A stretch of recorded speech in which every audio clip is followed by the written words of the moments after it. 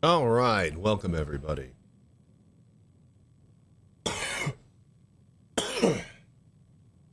CitizenCon 2024 watch party. Let's go.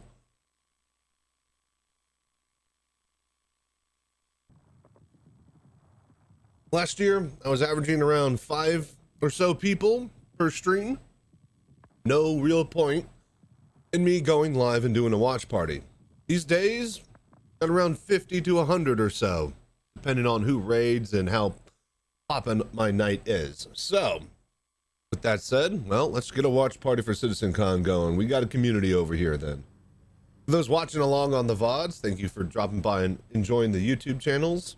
Those watching the highlights, I hope you guys are loving the YouTube channel. And for everybody that is just here, CitizenCon, well, let's hope that we get a good show tonight. Enjoy the music. I'm going to be going back and forth. We're going to be doing a few things and just farting around. Let's see here. What time does CitizenCon go live?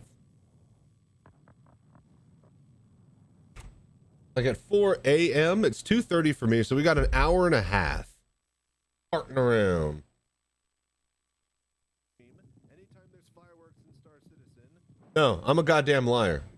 I was in the wrong fucking time zone.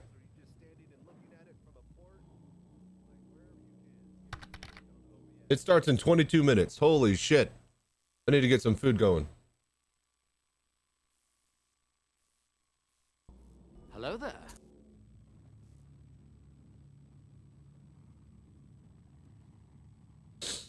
All right, I'm gonna go figure out some food. There be.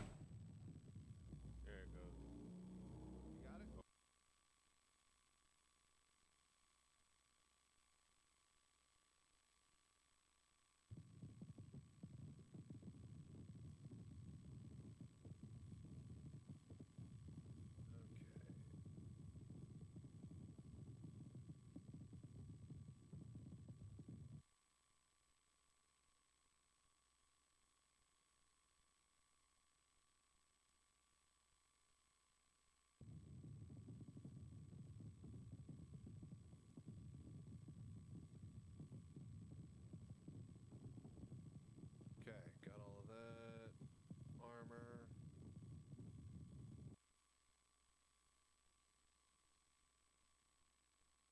Hello there.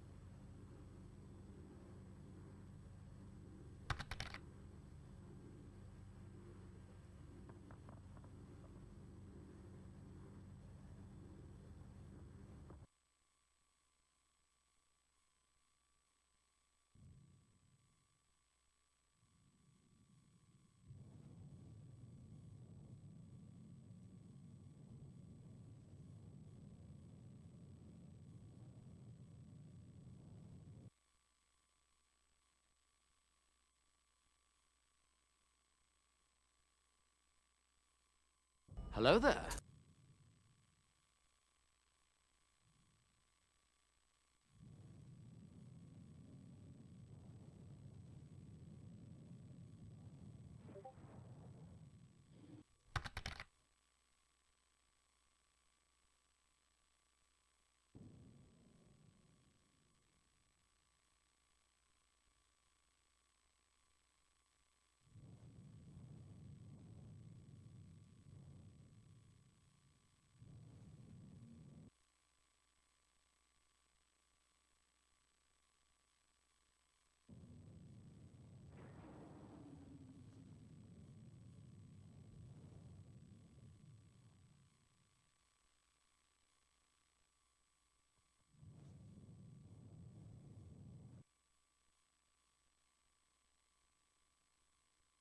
Hello there.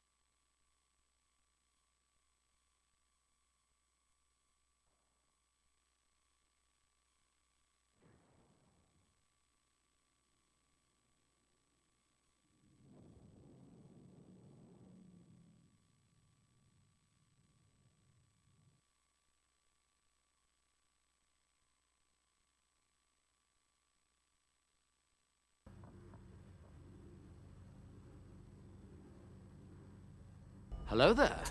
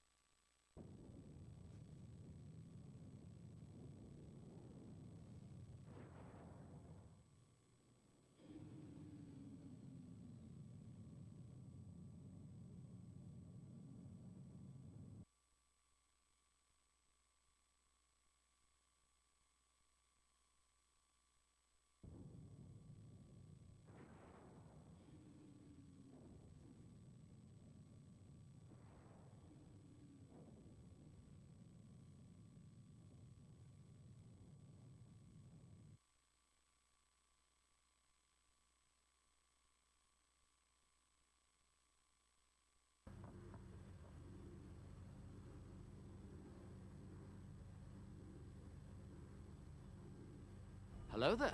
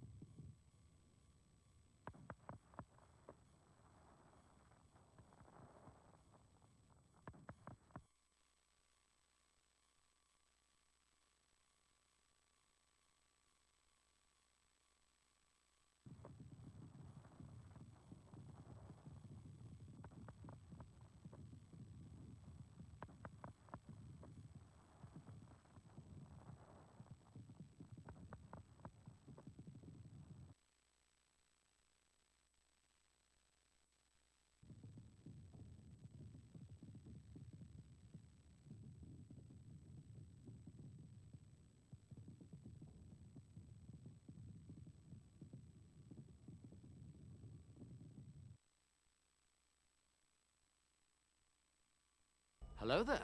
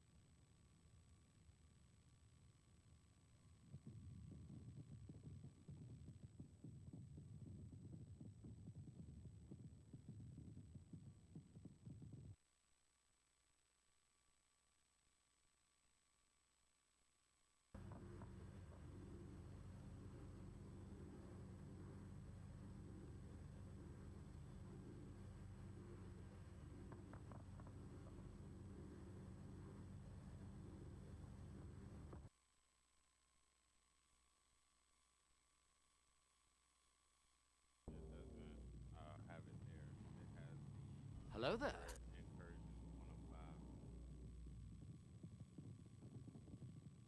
Looks like you're on incursions then? I have the overdrive.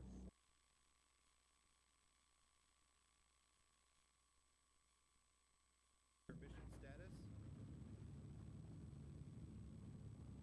We're gonna land at a mining area, you guys, and we're gonna grab some ground vehicles.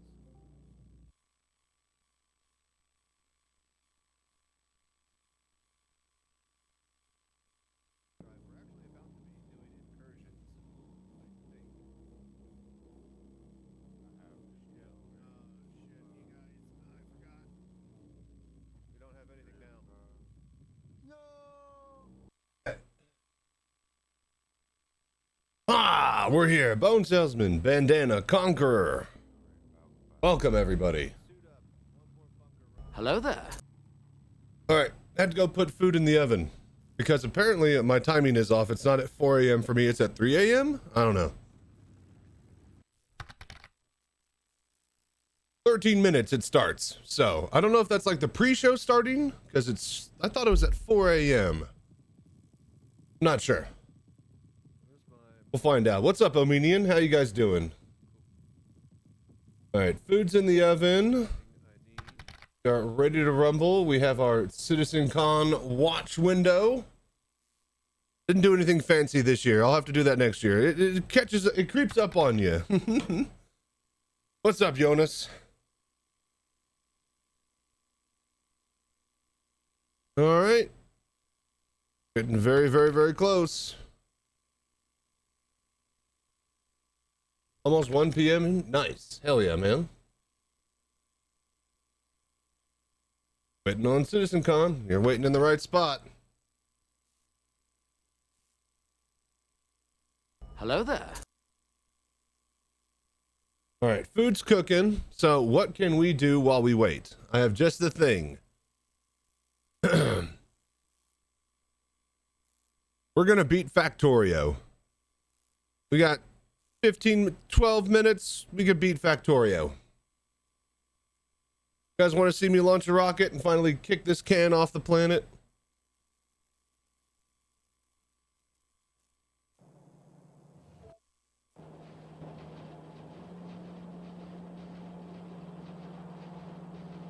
All right. 93%. 94%.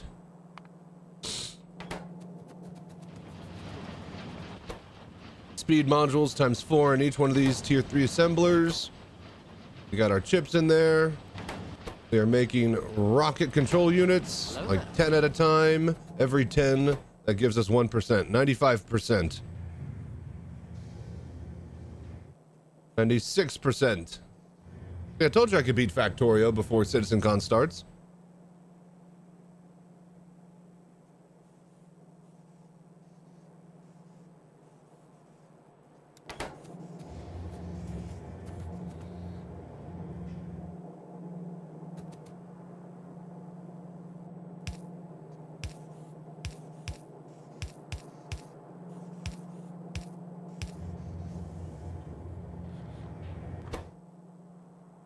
$99%.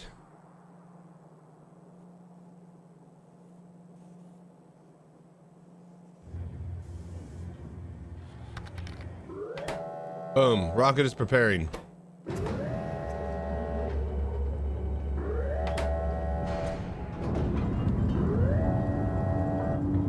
Hello there. Welcome to the space age.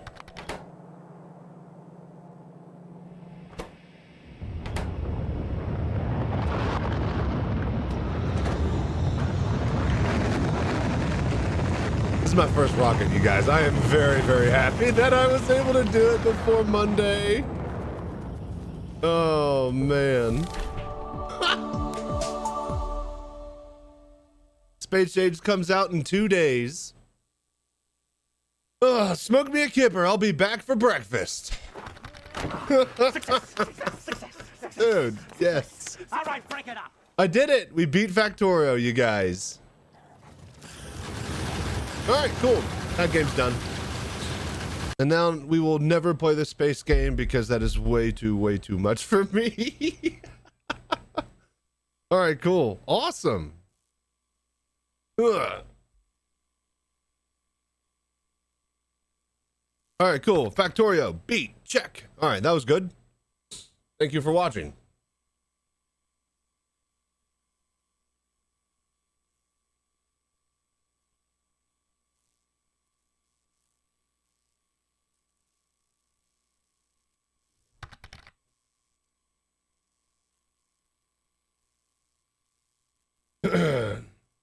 I've seen all the normal day streams have to mess up their sleep schedule, and us night shifts folk have no problem. You're not wrong. They all have to like have a short stream or do a really weird long stream. I'm just going to be here all day and all night again, you know? We did 20 hours the other day. Not going to do 20 hours today, but we're going to do quite a lot. 8 minutes, folks. My food is going to be ready soon, too. Star Citizen, the channel has not gone live. Hang on. Actually, if I search Star Citizen one word, that will pop up their channel. Hello there. Here we go. Oh. This was popped up an hour ago. 10 a.m. time, UK. Went live for a minute to test. Yep. Started a mod playthrough, and yeah, not going to complete Crash Storio before Monday. Dude, yeah, no, that ain't happening, Johnny. Dude, I'm just happy that I was able to get a rocket launch before, like, I beat the game. I could say I beat Factorio, and that is not a lie. Oh, yeah. Which song is this? This is a good song. First Light by Pedro. Is this First Light? This is a different version of it, I think, because First Light has a little bit more. This is like a lighter, more like airy kind of version instead of the more heavy kind of like march type military one. The other one, this is more regal feeling. I want every single fucking Star Citizen soundtrack song. I want all the background music. I need somebody to like go through the game files and pull all that shit for me.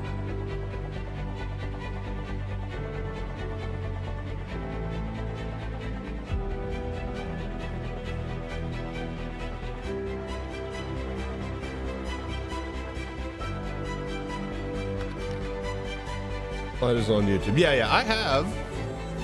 Don't get me wrong, man. I got all the Star Citizen stuff that you can get, but there's still just a bunch of little tiny in-between things, and all the 4.0 and Pyro music isn't on YouTube. I got it. Don't you worry about that. I think they have Star Citizen. Yeah.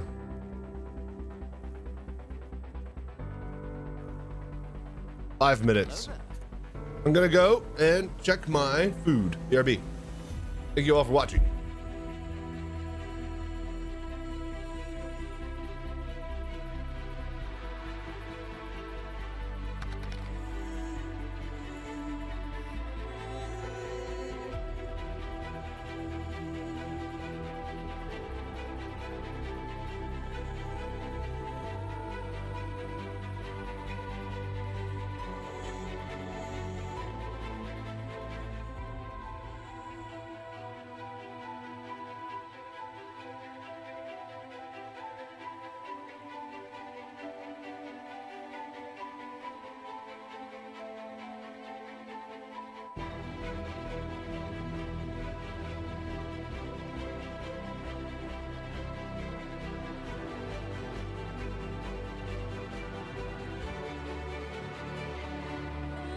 Hello there.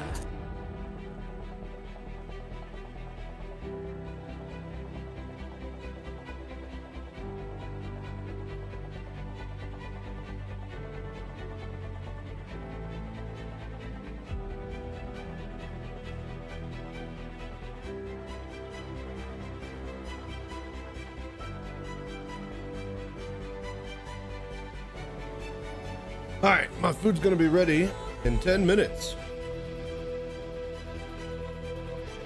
5 minutes, let's go! When the venue opens. Yeah, I was about to say, which is good, because I still need to eat my food and stuff.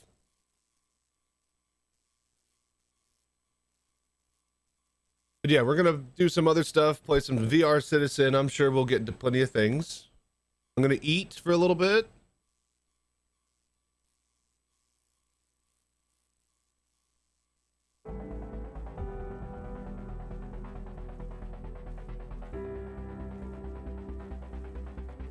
Hello there. 3 minutes till the doors open.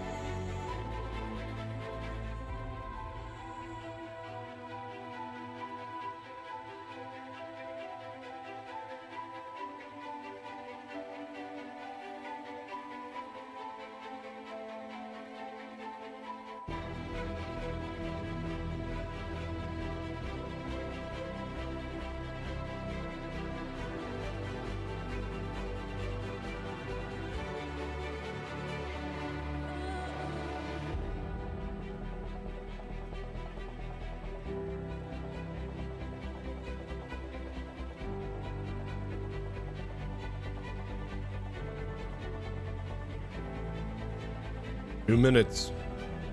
2 scoops.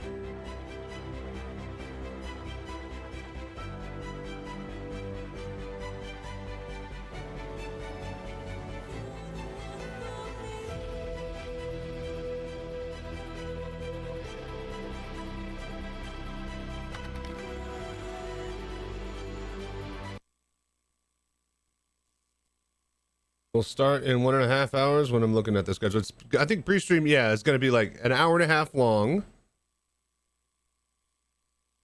Because that'll put it at 3 a.m. No, it'll be 1 hour of pre-stream, I think, because it's supposed to start at 4, unless they do like 30 minutes of bullshit when it actually starts, and then it starts at, you know, whatever. 1 minute. Hello there.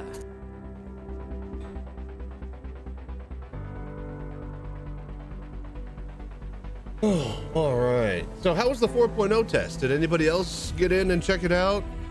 How was the other streams of it? I passed out. I got a lot of sleep. Got ready for today instead. Kind of glad that I couldn't get into 4.0. That would have exhausted me. And from what I saw at the very beginning of it, it was kind of a big mess.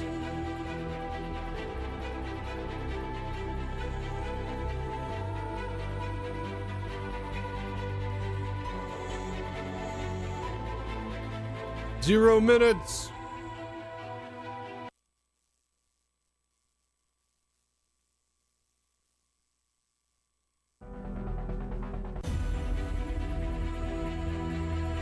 Oh my God, 0 minutes. Everybody panic. They don't have seconds.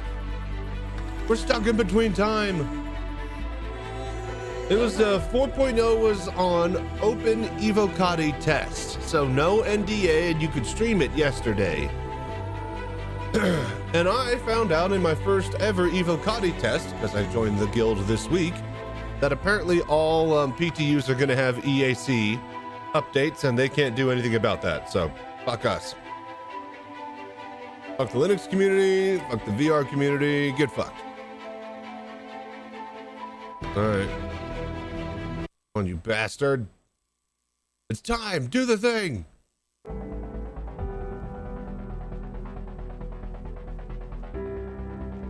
Come on. Do math.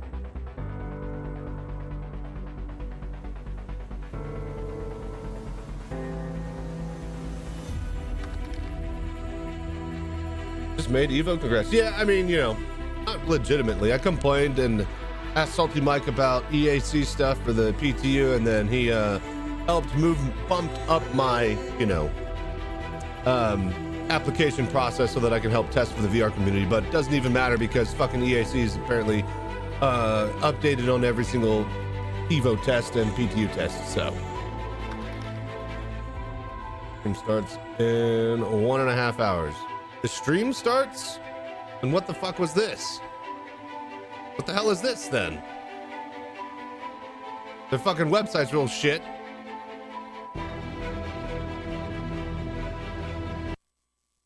Are they not gonna have like a little pre-stream that opens up like in the next 2 minutes?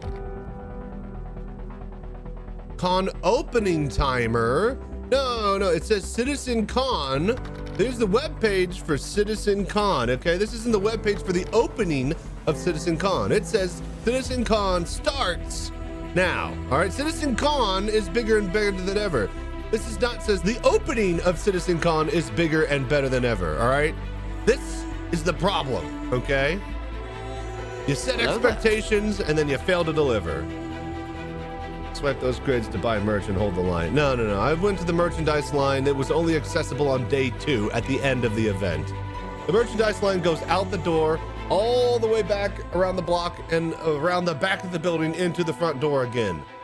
Like, that's how crazy the fucking line is gonna be for the merchandise. Anyways, I got my food that is cooking, and we'll be right back while we are listening to this and chilling and hanging. Venue just opened? Okay, hell yeah, you guys. Anybody at the venue literally watching me on their phone? You idiots, get in there, have fun, stop watching me. 11:30 CST, panel starts at 12, so 1.5 hours, 2 hours, gotcha. Okay. 10:30 a.m. BST. So you're saying that I could have slept more, what you're saying. Is what you're saying. Hello there. What I'm gonna do though, I think I need to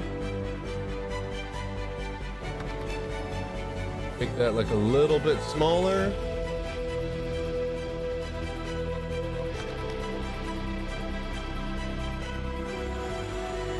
Something like that. Let's watch a little bit of last year's CitizenCon.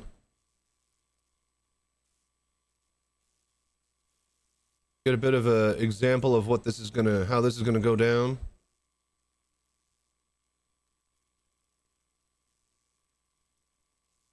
Is designed to be a first-class member of our physics engine. Give you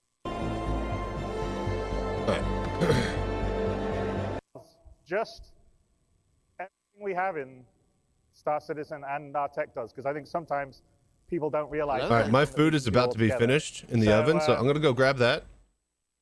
Let's run that video.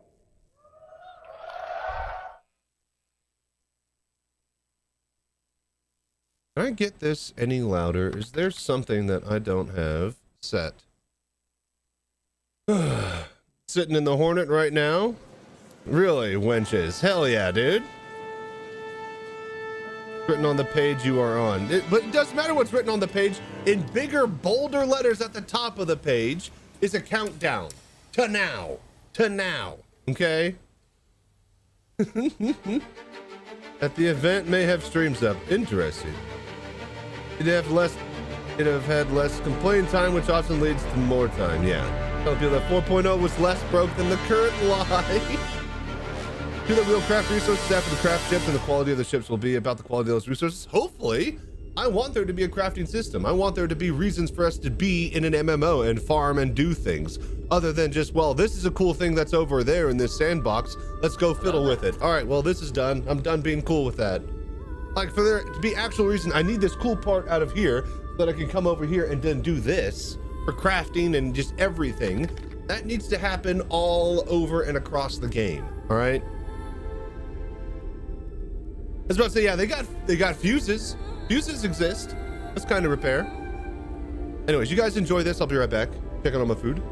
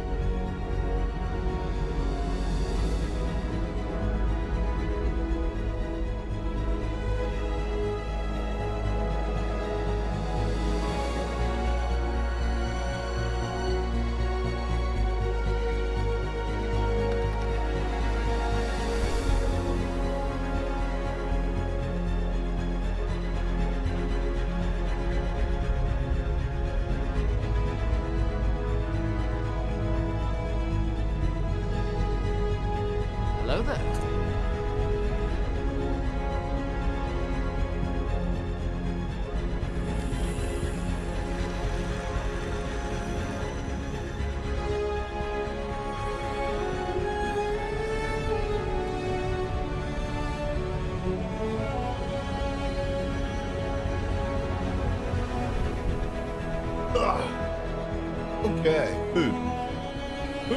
Food. Got a garlic chicken parmesan, standard broccoli with butter and mozzarella, and a bit of mac and cheese with crispy onion bits.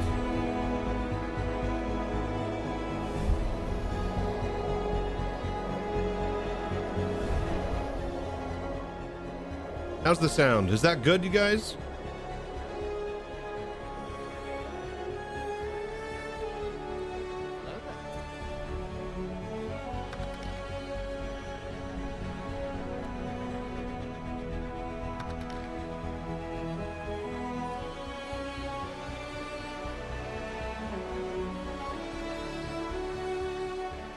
The difference between a regular MMO, like Ashes of, well, not Ashes of Creation, but like, hang on.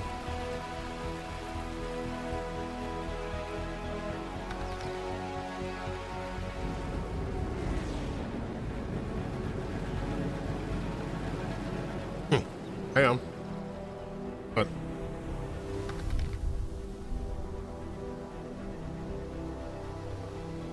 All right, Hudson. I do not want another fucking MMORPG. I wasted many times in Lineage 2, Aeon. Such gameplay takes huge amount of time being in the game. But if everything is still correct from what CIG have told us, they don't want to charge monthly for the game. Charging monthly for the game is what leads to developers for an MMO to design systems that take months to play. With Star Citizen as a sandbox, they don't have the incentive to make everybody pay monthly, because that's what they say that they're not going to do. Until they actually come out and say, we're going to have a monthly subscription for Star Citizen, that is still the case. They still want it to be a one-time fee for the game to get into the sandbox universe. The only reason that WoW and Final Fantasy and Aeon and all these other games have these time-gated experiences and mechanics is because they want you to play and pay monthly. That's why all these mechanics take months to grind out. The difference with Star Citizen is that they're not trying to get your monthly money. They just want you to pay for credits. So at this point, the difference in this game is going to be how much time do you want to spend in game versus how much credits do you want to pay to skip on the website. So if they're not going to make money, by selling a monthly subscription, then they have to make money to pay for an MMO, server costs, infrastructure, developer time, fucking people literally just taking, help tickets, GMs, all of that stuff costs a shitload of money to maintain. Oh, dude, Omenian, thank you so much for the gift. Oh no, Omenian, enjoy the gift sub. Thank you, Digi. I appreciate that, man.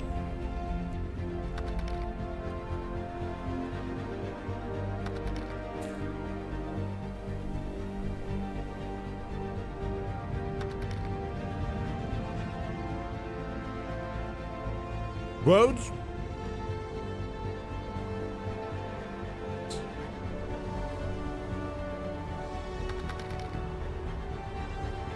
Roads are going to be the biggest thing I'm looking forward to. I really, really want a need and a use for my ground fucking vehicles.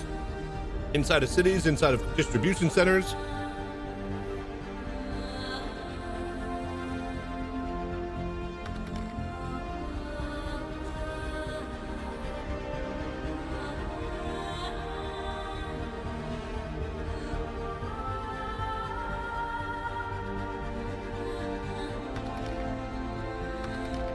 Video I linked is the full CitizenCon demo. I linked it at the time of this video. Now you can find this individual video. I'm sure somebody will post it in the chat, but you can find this individual 20-30 minute long video from last year up on Star Citizen's YouTube channel.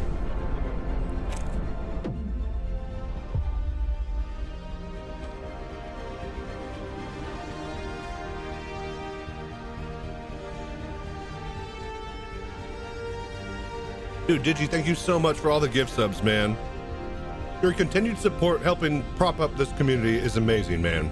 Thank you.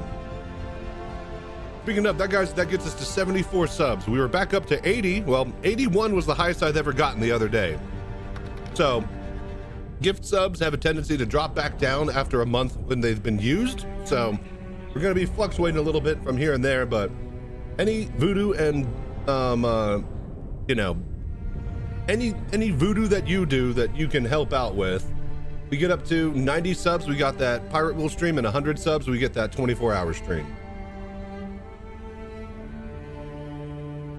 I'm gonna be pushing those goals until we get them, man.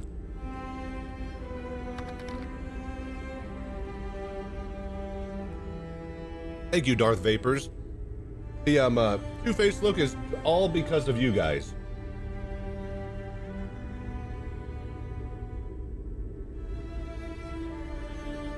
That was our 69 subscriber goal. Because we hit 80 subs, I'm holding my head shaved the rest of the month. So.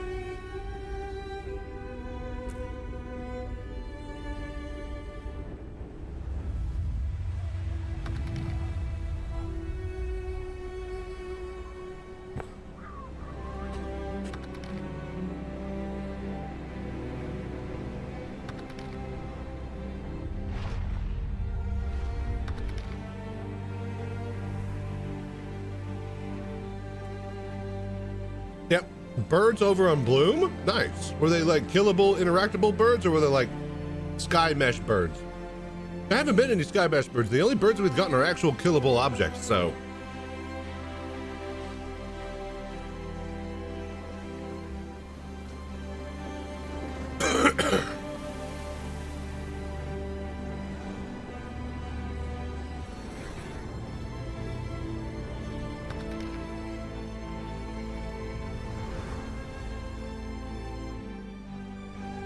Wait till bird strike call out. Hello there.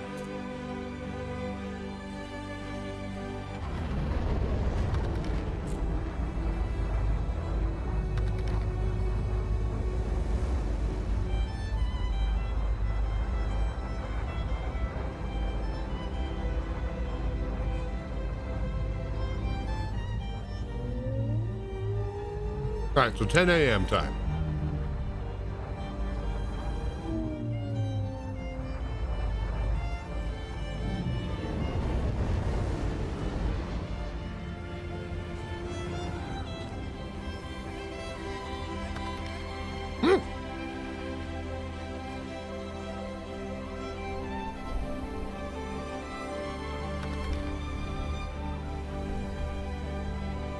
Is Bloom using the newer cloud tech? I'm pretty sure it would be.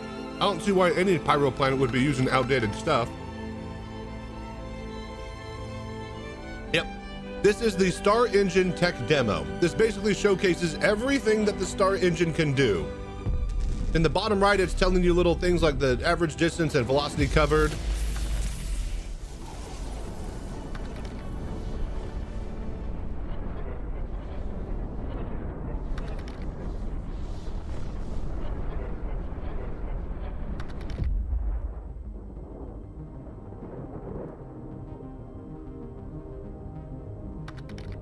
Space Wolves would be the number one. I think that they're in a special area. I don't think they're going to be flying around Crusader and Orson. You have to go take a Sky Cloud tram tour to get to them.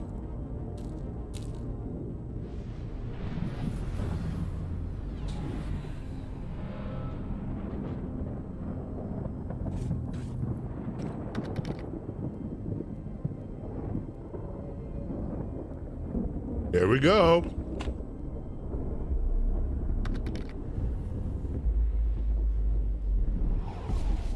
This song, in particular, is a work in progress and it's not ready yet. I think it's going to be part of Squadron 42 or for 4.0 Pyro release, but a bunch of people asked on Twitter last year, where can we find this song? And they don't have it ready. Or it's not, ready for release. It's meant for just to demo this video.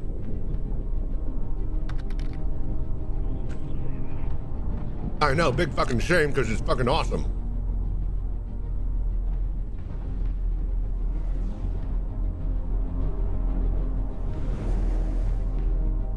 Get to use the jump gate in Evo? No, didn't even really get to do much in the play tour. You'd have to ask someone else. EAC was blocking me.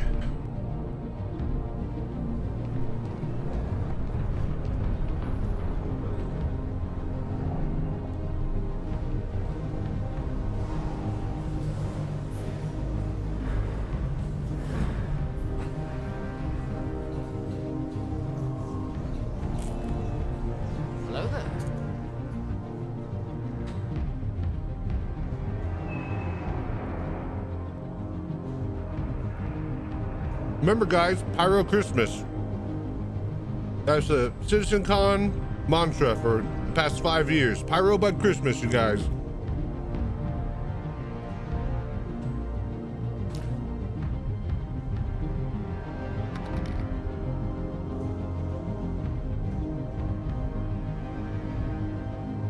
I don't even think there's a name yet of this song. It might not even have a name. This song is 25 minutes long. It's amazing. It's such a good song, too.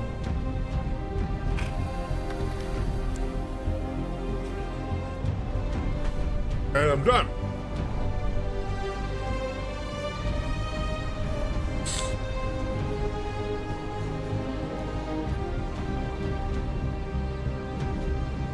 You know what? Fuck this.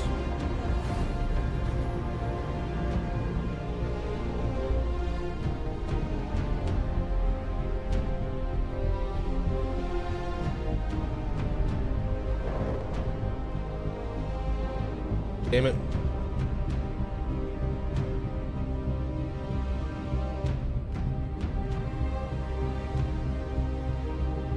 God damn it.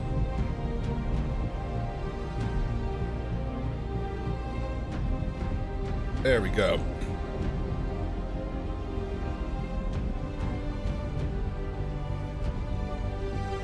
CitizenCon badge, baby.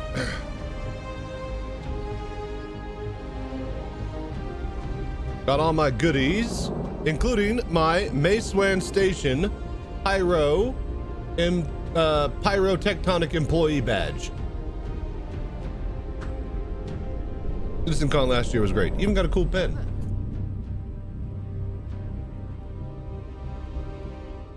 All right, Pyro system, Pyro 3. Yeah, I was about to say, yeah. Like, live is pretty fucking awful this time around. I think we all know why.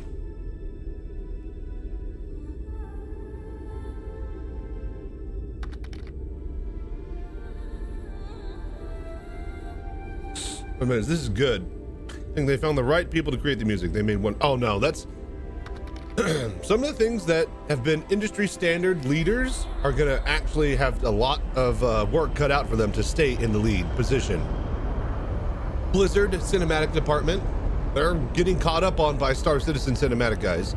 The music, you know, from Star Citizen, they're starting to get really, really good at the music that they, you know, make you feel emotions with. Things just like giant scope and scale, Star Citizens are going to start to be the leader in. Tarkov, I would say, would be the leader, and just assets and just, you know, geometry and just, you know, scene creation and just making a realistic actual scene in a game. Like Streets of Tarkov feels like the most realistic, you know, dilapidated war zone place I've ever been to. So many little trash and assets and just things all over every surface. Star Citizen basically tied Tarkov when I saw the Pyro preview. The stations inside of Pyro are absolutely phenomenal. It's incredible. So, hello there. What's up, Dr. Reanimator? Have to get a laser engraver and doing SE stuff, having 3D printers already. Nice. Just heard venue didn't even open. So why do they even have a countdown timer? Why even have a countdown timer? Blows my mind.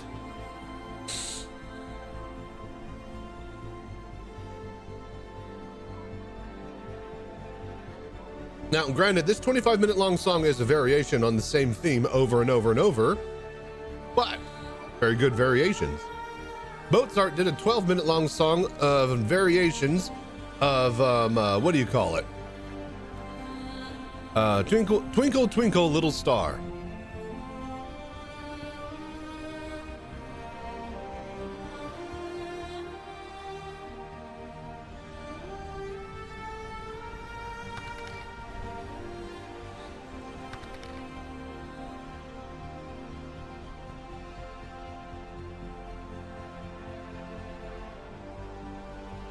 Hang on.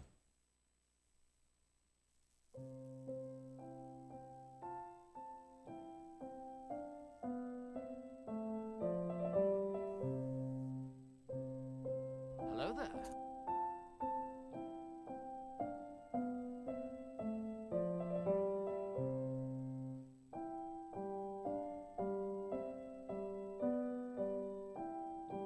Okay.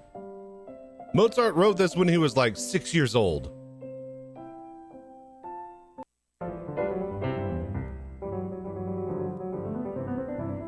It just does Twinkle Twinkle Little Star in 12 different ways.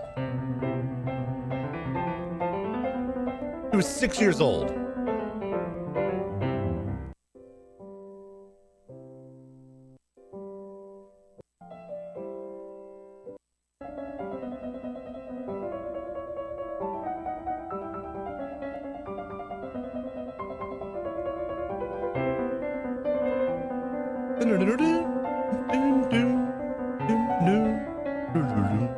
So, anybody, even a 6-year-old Mozart, can make fucking, 30 minutes worth of music and, doing the same thing over and over. It's just how well you do that theme over and over. So, birds I ran into were in the mining town. They were living around a large radio tower. Watching them fly around and land in it was kind of cool. Nice. German streamer Parallel, his mods are there streaming. Nice. Hell yeah. Sounds fun. I've been to this place right here in Pyro Test last year. I've been and looked over the edge. There's a little tiny, little fuel center down here. There's a mission to go blow up fuel containers and stuff. What I love most about Pyro and the new planetary tech is look at this. Okay, do you see how big this mountain is? Like this right here, this ridgeline is about the size of the hills and mountains we get normally in a game, like on Daymar or something, right? And then they have this big fucker behind it, which is the new elevation mapping that allows it to get higher and lower for canyons and, big old tall peaks. So much so that you get these type of views at the very top of them with these amazing expansive vistas that overlook an entire valley. It's bloom. Yep, the bloom because of the algae. Is it the algae? The algae, isn't it? And so yeah, like right here, you can stand on top of there. And this is a view that you will never see currently. Like maybe if you're on the top of the mountains looking out over New Babbage, but like there aren't really mountain ranges that give a tall, high look over a flat valley like this, So they're so pretty. If you see Pyro, I think Stanton needs to be. Oh yeah, for sure. Well, I kind of like how Stanton's very, very basic, and then Pyro is very, very exotic. Because basic is what you want for a corporate world. It's basic, it's fully average minerals, no surprises, right? That's why they're all owned by corporate entities. So, and yeah, they got ponds and lakes all over because they need to display and show off their water tech. So, of course.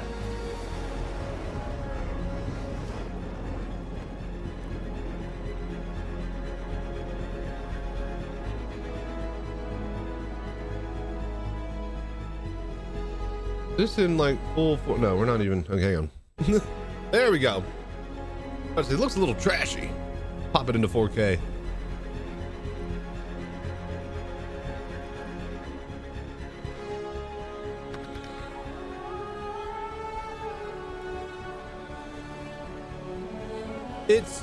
Do you think it's hard to create such hills and mountains to make the ground less flat?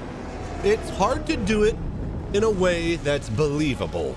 Because all geology that's on Earth is the product of 4 billion years worth of erosion, tectonic plate movement, meteorite strikes, and any and everything in between, right? Whether that be from water, wind, weather, the sun literally just melting down rocks over millennia that forms a crust over a lava-like, core. So it's hard to do mountains that work. It's really easy to just put a mountain in a game and have a really high elevation, right? But it's really hard to make that believable, as if it were an actual mountain that you can come across today. Can't wait for that Maelstrom update in this year's CitizenCon.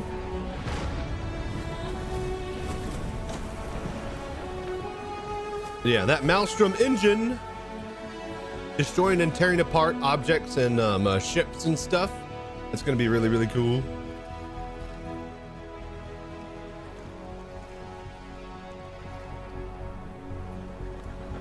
If this is the live demo, he bleeds. They got rid of the blood. in the one that they posted to YouTube. So he's got actual sweat coming from the pores.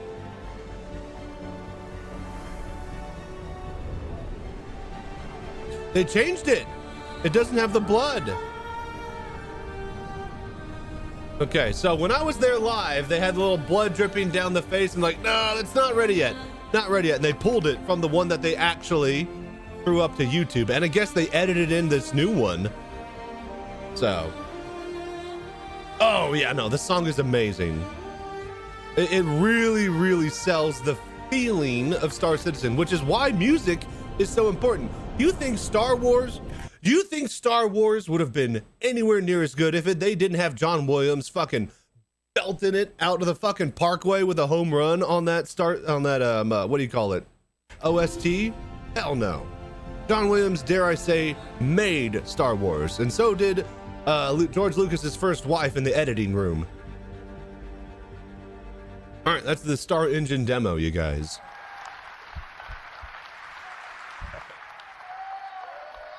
Yeah, just for YouTube because of age rating. Ah.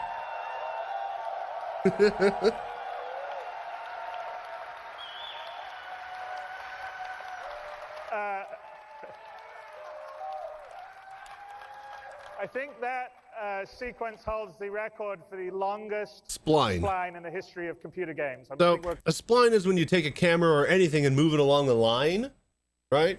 So that camera moved along a spline through 2 different star systems in-game in real time through that entire 30-minute video. So the longest record for a single spline in any game ever. Close to 1 billion kilometers traveled. People in the dome. Sequence.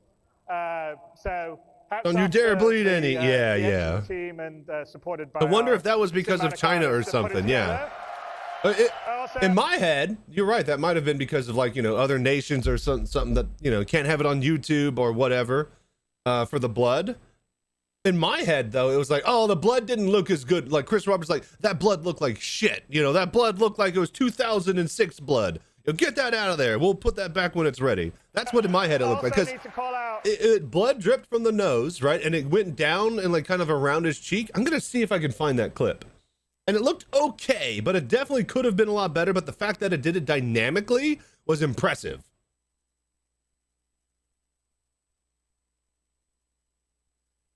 CITIZENCON 2023. Pedro Camacho's music, which is always beautiful and sets the scene so well.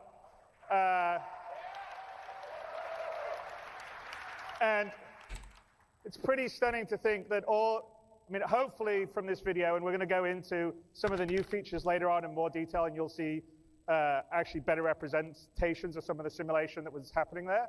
But it's pretty amazing to think that all that happens inside the engine seamlessly without switching, loading screens, or anything else. You can go from down up close to a blade of grass all the way out, looking at a whole planet, to moving to another star system. And that's actually one of the hardest things to do, especially when you do it at the scale we do online. All right, I have to hunt. Physical simulation with hundreds of I'm players, gonna find this. Hang on. AI running around. It's hats off to our tech guys who are going to be coming up and talking about what they're doing.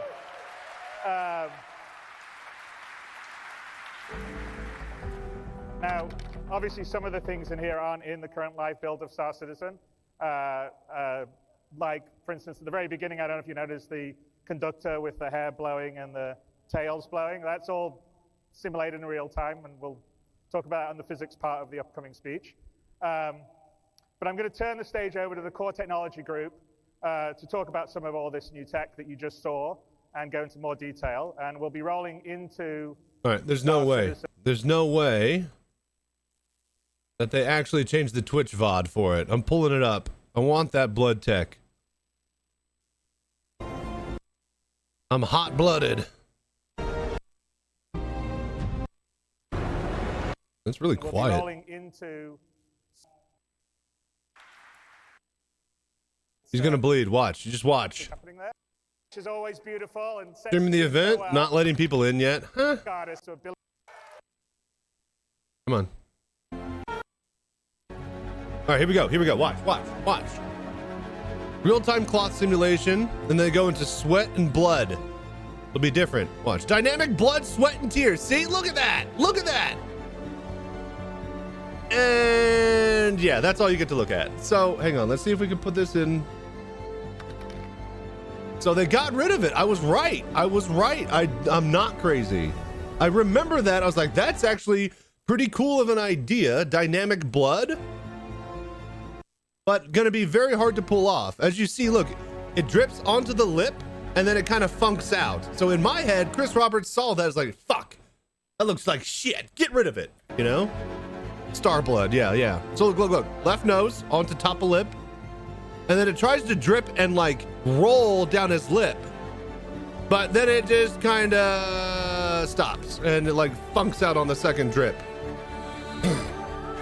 In my head, I think that was Chris Roberts saying that looks like shit, put it in when it's ready. But that could easily be like blood. We're not allowed to watch that type of, you know, like China censorship. And if we want the views or the money from that country, we gotta, you know, obey. Interesting. So yeah, I was right. There was blood. Blood ocean. And some of it, like some of the new cloud stuff, will actually come in 322. You guys remember the dynamic cooking tech show they did a long time ago? I actually heard about that. I don't recall if I ever saw that. Oh, the dynamic cooking. I remember these. As a lot of you know, was that an ISC episode where they showed like close-ups on all the food and like the different renderings that they had of all the props for food and shit? So crazy. He says with half a shaved head. Game developers. Thank you for following Oscorp. I appreciate that. For game developing talent. And this year we brought Turbulent into the fold of CIG and they're now fully part of CIG. So this July, they joined us, and Benoit, who is the Chief Technical Officer of Turbulent, has now become the Chief Technical Officer of Cloud Imperium. And along with him and Marc Boudet, who is the CEO of Turbulent, is now our Head of Global Studios. They're strengthening our management team at CIG, and I'm really, really happy to have them. And I want to introduce Benoit to come to the stage, since he leads up the tech group, and he can give you a little setup of what we're going to be doing this year and going forward and some of the new initiatives we're going to go. So Benoit, come up to the stage.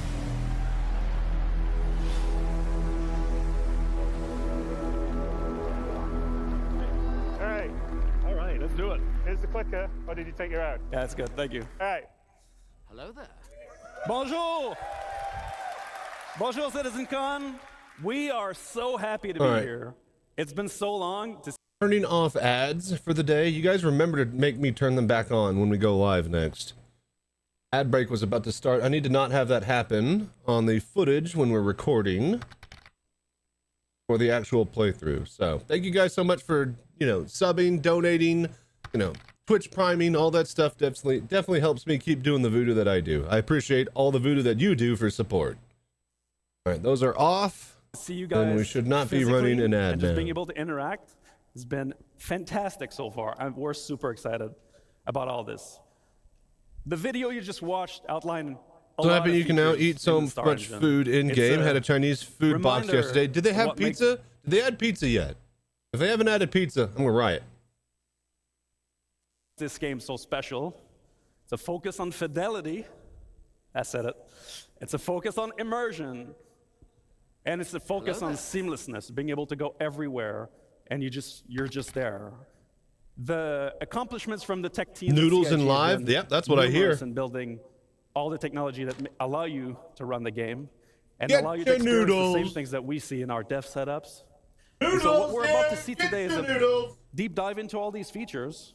But first, I wanted to touch really quickly on this last year. We have launched persistence, or added persistence.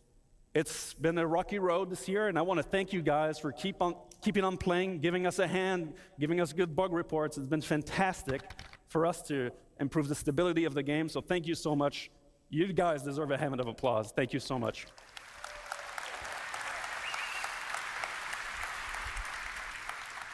I just want to touch on one bit, which is that all the people you will see in the next couple tech panels are really the best of their crafts in the world. They are infused by a value that we tremendously value at CIG, which is relentless optimism. that this game can be made, that this vision can be achieved. And so, without further ado, but first, I got one more thing to say. So, in all of the different panels that you'll see, all the updates, everything that you'll see on screen, whether it's a HUD, an MFD, a ship UI, FPS weapons, everything, all of this is new. So as you watch the clips, you're going to see some differences. That's because this all comes from the freshest implementation that we have. We love open development. We love to show you guys the work in progress. And so that's exactly what we're going to look at today. And so without further ado, I'll leave you with Marco, who will show you all the cool and amazing features of our engine and the challenges that we face. Thank you so much, guys.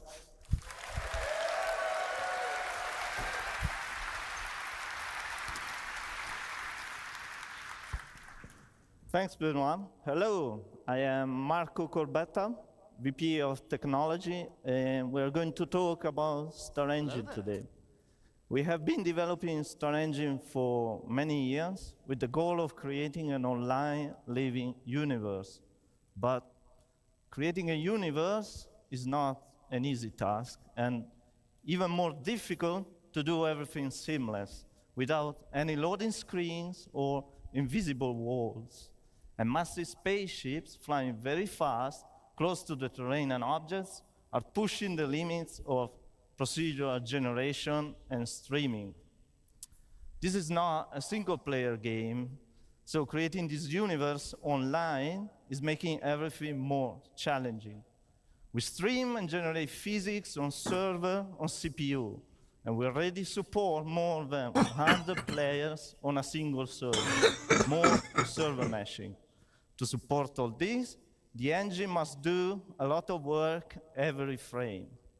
So, in a typical Dude, thank you so much, Scarala. Yeah, if you could get, do you have Evo access? Hardware threads, about 200. Did you get Evo access, Scarala? Because if so, did you download the game files for that? Because you could pull the pyro music if you did. Under softer ones. I know that there was only like 8 gigabytes in between the pyro preview and the 3242 patch. So I imagine some of that music might be deep in there already, but maybe not. Over 700,000 streamed. Evo, no, just live. All right, then just whenever you get a chance to get a tech preview with 4.0, see if there's pull the music again and see if there's anything different, and then hit me with, you know, the extra. We have over 200 vehicles, spaceships, and ground ones. Over 2 million physical Dude, that's awesome. I've been looking for somebody to go deep diving and get me all that shit. I want a folder of it to use for Star Citizen highlights. We have and I want all the little off stuff that, you know, you don't have posted on YouTube, like tiny little 30-second little clips and stuff like that. Also, we are supporting many new features that we are going to showcase today. I'm going to start in introducing the new and improved clouds and fog worked on by Carsten Wenzel in the R&D team. The first new feature is the light shafts. They are volumetric shadows from clouds cast into the atmosphere. They are truly them God rays, baby. 3D, fully integrated. They are not just a post effect as it is usually done in games.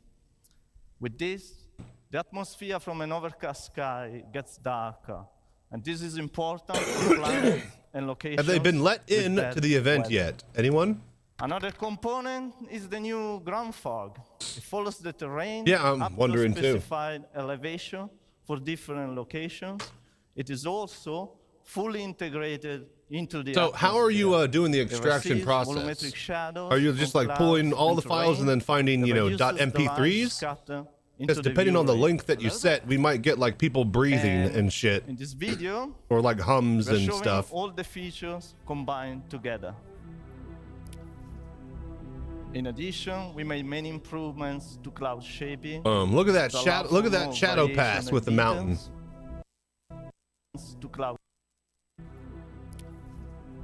Boom, fog, and then shadow right here. Boom, look at that. To allow for more variation and details. I love that. Shadows being cast by clouds and mountains are my favorite. Blending, vertical variation entire planetary scale type shadow casting.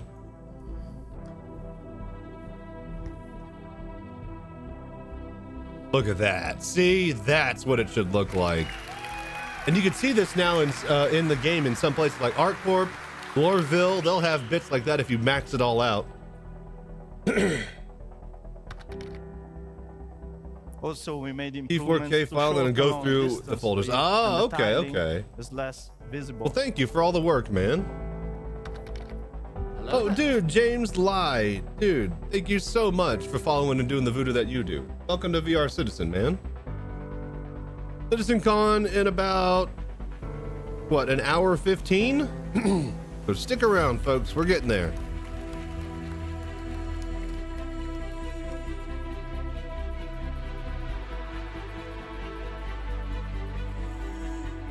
This is Last Light, but this is the CitizenCon version, I think. All right, it's a little bit shaky. Oh, there it goes. Now it loads in. And best of all, God, that looks so good.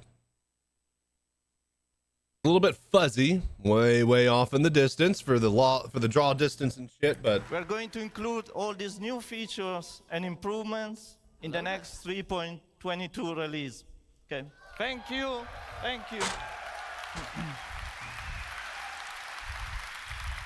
and I'm done. Drops the mic.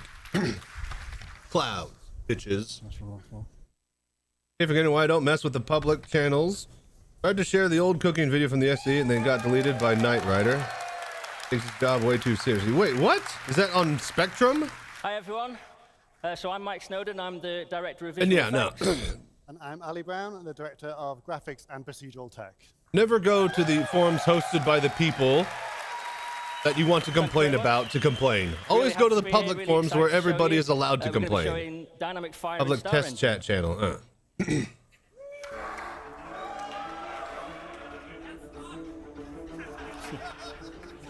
So Dynamic Fire is a driver. For Dynamic gameplay Fire in is both really FPS cool. and This is a really cool multi-player presentation for those that didn't watch last year.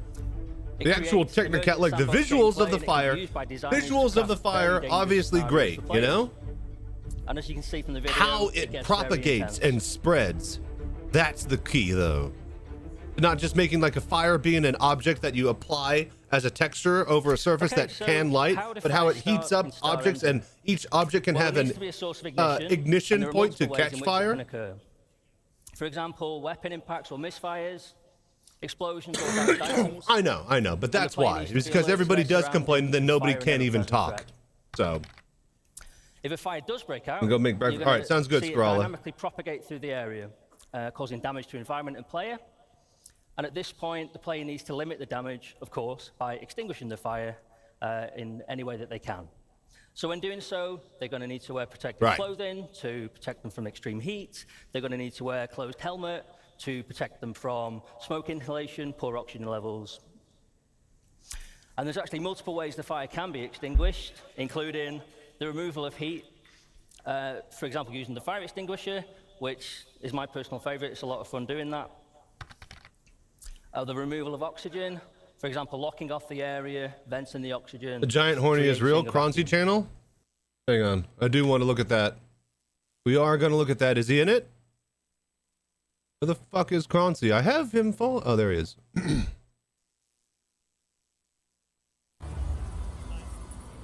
It doesn't look like you can open it and get inside of it. What are they gonna do with this thing? Obviously, they're gonna take this to every single con from now on. That's some Starship music. But they have to fucking, you That's know, super cool. All right, let's have a more look around. So they have to that's the fucking. lounge I'm not allowed in. Oh my gosh. They have to fucking put it somewhere. It's got to be stored until it's, you know, in use.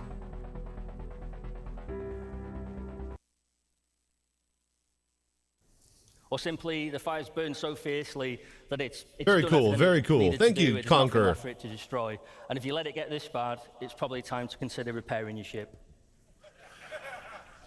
Okay, so how do we achieve this from the technical perspective? Well, the first thing the artists and designers do is they mark up their scene to tell us what physical properties that each surface is made from, whether it's wood or metal. But not only on the surface, we have to describe what is behind the surface. You might see a metal panel on your spaceship, but has it got cladding or wiring behind it? It's important we know all this so we know how flammable it is. Then after this, we have to define all the physical properties that go with these surfaces. So, for example, what the mass is, the energy density, combustion temperature, air-fuel ratio. And we use all these physical properties, and we sum them up in each voxel, which is a 1 by 1 meter cube. And then once we have these voxels, this forms the basis of our simulation. So then first thing we do is we look for sources of ignition, and then we're off. So here's our debug mode that shows us what's going on in the simulation, and is what we use to track it. And you can see these squares enlarging, show us where the fire is spreading. For each of these voxels, we're tracking the fire, the temperature, fuel remaining. I scooted my chair forward, I hit my knee on my fucking fire is propagating hole of my via desk. convection and radiation, which are both accurately simulated. And it's consuming the gases and producing... It's not like a round pole, it's like a square one, and I hit the fucking corner right on my knee. Like Mike mentioned, when you vent Fuck, a room, man. not only you remove the oxygen and put in the fire trying to scoop my but chair. if the temperature remains the same, if the oxygen is reintroduced, the fire will reignite. Right, can I get a good lean just in? like it would in real life. And my whole face is in frame. That looking good? Okay. Come back over here and lean back. So what's next for this? So our focus has been on interiors, in particular spaceships, but all interior spaces really, and this voxel grid really helps us solve that problem. Our next focus is going to be on planets. Obviously, they represent a slightly different challenge, the vastness of them. We have to transfer this over the network and simulate it slightly differently, and we also have to render it at scale. But the way we've done it, the core tech we've used, we should be able to scale this up quite easily. So that's going to be our next focus. Okay, so how do we create realistic dynamic fire visuals in Star Engine? Well, we start with the simulation, as just described by Ali, and this gives us the data we need to drive the visuals. Then we bring in the burn shader. So this can be applied to static environments, and we have a lightweight version of the shader for entities, which is kind of based on the dirt shader and wear. Then we've got the glow, which is an animated surface decal shader for static environments. That's so cool looking. Start to bring in some nice motion. And the actual we bring in fire. the particles, which are spawning from voxels and in screen space. Obviously, these are doing a lot of the work visually. Then we bring in the lights. These are spawned for clusters of voxels as opposed to per voxel as an optimization, a cluster being a representation of voxels close to each other. And then we bring in the fog. So this is height-laid volumetric fog. The smoke fills the room and it goes up to the ceiling. This is going to be a fucking nightmare when I have to go do the rescue someone out of a fiery ship mission. So to finish, we're going to take a look at all of that put together. Coming in 4.0 to limited ships. I was about to say, I don't think it's going to be everywhere because they have to reset all of the textures. Clearly, it's going to be in the Reclaimer because they have it working for that, which is hilarious because that's going to need an actual rework more so than any other fucking ship. So, of course. Get the Pico. Has anybody been able to pick up and use a fire extinguisher yet in-game, or are they all static objects? I do like that your target reticle has the temperature. I never noticed that. Your target has the temperature where you're pointing at. That's actually really, really cool. Negative, static. Okay. Static that you saw. Brilliant. All right.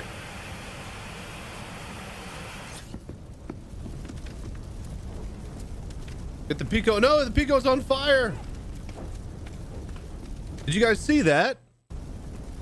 Look, I actually didn't notice this. The backpack and stuff catches or starts to catch fire and like get all charred.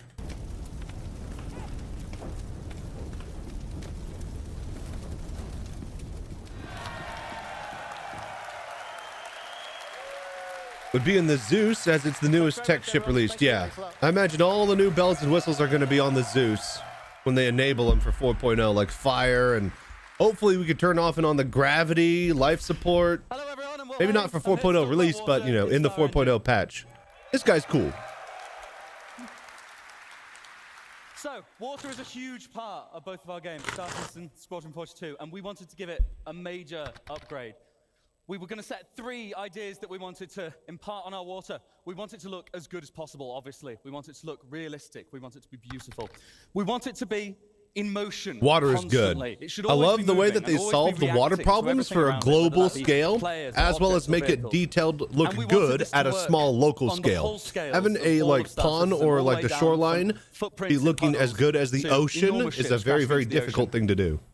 I'm going to talk about our updates to the water rendering first. And Already turned off life to that support. other 2 stuff I extra discussed. pips So of first all, power. the water shaders, particularly the ocean and the river ones, were in dire need of a major Rock food stream showed some tasty food from cereal, beans, and eggs, and how it could turn out based on failing success. Man, upgrade. They were currently using a technique I know that called there's going to be like a food processor, but man, I hope that they eventually add food cooking in the game, but only as a bonus extra for buffs. I do not want to have to be cooking food just to survive, right? Survival should just be base. Anything you do extra should give you bonuses. So 10-hour stream, Jesus deferred Christ. shading, which is really fast and fantastic for opaque objects, but does not translate well for transparent ones, which of course water Encoding is. food proc. So the Yep. first step I remember that they would do was to bug transition smashers. to They would just forward literally have shading. somebody in That front of the allowed us to code. introduce more And in physically fact, based that's what they techniques got in such trouble as for droplet because there was lighting, bits of, reflection, and refraction. what do you call it, Crytek allowed code, us to integrate the proprietary atmosphere tech that they were properly showing into our on water screen. lighting setup. So, and it also meant that we could get more naughty. fun techniques such as wave crest backlight scattering and adding better foam rendering, which includes halftone blending, surface haze, and much more detailed bubbles on the individual bits of foam. I've got some examples of that here. In this particular screenshot, Physical-based reflection and water refraction. We're refracting the iceberg Huge. underneath. It's correctly refracted. In the mid-frame, you can see that the iceberg is reflected back onto the water. That is now accurate. We weren't doing that properly before.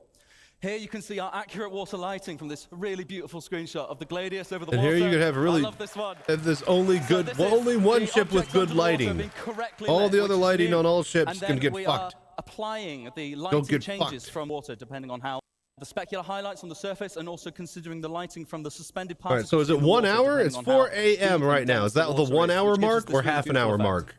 mark? This screenshot just looks good, but what is going on is that it's demonstrating that the atmosphere and the water are sorting properly. This looks like everything is normal, but it's challenging to implement with forward-rendered water and proper ray-marched clouds like we have in-game. Props to Alan, who works on all of this. I did the next bit. And here we can The see waves. the Wave crest light See how the scattering. sun is coming across the back of Look those at waves. this, It's though. lighting I don't know if you guys have been on a dirty lake before, but you see all these little foamy bubbles that are forming near at the top of the crests where they should be. That's fucking incredible, man. up the suspended particles in them. It just looks good. Absolutely crazy. How look like right here, right up at the shore too, where it would be all foamy. We have the multi-layered foam, and from a distance we have. And then, both yeah, you have, surface like, foam actual and subsurface foam. rendering correctly, looking really, really Looks like nice. the I've wave just got a crashes video here properly before and after upon, the festival. This is the thing. our lakes on step 4. Next we have water volumes on Orison. There you go. And this last demo, this is a Clio on the Stanton system. This is what it currently looks like in game, and I think Look you'll agree at for it's that. dramatic. Look. Okay, so look. On the Stanton system. That's good, all right? That's not bad. Like the This waves is are what it currently looks moving. like in game. They start to create out from the shore and crest, you know, like they would, but there's no actual motion of the ocean out in the deep. And I think you agree. And this just looks like an actual fucking ocean. And it just looks like it just goes on forever. It properly unloads way at the edge of your frame, like near where you are. It looks immaculate. Pretty dramatic difference.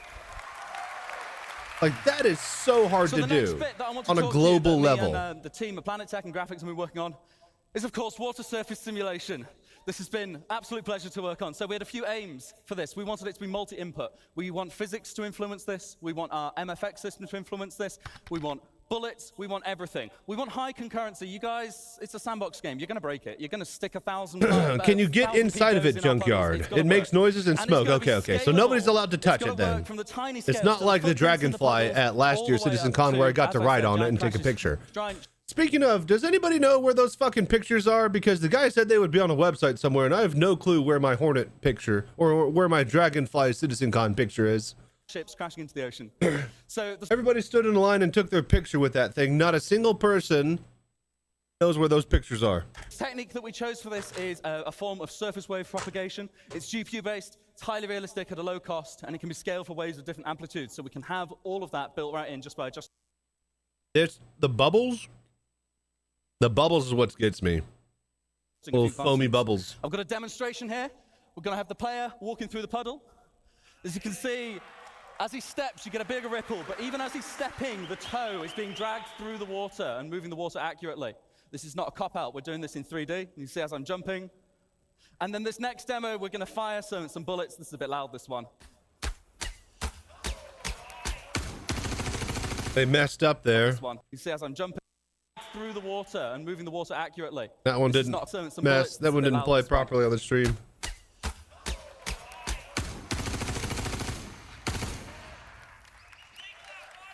Right, the one more thing that we have to look at. Did you hear that?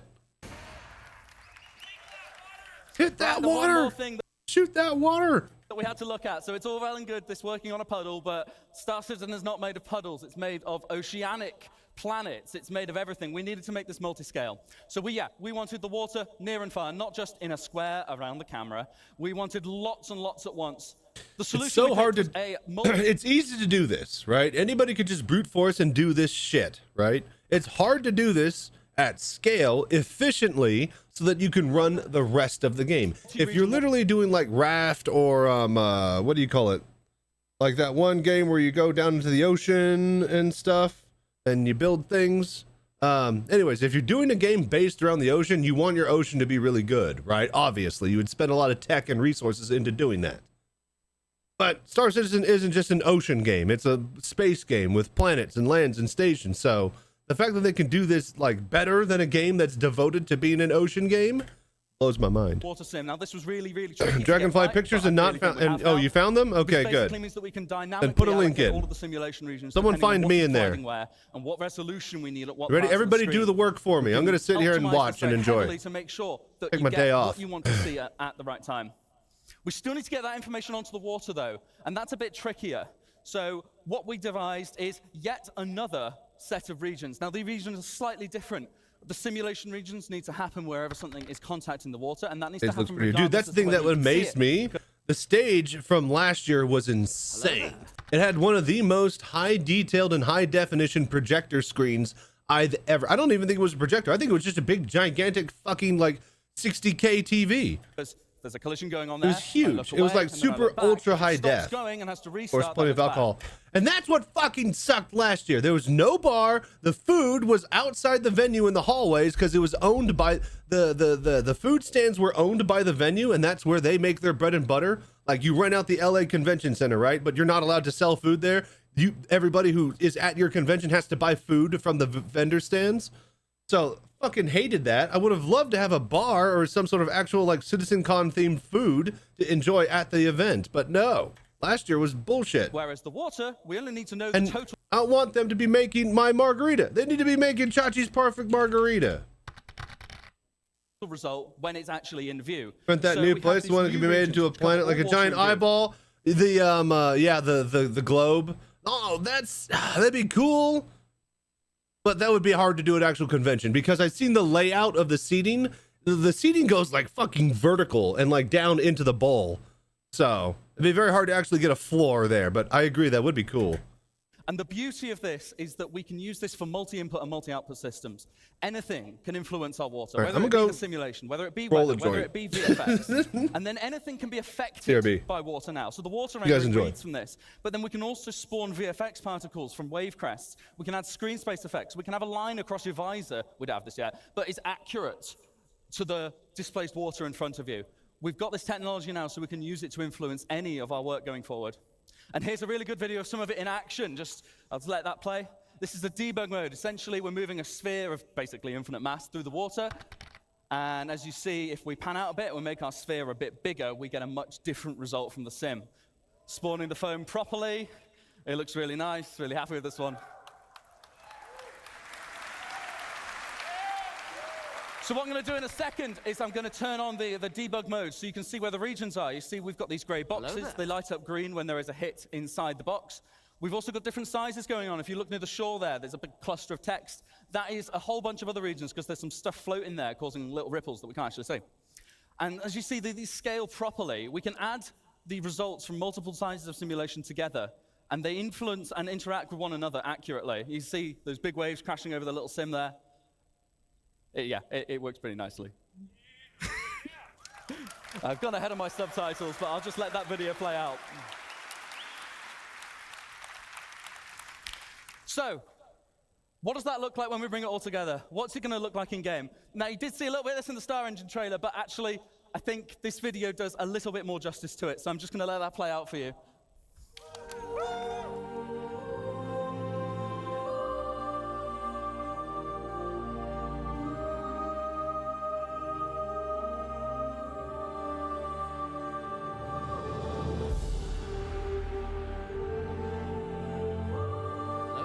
Forward in a second, you're going to see the wake start to happen behind us there. And from the cockpit perspective, water droplets on the glass thrown up from the water sim. This is what I'm talking about using multi-output.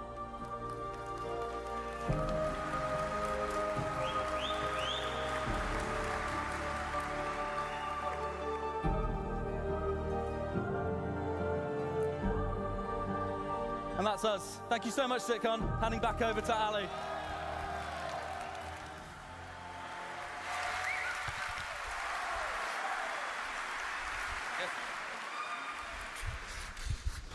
Hello again. So, I'm here to talk to you today about a few other graphical things we've got coming in. I'm really proud of the work we've done on the fire and the water. They both look amazing features. But I'm going to talk to you about a few smaller features and a few longer-term R&D features we're coming in on the visual side. This first one, something we wanted for cinematics and telling a story, but also to tie into our active feature system, which is to get the face to tell a little bit more story on our characters.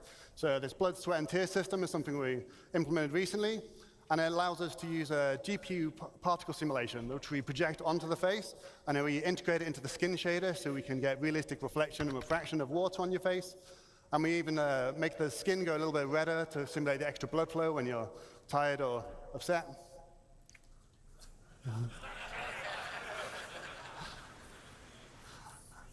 So none of this is a pre-canned animation. It's completely dynamic. We have complete control over everything. We can keyframe every single tear if we want to.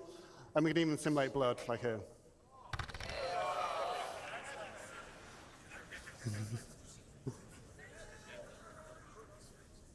So next thing I want to talk about is our scope shader. Design came to me telling me that they really wanted to up the game with our rifle scopes. They weren't quite good enough. They didn't really feel realistic for them. And they thought it was a real core part of the first-person shooter experience. So to give you an idea what we used to do, we used to use these type of fake scope meshes, which you see here, which is where we type of slice the scope in half so you can see through it. And sometimes you put these big black planes around them to obscure your vision.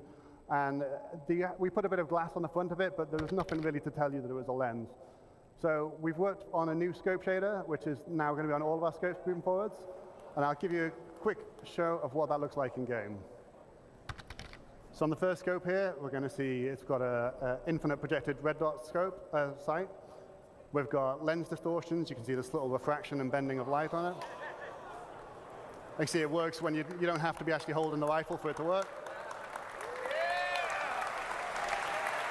We've got a correct emulation of eye relief on the scope.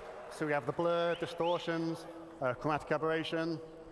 And then we've also got support for digital displays like this one, which has light amplification and has support for EMPs. If you get an EMP, you're going to have the display's going to get distorted. So we're quite proud of this. We think it's going to give a much better, more realistic simulation of the scopes in the game. And I think I've kind of mentioned before, but it's not a fake effect. It applies to our scopes no matter where they are. You don't have to be using the scope. You could look down somebody else's scope and see the same thing. It's fully integrated into it, so it's really quite proud of that.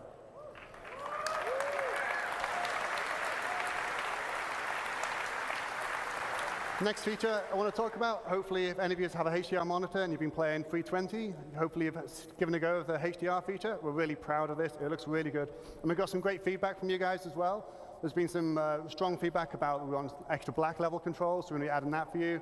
So make sure you can tweak the image exactly how you want.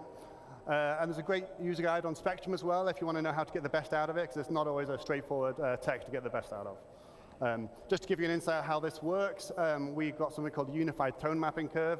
And this is the process where we map the real-life colors of real-life intensities of light onto what your monitor can display. And rather than having an SDR mode and HDR mode, we have like a smooth system where we can blend between SDR and HDR depending on the peak brightness of your monitor.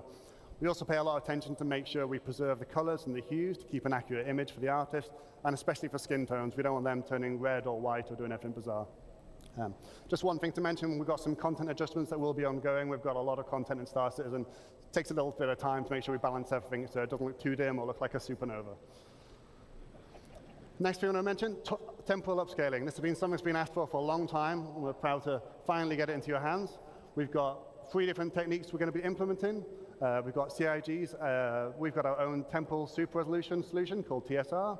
We've got AMD's Fidelity FX Super Resolution 2, and we've got NVIDIA's DLSS 2 as well. They each have different characteristics and hardware requirements and trade-offs, so it's important to get you all 3 so you could have a choice of what you want to look at.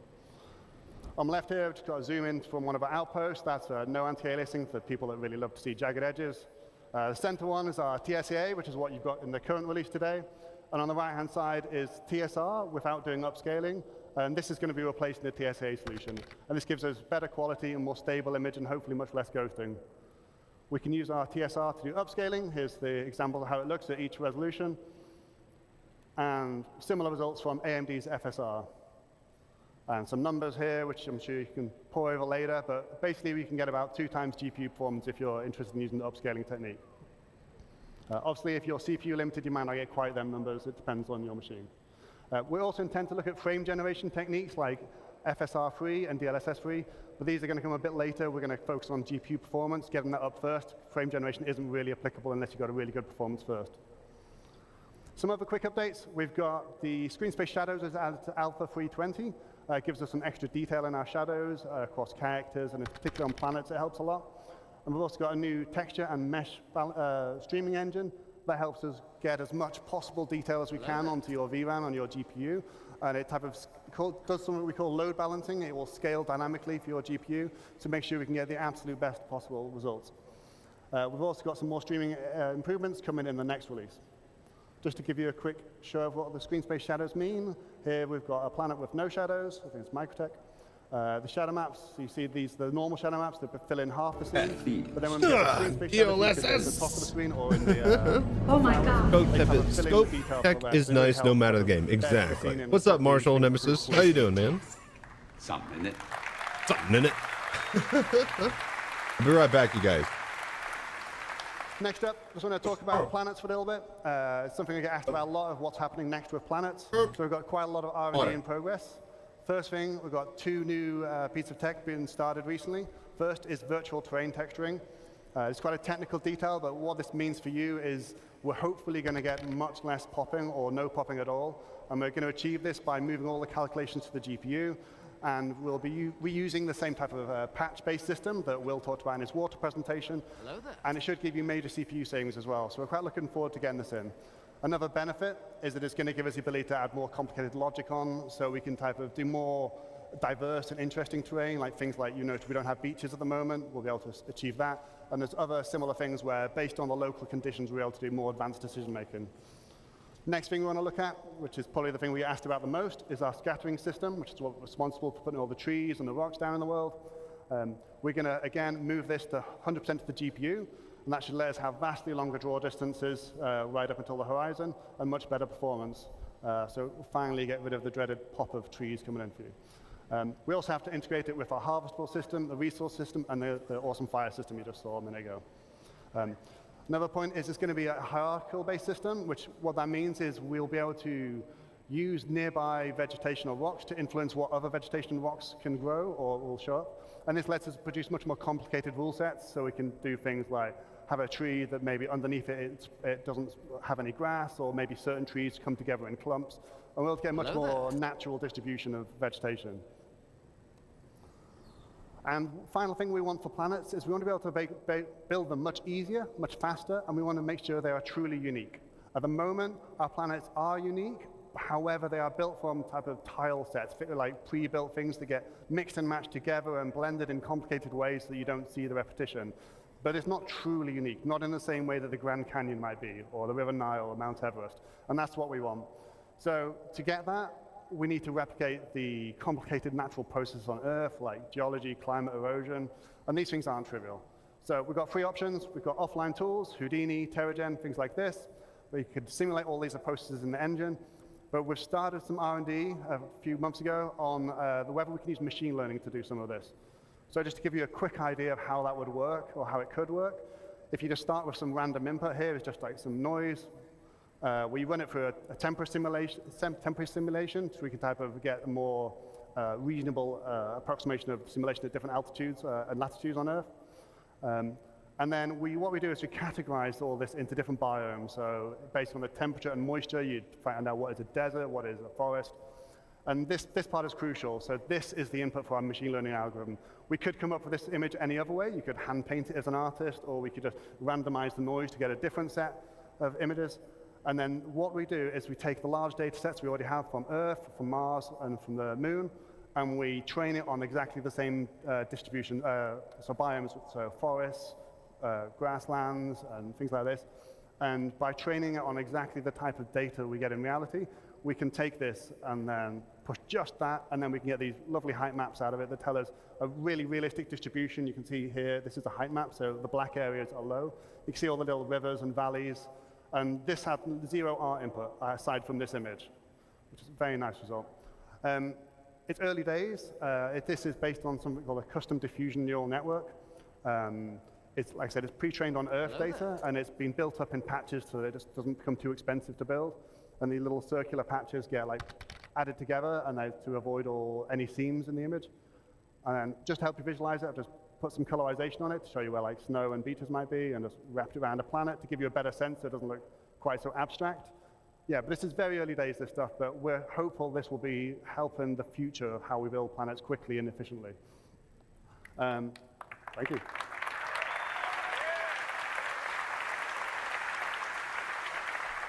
So the last thing I wanted to talk about today is our Gen 12 renderer and Vulkan. This has been ongoing for quite some time, taking a lot longer than we would have liked, but we're finally getting to the end of this long journey. For those who don't know, the reason this was being implemented is largely for performance. We're going to be getting at least 2 times better performance on our CPU submission for rendering, which is often the bottleneck for the game, so that will directly, hopefully, translate to performance improvements. We also get better control of memory with advanced GPU features like resizable bar. And it also opens the door for some things like ray tracing and new mesh shaders. So we've got a video of a Vulkan running, that's live captured. So I can't remember which ship is this, but it's yeah, it's all working fine now. There's a couple of hitches in performance, so we can't quite release it yet, but we're looking into them, the last few performance issues and stability issues, and hopefully we'll be releasing it soon. So, like I said, one of the things we really were interested in by implementing Vulkan was to get support for new hardware features, and one of the big ones was ray tracing. I'm back. So with that, I want to hand you over to Ben, who's going to talk about some of our lighting research. See the Hornet? Yeah. It looks 1-to-1, all right. Hornet looks really cool. Right, Raceland, what's up, man? Who better to watch CitizenCon than my boy Chachi? I am honored that you chose this humble abode to have your CitizenCon viewing experience. What happened to the death? There it goes. So, as Ali just said, using your screenshot.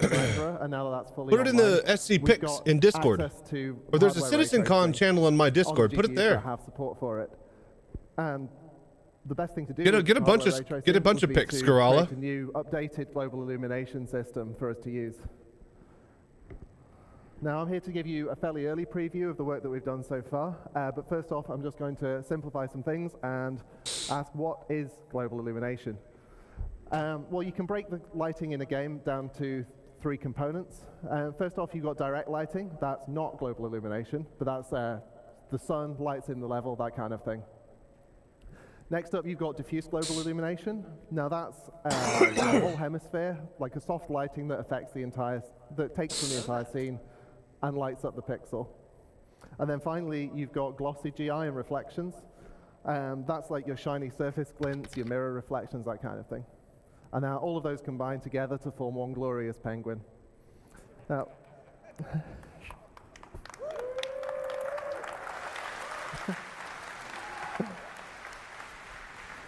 now for the rest of this presentation, we're specifically talking about this guy, the diffuse penguin. Glossy GI has actually been disabled in all the videos. Even the old system videos don't show the glossy GI here, just to aid the comparison. First off, we've got a video from Chris Campbell, who's going to make us look cool.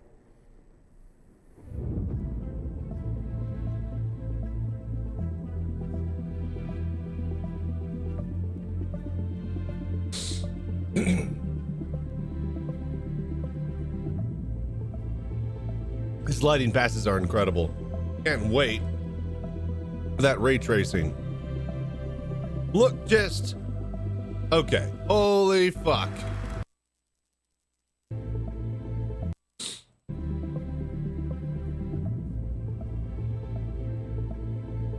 Like,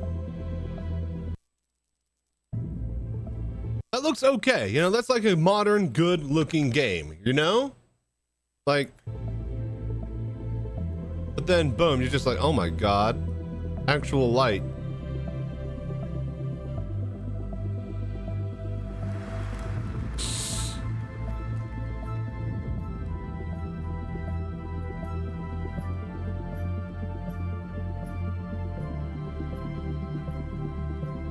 And the cube map lighting is good, but the actual ray tracing just illuminates everything.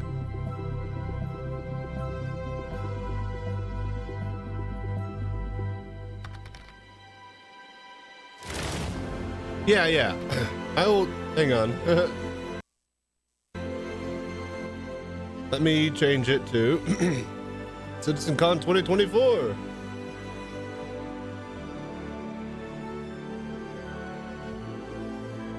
CitizenCon 2024. It's starting now.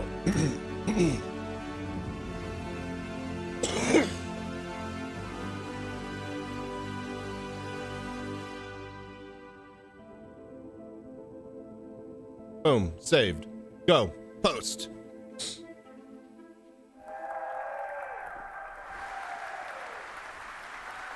Thank you, Scarala. Oh, that looks so good. Yeah, they're gonna have to have that in storage whenever they need to bust it out for whatever event they're gonna bring it to, because I think we're gonna see a lot of this Hornet.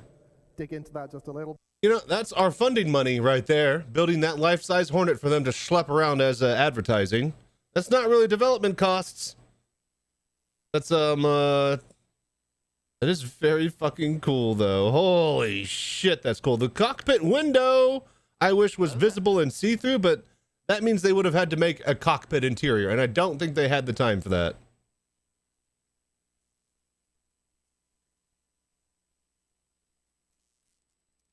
Bit. So we're closely based on AMD's recent paper, GI 1.0. We're probably going to build on top of that, but at the moment we're quite close to it. We ray trace against a simplified world so that we get like smoother lighting for the, since it's a diffuse scene, we want a sort of diffuse smooth signal. This also means that we get more rays per millisecond, which is always good. And we do generate a lot of probes. So the new system is generating, well, for comparison, the old damn accurate model. Even, yeah, it's about to say, it's got the fucking, it's a Mark II, just straight up, dude. Mark IIA. It's beautiful. And we're going to see that now. Going straight into the office after CitizenCon. Oh, okay. So I've dramatized a little bit just to give trouble to the old lighting system. Yeah, if only they could figure out the ship lights as good as they figure out the actual lights. Color per object kind of thing. So look, we got that geometry that the ray tracing is casting off of. That's an interesting cube map. Kind of a 3D dictionary of zone space light cache. So the light okay. Is shared over things in a similar area.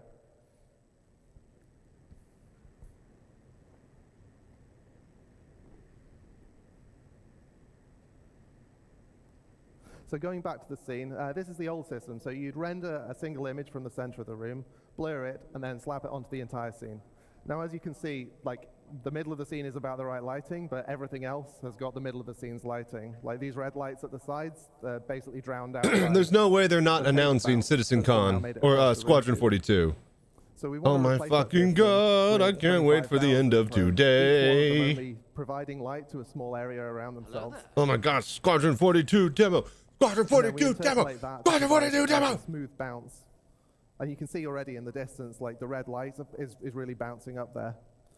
And then we add a screen space occlusion pass just to tidy up the edges on things. And there is the final composite.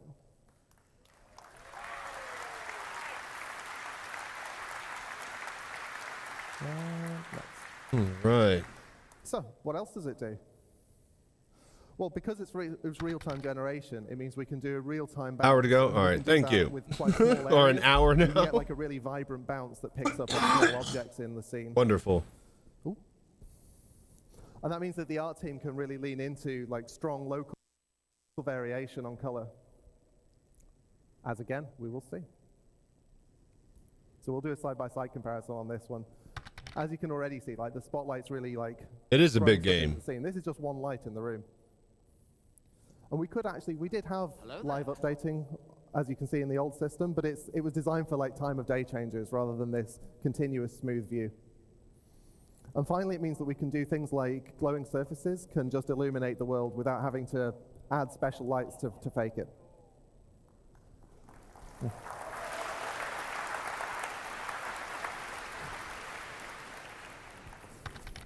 So yeah, there's two really common cases in Star Citizen particularly that this is going to help with. First off, They have sim seats there on the venue to capture at the play. moment Didn't the- expect that. What are they hooked up to? If it's a Squadron 42 demo, I'm a At the riot moment, because we that means I captured was that wrong. cockpit probe But I'm in still a- good. in Nope, a setup I was still scene, correct. and then I we said don't they update couldn't it as it's have flying like around. So you're not going to get you know the like a sky color in, dozen and you're not sim gonna get the seats. ground color in. They'd have to have And then we've got the 400 opposite to problem you know that be I able don't to know have if it's the capacity for people to cargo play base it. Sometimes they're light. They couldn't just get away with like 20 because then then nobody would get to play it, and the people that did would only get like 5 minutes. So doors, and now you've just got this weird little white room with nothing spilling out of it. take a picture of the sim So seats. again, I want to let's see have what a the video. setup is. Is it a whole bunch or is it just like a few? Oh yeah, so this is the old system. The sun's working, but you can see there's no sky, there's no ground lighting. By the way, I've turned off a lot of the cockpit lights so that you can see this. And then in the new one, you can already see the skylight is kind of helping a little. But then as you turn over, you get all the ground lighting.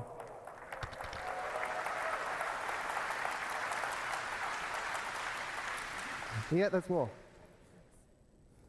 See, one of the 6. concerns we Okay, had yeah. was 6 that we is didn't want to definitely create a two-tier system. that is not If people have conducive got of getting hardware ray everybody to tracing play and the it's demo. working for them, that's great. That might be from some But sort of esports you thing can't or really streamer have thing the that they're art team doing. Optimizing was seen for one type of lighting and then having to optimize it for another type of lighting and having to trade off decisions about the two of them. So what we've been experimenting with is trying to create a new low bar that's higher than the old low bar, as well as creating a new high bar. And the idea for this is basically to take that single room environment probe system that we have been using, update it so that we can do live relighting on that, and then to sort of slot that in where the ray tracing would be while still keeping all of the other stuff, like the 25,000 probes and all that kind of stuff, can look at the old system and we kind of Frankenstein them together. So I'll show you what we've got so far for this. Maybe So joystick company. That's what it's probably say like a joystick. It might be VKB or Virpil it's overly booth. lit, let's be honest.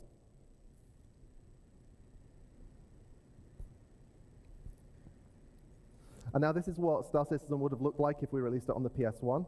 The sharp-eyed among you may have noticed also the ship is missing, but you know we can't do dynamic objects in this. You'll be surprised. It doesn't seem to mind.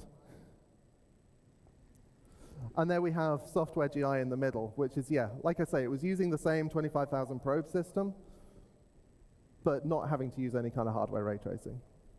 As you can see, it's not a perfect match. It's not identical, but it's a lot more dynamic than the old system.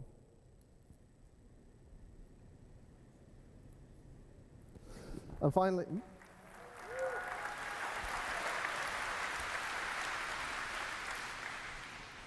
I'm just going to show you a to-do list here. I don't have pictures because it's stuff we've not done. Glossy reflections. Obviously, we want to complete the picture, and for that, we need to handle glossy reflections. That's self-explanatory, really. I don't know what to say about that. Secondly, you've only seen it on opaque surfaces so far. The next step is to extend this so that it can support glass and water and all the other transparent things in the game. And beyond that, we've obviously got fog, we've got other atmospherics. We want to expand GI to make sure that it affects everything smoothly and equally. And the final thing is a Star Citizen thing. We've got giant scenes, we've got a ridiculous scale on some things, and we've got plans to make sure that this GI extends to handle that full scale. Anyway, that's all I've got to tell you now. I've been Ben Parry. Next up, we've got Star Clock with Chris Rain.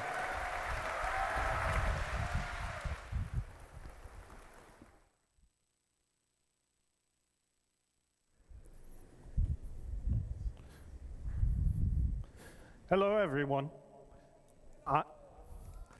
Hi. I am Chris Rain, and I would like to show you not one, not two, It's about to but start. 3 new physics of our physics engine. And I would like to start off by introducing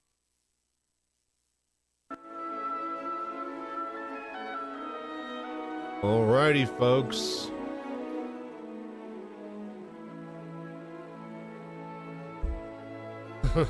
All right.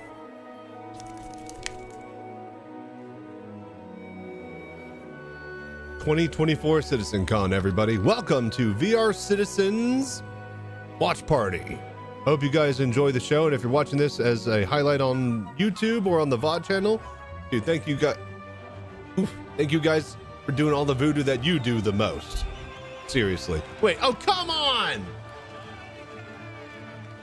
It just circles back around. What is this?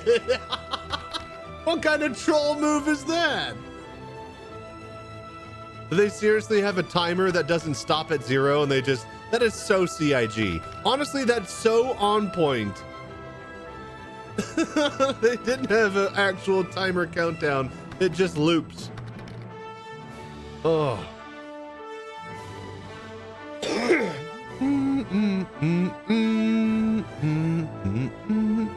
Scam.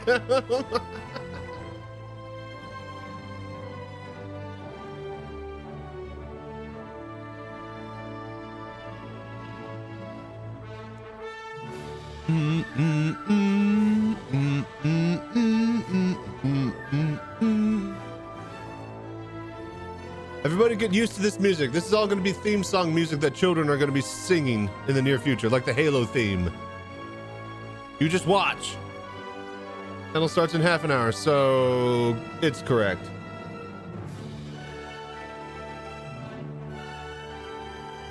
All right, who's the liar and told me that it was starting?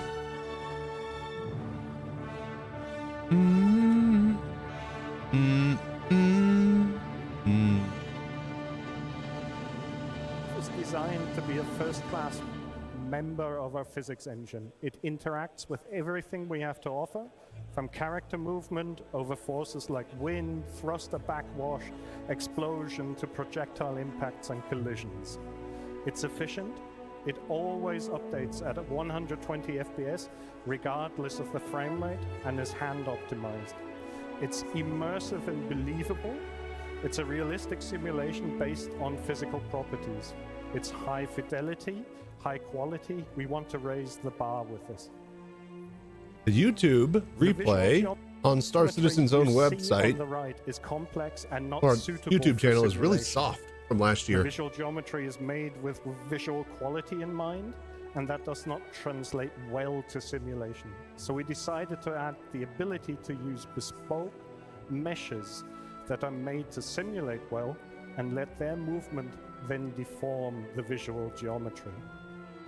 Or you might come across jump to object in the right direction. It's just the beginning for the upgraded star map. You saw pinning in the local map. All right, so we got 30 minutes. You know what takes 30 minutes? Because I held the line.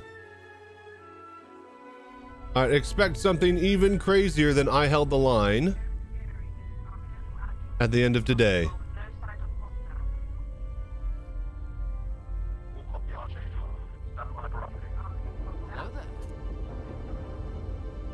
This is going to time out perfectly. This is a 26-minute video. Perfect. Archangel 6, come in. Go for 6. Getting a faint contact on bearing 287. You picked Not it I up. held the line. It's I paid to hold in line. This is still probably one of the most hype intros ever for anything I've ever seen. Even if you're not a Star Citizen fan, this is absolutely insane. Copy that. The scale that they can deliver.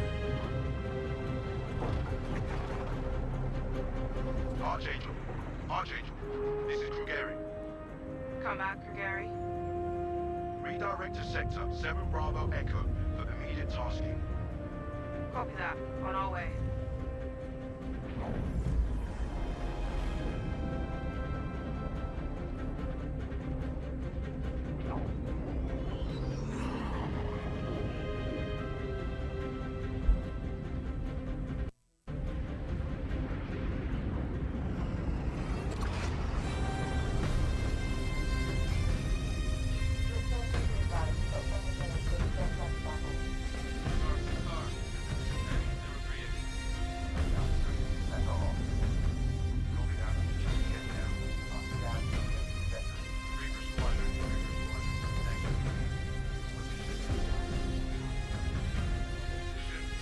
Got those big old taiko drums in the background.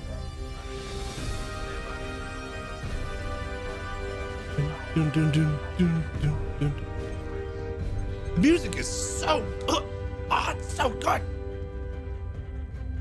Dun, dun, dun, dun, dun, dun, dun, dun, dun, dun, dun, dun.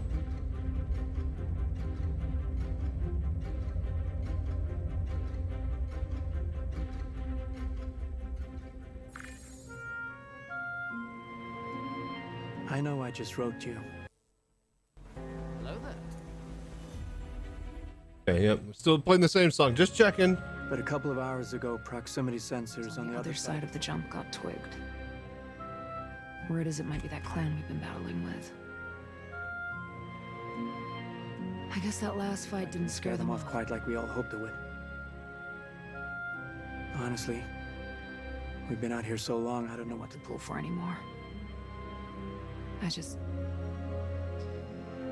wanted to let you know. I'll write as soon as I can. Stay safe. Your loving son.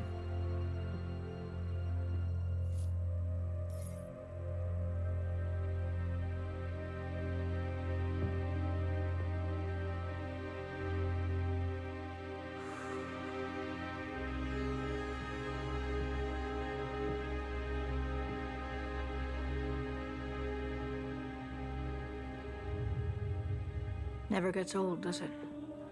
Sir. Eddie's. And good old Scully. When I was first growing up. This game is gonna sell itself, man. Post up to They the have flight way deck too many whenever I AAA talents in one single video game. It's insane. And it's not even like voice acting and, you know, voice casting by this person, this famous person. That's fucking Gillian Anderson. Literally, she's literally mocapping her own character model in the game. Like, nimble too. And it's funny because there's so many like game creators and like, you know, developers that want to like try to be a director in Hollywood. And like a lot of games tend to like try to be like playing a movie. And yet Star Citizen is just smashing them all in that concept and idea, because that was Chris Roberts' main goal all the way back when he made Wing Commander, was to play a movie. So much so that he went to Hollywood to make movies, which is why he seems to be really good at showing us the movie side of a game.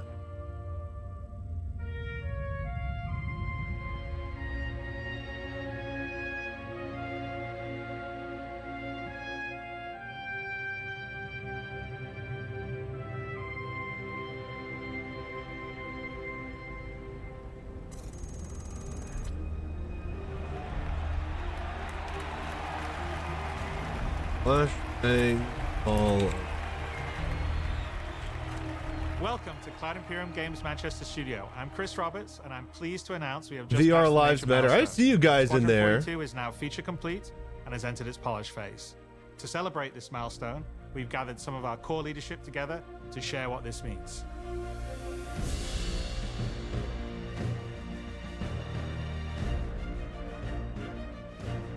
As Chris says, we've moved into the polish phase of Squadron 42, which means extra emphasis on ensuring things feel fun.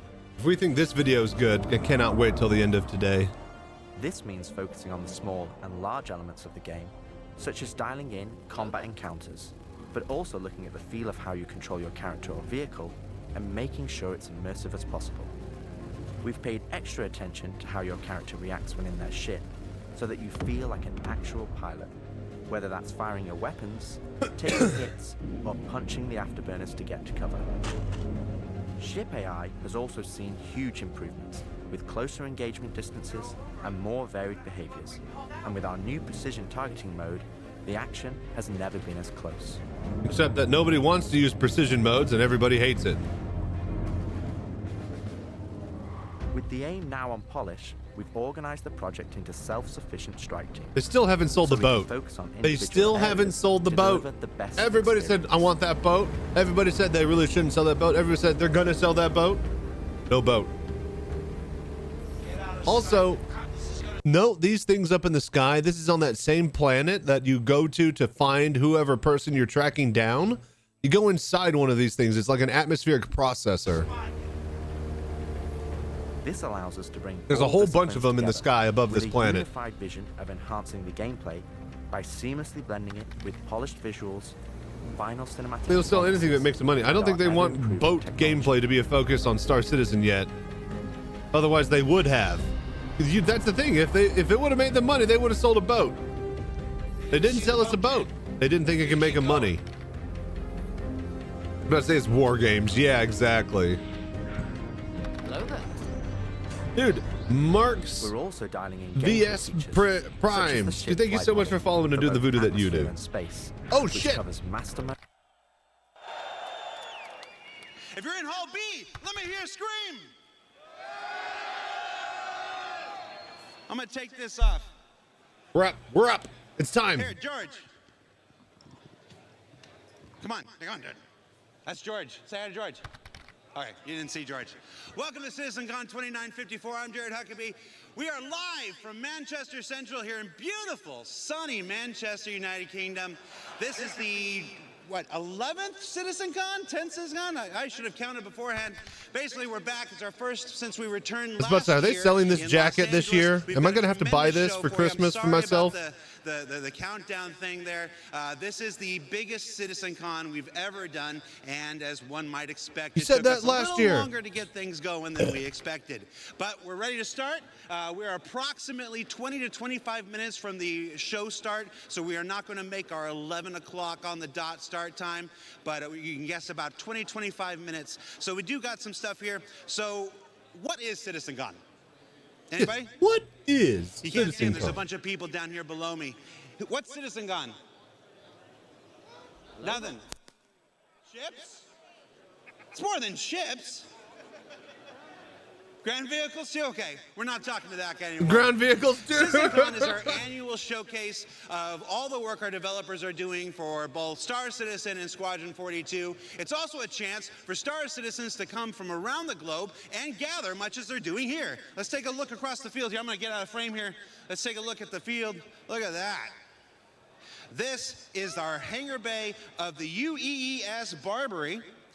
Here now, every I season really wish I could be there just to see the layout of it. That's really cool. One thing or another. In 2019, it was themed for Grimhex. The Grimhex display was pretty cool, but just this Grimhex was cool, but just a bunch of trash everywhere. More about Citizen Day later in the thing. Because that's what Grimhex is, or not Grimhex, but Pyro. Well, CitizenCon, like it was last year, is now a 2-day event.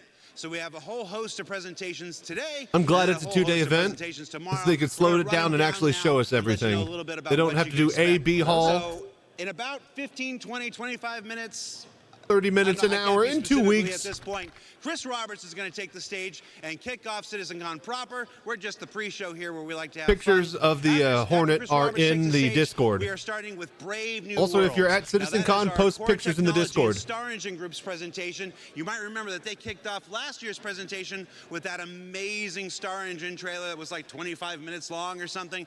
We don't have a 25-minute long trailer today, but we do have a chock-full 90-minute approximately presentation of their new Genesis system, which is a subsystem within Star Engine that will let us build planets at the size, scale, and scope that we've always dreamed of. So you can check that out at the start of the day. After that, we've got a social universe. Now, this is the sleeper presentation of the entire thing.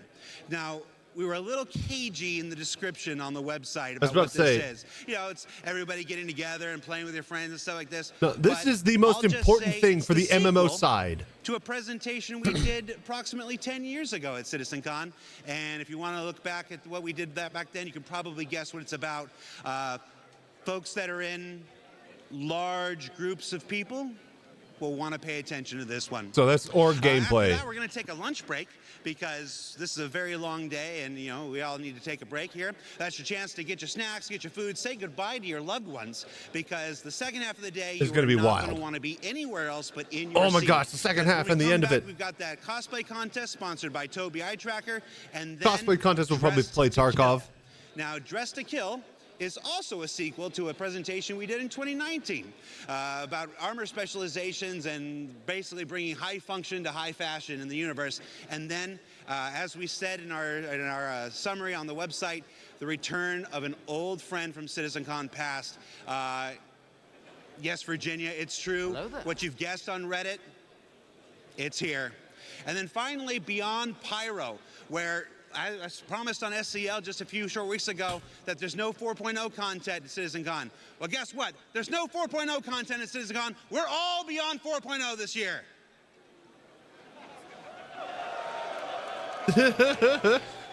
All right, I'm going to need you to do better with your cues there. Yeah, we're going to look beyond Pyro to what comes next. And then we're going to take a short 15-minute Signed by break Disco after Lando. that, let everybody recharge. And then there's something on the schedule that is currently I don't have enough redacted. lighting. You guys can't see my face. I need more lights. I'm not allowed to tell you what that is. But I'm going to tell you guys watching at home the same thing I told everybody out front when they were waiting to get in. Do not let any force on this earth stop you from being in your seat. Everybody be ready for Squadron 42 demo. At the end of the day. And then on day 2, we come back tomorrow. Oh my God, I'm so fucking excited. Yeah, if Mark Hamill and fucking Henry Cavill march up on stage. Last year's CitizenCon and the new They just like have them in a box tucked away so no one knows they're there. That aims to dynamically change the face of all life in Star Citizen. There's a reason it's kicking off day 2. You're not going to want to miss that. Then Captains of Ministry, that's replacing our general Ship Talk 2054. Is that what year it is? 940. Yeah. George is saying yes. Here's the words force. Ship Talk segment with a presentation dedicated to the ships and vehicles that will make crafting and base building possible. With the return, with a revisit of an old friend that hasn't made its appearance in the Persistent universe yet. But it's getting a big blow up before it does. So you're gonna want to check that out. And then, well, if I can be honest, we got a tight zoom. You got a tight zoom? Yeah. Let me talk to you here. The Star's my destination. Star Citizen Alpha 1.0. If you're an old school sci-fi Road to head like 1.0. me, you recognize that title. This is perhaps, and you know me, I'm not the one to hype. I'm not generally prone to hyperbole. I'm always like cautious. I'm like, well, it might be this, might be that. Cautious. I'm going to tell you right now, For the sure. most important presentation we've ever done at CitizenCon. Mark it, be there for it tomorrow. Now, that's enough for me. We're going to throw it down to Dan, down on the floor of the hangar here, and we're actually going to explore a little of what's here in the UEES Barbary. Dan, are you there? Thank you, There Jared. we go. Welcome back to Okay. So here he is up at the railing. 54. My name is Dan Habrick. I'm the Over here. community producer here at Cloud Imperium Games, welcoming you all back to Manchester, home of the previous CitizenCon 2949. Although unlike then, things look a little bit different than they did before. That's right, as Jared said, gone is the grit and grime of Grimhex, and now we have the spick and span floors of a UEES Bengal-class ship. That's right, we are aboard the UEES Barbary, just locked in orbit above Manchester. That's right, this entire CitizenCon is themed and brought to you by the UEE Navy. Why, you may ask? Well, you'll just have to keep watching to find out. Now, if you're looking at the screen going, who's that handsome man I'm looking at? You probably have a different tab open. So I'll give you guys a quick second to get to Twitch or YouTube and get to the right tab. Make sure you're watching the stream and make sure you're watching our content. I know, it's a disappointment to me too, but I'm told that eventually you get over my face and voice and everything about me. But in case you don't, this year I'm joined by Manchester's very own Sam Haley as my co-host here on the show floor at CitizenCon. Sam Haley is one of our QA supervisors here at the Manchester studio. She also has some impressive street cred. She was the pilot of the Carrick in the 2949 CitizenCon demo, and I literally found this out yesterday. She's also the voice of the ASOP terminal. So we'll make sure that you guys get to meet Sam later today as we're going through. Now, I know Jared just went over this a moment ago, but if you're like me and you can't listen to a man in his, I don't know, mid-80s ramble on about how the sky used to be blue and dial-up used to be a thing, let me explain what we're doing here. I'm here on the show floor at CitizenCon here to show you guys the awesome stuff we have for those of you who are at home and aren't able to attend. So we want to make sure that you guys Ball feel as though fondler you're not missing with out. the So medical come follow gown. me. We're going to check out some cool stuff here on the show floor right now. To my immediate left, we have the Voyager Bar. If you guys are here at CitizenCon and are looking for some refreshments, look no further than the Voyager Bar. As you can see, we have some impressive refreshments based on our in-game drink manufacturers. We have some awesome flags, we have some awesome pennants. I don't know how well they're gonna pick up, but we also have some amazing 3D torpedo burrito dancing Garmin Humble stuff in the background. If you guys are looking for a drink here at CitizenCon, look no further I want to than make the a Voyager margarita Bar. now. I'm sure we're gonna see some of our developers I'm gonna here go make a around 4 margarita. PM. Probably closer to 3 I have a PM. video that you guys can They're watch. gonna be here any second. It's to been a make your long own couple margarita weeks, at so we'll home. give them some privacy, and we're gonna move right on.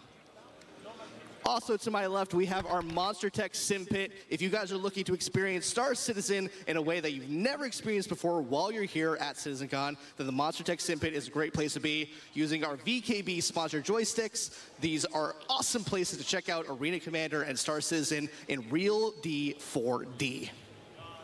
Now over here, come follow me. We're just going, excuse me guys. Come follow me. Now over here we have our community booth section. We're gonna be visiting the community booth section a bunch during CitizenCon, so I'm not gonna get into too much detail now. But as you can see, all of our community booths are themed after in-game cargo container manufacturers. We have Anvil, we have Argo, we got RSI, we got Kovalex, we got MISC.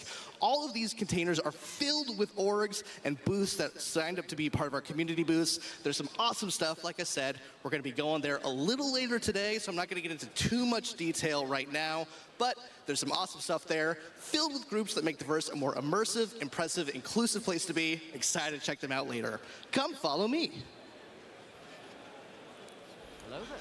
As you can see right here, we have our general lounge here at CitizenCon. If you guys are looking for a place to escape the humdrum and bits and bustle of the auditorium, the general lounge is a good place to hang your cap, sit down, and relax. It's also a good place for you guys to make new friends. You guys are here for a shared love of Star Citizen. So if you guys want to make new friends, feel free to grab a seat.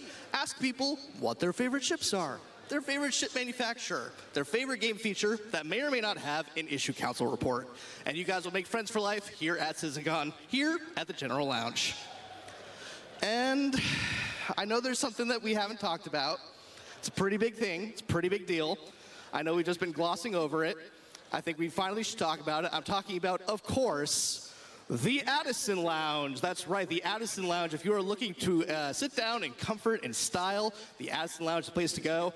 We have our United Empire of Earth timeline. We have our UEE branding all over the place. It's a good place for, again, for you to hang your cap, sit down, relax, and enjoy the show. And I think that's it. I mean, Sam, I don't know where my co-host Sam is. Sam, hi Sam, I don't think there's anything else that I'm missing on show 4, right? I don't think there's any major stuff I glossed over, nothing big or exciting that I didn't talk about, right? Dan, I know the most big thing in the room is your ego, but other than that, there is one thing you haven't mentioned yet. Yeah, let's talk about the Hornet in the room, shall we? We have an amazing set piece here at CitizenCon this year. It is massive. It is the biggest thing that I think we've ever had on the show floor here at CitizenCon. It is absolutely impressive. It has some really great audio displays as well, if you guys were here earlier. I think, Sam, while I go powder my nose and make sure that I'm picture perfect, why don't you head on over there and give the people more information about the biggest and best set piece we have here at CitizenCon. Let's check out exactly what we're talking about, shall we? Happily. Thanks, Dan. Let's go check this thing out.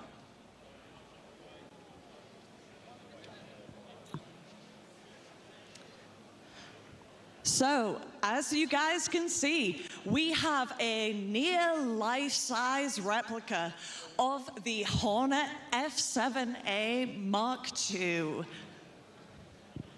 This thing was made for us by Mango Stone, and they spent 14 weeks putting this together, from 6 weeks of concept, 8 weeks of build time. This thing was their biggest ever build, but they have built stuff for us before in the Manchester studio.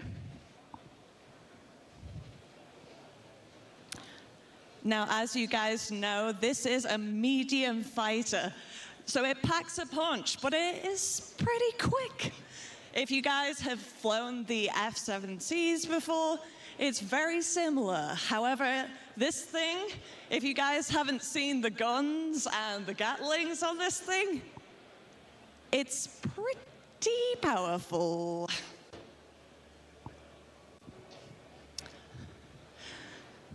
Well, yes, this is my now second favorite anvil ship, dare I say it. And, you know, I haven't got to drop my cred yet, have I? Let's just... Your vehicle has been delivered to the following location. Yeah? Did I sound like me? Yeah? Good, good. Yeah, it has been delivered right here to Manchester, 200 miles away from Brighton, by our amazing guys at Mango Stone. This thing was built with a huge steel spine structure, and there is a platform in the middle, steel platform, that they use to build the top details.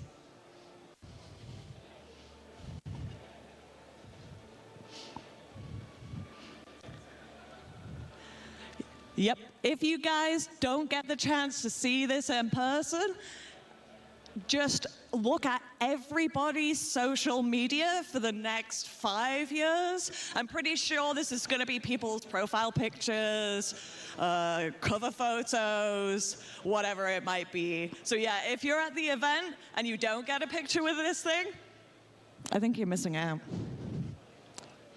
So yes, are we ready to head over? Brill, I think we're nearly ready for the first presentation. But before that, I'm going to hand you over to Jared. Jared, over to you.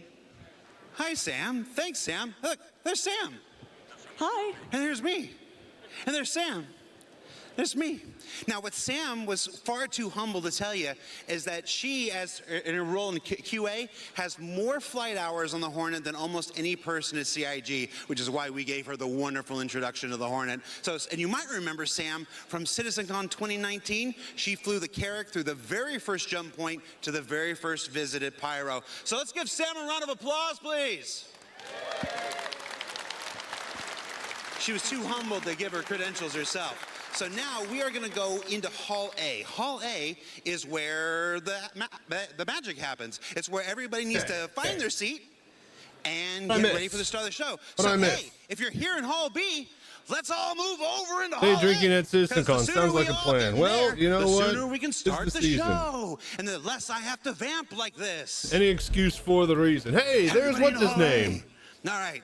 So look, I'll show you how. Follow me. Detailed showing of the Hornet. Hey, all right, cool. Want to take a picture? Take a picture. All right. Oh, that way. There you go. Hi. Oh, you have a timer on it. I don't got that kind of time, man. Okay. You want to? Here, I'll take the picture. No, I'm a professional. Come on. Okay. No, let go. Let go. Let go. Oh, you got a battery. Yeah. I have to. I'll do it. So now you push the button. Yep. There you go. I'm a professional. Ready? Stand over there. Yeah. Hey, I gonna be. Okay,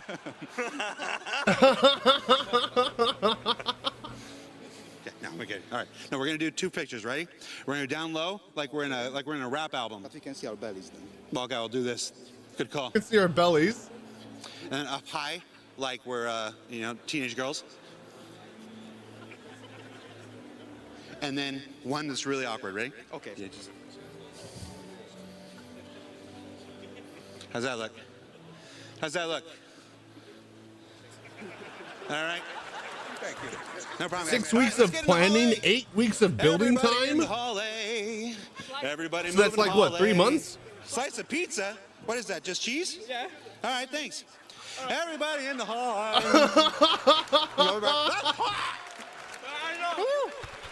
It's fresh. All right. Hallway, give it up for pizza. Yep, this is about what it looked like last year. It's such a huge place. Star Citizen, we've got Big Benny's Noodles, we've got Torpedo Burrito, we've got Pips, and we've got pizza. Just pizza. Wow. There's a lot of you in here. This is the largest audience we've ever had for CitizenCon. 4,200 people, plus a bunch of employees, plus a bunch of crew members. Over 5,000 people in this room. Over 5,000. Pizza confirmed. Not in game yet. Streaming? No, I'm just videoing. All right. Well, hi, Mom. Oh, you're streaming. What are you doing? I'm just recording, mate. Are you just recording? Yeah.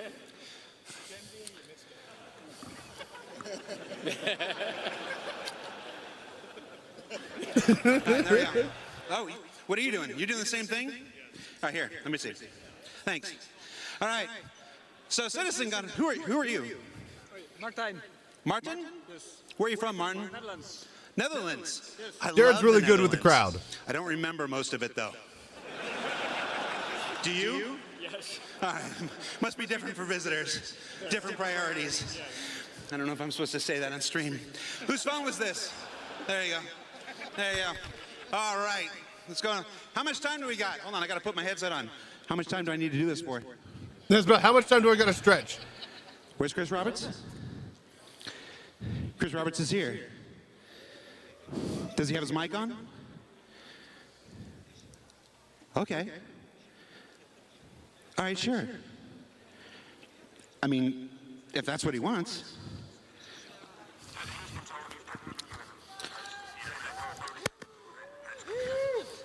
I apologize. You ready?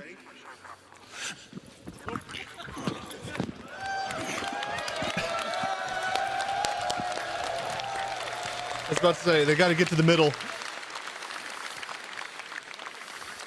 I think I legitimately pulled a hammy. Oh, that thing is rock hard right now. Oh, you're going to check out my shoes. Yeah.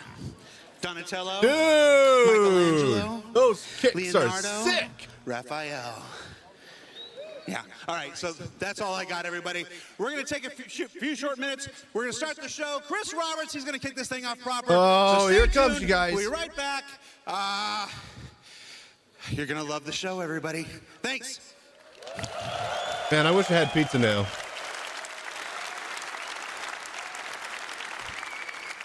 You know what I might do is I might actually go make cheese sticks for the cosplay break. Man, I really wish I had a camera in my kitchen, you guys.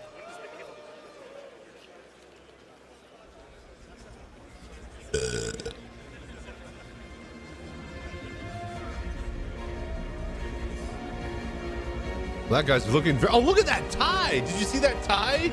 It was made of mirrors. Everybody's eating noodles. What I love is how old the crowd, like the average age is quite old. Bunch of just dudes. See, when I say asses in the seats, this is the shit that I'm talking about. Star Citizen needs asses in the seats. Space dads, yep. It's not going to be D4 dads, it's going to be space dads. Are you guys hyped? I'm fucking hyped, man. I got plenty of rest. This was good. Kind of glad the 4.0 test didn't roll out in my favor. I went to bed. We got some sleep. We got a margarita. Oh, that's good. So good. You guys make your own. You got just enough time to make your own if you got the stuff.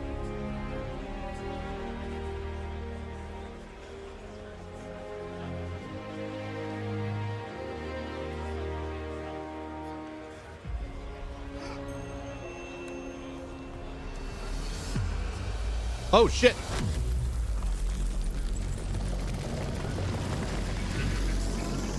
Oh, it's the same. This is this timer video again. The Idris. Oh no, that's the. It's the. It.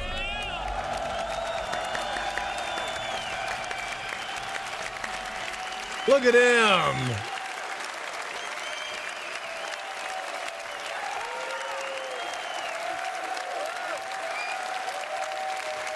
He is happy as ever. Hello, CitizenCon 2954. a lot more of you here than there were when we were here last year, 5 years ago. There was 1,200 people. There's almost 5,000 people in the building today, which is amazing. Incredible. I'm so grateful. I know a whole bunch of you around that have come from around the world to visit the lovely sunny Manchester. But inside here, there's going to be a lot of very cool stuff, although in this up-and-coming presentation, you may see a few things inspired by the Manchester weather. Anyway, so like the first title of our first presentation, Brave New Worlds, we're on the cusp of a new era for Star Citizen because server meshing is finally a reality. People are making their first jumps to Pyro in Evocati testing right now, which is pretty awesome. We're going to have it out at the end of this year. So I think it was going to be a great new phase for Star Citizen. Lightly brush over the 4.0. We'll talk about the new tech and tools in Star Engine that will help us craft those worlds that you're going to be flying around to. And you'll hear about our New plans world beyond tech. 4.0 and how we get towards Star Citizen 1.0, which is out of alpha and for everybody to play. And a little later this evening, I've got a special surprise for you. So you definitely want to stick demo around for the 5:30 show. Anyway, the team has worked really hard on the lead up to CitizenCon and this year to work on. Dude, it's like what, in 6 hours from now? God. What you're going to be playing, what you're going to see here. So I'd like to thank them all for working extra hard and putting all their love and care, just like you guys love and care what we're building, into what we're doing. So thank them and you guys. And Give them a hand. without me waffling on, I'd like to bring CIG's CTO, Benoit Bézageur. Benoit! Did I say it right, Benoit? Yeah, okay, good. I'm always bad with French surnames. To the stage to start our journey into the future. So let's have a great show. Woo!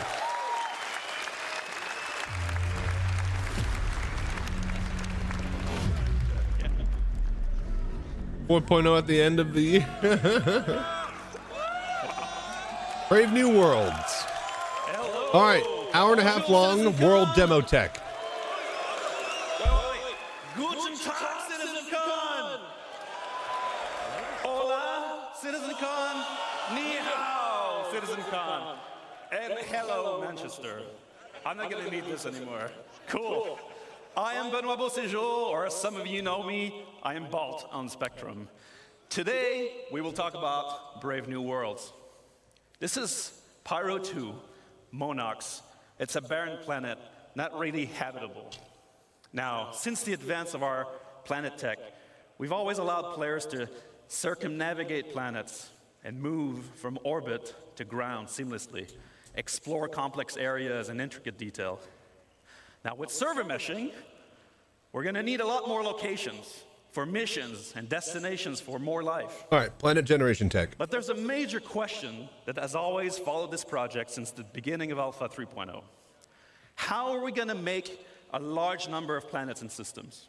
How are we going to meet the fidelity benchmark we've established?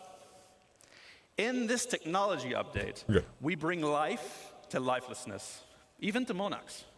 We take the physical representation of the terrain, the geology, the atmosphere, the climate, and the environment to create accurate biomes that spring naturally from the collision of all these environments. Coherent, denser biomes that follow the laws of nature that we encode into data.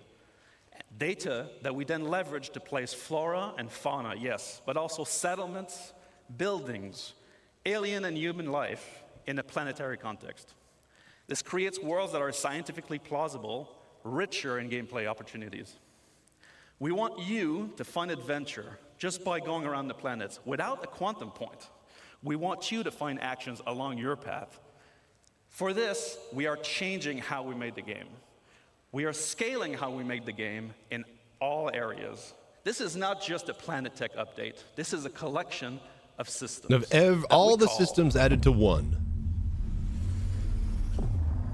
All the settlement stuff, all the assets for lakes and waters and lava and the planetary building tech, it all rolls into one thing now. Explain all this nice work and this nice technology. Which is what they needed. Let us kick us off and I welcome our very own Ali Brown and Will Hine for Phase 1 of Genesis. Everybody's asking, how are they going to make 100 star systems with planets, each of them? Hey, this guy was from the Water Tech demo.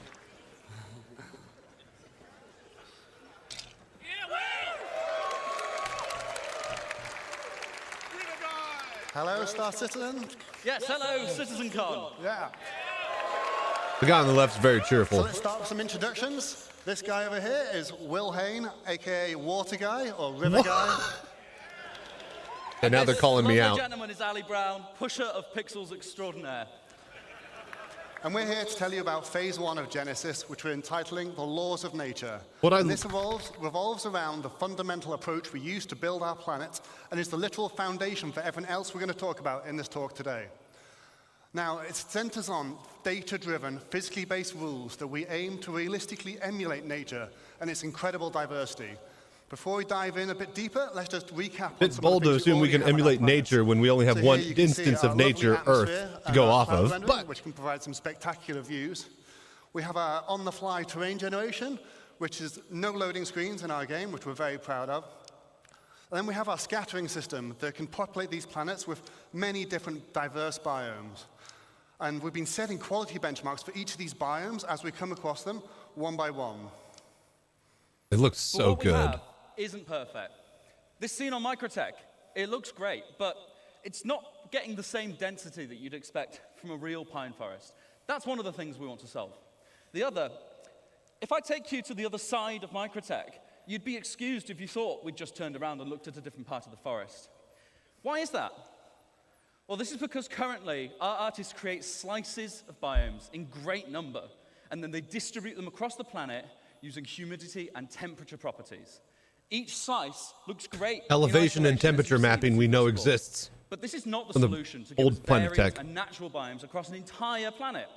Additionally, just using humidity and temperature limits us to only 2 degrees of variation. And that's not enough for the sorts of planets and worlds that we want to create and for you to explore. Okay.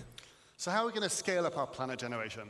Well, as I said before, we're going to start with physically based rules that drive everything. We want nothing to feel random on these planets. We want no limitations on the number of biomes. We want infinite biomes that are continuously changing across the planets. And continuously changing. And we want to maintain or exceed all of the quality levels we've set with our existing biomes. And most importantly, we want it to be scalable so that we can really scale up to the level of content that the designers are expecting. Scaling is important. From your perspective, we want you to be able to truly explore and find unique playing opportunities. So this is what this is what No Man's Sky tried to do. We need more data. So if we see here some of our existing data sets on our planets, we have temperature, which we define locally and globally. Humidity, and based off of elevation. With Genesis, we add many other data sets, such as the geology type, the soil type. And then we also go for things like the soil depth and the quality and the nutrients and many other properties all drive this complex data set that we use to build rule sets on that each individual asset can describe how it should work with them. Ooh, I like that. Ooh, I cannot wait. This is going to be cool. Show you some demos today using some of the assets that you've already know and love in the PU. Although you might see some new stuff later. We'll save that. Like, what you're going to see is a vertical. You're right, Johnny. Exactly. Like, okay, so now they have soil density and shit. Like, where are you actually going to put your base is going to matter. So be excited. The #1 challenge with planets in our game is scale. In no other context do you need a planet to look great from first-person perspective when you're stood among the trees. You need it to look great when you're in a spaceship at a quantum marker miles away, and everywhere in between. There are no loading screens, you see everything. We cannot afford for it to look bad in any of those scenarios. So, let's start from a ground perspective. Demo #1, let's have a look. A lot of lush brush. The ground cover has always been incredible. Looks like they're adding more thicker foliage, too. The ground cover is like on par with some of the best games. Dare I say better.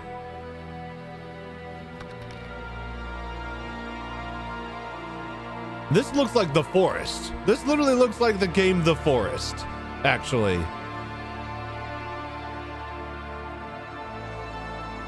No one else can made until today. Yep.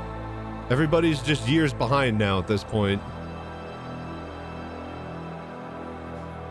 I wish this were being broadcast in 4K. Because watching this live, I remember the clarity and quality of the big screen at the actual convention last year. Just insane. We got Hans Zimmer going crazy on the fucking organ. So, how do we YouTube make is that? 4K? Hang on. Thank you, thank you. So, let's talk about first what's underneath it all. The ground! Perfect. Oh yeah, that does look better. So, what's up, how do we Smoke? make that? Welcome to your first CitizenCon. New planetary tech, first panel. Thank you. So, let's talk about first what's underneath it all. Hello there. The ground! So, in our previous terrain shader, we just switched between different ground textures depending on climate and didn't really consider the unique properties of each type. Now, the terrain shader is based around 4 layers. We always first consider bedrock at the bottom of it all. Then, where appropriate, we add layers of soil of different types. And debris. We then add debris where appropriate, whether it be pine needles, dead leaves, etc. And then when it gets cold, we add snow. Each of these layers has unique shading properties and unique transitions between them. Because we do this all in one shader, we're able to achieve that as well as being performant. We can also use things like water saturation to darken and tint the soil and other properties to make it look more realistic. Nice. That's not what filled most of the screen in that demo. That's the vegetation. Like what Ali said, we want to emulate the laws of nature. So in Genesis, we have rule sets for every asset that tells it how to respond to our rich data, whether it be soil type, water availability, temperature, geology, or whatever. We assess the viability and the vitality of each asset and compare them to decide what is likely to spawn in a natural environment. This automatically creates the cohesive environments that you saw in that clip, not handcrafted anymore. No one has told those ferns and those pines to be like that. They each want to be like that. And that's what we're doing, multiple assets coming together to create a unique microbiome. What about trees then? Same thing. They have a larger requirement for space. They have a larger nutrients. That's how you see the distribution, and it's how it all works. Let's meet the flora that came together to beat that forest, to make that forest, and have a look at some of their properties. Now, just to note, they are all going to look quite similar because we've already seen them in the same place, so they must be similar. So, building blocks, like grass and common grass, medium amounts of sunlight. We had ferns, see it's a much lower requirement for sunlight. We had salix bushes forming our undergrowth. And we had pines, of course, and multiple variations of pines. Diversity is driven by competition. Everything has ideal conditions, which affects its competitiveness. We also have additional control over this in the form of dominance, which allows us to make one asset more competitive and more dominant than another, which is just what we see in nature. Everything is constantly fighting for resources and, of course, light. Because we spawn these assets in a hierarchy, it's easy to propagate shade data down over the distribution of the assets so that we can control ones that prefer or reject shade. Often, like these ferns, they can spawn in light, but they are outcompeted in those scenarios most of the time. So you will see a rogue fern, or a place where there's no seeds for a specific asset, you might start to get this coming in. Let's take a look from a larger perspective again. Hans Zimmer, thank you. It really is. It is a lot thicker pines, that is definitely for sure. The rocks are really cool. Can't get rid of those. Star Engine.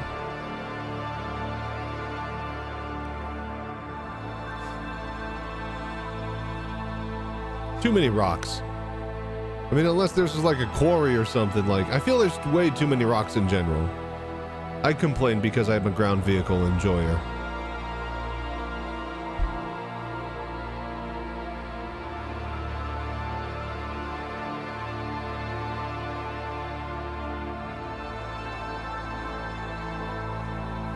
Yeah, that's a lot of rocks.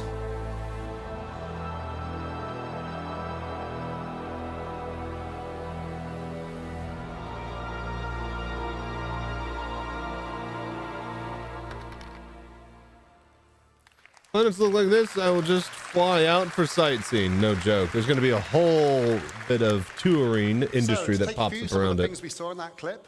Let's talk about rocks first. So anyone that's done a lot of ground driving and ground vehicles, you might have seen that rocks sometimes thank God. Okay, so I'm not crazy. It can be quite an obstacle sometimes.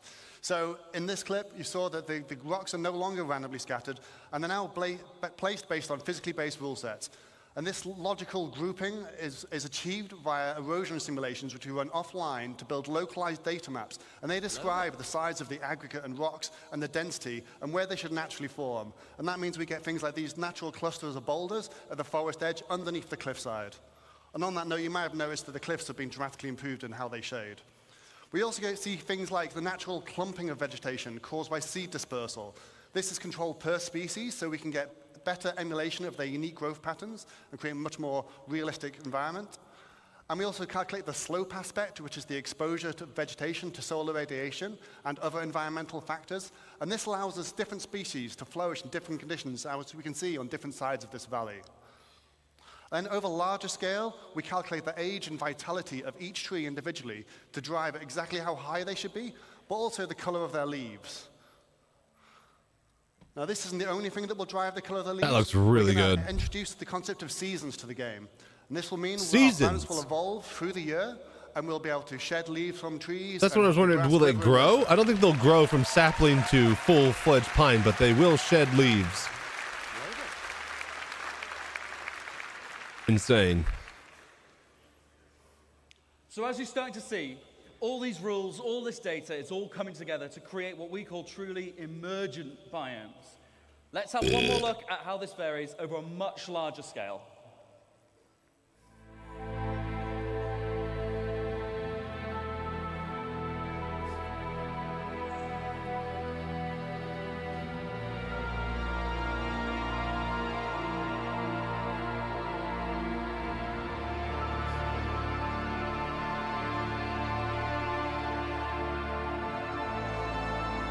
Kinda rocky, still pretty fucking rocky if you're asking me. I mean, yeah, there are some places with less rocks, I guess. As a Daymar Rally enthusiast, I have quite a lot of issues with the rock density.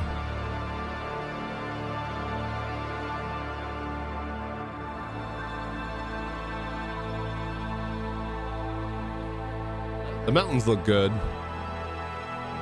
They get like more whitish and less green the higher and, you know, more dense they are. Then you have like, you know, valleys and stuff like that, which has plenty of foliage and tree cover. Live data. For every turn on the planet that calculates its growth, this would be a pretty large database. Exactly. They have to do it dynamically and just propagate itself. They couldn't even keep track of it because it would be too many assets. And then you're like, can we take down these trees? Will the trees be interactable with fucking thing? The what do you call it system? Excelsior? Whatever the fucking the system that crashes and blows up ships.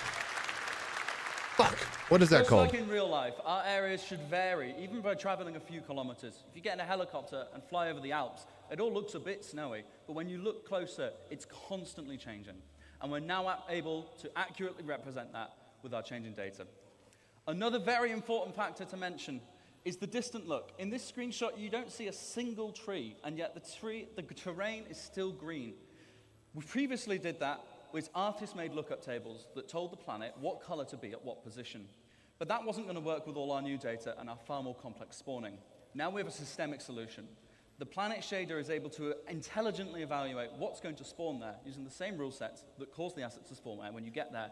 That means we can sample the sort of color that is going to project onto the orbital view and use it. Is the audio good for you guys? It's a little bit soft for me. I'm trying to figure out a way to turn it up here. By creating rules and authoring data that works, we create a continuously varying planet that sets the scene for the incredible exploration gameplay I know you guys are going to have. But how have we done this without compromising on performance? So yeah, with all this new data sets and these physically based spawning rules, you're probably wondering, how is this going to handle in your CPU? We don't want to melt anyone's CPU, so we designed all of this tech to work much more efficiently than before, and now it can run on many cores. This allows it to be run perfectly well on both the CPU and the GPU. So we've redesigned our framework so that we can run it at both and swap between them freely. Now, the benefit of this is we can do things like, first off, move the terrain system to the GPU, and we've now done that to get some incredible performance improvements. But we then also cache the results in something we call a virtual terrain texture. I'll give you a quick demo of this now. This is now vastly faster than the previous system, but it also allows us to generate the terrain in much higher resolution, which means all the popping you can see on the mountains as we're approaching All of that should be completely eliminated on the right-hand side of the screen. There we go. That's better.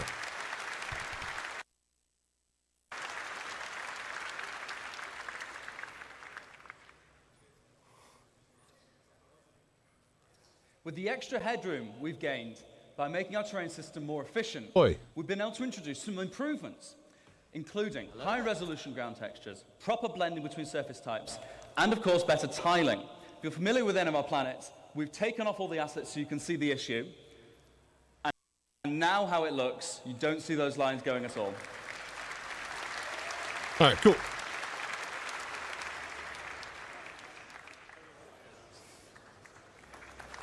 Oh, wow. Yeah, yeah. It's not the randomness. Like you can see the lines through the pattern. This has always been a thing I've noticed in game textures in the background. Ooh, it's completely actual randomized. GPU, nice. Like Ali said, we can perform the scattering there too, which is significantly faster. All those algorithms that we've used to generate those first bits can run there without being more expensive on your CPU. And it also means the results are directly there on the GPU. We can render straight from them. That allows us to have dramatically more density in our new system. We can render objects directly without having to go via the CPU every Group frame. culling, persistent instance buffers. At different levels of granularity, with bigger groups in the distance and individual assets up close. Just as a demonstration, yeah, the pop of the sort of LODs. density you can expect on microtech today. And in a second, we'll flip over to what you can expect from the new upcoming tech.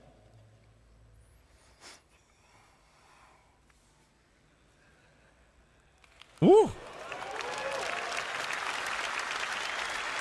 In a second, we're going to turn on the culling groups debug so you can see.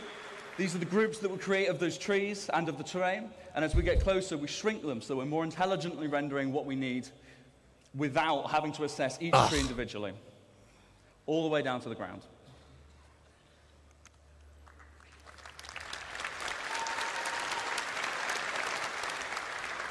So to recap some of the things you've seen here in phase Very one. good. We Very have good. data-driven rules based on physically based data, generating emergent biomes that continuously vary across our planets to get infinite possibilities. And we've achieved this with much greater density than before and much faster rendering. And we also achieved seamless transitions from ground to space with zero popping. So now that we've got all this tech, it's time to talk about how art might make use of this. So for that, I'll hand you to the next phase. Okay, now they have the Sebastian tools. Schroeder. How easy are the tools to use? Right? That's the big question now. No physical. Thank you. Take it away. Wow. Thank God there's only 20 of you, otherwise I'd be nervous. Yeah, huh? Right. Thanks for having me. I'm here on behalf of the Planet Content team, and we're very excited to finally show you some of the things we've been working on. Why is my full screen not full screening? As you've just seen from Will and Ali, the system keeps growing in both complexity and capability, so our libraries have to grow alongside it. Wait, should I click? No. No, I should click. Yeah, click. Click, yeah, Oh, click, there we yeah. go. So, our goal with the content is to provide. Our goal is to provide the content that the system needs to populate Is it every corner because- of our planet with realistic environments. And this Hang on, I'm trying to figure. Now my full screen's broken. Oh, there it goes. Is it because I have to have that thing on? For our first example of today, it's almost a shame Will left because it's about moisture. But let's look at very high moisture. Okay, we have to and have medium this to up. high temperature. Damn.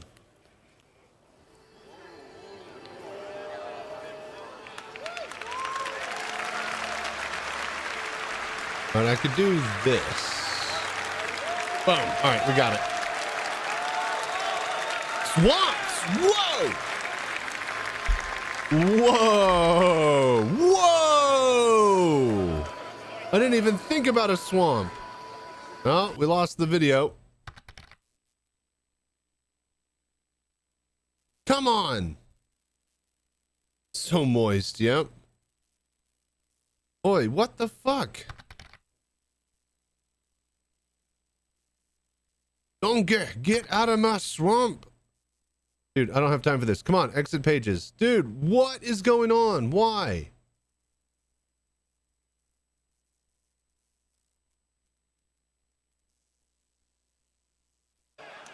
Okay, here we go.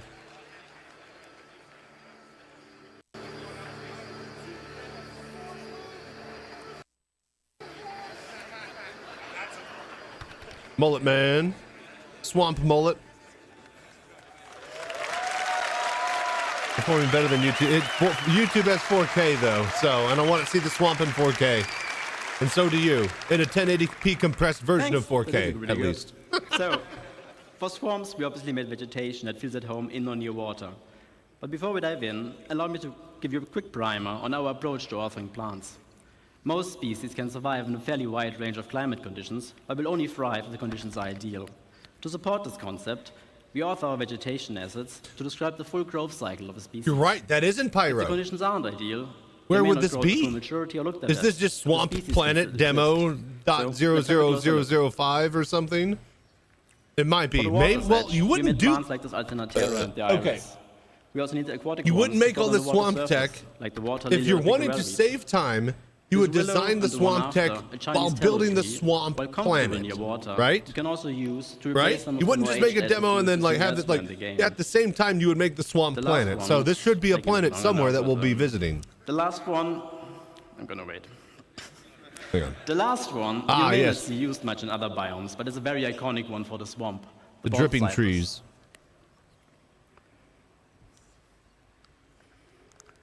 But yeah, it has to be. Now, hover vehicles like Nomad might have a real advantage. Yeah, exactly. So another feature we need for make a swamp experience a proper one is water injection. Over the last year or two, a lot of work has gone into Swamp improving plants the way are hard our to water do. reacts and renders. So naturally, we wanted to make a biome that highlights those advances. Let's have a brief look at what it's like being inside the swamp. As you walk through or swim through the water, I was about to you say, may it'd come be across like obstacles waist like rocks high. and debris It's floating on the chest surface. high. They will react to the player character and Oh! can be pushed out of the way. Okay. We were also pleasantly surprised when we first saw how the water simulation systemically affects assets floating on the water surface, making for some really immersive moments.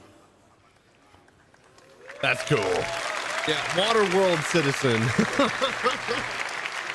Dude, there's some cool fucking shit Now, going on before I get to today. our second use case of the day, a quick disclaimer. Obviously, all the things you're seeing here today we're still actively working on, but this one in particular, it's a bit early in the And process. now they can sell So them. let's have a look at extreme object density next. With the data saying we should have high rainfall and sunlight year-round, it's the perfect condition for our next biome to appear. Yes.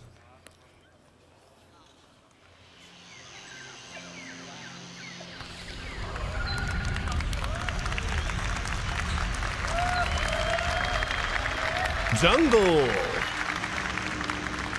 Big old jungle hoochie mama. Hey, there's your exploration cutter. Look at how tall the trees are. Holy shit. You can't fit a big vehicle in there. You'd have to fly in a cutter. Yes. Small ships have a reason to exist. Dude, that's cool. Dude, there's no way you'd get a Corsair or even a Cutlass into something this thick. If there's some sort of find a crashed ship or asset in a thick jungle, the jungles are now thick enough to prevent landing. That's incredible. I wasn't the only one that bought strips of land. This looks like bamboo.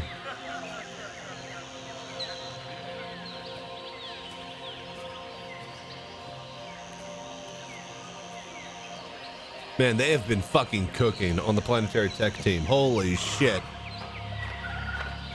Before on fauna now too. And what did I fucking say? Find a crashed ship in the thick jungle? You have to go on foot.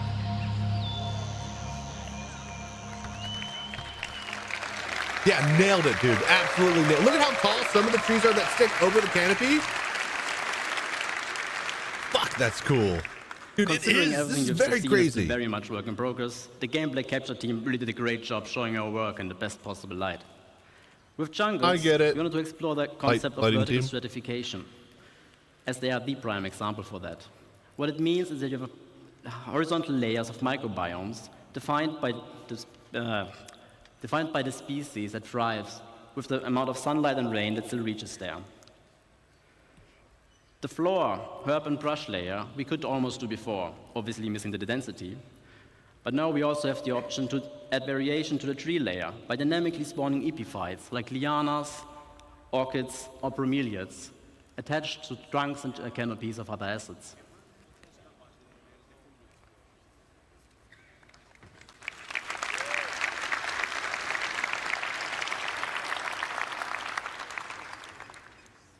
With this and improved density is what will finally allow us to make convincing jungles. And the best part is, we don't even need a lot of different species to create what we refer to as a canvas of a biome. The idea being that we can vary what kind of forest you're in by adding or replacing the plants that visually stand out the most.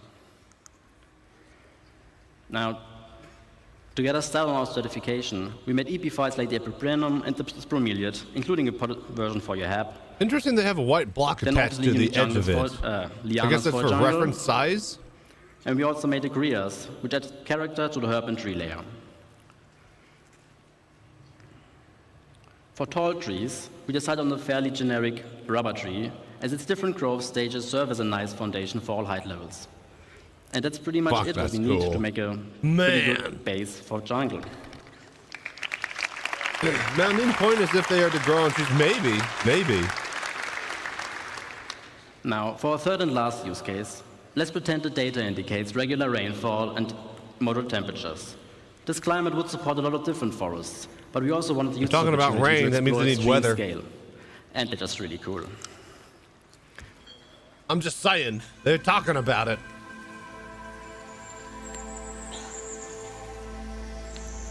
I can't see. Where's the sun? Oh, okay. Ooh, redwoods. Big old California giants.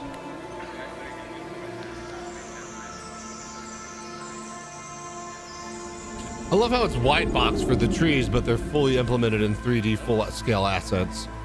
Like, white box for a ship is... Okay, you're playing with fire. You're shaking hands with danger, going that quickly on a hover bike. However, God damn it, Endor Moon. We got it. We fucking got it, folks. You're shaking hands with danger, folks. Okay, be careful out there. Holy shit, the shadows and the lighting because of how thick it is, like they already looked good, but the density was always the problem. This is an actual forest that's been growing for a millennia, you know? So yeah, they exactly created Endor. I get attacked by a space panda. I swear to heaven. I can die happy man. Now, for this one, we first looked at the different redwood biomes on Earth and tried to analyze what the most defining species That margarita's pretty good. With this I understanding, made a double. we then decided on the following plants to allow for a fairly universal redwood forest that will easily support variation across continents and planets. A fairly common family of species for the ground levels of all redwoods are ferns, in our case a sword fern. We also made a huckleberry variant to provide some visual density for the shrub layer. To add some Jurassic vibes, we made tree ferns, as they can be found in New Zealand's redwood forest. I'll be your huckleberry. The most important one, though. What's up, Reswald? Good morning to you. Welcome to CitizenCon 2024. Most complex sets yet. As it turns out, they can grow to be fairly ridiculous in size. We're doing a new planetary tech. It keeps going. Holy shit! Whoa! Yeah, that's a redwood. That's a redwood, all right. Nice.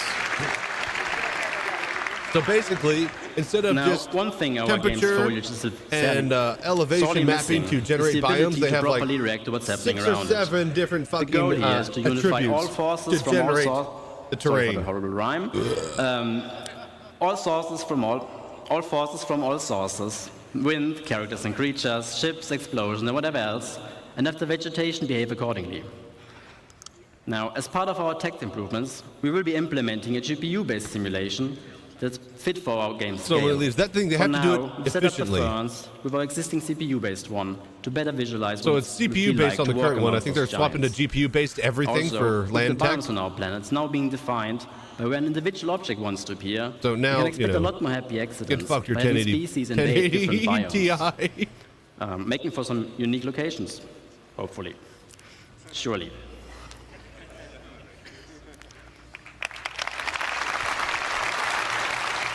Ghillie suit, yeah. Jungle suit. swamp suit. You're gonna need a snowsuit if you're Swedish. Now, before I get to disappear off stage, I just want to say a big thank you to everybody involved, especially my team in Frankfurt for doing such amazing work and being all around great people. And also to all of you guys. I really hope you have a fantastic CitizenCon. This concludes this phase of Genesis, so please welcome Ian to the stage so he can tell you all about the next one. All right, so that's current phase. So what do they got in the future? Man, I'm feeling pretty loosey-goosey from that margarita. Paintball gun in game. Hello, Perfect CitizenCon. paintball area. All right. Those new planets and biomes were pretty, right? But it's time for phase-free civilization to give you some stuff to do. So, let's talk about location density. Yes. We've emulated nature as well as we can to make sure our planets are physically based and realistic, and our biomes are emergent. But it's time to start populating the verse, because where there's people, there are their lives and the structures they build. Settlements. So it makes sense that whenever you This go gigantic explore these asset library planets, they've been cooking for you the past find decade their is going to lives. get used now. And what's even more important is that when we make these structures, that they use and they follow the same rules as our biomes, such as the jungles and the swamps. But before we continue, let's first take stock as to where we are now. At the moment in the verse, we have these custom, beautifully made locations, such as Ghost They are Hollow. very good. We've got our And distribution detailed. centers, or even just some outposts. And these have all been handcrafted by our designers and artists to hit that benchmark. Well, technically, They've been Squadron working 42 is going to be directly released, so it on the has to be planet. if it is. However, going forward, this doesn't really scale with how we want to go forward with the game. Server meshing is about to arrive, and we're going to have a way higher player count. So those 73 bunkers across Stanton just won't cut it. But in general, it's also pretty barren. There's not much for you to explore and find stuff out there. So there's no exploration gameplay. You haven't really put your character to use for the way that you should. So this means we need to go bigger, which Pineapple means from we the need yard, to change slice our and cover with workflow. fresh cinnamon, And cane with any sugar from the workflow, island means roast, we need to first added establish to a new benchmark. marijuana. Dude, sounds So, delicious. With our new Hell yeah, benchmark, Smoke. we are ensuring quality and improve on our previous work. If you and make haven't it even yet, better. you- and any location that Dude, you'll okay. find needs to have its own You need to get unique your girlfriend's personality this. I don't know if and you've no seen that or repetition. used my We don't recipe. want you to find the same location. I don't know if you've seen or used my recipe, but dude, Smoke, make a big giant batch of margaritas using the ratios from that recipe, right? Or just drink, make them single, one lime at a time. Either way. You want the best margarita in the world? Use the one that my grandpa taught me how to make. If you That's the fly down OG to the planet, Mexican, you know, we perfect want you to find margarita. something, let's say, every 100 clicks. But also improve the mission experience. So when you stay more on the planet, you're more immersed, and you go from location to location. Just keep going. Yeah, I was. So going forward, I'm out of we are margarita. I'll have to make modularizing one. all our Make another existing here. locations and assets. And we're basically making a library of buildings and layouts that we'll be using to no longer work directly on the planet. The neat thing, all these modules and assets can be iterated upon and tested right in the editor for all the designers and artists to ensure fun gameplay and interactive sandbox activity, and also make sure all the mission stuff is there. There's your asset Basically, library we're I was building a talking about. toolkit. So let's look at some of the things that we need to keep in mind as Every we're 100 making km that is a toolkit. lot. First and foremost, That we've means got our art style. that as you're flying over, just looking for minables, you'll be just outpost. Emergency shelters, but also utilitarian, like our bunkers and distribution centers. The richer the data, the richer these locations will be. Secondly, they all have a function. We've got mining for our mining outposts, farming for the farmsteads, or just places where people live. The function of the place will define the way the place looks as well, and its form. Well, instead of Starfield being And dynamic, last but not least, right? It the actually people is as well, based off of the soil, faction like and their loadouts. the We've good got soil will lawful have a people, farming like place, new the good Citizens for Prosperity rocks and will have a Pyro. mineral place, you know? Unlawful, such as Xenofred, and sometimes not even no one. And the place needs to look a bit, derelict. And different places, you'll find different people. If she's a mixologist, let me know how good this recipe is, because this is just like, family margarita recipe from the old country. Thousands of You know? locations. Yes, I This is how said my thousands. grandpa taught me how to make them. So, To avoid the same issue of working on directly in the planet, I'd like to introduce to you Starchitect. Architect. Okay. Scatter modules and locations, logical rule set, full control. What Architect allows us to do is directly on a planetary scale scatter all these new libraries and modules and assets and no longer work directly on the planet. And it uses the same logical rule set as our emergent biomes. And it also gives us full control over the data that we set on these locations. So expect locations in places where they make sense. Let's kind of look at all this new Genesis data and all these new libraries and chuck it into Starchitect and see what it gives us. Oh, God damn it. Of course. I tried. As you can see, we're now able to make full-size locations, ever. and they will look completely different based on where you'd find them. The layouts are controlled by the rules, and it will reflect its place in the verse. We've got farms, mining outposts, but even our older locations, such as the bunkers that you find on Stanton. This is pretty dense. Bunker, bunker, bunker, like...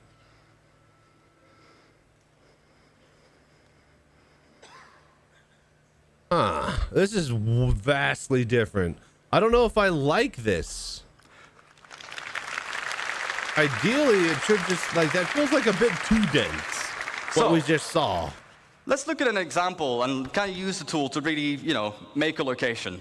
We can define the rules, as I've mentioned a couple times by now. So for our mining outpost, it wants to be near a resource. We can specify what this resource needs to be. But we can also give it suggestions where sometimes you'd find it here and sometimes you wouldn't. Distance to resource, If the location has refineries, it might want to be near water to refine the resources. Damn it, I'm out of Then margarita. secondly, we can define what buildings should be there. So obviously we need mining buildings, houses for people to live as well, and even power buildings that we can leverage with the resource network. Starchitect will intelligently figure out where to place these and what needs to be at the location.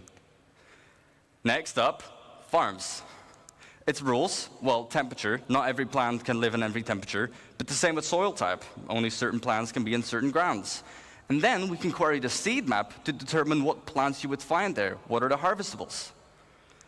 As for the targets, again, farm buildings, obviously, power buildings, houses, but even animals, such as our beloved quasi-grazers. And last but not least, derelict ships. We've got these all over the place currently. Rules, well, they'd be close to anti-air because I would be shot down, but even in harsh flight conditions, such as mountains or low Distance visibility. to anti-air, that's an interesting metric. Targets, well, crash ship parts, of course. Sometimes you'd find the full remains of a javelin, and the other time you might just find the nose of a starfare laying around. So, let's talk about coherency. Sure, we can scatter all these locations everywhere on the planet, and you'll find them in places they make sense, but we can do better. You don't just want to find an outpost completely on its own, right? We want to make sure it really feels like people have built their lives here. So, let's talk about some missing bits. We want to tell tighter stories, such as the people's lives, but also logical exploration. If I find one thing, I expect to find something similar or something else nearby. We also need more data control. What defines one mining outpost being different from the other ones, aside from the harvestables? And also give the narrative developments. Make sure people that's a build hard near thing to rivers, do, making on each mountains. one really seem They build near unique. town halls. They build near distribution centers. Based off of narrative? How are you going to do So that? to hit that bit of our benchmark, we make sure that locations are near each other and group them together. The effect it gives is a fully developed landscape with vistas and points of interest all over. Okay, there's your and we group them distributions. together in what we like to Okay. call a cluster, like this one, that has 13 locations. That makes sense. Holy shit. Clustering. Let's talk Okay. about clusters. Clustering means generating locations So it's near not other just locations. randomly scattered across the So, planet. We like, okay, this for example, is where if you find a distribution center, around a distribution, just like in the verse currently, Bobs. I would find forward operating bases next to them. couple of But outposts. if you go even further out, you'd find mining outposts Yep. to funnel those resources to the FOBs. Go out even further, you'd find caves around them, because that's where they might find some of the gems. Exactly. The system should define the narrative And then we of can even each specify place. the data on a cluster level. And each planet even all more of the so. factions per that live system. at this whole cluster, any mining Caves outpost, around- that- okay, the I same like people, this. but also what commodities they sell, to find on what resource you'd find. Yeah. So let's look at an example of the clusters. Yeah, all right. we have our mining cluster. Again, we can define what rules we should have. Rules, well, near a resource, just like our mining outpost, but also it needs to be on a local planet. This is a way better way to do it than just randomly scattering across the planet. They need protection. Based off of, you know, caves, metrics and stuff. Mining outposts, but even trade posts.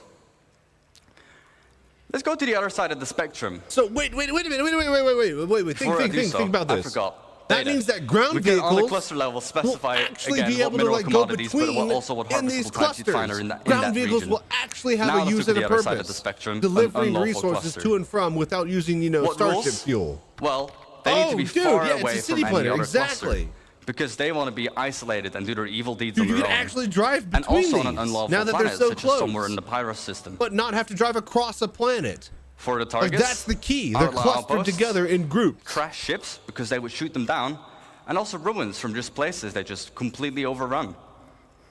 The data on this one, Literally you could spend an entire day, an entire session driving between these and ferrying a bit of resources. At the shops in these regions. So, now that we on have the a ground, cluster, with the ground let's go vehicle. even bigger. If there are roads. I hope they add some Just basic like sort our of roads locations, in between. we can put clusters near other clusters, and we group them together. Now clusters, ranging clusters between of 10 clusters. to 15 locations each. And we group this into what we call a sector. Sectors, okay. Like this one, that has about This is how they 120 truly locations. scale, from the ground all the way up. However, on a planetary scale, we can define how many sectors we should have. Yep. With each their own data and persona. And every single one of these locations is now ready for the mission system to hook up and give you gameplay. And for you to find That's how we scale this fucking a bunch game. of places on your own. Yes. This is Wild Squirrel. And just on this side of the planet. Yeah, I was about to say, and then there are still open space because they have to accommodate for people to explore 3,042 locations. and people to put their own settlements. 3,000 settlements across the planet. There's And currently again, like 73 bunkers right now in Stanton. We're just able to, on a planetary scale, just define how many locations we need, what you'd find there, and to just give that full identity. Brilliant. One planet, exactly. There's 73 bunkers across Thank Stanton. you for listening. The And entire I won't just see you in system. the verse, but I'll see you in a denser verse. Very good. Give him a hand, you guys. Give him a hand. Give this man some claps. However, this was only the first phase of civilization. What I want to Let hear. me introduce you to the stage, the person who will introduce life at these locations, Francesco Raccucci. And then they hand it off to the person and go, okay, so now we have these locations. Now the life at the locations. I love it. They're really just layering it on like an onion today. So, hi everybody. Benvenuti a CitizenCon. So,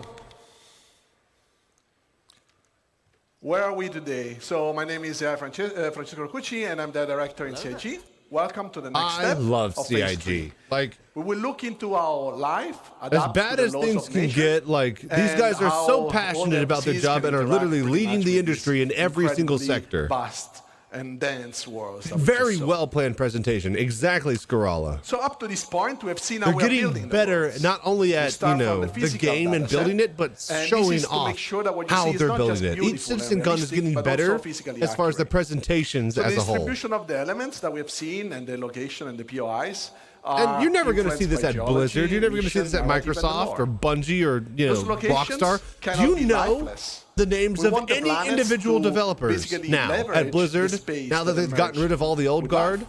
At Microsoft, at So from an AI Rockstar, perspective, I will like categorize maybe the at elements of Larian those we know worlds some into Ven four and a couple of microgroups. other the key guys and stuff, but The like emergent with Star Citizen, everything so we have many of just the seen fans being are built literally on out a of the name-to-name physical data basis with so many of the developers Users in their made sectors locations. of the engine. So this includes everything crazy. that our designers or you players Like everybody's like, will oh, create in the Benoit world. or Water So Guy. something You know, that is it's mankind just made nuts. and not predefined in the environment.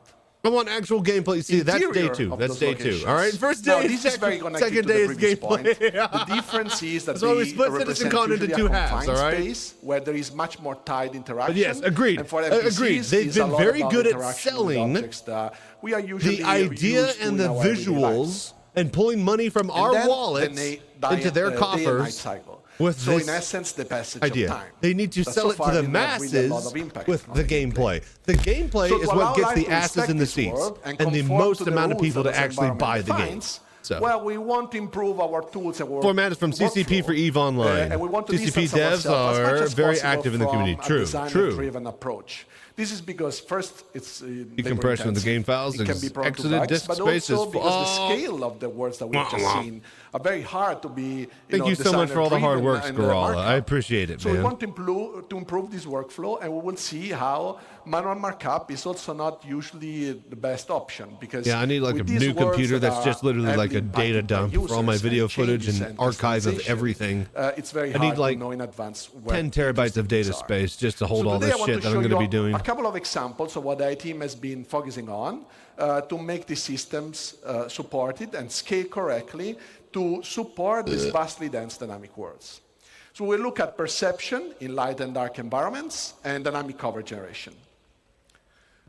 So attacking an outpost now must have a level of depth that goes beyond what we had. So layouts of the environment can change, vehicles may or may not be present, and PC can be anywhere. And if it's a bright day, well, we will be more visible, but our enemies will also be more visible. And if you choose to attack at nighttime, well, we'll attack in shadows during darkness. It's going to be a bit harder to see our enemies, but we will also be harder to be spotted. And it will give us more opportunities to be stealthy. Every single outpost is its own story that you can tell. So as you see, there is also a lot of different light conditions in this outpost. Get AA raid rack, yeah.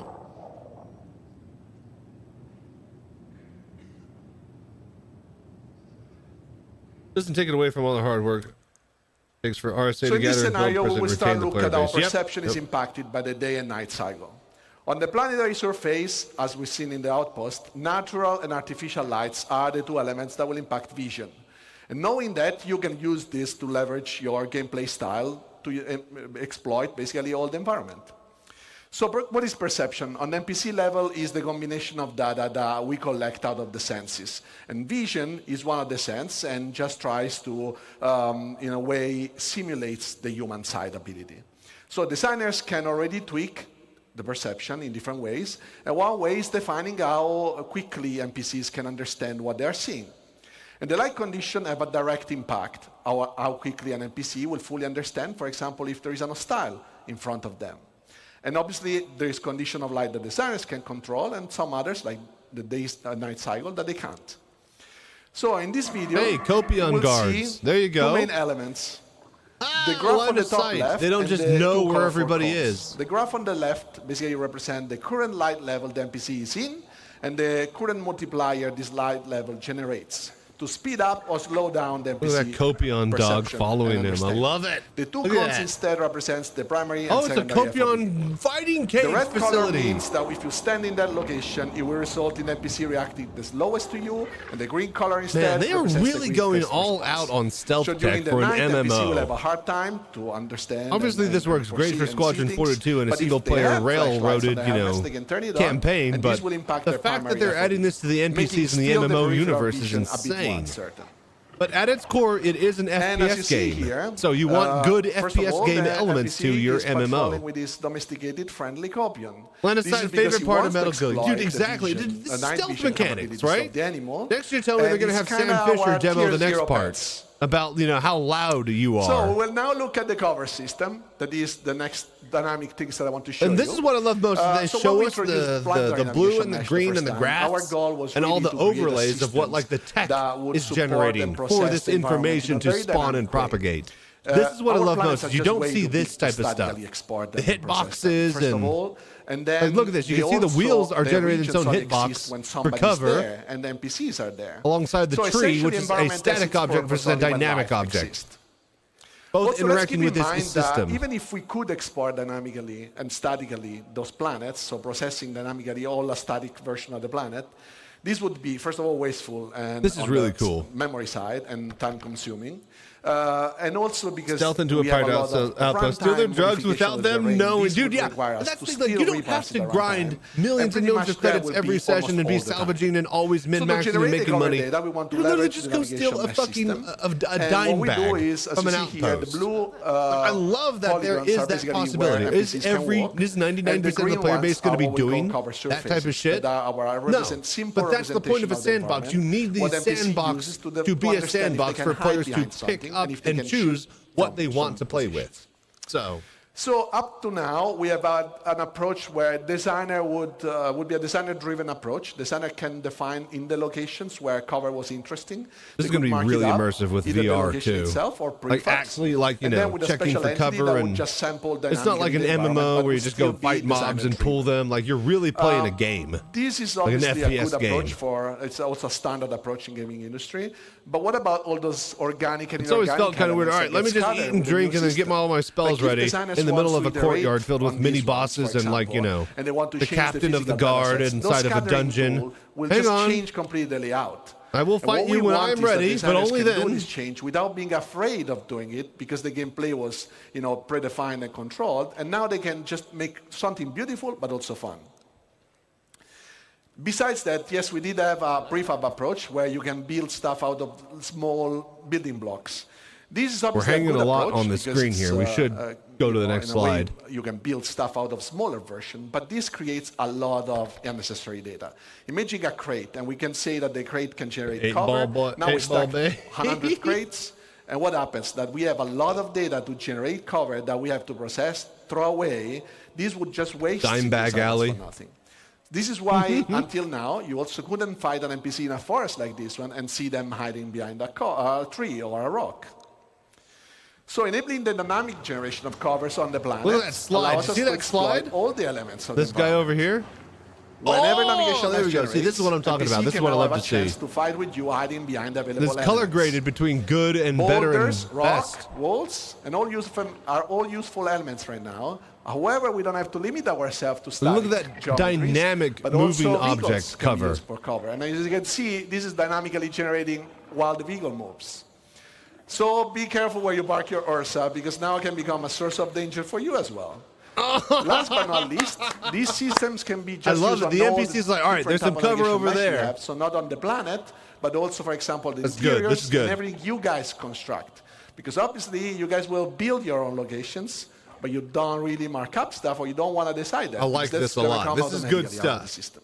Now, when it actually gets into So the I universe want to and show works you- properly, that's a whole different story, right? That's the whole different story. But they want this to happen. So what I want to show you right? now is just like a little bit of insight of what goes behind the scene when we generate cover and navigation mesh.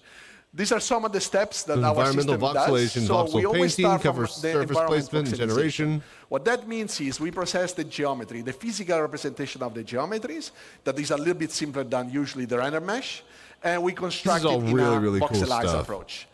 This is also using Like different Origin types all-white Star of Citizen agent edition definition. of an Why AMD so? Because GPU. obviously That where would be human really can move, sick. it's not the same as where I a imagine vehicle that there's can going to be a move. So we can define lot different of type of cross, precisions and you then know, speeding up the process where we cross when we have promotion to, or type be more coverage precise, once Squadron where we cannot 42 be. drops And we and can it's a also create success, overrides and based on everybody different wants a things. piece For of Star example, if you Citizen. crouch, you can enter into smaller locations that way you And stand. game markers can't just say it This magically process is in the basically game and common between working. navigation mesh and cover. Unfortunately, sometimes After that is generated, you know, then we can things evaluate the take voxel time. in different ways. For example, defining where we can walk. So can we make the step with our foot over a specific voxel?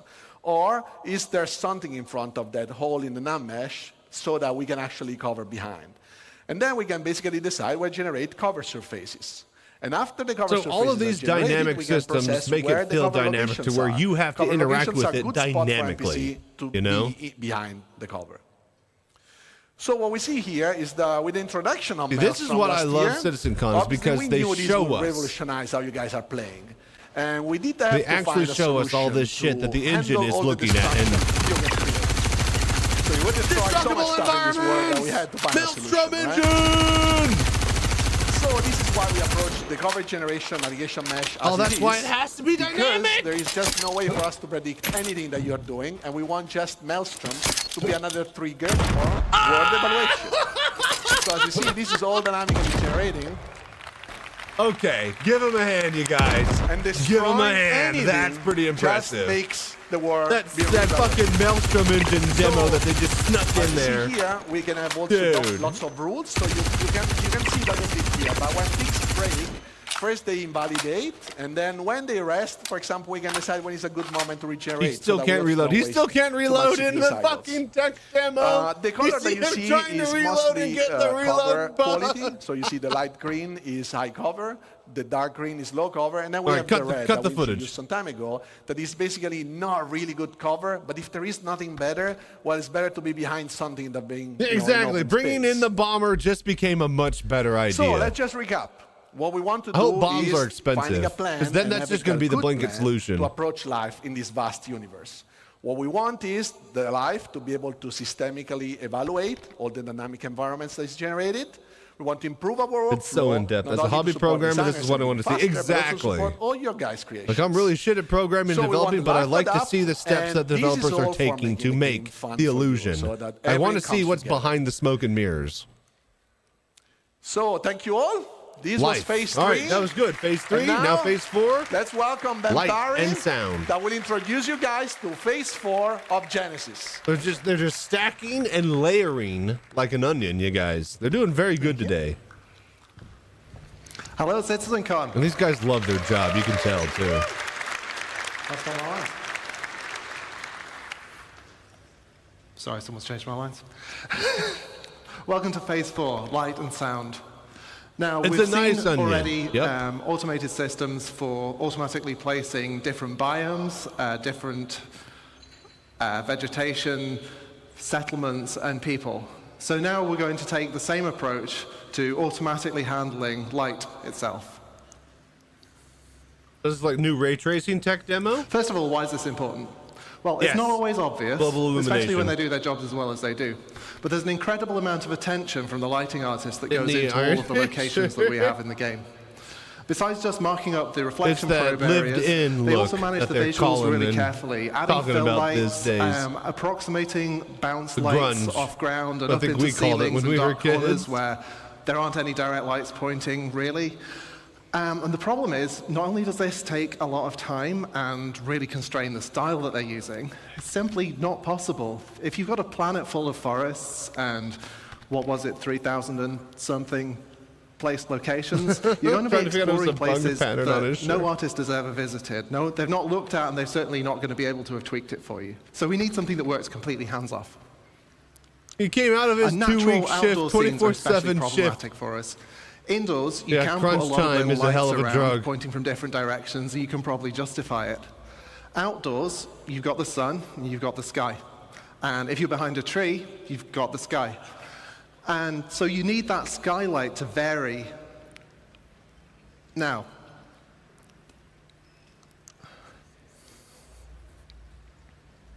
so this is the forest as you'd see it without the GI system. As you can see, all the shadows are receiving lighting from the same environment probe, so it's basically just a flat color across. We replace that with around 40,000 mini ray trace probes. Each of them has their own view of the This sky, is all and of so a that sudden gives just you like way more really contrast and going over my variation head. as you move in and out I of the am canopy. very behind on lighting as far as, knowledgeable information that I have retained. I know that ray tracing and all that stuff is a Now, big there are a fancy couple thing, of but other like, pieces of the puzzle that we've been working over the last year. I used to watch Now, like the first Havoc is, physics well, all the stuff that demo you can't engine stick stuff back in the 40,000 day, mini probes just for onto. fun. Anything that doesn't have Been out of the an loop opaque for the surface, last few we can't years, I really feel, know where it is on the screen and track it from comparatively. frame to frame. But if we don't do anything, it's going to stick out like a sore thumb. We've got fog, we've got particles, we've got the other little things, I don't know what they are. And so we need something to do with those. So to address this, we've added a kind of stable grid of medium-y kind of probes that are generated around the player as you move around. So that gives us approximately Lefty on matching standby lighting for my that we can apply to all of Yeah. those things. Now, this is a little bit difficult to illustrate in normal scenes, so for once I've been making my own levels. Okay, here As we you go. can see, Pico's in trouble again. But because the lighting team hasn't helped, Look at the you big can't see anything bennies in most of the lighting scene. up the forest If you floors. add the transparency GI system, suddenly the whole scene comes alive. Okay, And there we go. This is something that we could never have done until we added this tech. Pico abduction. Oh no! Get him back. Dude, that is so many people. Look at Now, how the other big piece that of the hole puzzle is. glossy reflections. Now, we've got It's a fair more few shiny deep objects in and the not game, as you may have wide noticed. as last And year's, We've it got the looks same like. problem that Last year's was a really if we wide fix hall. the lighting on one thing and then the reflections don't match, it's going to look terrible. Also, ray tracing reflections is really cool, and we wanted to do it. And the challenge here, though, is that the ray traced reflections you're going to do, they're not just mirrors. Like, we've got a whole range of objects in the game, from like a scuffed hull panel all the way up to chrome polished pipes. And we want the same system to apply globally across that. It would make it a lot more I'm going to efficient if do it an did. uncomfortably short breakdown on what this tech looks like and how that comes together. So here's what we need to beat. Now, obviously, it reads as shiny, but there's this kind of fakeness to it. It kind of looks a bit like it's flying. So let's see what the ray tracing looks like. Yeah, it's really noisy and horrible. We need to clean it up. So what we do is we let pixels share their data in space. Spatial filtering. Okay.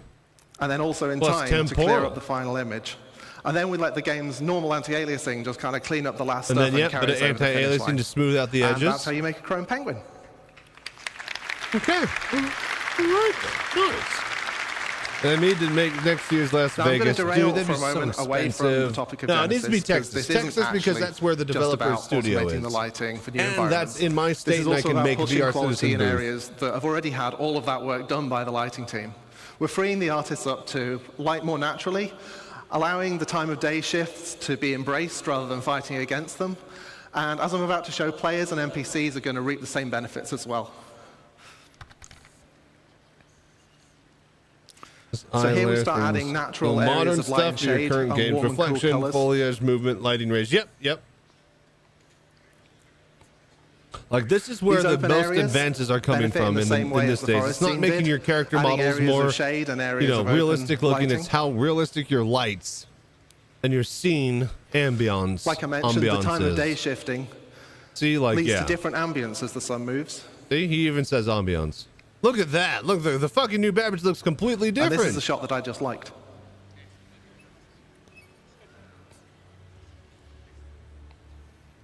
It's a lot softer. Finally, let's see how the new GI system can brighten up your character's day.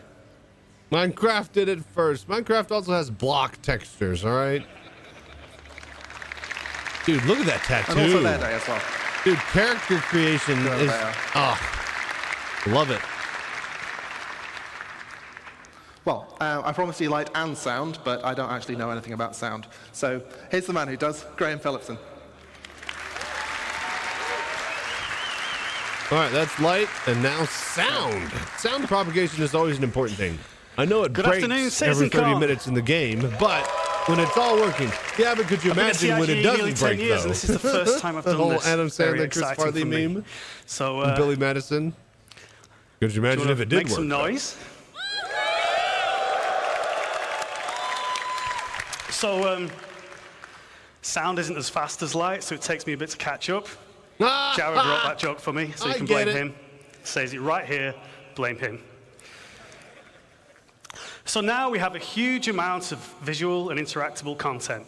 Locations, biomes, populations, planets, and systems. And now they're all beautifully lit too, thanks Ben. But how do we paint this world with sounds? It's a challenge. It's a challenge of scale. We need to support multiple star systems, and it's a challenge of quality. We want the highest quality possible. We also don't want implementation to hinder creativity, and we want a seamless experience. So we're asking a lot. But with Star Audio, we can rapidly implement audio for entity classes, brushes, or audio sweeteners. So layering all the of different which things can that be each reused and entity should reflected create immediately across the audio-wise game, into the including scene. all of those emergent locations we talked about earlier. So again, this is Genesis data driving what happens in game. Genesis data driving it too. And Nice. we can do all this without breaking flow. So here's a fairly dry video. It gets more exciting later, I promise. Showing you our rapid workflow. So over on the left, I had to think about that, we have the Wise editor. That's where all our sounds live. In the middle, we have Star Audio editor. And Okay, on your insects. right, we Okay. have an entity that needs some insect sounds on it. So we can very quickly drag from Wise to Star Audio. We can mark up very quickly a bit of logic, and we can re-trigger this entity's spawn sound so that it immediately makes a sound. Yeah, no, I get plenty of issues with the guns on my assure ship that is cutting a out, group but of I think this insects. guy's in control of the bugs, it looks like. Thank you. You're too kind. I know. Once, yeah, could you imagine like if the that one, audio you like did the work? ones that come later. is that meme all over? But Look at there's a this little back something shot from missing. the stage. Look at this. We got So all to the add some screens realism, on the stage that you can sounds see. respond to Going back how one. they move, I can't go back how one. you All move right. in the world and how they move relative to you. So we need to change the frequency as their velocity relative to the listener changes. This is known as the Doppler effect. In simple I was about to terms, say, the pitch so dropping you're talking about a as something Doppler. whizzes by. Or, in even simpler terms, Yep. Now, sound designers traditionally needed to implement their own Doppler sounds. But given how fast we It can needs to be travel through dynamic. these rich, dense locations and the sheer number of them, we can't afford to be doing that You any have to do it longer. systemically, so yeah. we've created a systemic Doppler solution. And I'm going to show you that now, the only way I know how. Very cool. By putting a big Benny noodle machine on top of a mountain. Is that what the sound they make?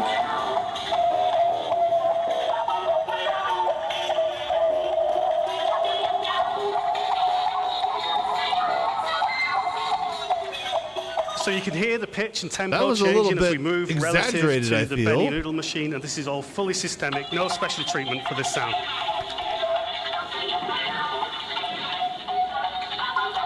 I guess it would depend on how fast you're approaching the object, wouldn't it? Fuck.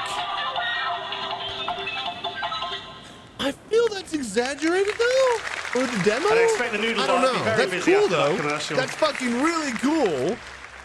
So, how does it work? Well, the listener is surrounded by variable time delay buffering. Not the Okay, horrible audio kind of listener, buffering you get on the delay internet. This is a buffers. really nice kind that helps the game sound It's good. on distance. Okay. Each buffer represents a section of the sphere around the audio listener, and the audio is mixed into these buffers at a position that is appropriate to the Interpolating the audio position data. in the world. Changes in the position are applied to the delay buffer by interpolating the audio data. But that's not all we're doing here. Now, I know there was a bar citizen yesterday, so some of you may not be thinking as fast as you might normally, but you may have realized that by buffering the data in this way, we're not just creating a speed of sound, we are not just creating a Doppler effect, we are indeed, and I just spoiled my own line, creating a speed of sound effect. Ship flyby would have probably been a little bit better of a use of it, Introducing but systemic speed of sound the to the high-pitched game. noises I of the now Benny have, machine are easily able to show it off video, because of the way and we that go high through pitches rapid work fire, over low Looking at pitches. some fantastic examples of what this They brings to move the game. faster through the air. Starting with a spaceship pass by that is supported tonally by the systemic speed of sound.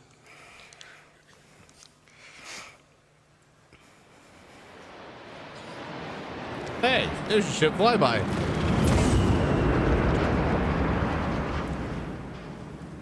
There you go. Okay, sounds cool. What about weapon fire?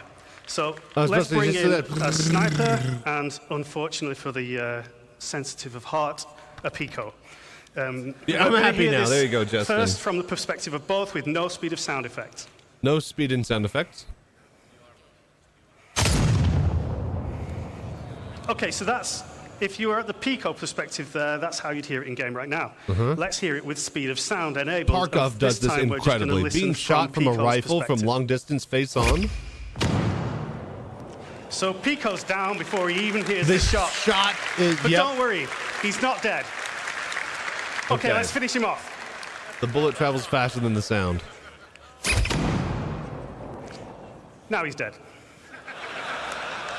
There's the And sniper right as there. the voice of Pips power up, I need to get some proper placement in. So There. there's one more example for you. Sniper's right there. Now finally, oh, not finally, we have ship weapons, so listen to the fire rate as the ship approaches the camera here, giving you a bit, Oh yeah, bit of no, a sense like of threat. the audio breaks all the time for me in a ship. It's insane when I'm in the cockpit. It drives me nuts. It's not too easy to tell what's going on there, but you get an increase in fire rate. Finally, the really cool stuff, explosions. So we can put a cinematic element, a shockwave element, and a delayed speed of sound effect. Oh, very cool. You see the flash and the explosion before the And sound that's and way the too cool shockwave to do just propagation. once, so we're going to do it Very twice more cool. from Very further cool. distance. So again, Hang on. cinematic effect We're working on the first when you slide. see it. All right, here we go. Shockwave Nice. and the explosion itself. That's great. This is all completely driven by parameters in the game, so we can do this for real whenever you drop a Moab. One more. That was a big boom.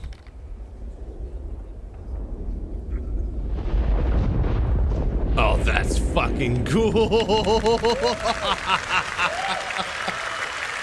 That's pretty cool. A new distance-based Doppler. It's only a kind of distance, right? So it's not 100% great. So, well, speed of sound it is based off of simulation gives you a your better speed sense of through distance, the it sound improves the generator. sense of Yes. speed, and it supports those amazing cinematic But if the sound moments. generator is moving, then it should create the So, same effect dynamically. In summary, we're trying to make the game more immersive and Yeah, respond you can literally to count all the seconds. Genesis Okay, data well that and only make works it if feel it's the more same real. atmospheric And that's not rating all and we can do. levels We can as make Earth. sounds Right? respond If differently you got to different changes in densities of atmospheric atmosphere, pressure then it's that going to result in travel changes in sound-wise temperature. differently So, through for that. example, the sound will travel faster in extremely hot, high-pressure environments. We really look forward to getting this in game for you and getting you What did I enjoying just it fucking at finish home. saying? Now, that's all from phase 4 of the Genesis cycle, light and sound. So I'm going to hand you back to the amazing Ben Wonderful. and Ali Hell to yeah. bring I us like home all of this. with the This is final great. phase.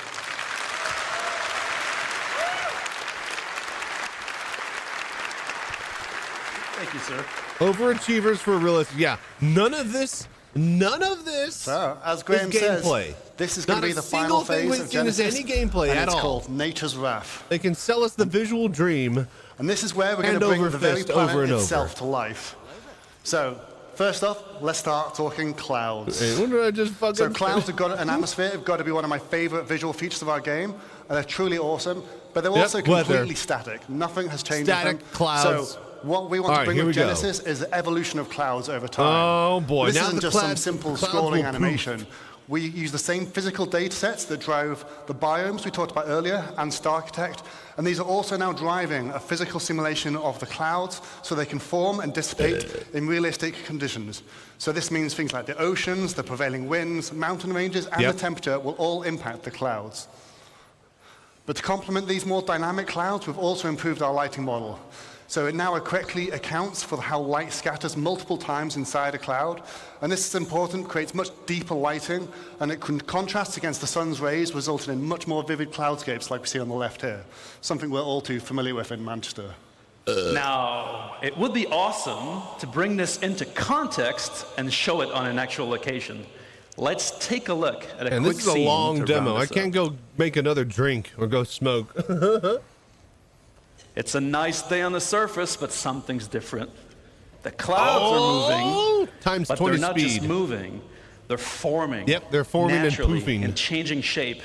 They dissipate as they This glide is on hard the to do. atmosphere based Holy on wind shit, data. this is hard to do. Stratus and I wouldn't even cumulus know where to alike. begin programming-wise to doing this dynamically. Now we start seeing the new cloud shading model come into play. And We notice are how like the seeing big enhanced gigantic occlusion set of clouds beneath is the coming, cover, and little emphasizing tiny the stuff is being sunbeams, generated how on it the interact fly with the in clouds, between. and seeing the light shafts peer And now through the the lights layers. propagate properly through it. Amazing. Now, as this is closing in, we can start to see the changes in visibility of the area. Wow! Light precipitation is starting. Previously, we authored static cloud shapes, but no longer. We didn't manually place a volume here. Its presence has been informed by Genesis data. By and it's Genesis not just data, a cloud too. volume. It's a weather front.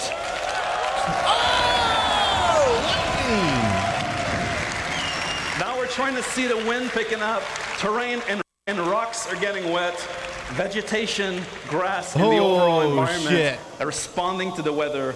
The system is changing the world You around need us. texture mapping for We can every see single bit of puddles being foliage formed to have a wet, dynamically in the sheeny dirt, surface. properly responding to light, reflections, There's and bits of rain puddles and droplets, stuff now? making it's getting really ominous and loud in here. I can feel the danger. I think we should let this play out in the game.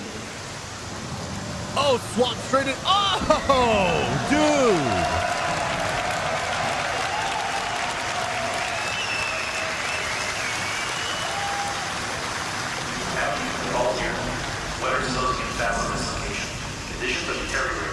SCVR on your seat. We need to leave now.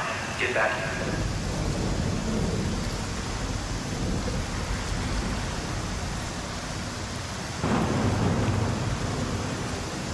Walking in the mud, yeah. Dude, melting even 4090s. That's why they got the 5000 series right around the corner. Little landing bay. There's a ship in there. Looks like a Gladius.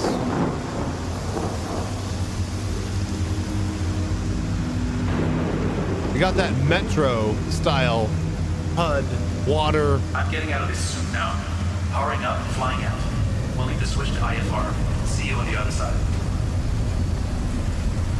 Okay, it was a Gladius and a MSR, maybe? Or Zeus.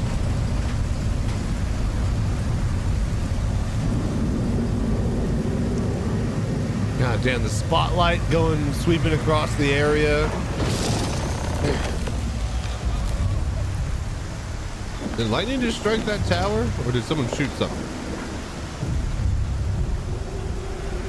I was about to say, dude, I know. I need you guys to be paying for my CPU, my GPU, and computer upgrades. So get those donations flying in, man. This game isn't going to play itself in VR.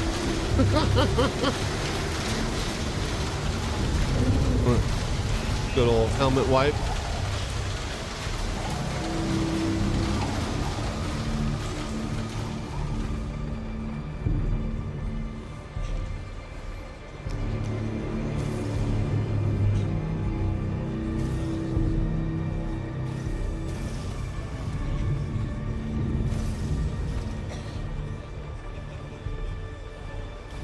Look, did you see that reflection off of the windows there? That proper dynamic reflecting. I don't think that was in yet. I don't think there's proper dynamic yet. Looks like a static image. VR will be a real life space simulation, dude. Exactly. Rain sounds on the ship hitting the window. Yep.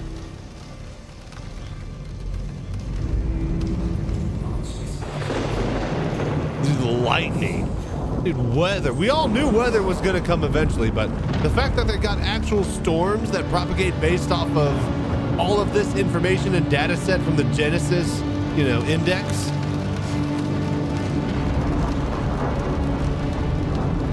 Oh, holy shit. And then flying up through the rain into the clouds.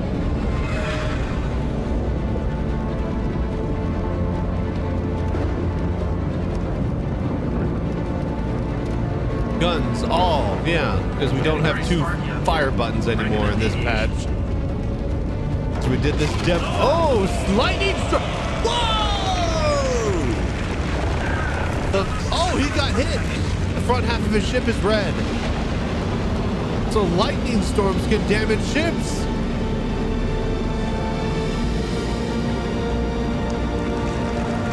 Will lightning strike EMP your ship or do? Yep. There you go. We find out. You ask and you shall receive. And then look, it's all nice above the clouds. It reminds me of the third Matrix. Wow! Wow!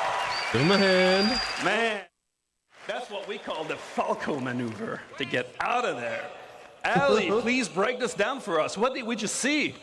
Everything. So that was a combination of lots of tech we just saw. They're all combined together to make a really great CitizenCon is all about. So we started with the cloud simulation, which wasn't really a cloud simulation. It's a weather simulation. The rain will appear not at random, but it's based on physically plausible conditions. So you have real weather fronts evolving across your planet all the time. We have a host of visual effects, like the rain, and then you have the atmospheric scattering that you get under the columns of rain. We had the puddles and the splashes and all of this type of visual effects. We saw the wind developing over time, and that introduced turbulence to the flight model, making flight very challenging. Turbulence, wind. And then, of course, we saw the lightning, which that was a lightning strike. But direct strikes will damage your ship, and of course, some storms will be dangerous enough to be fatal, as Ben's unlucky Aurora just found out. And these storms will sometimes be short-lived and localized, but others will be larger and potentially permanent on some planets. And this is going to restrict access via flight. I mean, players will be forced to resort to ground vehicles or even foot. The shipment of weave legs was lost. How? Meaning that you might find yourself trapped in some really unexpected situations. So we really can't wait to use all these mechanics on the to open up insurance form many that new says gameplay acts of God. All in the verse That's what that's for. Chris Roberts strikes again.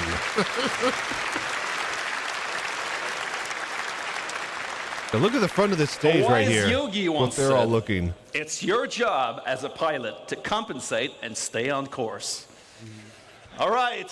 What have we learned today, guys? Genesis is incredible. We've shown you an That was a approach good demo. of encoding the rules of That was nature a good into hour and a planetary half, you data. guys. We've seen biomes emerge from Close geology, boxes. Get hit, temperature, no humidity, shit. climate, weather, the physical terrain. Emergent we create gameplay, denser, yeah. more diverse living planets without artists hand placing or manually creating biomes, instead leveraging asset mapping.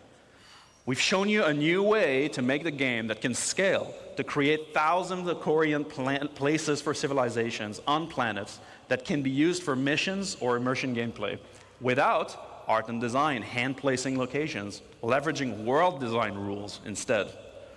We've seen how populations of AI and NPCs inhabiting Yeah, that's what I really want to see, is them just populate and build a planet. Now I want to see the time frame that they can build markup a by planet. developers, allowing the creation of more playable spaces. Hopefully that'll be like an hour-long We've ISC shown you demo how or light something, and you know, sound an also ISC benefit from Genesis data. to Star influence Citizen live planetary episode environments. next month And or we've so. I shown would how love to these see them go through and these build systems a come planet. together when weather Like, you got comes Build-A-Bear, into you an got area, Build a Planet. changing your gameplay experience significantly. Exactly. Our goal with Genesis you could sink and all of literally its system is to all create of your time. more worlds, better worlds. Exactly. You really faster, don't do by much else applying our except tech play the game. wizardry And craftsmanship unlike to other build systems MMOs, that hopefully respond to this is all data. this is all That's our visuals, Star right? Engine presentation You need to for get the today, guys, gameplay for this design year. for this, Have a but great CitizenCon. hopefully they don't just jerk us See you around later. and waste our time. You know, and they actually allow us to just do what we want and not like, oh, but you know, if you don't do this weekly or this daily, you're behind and all this shit like Hello, this. viewers. So I'm Kirsten. I'm a producer here at Cloud Imperium, and I work with the UI Tech and Planet Tech teams. Off the back of that amazing presentation phone is the lovely Will practically Hain falling on out of Planet that Tech. non-existent How are you feeling, pocket. Will? Yeah, I'm feeling this really pocket good. is thank you. non-functional. It's been This a pocket good day is so far. non-functional. Maybe Beautiful. this That was one a works smashing and is real, presentation. but How is it to I have my you doubts. here in Manchester versus LA last year? It's very different. LA is, of course, amazing. It was incredible to visit. But I Send think drop there's something rate really special helmet. You about doing found it. Hell here, yeah. just down the road from the You studio. get hit with lightning It's 1 foot amazing away to from the see ship. the people you get coffee with, the people you work with, and you chat about problems and do Yeah. design with. They're Exactly. here too this time. Whereas last time, it was amazing and it was lovely meeting all the LA folks, but it's just not the same as the people that you work with each day. I love it being here. Jared's It's great. burn the bar. Oh, it must be amazing to celebrate all the work you've done with the community and the studio here in Manchester. I need to get my Absolutely. margarita It's- recipe on no a one cue person card so carries that I any can of drop this. it to the It's all bartenders at one of these teamwork, and events. having everyone here to kind of share I'm gonna go that make and another see one. everyone and meet the Let me know what I community. missed. It's just incredible. Well, with all that hard Cheers. work that you just got to show off to everyone here today, what are the main 3 takeaways from today's presentation? So it's like Benoit just said, the whole Genesis set of technologies is all about creating more worlds faster and better. We've got a benchmark. Things look great. Pyro looks incredible. But we want to be able to deliver that more. We want to be able to exceed that benchmark and do it across everything we make going forward. And the whole Genesis panel, I won't pretend that I know everything about everyone's section because they're all experts. But all of it is coming together to create a much better game and much better content for it. Amazing. Okay. So, what was your personal favorite moment from that presentation? Well, that's not fair. I love all those people. The dynamic weather demo, I'd not seen that cut. It's incredible. I love it. I have to shout out Seb's work. He makes the techie stuff that me and the Planet Tech team make. He makes it beautiful. And his team, of course, over in Frankfurt, they're all incredible. I love them all. But I can't pick a single favorite. I could shout out everyone because it all looks amazing. I don't want anyone to feel like I didn't. Very humble. So, tell us a bit more about what players can expect off the bat with Genesis. What are the biggest changes coming for them? Well, you're going to see the planets become more and more physically based. As this technology matures and is finished out and is rolled out to the stuff that we're delivering to live, you're going to start to see all of these things come together. You're going to see that cohesion that we demoed today. And I'm hoping that we're going to show you some more of the steps along the way as well in the future, where we won't just be showing you pines anymore. We're going to be showing all that incredible stuff that Seb's been busy authoring. Together, it's just going to look amazing. I'm so excited to get this into people's hands. Beautiful. A personal highlight for me was seeing the water interaction with the biomes. Is that something you're excited for players to interact with? Absolutely. The swamp demo with the water interaction, I kind of knew it was coming, and I'd seen like the clip in the background, but seeing it there and it just working is great. I love it, and I can't wait for once those biomes are out and you can go and explore. There's so much more reason to be in the water and see it all. I'm very excited, yeah. Immersion's obviously very important to our community, but I would just want to touch on the work you and the team have done. Is there anything you want to say to anyone in the studio, or any shout-outs you want to make to the people you work with? I don't know what to say about fans except come up and say hello if you are one. Back at the studio, you guys are all amazing. It's great being the person to stand up and talk about this stuff together with Ali as well, but there are so many people that go into making technology like this, whether it be the water sim and the rendering and all the people that worked on that, or the Planet Tech and all the people who have worked on the giants whose shoulders we stand on, and then the people who work today. It's not just me. We have a team. We have a group of people, and everyone brings a unique contribution. It's amazing. It's great. So thank you to everyone. Yeah, just to echo that, thank you to everyone who's worked so hard on all this tech, including yourself. Yeah. What was your favorite bit? I like seeing the Pico get shot. Absolutely. Shoot that guy. He doesn't, we don't need him. Well, speaking of community, I think it might be time to throw over to Dan, who's checking out the community booths. Dan, are you ready for us? Yeah?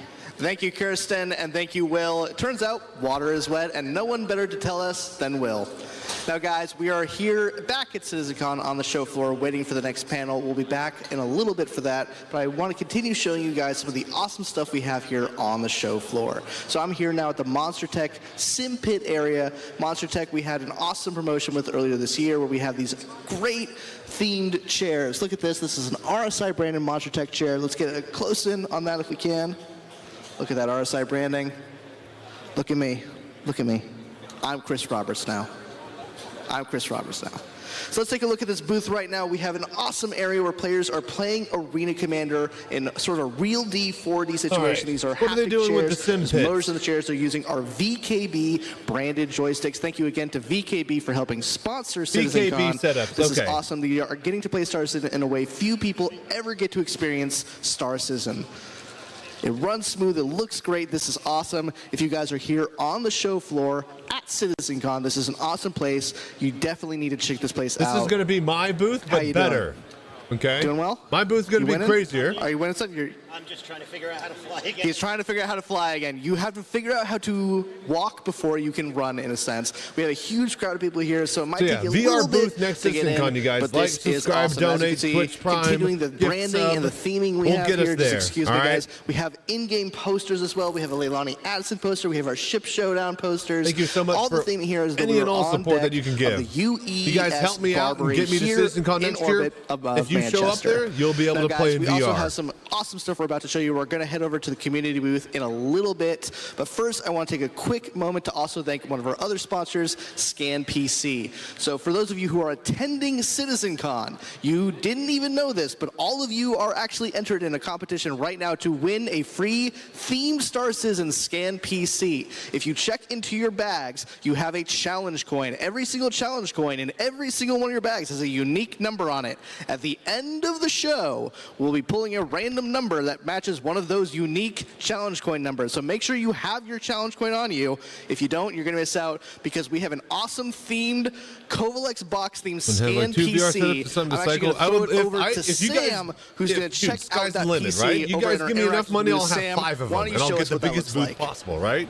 If I can only afford one and I have to pay for it myself, then I'm going to do it. But like whatever support you guys can show is going to determine what I can bring to CitizenCon. Hi guys, so we're starting the and welcome donation over to drive the community now. booths. Donations, so I'm right here right? at our Twitch Primes, subs, booth, all of that is just and we going to do go have into a one big of old those box, special PCs and I'm going to spend right it all here at once. on the desk.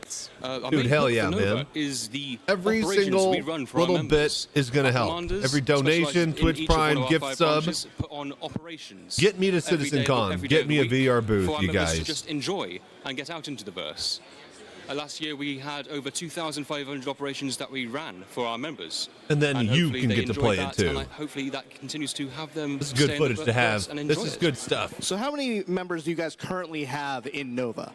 On the last count we had just over 13,500, and we hope it steady, keeps on to keep on climbing.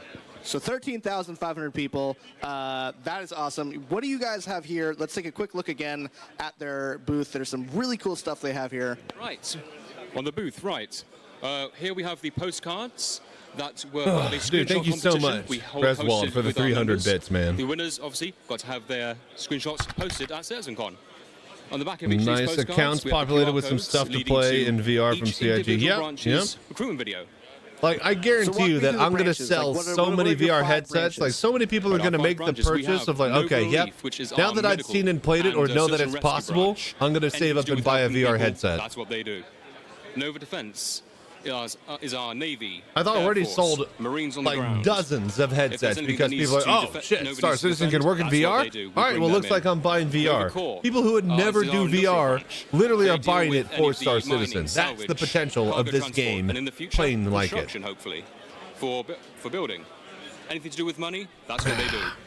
Nova Frontiers, our scientific and exploration if I get enough money, if you guys donate and get enough, I'd like to bring a brand new cockpit, brand new computer, and brand new headset to Star Citizen CitizenCon. Our diplomatic and right, so racing and touring any and all stuff that you get. Get a Cape Pass and CVR. Exactly. I'm gonna try to holler at like Quest, at Pimax, at Index, see if I can get literally any traction. But it all starts from you guys. The more interest and support that I have, the more it gives me the courage to reach out and do stuff like this. So much again for inviting us into your lovely. It's one thing for me to say, hey, Quest 3, or hey, Starforge PCs, can I get some free stuff and do this for this thing next year? Oh, cool. Well, what have you done for it lately? Oh, I've got like 300 bits. Once we get like $500 to $1,000, and I say that I've gotten this much in donations and stuff, they might be more willing to actually give me some big stuff to help do it. Lots of chips. Sorry, people are talking in my ear. Yeah, I got like $15 already raised. Oh, so guys, I want to thank you guys 15 whole dollars, huh? So you want us to pay for the whole thing, is what they'll say. I unfortunately need to throw over to so it's Sam. a bit cheap and no base station. Yep. Over to Sam. Let's do running on the desktop plus the guide and Discord. Just need to connect the USB-C. The Airlink. The Airlink. You don't want to be nothing over Wi-Fi if you can. Hardline every single thing. Get no Wi-Fi for internet, no Wi-Fi for no Wi-Fi for VR support. You want it all. What panel's up next? Getting drowsy here. Need to know if I need to inject caffeine. If you're needing a nap before, oh, he did actually injure his leg. Oh my gosh. I really messed up my hammy. Oh, that poor man. Pro tip: don't get old. All right, so we just finished our Star Engine presentation, Brave New World. I want to do one more round of applause for all the CGG guys pinned who got message up here and showed you their work. Let's see, what is the next panel? Couldn't get better. They come up to us about 3 months ago and they're like, hey, we've got this. Do you want to show us the CitizenCon? I'm like, yes. Yes, we do. A social universe. So this is going to be the org and party and friends and stuff. The social interaction crap in the next panel. Our next presentation are a group of several dear friends of mine. Yeah, no, that flight jacket. Sean Tracy. They're going to sell that this year, I think. You know I love you, baby. I love you.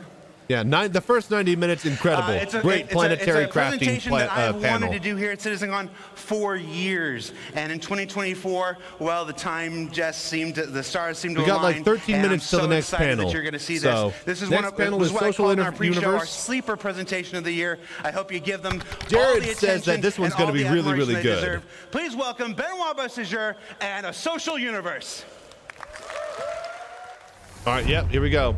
See, Jared's saying that this is the sleeper one. This is the one that I'm really looking forward to. I'd say this for years, right?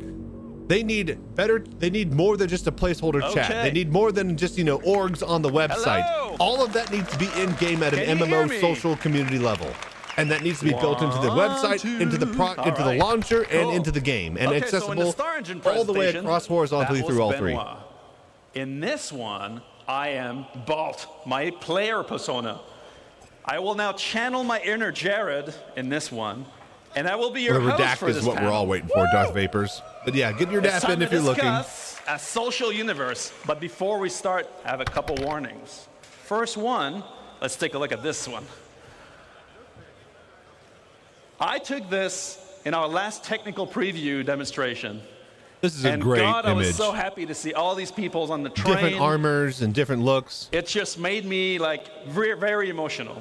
And so I want to take a moment to thank every one of you that have participated with Tech Preview Server Meshing Test A, B, C, D, and E so far. You guys have been thousands to come and help us test this technology. Nix, and the team and I Tara, are really Magda, humbled, and we feel Odin. energized by your energy. So on our behalf, thank you very much. Now, the above picture is really nice, other than this guy, but it does present a problem. Here we go. A MMO fundamental part of Foundation. playing a massively multiplayer online game is how you connect with other players, to join in on adventures, or to receive support when you want to get out of a tricky situation, or you want to participate in endeavors that are bigger Look than at that yourself. fucking tram. Or simply you want to run a business and make a profit. Well, as our game server shards grow, you will encounter more players. And for that, we need to scale Star Citizen's social tools to MMO size. Our ambition has always been to build a grand social system, including not only the game, but the world outside, like on Spectrum. Unfortunately, the focus has been elsewhere for a long time. Yes. We have neglected this part of this side of the game. Literally in favor doesn't of even others. exist. For example, the Comlink app is by far the oldest application. We literally in have mobile class. placeholder Baron's It's now chat time to correct this and make progress on for this a plan. decade now. Our goal, as a reminder, in Star Citizen is to cater to all types of players. Star Citizen in that respect is not a black or white. It's not an either-or kind of game. We are not an achievers versus casuals game. We are not a socializers versus solo players game. We are not a role players versus mechanics focused game. Or dare I say, we are not a PvE versus PvP game. We are all of those things. We strive to build a social environment in the game that is easy to engage with, consistent and dependable, and trustworthy, where you can judge danger, Been away all morning. Anything safety, extra noteworthy or so far? shadiness. Planetary tech is And really we want cool. this to be deeply rooted in gameplay mechanics, like reputation. A lot more and outposts progression. and systems and So stuff today all we're going over, to take a so look right now we're at doing the updated Star Citizen chat, social tools and how they org tie into the tools, game. party play, all But this first, stuff. The things that look at I've been this looking guy. forward to the most. A warning. This is what I want. What we're going to show you is very early work. And we will not be making a revolution or breaking boundaries. We just want to bring our game up to MMO standards. Yeah, I was about to say, this isn't Or even like like, Jared you know. likes to say, bringing our 30th century game into the 21st century. Yeah. And so in order to do this, we've enlisted some help. First of all, throughout this presentation, all the screenshots are made from you, the community, Cloud cover directly turned into storms. pulled Yep, from our storms community interacting with the hub. ships. Yep, that was You're pretty gonna see awesome. some player names Dynamic on weather, screen. basically. Most A of them lot of are dynamic all planet of our building most now. die-hard Evocati members. And for this, we should really take a moment and thank our Evocati members Hey, that's for me. their I'm Evocati now. renewed support. They're Still always haven't played there a for play us. test. They get the worst and worst of the builds, and they do good power through. But yeah, good morning, Morbug. This is an How you actual doing, shot man? from the Glad you could last join us. Evocati. Forget the prisoner. I'm already mentioned on my here, second the margarita. work mines, and so I'm not gonna lie. This presentation is gonna be a lot of mobiGlass. It's not super flashy, but focus on what the tools will allow you to do and their impact. But for this, I need some help myself. So I'm gonna make a party, and I'm gonna get some developers to help. So let me first invite our senior systems designer, Gabriel Hector. Okay, go Gabriel. Hello, CitizenCon. Hope you're doing all right. And Ben, you forgot to cover the Swedish before in your earlier introduction, so tjena. Ah, nice. All right, we need some more. Let's invite Assistant Design Director, JJ, to the stage. Yeah, the norm. Yeah. Clusters of, locations and stuff are a big thing with this new presentation. Okay, so Social Universe begins with your friends. That's your closest group. It's the first go-to when you want to play. Our current friend system is dated, and it includes things that are, well, not really friends. So my first question goes off to JJ to kick us off. What are we doing to improve friends and friends management? So we're taking our oldest app in the mobiGlas, the Comlink app, and we're upgrading it to a brand new social app. And this is now going to be your one-stop shop for all of your friends and group gameplay. Now, this is the new and improved friends list. Location So listed of you'll them. notice, sadly, one of our oldest friends that we all have is missing, though, and that's ATC. Sadly, our friendship has ended with ATC. What? I'll have no friends at all then. Air traffic control is not in the friends list. So this is now just a dedicated space for your real friends. So you're now going to be able to see what those real friends are doing with richer presence information. So giving you better awareness of where your friends are, what they're doing, or if they're not on, when they were last seen. And then you'll also be able to reflect your own status. So you can let friends know if you're away, don't want to be disturbed, or if you just want to hide offline for a while. Another key upgrade and it is even shows that they're on with Spectrum or as Arena well. Commander. So you'll be able to see friends that are in Spectrum itself, Arena Commander, what did I or just say? chilling What on the did I launcher. just say? And that also means that you can accept and receive invites to and from Spectrum even while you're offline. See, this is And what I was throughout talking this about, integrated presentation, horizontally any across functionality the that is launcher. shared Hey, between Corbin, the game and the I've seen web him and the around. launcher, we're aiming to synchronize across all. And speaking of synchronizing, when we have multiple characters, your friends will be shared across all of them too. Nice. So some people are real socialites. I know, I've seen them. They have a lot of friends. I'm talking multiple pages and pages of friends. What are we doing to help management of huge friends list? Nice humble brag, Ben. Well, in fact, we are giving you the ability to add notes to your friends Very list, good. so you can remember, Holy hey, shit. this is that cosplayer that I met at CitizenCon 2954. Or maybe it's JJ's super weird username. This is JJ. Also, Okay, this is going to be you can fucking add important. people to a favorites list. Holy meaning that shit, the this is people that great you for me interact as a with most in streamer the now. game are I was like, always okay, gonna be from shown chat, at from the stream top of your chat, rep friends at list for your CitizenCon. convenience. You know, important Additionally, person who sells computers. We're moving the voice chat into the social app. And, well, why? Who are you going to call? That's the question. You're going to call your friends. You're going to call your party. So this is where it should live. I hope that it actually works properly. We've got a lot of UEC there as well, Ben. I swear to God, I didn't dupe any cargo. This is just my personal allowance. 4 billion credits. All right, so that's all cool for your close buddies, but the one, What did I miss one so thing far? that always Planetary happens tech, when you meet dynamic people storms is and that some of lightning, them and are now we're getting nice. into Oregon social and Abusers, party pad tools. rammers, active griefers. So, literally just started You know? new social screen. Currently, we can't do anything about that Got in the game. notes, What are we doing to help count the names, situation? locations. So in addition to the friends list, we're also now going A to have block a list? block list. And we like to think of block people as reverse friends. They're just people that you really Reverse don't want to friends. talk to anymore. Spawn, and you can leave So notes. what we're trying to Trolling do is we're killed me doing at a something medical called, beacon. Spawn blackballing them from communications. So you can't see them talk, and they can't Brilliant. see you talk anymore. And I not love only for it. communications, whenever you see some of these other systems Bones we're about to in talk there. about, where you can group up, we're going to make it harder for you to see each other as well. See, this is what I've been Now, we begging also for have years. a Social requested hostiles features, list for people actual who have made a real standard, enemy of not you as even well. like, groundbreaking. The KOS the list. standard stuff It's that we finally need to making its use way this in. game as Oh, an yeah. MMO. You'll also be Should able use to have for certain notes there purposes. as I only well, have a couple just so you people can I once remember rescued that from the person moon and I never blocked talked to 2 again. years Yep, ago. You remember why. A lot of Just- Evo names. you're That's gonna where they forget. pulled a lot of the names And as then the for those Evo Cuddy situations test. where someone really wants to go the extra mile to be a super mega ass, you can report them to us, and we'll deal with them for you. All right, so now I have my friends list up to date. I can find my friends Gotta easily go based sandwich. on rich I'm gonna presence about to in take a real break, time, too, and when I'm I ready find a to time. Go, ready to go. Enjoy your on an sandwich, adventure. But Squirrella. for that, I need a party. The party's at the core of the social experience. When you're heading into a mission, All right, meeting so with party other menu players, on the or right. whether they're This is friend the or not. party menu right here. Our party system is very bare bones at the moment. It does have some cool features, but what are we planning to improve parties? Yeah, so as you said, it does have some cool features like party launching, the party markers, quantum syncing. It's all good stuff, but let's take a closer look at the new features of the party list.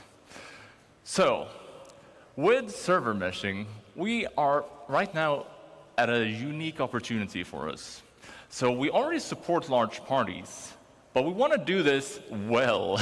Yeah. We have been seeing what you do in the tech previews, and people have been partying up in hundreds. 100+ people in one ship? Come on. And that's all right. Morph. We just want to make sure that we're adding better support for this, like search functionality, making it easy to find people in your party. Also, just like we did with a friends list, we're adding rich presence here as well.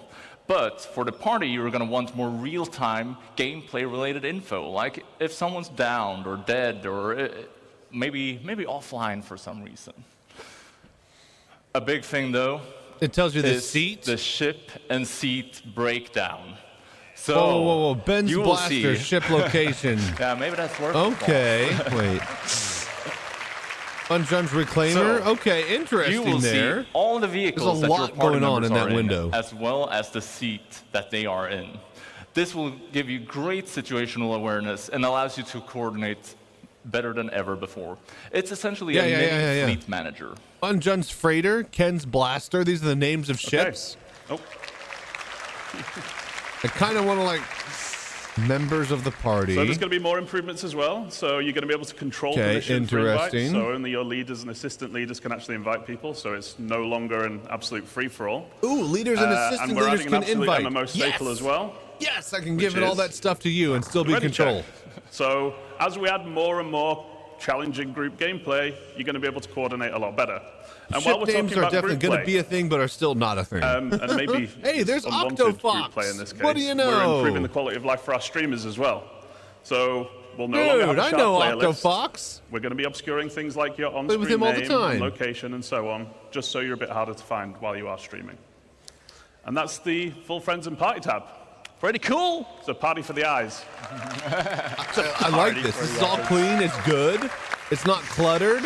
I know exactly what's going on. So the new Friends and Party place is really the one-stop shop to manage all your real-time interactions with other players or access your comms channel. That's cool, but as we navigate the verse, it's always very difficult to find people. We have a single channel. People are blasting, looking for groups. It's a bit awkward. You never know what you're going to find. With bigger shards, I know I'm the bigger shards guy now, but we're going to have a lot more players in there. There must be a better way. Well, Ben, we have given this some thought. So, the second tab in the social app, introducing the Party Finder. Party Finder? Oh, you can list what you're doing. Social hangout at Seraphim, looking for 4 players to learn. It's a dynamic system that's going to make it easy for you to find interesting and engaging gameplay. It's basically player-powered matchmaking.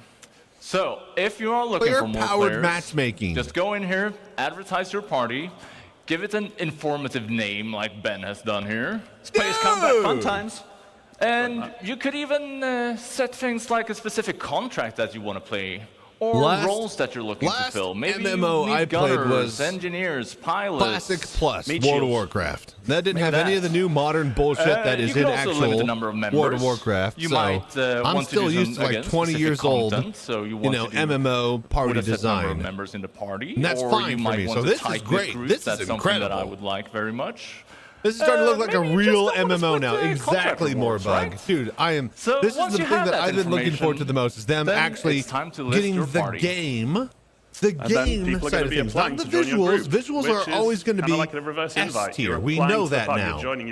We have never known if they can actually design this type of bullshit. You know, the gameplay side of things. You can then request the people that are requesting. You can then look at their information and you decide on whether or not you want to accept or reject them, just so you can tailor your group to the kind of gameplay that you're trying to do. Then, on the other side, finding a party should be easy too. So all of those super cool things that Gabriel just mentioned, so like setting your group name, looking for a group, great so you're going to be able to use those as filters Xeno to find threat, the right group.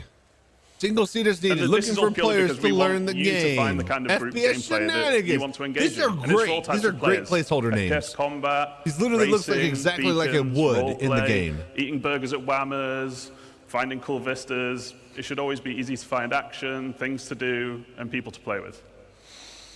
So I can create a party from a couple friends. I can party launch into the game on the same shard. This is exactly. I can share my party this with the is party the system finder, we're going to use, and other people will want to join up when we're doing our salvage gameplay with the tow ships. But I'm we're going to do ERT bounties into towing into salvage. Let's say that we're going to use this, and everybody's going to know we're awesome. Communication. It's very much of a mess right now. Our chat's very bare bones, and voice comms, we never really know if they work. Yes. Well, voice comms let's suck. Chat about chats. So, we're adding options for you to customize the chat window, giving you the power Jesus fucking to make Christ. the chat your own. Color, background, opacity. Oh, I'm colorblind. We're this feels also good. adding chat tabs. We're bringing back tabs. We're bringing them back from other games, and this means that you Actual can set up fucking chat customizable tabs for an views, MMO. filtered for any area of the game that you God. are interested in. And Ben, Now this will actually you had a UI function team like make a an little mock-up MMO. of some of the other functionality we're adding, right? I sure did. I also got them to add the combat login. That's sweet. How kind of you. An actual combat first log. Off, as we can How's see that here, even gonna we're work? making slash commands actually useful. So no Oh, longer slash just chicken commands dancing exist. and Dude. flexing. It's gonna be able to help Healer you send needed for raid, messages yep. to party, to proximity chats with say and /GL commands, as well as sending DMs to other players. What the hell, Ben? You said you were gonna take. Hey, you wanted a real example. Sure. I'm stuck here with Gabe. Just got home. We'll be at my another PC. thing we're adding is that we're giving you the Zero power threat, underline, to share hyperlinks, information more easily hyperlinks. via links. So first off, here we have contract links. I know this is all taking you basic to stuff, the but this contract is manager fucking great. for that specific contract. Cheesecake. Cheesecake! Yes, cheesecake. What is cheesecake? Yeah, cheesecake is maybe better than center threats. Also, we are adding star map links. Let's have a look at what that looks like. Yay, waypoints. Let's meet up This at my means that you can L2. click the link and it will take you to the exact location in the star map, making it easy for you. This is the stuff I want. group I've been up. begging for this stuff for like 6 years now. Like, Another can we thing get we're literally adding anything is more than item just like links, a chat and, filter, a chat that well, exists? You'll see why you want to link items, Items? in our crafting your Dude, this home feels like Path of presentation Exile. tomorrow.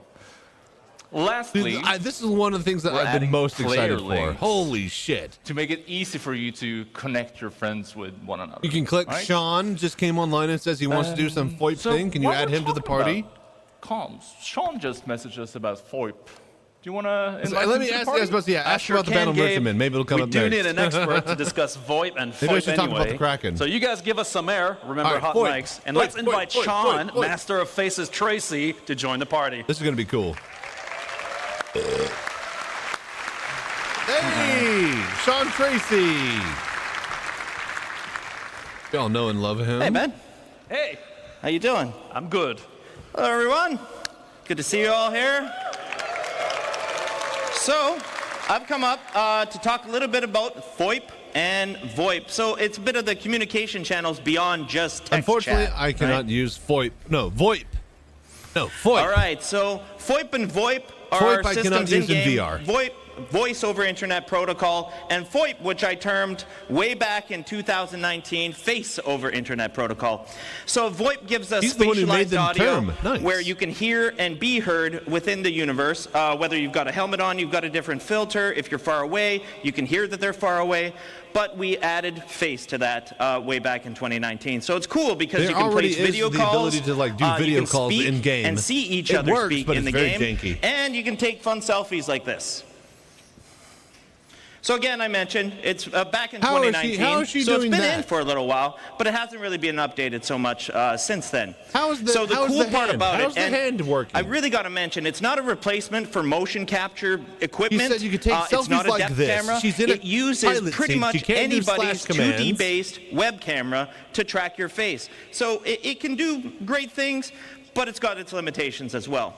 What's kind of cool about it is that FOIP and VoIP are actually coupled. They're encoded and decoded together gonna on the get network hand super animations efficiently for so VoIP? that it's always No. in sync. And anybody that's worked on facial animation with audio data knows that sync is Because this super is stuff important. that leads to VR tech, So right? it's been used in expected ways and unexpected ways by the community. Let's have a look. This is Wallace Klim. Klim? What is it? Seems someone's on our case. VoIP is so cool. Like, you think that there are people? Do you think the community for And 3, 2, 1, go. you think that the community and the scene for what do you call it? Grand Theft Auto RP is huge. Just wait till Star Citizen Point gets to hit the scene. Us with salvage, do they, Shell? That's right, Mel. In fact, we're the best in the whole system at salvage, aren't we, Mel? That's right, Shell. And you look like you get about a bit. Dude, the Machina for Star Citizen is going to be unparalleled. You could literally do whatever you want. Drinking hooch or something and just singing away. Wait, we have hooch? Hi, I'm Natronics, and you're watching Redline. Please put in that Habby video. Throughout the verse. These all might be user submitted. Agent Davina Citizen Kate, of course. Me, Captain? I'm Aaron Baxter. We topped off yet, Aaron Baxter? Just about, sir. Good. I don't want to spend another second on it. Something we have in common, sir. Hey, yeah. It was that day when I met Mr. President Yep. I was about to say, that my life changed for the better. Expat Brat is the best. The best at this. Red, the new era of red versus blue. Yep. You were never supposed to know any of this, Detective. You were supposed to die at Safe Haven. Rachel's dead. Hey man, I'm back again. You have any hats? Oh dude, I read the cap. What are you looking at, sir? Go away. There's a lot of extra setup you got to do to stream like that. The way that Expat Brat does.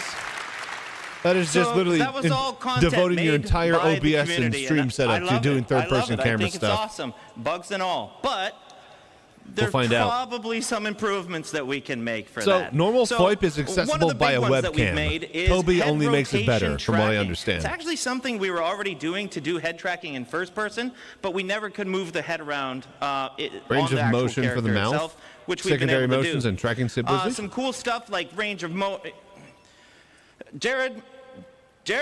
Yeah, Sean? Yeah. Can we just, let's just do a fake video call. Can we do a fake video call? Oh, you know we can do a fake video call, Sean. All right, cool. So let's call one of my guys, Oliver Cook. He's been working on some new tracking updates.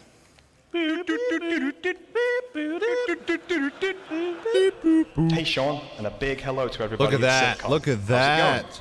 Hey, Ollie. It's great to see you. Everyone's having a great time. I see you're using VoIP. Where are you? That's correct. I'm sat here in the comfort of my own home, talking to you via the power of VoIP and my webcam. We've been working on VoIP recently, and we're starting to see some improvements to the quality of the tracking in game. Damn, this is just going to be the most immersive game ever. What you've done to improve it? I'm going to be in VR, just, sitting in the trench, shooting at enemies, and look over to the guy on my right. He's going to talk to me, literally talk to me through his VoIP, through his fucking helmet. Hopefully, you can see there's more of a one-to-one relationship with what's going on in my webcam. It's a lot less, and this has helped some of those problematic poses we were seeing before, one of which being a closed-lipped smile, which was quite difficult to achieve previously. Wow! We've also started to add in secondary motions that happen naturally when pulling combination face shapes, like squinting in the eyes when smiling or frowning. And when we combine these secondary motions, this is all off a webcam, not even a Tobii. It really goes to show just how much work has gone into these heads. Let's see how many wrinkle maps we can trigger, huh?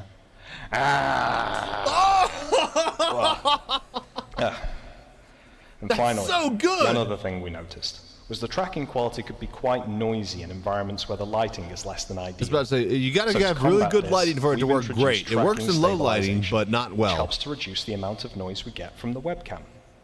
We're seeing positive results in low light conditions, but we're also seeing a small quality boost in optimal lighting conditions. That's why helmets with visors are going to be more popular, I think, and stable face, than actual which is great for helmets. using in-game or making videos in the verse. And we still have a little ways to go with VoIP, but the future is bright. The dots on his face are the webcam. The dots are basically the technology that are tracking where his eyebrows are. I see you in the character creator. In the game. Change how you look. And then that information is being sent to his avatar to where it monitors them exactly. The dots are the cool VoIP thing about the character customizer So is that it continues to track my face even when editing. And this is great if you want to see what VoIP will look like on your character before you commit to your appearance. Let's start off by changing my hairstyle, shall we? This is We have incredible a that it bunch works of cool live. Holy hairstyles to shit. pick from. And I used to have pretty long hair back in the day. So let's try and find something. Please do that big giant one in the middle. Please do the big giant one. Yeah! Okay, that's wild. Not quite what I'm looking for, but what else do we have? Dreadlocks. Dreads. Super cool. The dreads look incredible. Not what I'm after, though. Dude, hair, dreads, and dread hair is like... There we go. Much better. That's like physics and particle and rope tech that you need to involve into hair technology. Quickly see what I'm going to look like. Let's stick with that for now. That looks good to me. We can do the same for anything else in the customizer, but I'm going to go ahead and remove my beard here, because I want to show you that VoIP still works when changing the structure and characteristics of my actual face. We have a lot of heads in Asmongold would do a reaction video to this, but he got kicked off of Twitch 2 or 3 days ago. We're still tracking, and we're good to go. Funny timing, We can even start to manipulate individual aspects of the face, with no detriment to the mapping onto the head. VoIP won't break when you combine these heads together. So if you just want to tweak a small aspect of the really character, chubby. or take on the likeness of one of the heads included, you can do so and test out exactly Dude, that's how the tracking absolutely is gonna incredible look that based it's on your just face movements in molding. the webcam. You can now see I'm someone totally different, and we're having no troubles tracking. That's fucking incredible. And if I don't like what I've picked, he'll be back I in can 2 always weeks. just Yeah, randomize here, which I think is a great way of not only showing the countless combinations of heads The that we can randomize make, button. Holy but shit! also that VoIP will continue to work with anything that we throw at it. I think I'm looking pretty good here, Sean. What do you think? Wow. Yeah, good. VoIP, I think it's pretty unique to VoIP Star is the Citizen. sleeper Thanks a lot technology for that is showing going to send Star Citizen to new Anytime. MMO I heights. hope everybody has When an people awesome realize day. that, oh See you shit, later. like I thought I was RPing in Grand Theft Auto. Now there's literally an entire universe I can RP with VoIP. All right, that's great, Sean. Look through them and But just pack me. the Thank you so much, reliability of our dude. voice Scrawler, transmission you're has been a incredible, bit man. spotty. And yes, With make it like many a big players reporting downloadable link quality loss that we or can even post it full on audio Reddit. loss. I'm sure What there are are we doing other to content improve creators that will the love overall this type of stuff if they haven't done it infrastructure already. behind So, Well, first of all, What's we've up, heard Heart you. Clan? We know. We've tried it, and it sometimes works and sometimes doesn't work. So what we're going to be doing is we're going to be updating the voice service and a total overhaul of the voice server. This is actually important, and we need to do this anyways, because we have to update the voice infrastructure for the much larger shards that are coming. So this is going to improve reliability and the voice quality. So one of the biggest things that we're going to be doing for you guys is to make sure that you have feedback in the game for when this is working and when this is not working. When you're transmitting, when you're receiving, you really have to know. So whether that's picture-in-picture, whether that's an icon telling you you're transmitting, and I don't know if it's these working are all going to be properly. things that we're adding I'm as we constantly go forward adjusting with my these volume features. slider. Cool. So yeah, Good stuff. having the actual feedback that we know that it's working is great. Obviously, I'm in VR and I won't be able to see any of those UI markers because they'll probably be in the periphery. But still, the fact that they are there is important. Yeah. There's a lot of people on stage now. It's a bit crowded, right? Can we Ambient with music longer than 15 minutes. Perfect. I think we should kick Sean. Bye, Sean. Certainly do it. Has been kicked Bye, from the Sean. party. Nice.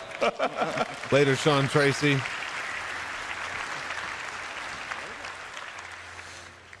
All right, now we've made I some bet you'll friends, find a lot we've of like, joined parties, and we gun even kicked some noises people. that are like 5 That's super seconds great. long, or breathing, But or what if you're new to the game? door opening. Ben, behind you.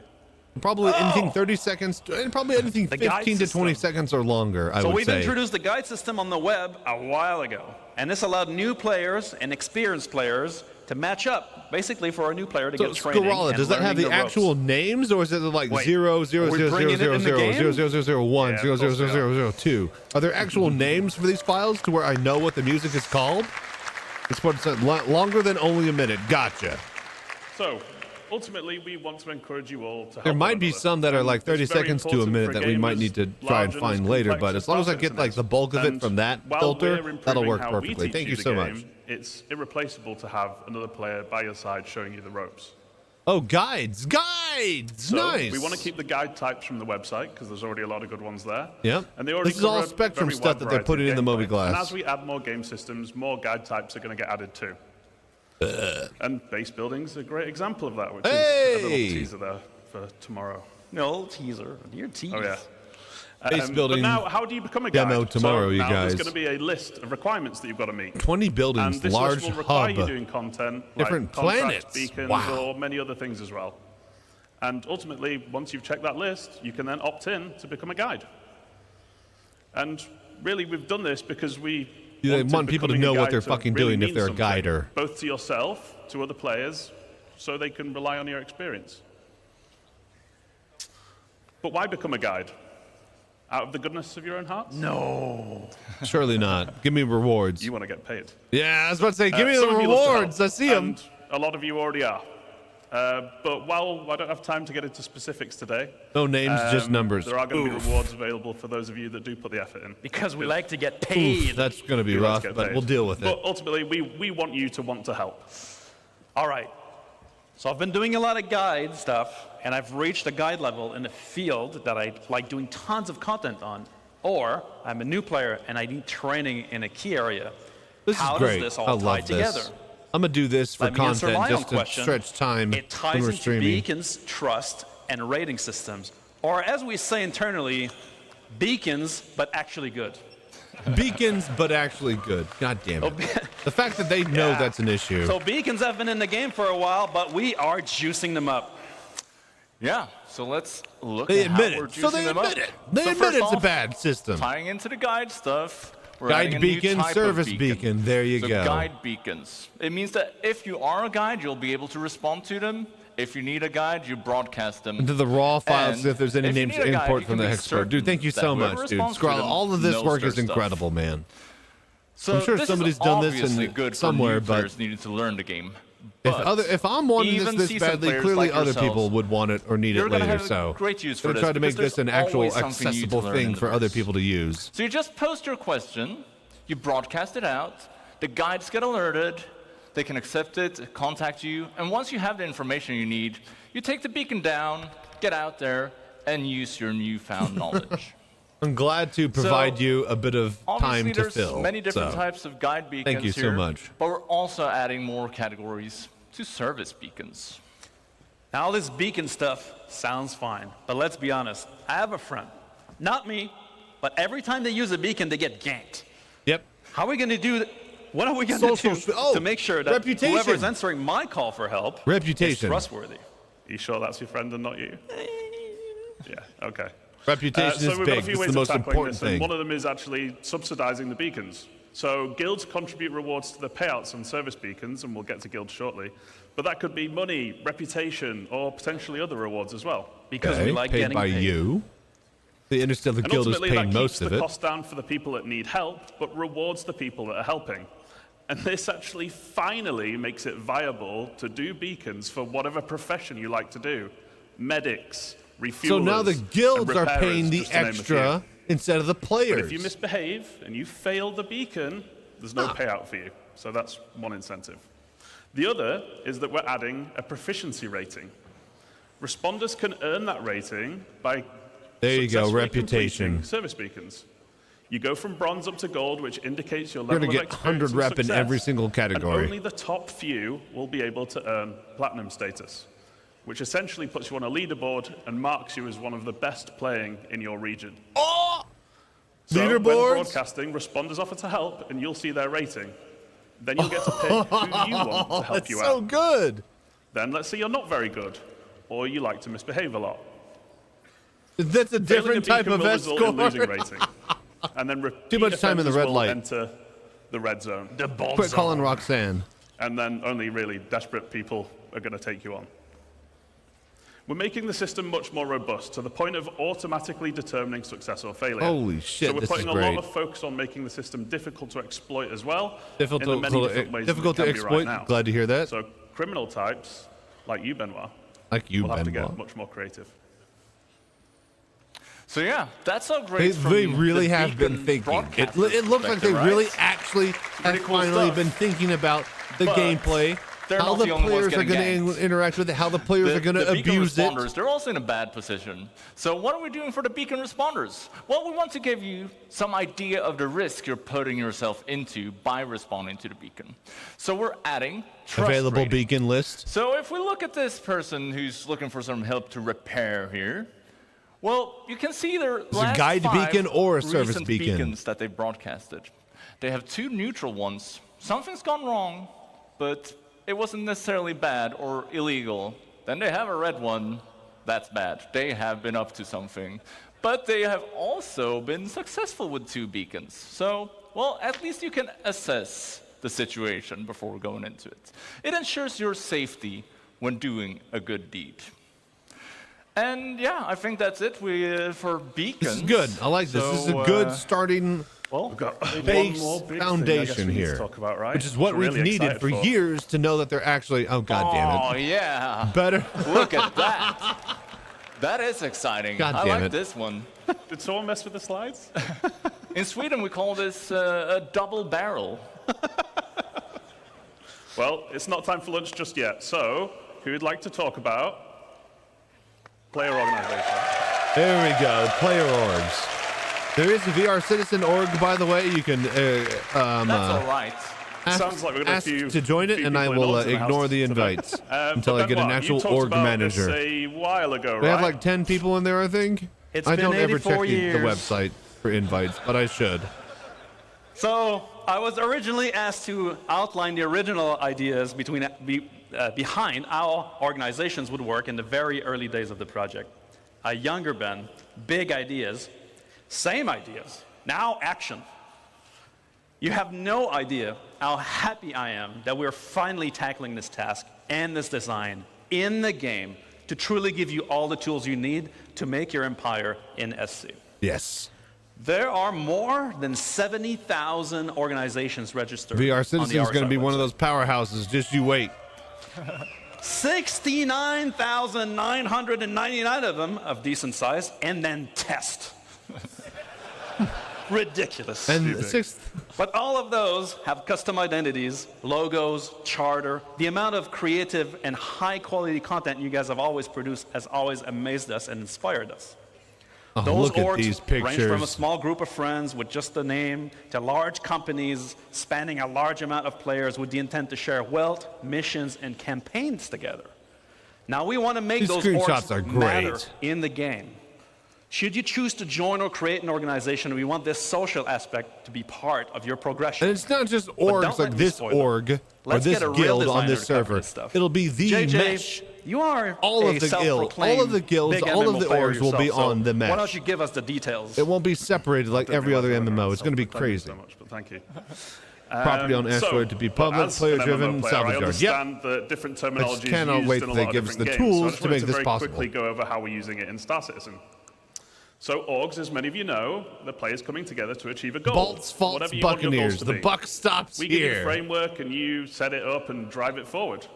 And we were going to shout a few of them out, but I was actually told we couldn't play favorites, so we actually made our own.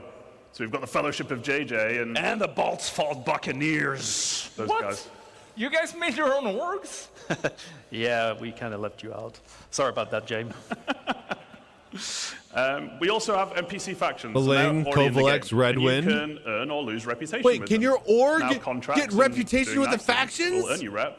And killing and stealing and all of that horrible stuff you love, Ben, that will lose you rep.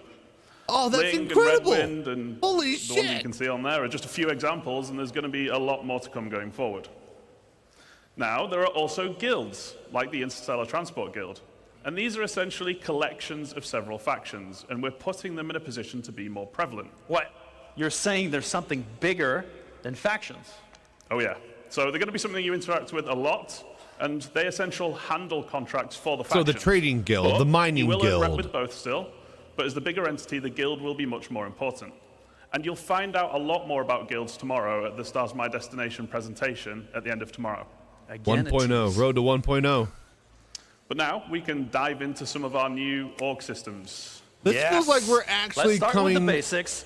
I want to find into making or I want to Star recruit Citizen for an actual org. game and not a tech demo. Yeah, We're really so making welcome strides to on the all the new important app things for for everything social and MMO orgs. features here this year. Jeez, with the mask. So, orgs can be big and complex, and as we said, some of them have thousands of members. So when we designed the app, We got 20 in VR we made sure Citizens. that we took this into account, but it's also something that we can expand on moving forward.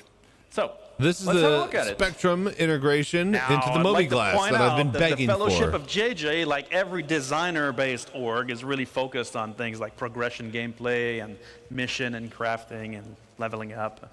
But my Bolt's Fault Buccaneers, no, they're the real deal. Now, we don't do any of that stuff. Now, we're in it for profit, interdiction lines, shipboarding action. We get all that sweet cargo for free. For free? That sounds pretty illegal, Ben. I don't know what you're talking about.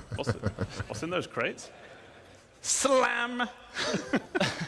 Anyway, it sounds like you guys might be interested in joining some big orgs. Well, I prefer something smaller. So I think it's fair to say that we like playing in different ways and will want to join different orgs. The recruitment tab is the place to find them. So we're giving you the tools to promote your org to potential members in order to give a best first impression to them. I've just noticed that, Ben. You might want to have a word with Rich. This is all cool stuff. What? Like he doesn't want you. You're going to have VR Citizens plastered all over at the top. Anyway, yes. So we're adding filters all the for VR when players you're are going to be here. Trying to find it's going to a be home. great. And we want to cater to all types of players because we're a massive game, right? And orgs are combining tons of different gameplay in tons of different ways. So you can search by name if there's an infamous org you've encountered out there in the verse or online. You can search by size. So if you're after a big and active org like me, or a small, the MobiGlass is actually going to become like a cell phone. Then you can also like it search always by should the have gameplay been. focuses you There's a bunch of placeholder icons that PvP. would or maybe you technically like be on a like cell phone. Rally. Safe. Yeah. Look at that. So I guess you'd end up searching for, say, social Org and racing, focuses on the right there. What if I love committing crime and roleplay, asking for a friend? What's that got to do with the presentation? Piracy is a anyway, tab you can there. search for whatever you like, and if it's not there, why not just create it yourself? So, we allowed you to join multiple orgs back in 2014. I can still do that, right? Oh, yeah. So we're keeping it supported, and we're actually doing the Star Citizen thing, and we're going one bigger. One bigger. So we're giving you an additional one to join when we actually bring it into the game, too. And we wanted to keep it because we've all played games where it's far too limited. Like, one org per character just isn't enough for a game this size. These would be dozens. And here you get an idea of what the full screen will look like. It's going to be your one-stop shop for joining or finding players for your org. This is solid. So let's have a look at the core Obviously, I functions haven't interacted and used it, but I can't see any faults with it yet. This is the summary tab. On here, you can select one of your orgs that you're in on the left-hand side, and you'll see, well, a summary, a lot of at-a-glance information. So we'll introduce some of these one at a time. So first off, announcements and org information. Simple stuff. Use them Don't forget. how you want to. New base on Pyro 3. Also, we're adding an events log. So Events in here, log? you'll get a summary of important Dude, it events feels like we're within actually the a org game. and Oh my changes gosh. to org statuses or settings. In short, these things. Accolade has look at it's that a big has verse, earned and Accolade the it's easy to detective miss need cool things healing that happen the in your org. legend And these features achievements will help you stay on top of the day-to-day life of being an org member. Okay, we're also adding an events calendar. Events calendar. By default. Dude. So by default, it's going to be populated with our in-game events, so you never miss a thing. But more importantly, you'll obviously be able to add your own as well. So you'll never miss another meetup. Fly to fishing get together for theme. group content. The event will be It's streamed, tough so to get bring your everyone on at the same waiters. time, right? So use this for your Convoy Tuesdays, Casual I Fridays. don't think it's replaced holding Discord. hands in Horizon It Saturdays. doesn't. Okay, so look, Whatever it you doesn't want. matter if Getting crushed by the Buccaneers on Monday. It doesn't matter if Discord can do all of these things, right? What matters is that your game has the ability to do them too, right? That is such a shitty cop. I was like, well, we don't need to make interactionable social features for our game and menus and UI because Discord, the players will just use Discord and take care of it all with that. Fuck that. That doesn't matter. You are making a game for players, right? Not every single player is going to have Discord. So they need to have any and everything that they need to be able to interact with anybody at any time to be built and accessible in game. They can't just say, well, just use voice chat through Discord or just use hyperlinking through Discord. Hyperlinking needs to be workable in the MobiGlass.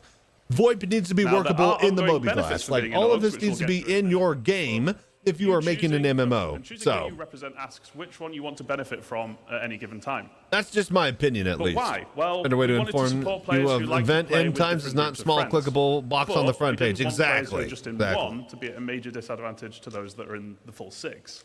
Because really, joining multiple orgs should be your choice. And that's what I've always been saying, is that CIG could, yes, say, And look, you there's got no need for Discord, you to right? switch Just go use which Discord. org you're That's a representing to see fucking things bullshit like this cop-out Moby for a screen or AAA org company in chat. this day and age. But They should we be want to put developing limitations full on how suite often you can of switch social features that to avoid interact with the exploitation, game that well, you're in. exploiting the systems.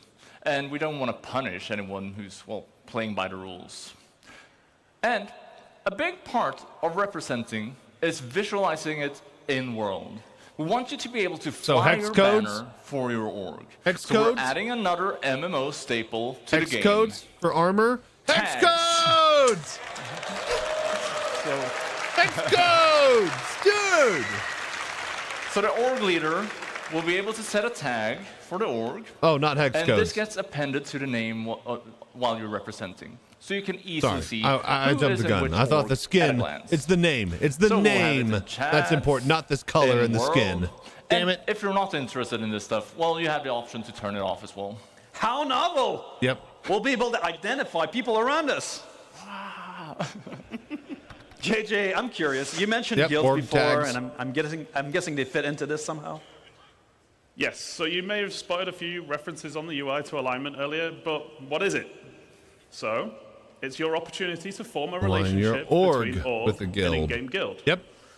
Now, just So as you're a personal rep with the your guild, player you can org with will your be org able now as to well. get So faction your org leaders pick representation which one you want to align with, and while with representing the big org members guilds. doing specific action, That's like going to be so contracts with cool. them, will increase the org's alignment Whoa! with the guild. Crafted P4AR. Hello. But which guild should you pick? Hello. So Crafting all of our a guilds are gun. going to have a specific theme and Hello. associated That's gameplay. big. And You see can that little basically pick sleeper the there? one that matches your theme or benefits your org the most. So a combat-focused org, like the Fellowship, No might theme, want to just align VR with themselves players with the Mercenary Guild. for us. Or one that enjoys making cash through trading and hauling, they'd probably want to align with the Interstellar Transport Guild. Yeah. So Benefits how improve as do these relationship benefits does. work? Very good. Well, Very good. As your alignment with a guild, it raises, as it raises, you both unlock new benefits from that guild, as well as improve your previously unlocked benefits. So, for example, if I align my org with the Academy of Science Guild, we might get research speed improvements. As my org performs contracts for this guild, alignment raises, and that speed benefit gets better. And needless to say, other guilds will have other types of benefits. Finally, on guild alignment, you are not locked in forever. You can switch at any time. However, but that we will can put only your align alignment with one back guild. At 0, so it's a big choice. So every member gets full benefits. Well, not necessarily. We're also introducing loyalty. So it's similar Personal loyalty to on the top org's of alignment with a organization guild, affiliation. But this represents your relationship to the org Okay. you're in. Anything you do that benefits the org So while it's you are what you representing it do, will an extra gain you 5 to loyalty. 10%, and then what your org does, an extra So 5 for to 10%. example, you could be If doing you missions for synergize the those, then you get an org-aligned extra guild, 15 to 20. Or you could be depositing money and materials into org storage. Org storage? Well, orgs now are player tease. stuff. We're talking about guilds. The guilds are the game-run NPC factions, like the mining guild or the, salvage guild. These will be big Ultimately, things. we wanted to encourage long-term membership because we don't think you should just be able to join a well-established org and then just get everything instantly for no effort. Yep. So to put it simply, having low loyalty limits what you gain from the org's alignment benefits, and having high loyalty gives you full access. We also wanted org leadership to be able to view members' current loyalty and use it as a tool to reward appropriately with things like ranks and permissions. And then loyalty resets to 0 when you leave an org, so there's some incentive for sticking around. Nice. Wait, does that mean I lose my loyalty if I change my representation I was about to say, away? it took a lot of things from a lot of games that do it right. Which is good because they have a lot of things that they're doing all at one time, which no other game is what if I leave the simultaneously. org? So they really need to have a bespoke type loyal, system. So it resets. That is the best of all systems. Well, so, you know, in my org, my Buccaneers, they're mostly scoundrels, and so they tend to join and leave, and, you know, it's not very loyal in general. Larger orgs, they tend to be a pain to manage, though. With the flow of joiners and leavers, do we have any tools to help managers like me? Well, let's have a look at the Members tab. Members so this tab. is less complex than the previous tabs, but it's equally important. This is where you see the community of your org and your place in it. So in here, you'll be able to manage members, you can leave notes, and see the ranks of members. And as we go to the did bathroom, with the BRB. friends list and the party Let me list, know- we're let me adding know what I rich missed. presence in here as well. This is the rank panel. It gives you a clear indication where you sit within the community. And you'll see permissions on here, but that's something that we'll delve more into at a later date. For now, I'll just say that the leader might be able to determine permissions for each rank, and, well, it could be things like inviting new members or accessing org storage. Stop teasing us with org storage, God! Come on. So, all right, so orgs form and friendship and animosities build up. Maybe my Buccaneers and the Fellowship of JJ don't really see eye to eye most of the time. Would be great for this to translate in game, wouldn't it? It would, wouldn't it?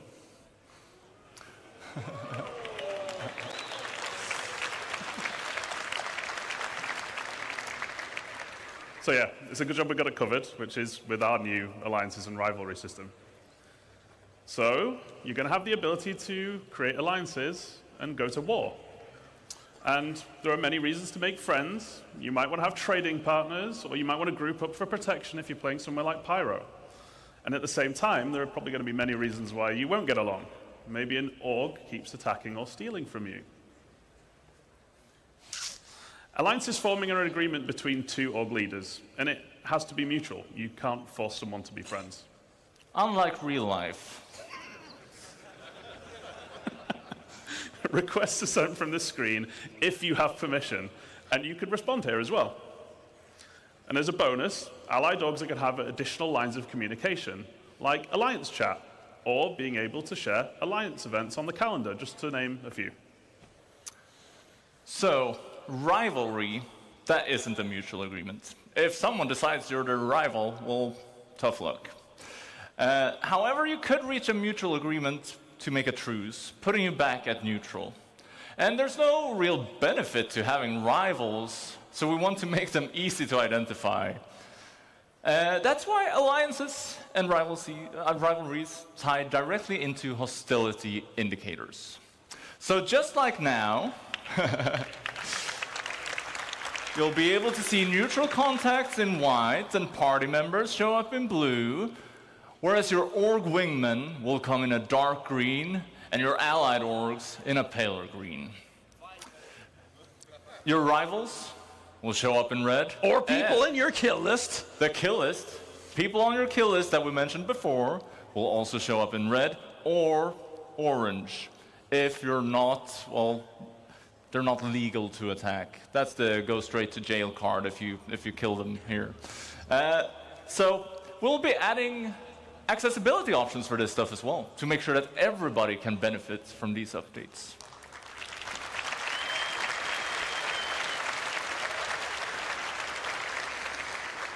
So that's everything for orgs today, but it's just the tip of the social iceberg. And we didn't have time to show you everything, but there's lots more to show in the future. And we're super excited because we finally get to deliver it. Yeah. Now, what have we learned? We're upgrading Star Citizen social tools to MMO size. With a new social app in the MobiGlass, proper tools to manage parties with rich presence, ready check, and ship information. Richer chat with the niceties normally present in every game. A new party finder, a system that allows you to find players to play with. Revamp beacons and guide system powered by rating and proficiency. On orgs, we're bringing orgs in the game. We're obviously with a new orgs app, but also alignment. So you align your org with a guild and get benefits for your members, representations, which identifies you in the verse and gives you benefits and loyalty to your orgs, and alliances and rivalry to identify friend from foe. And now, we're going to leave you with a short video to end on because we couldn't show everything we're working on. But what would it look like in the unlikely event where our two powerhouse orgs came together as one? And my org, right? Yeah, it's a little teaser for tomorrow's Crafting Your Home presentation and what you can build together as an org, and teasing something else coming in the future. Have a great CitizenCon, guys. See you there. See ya.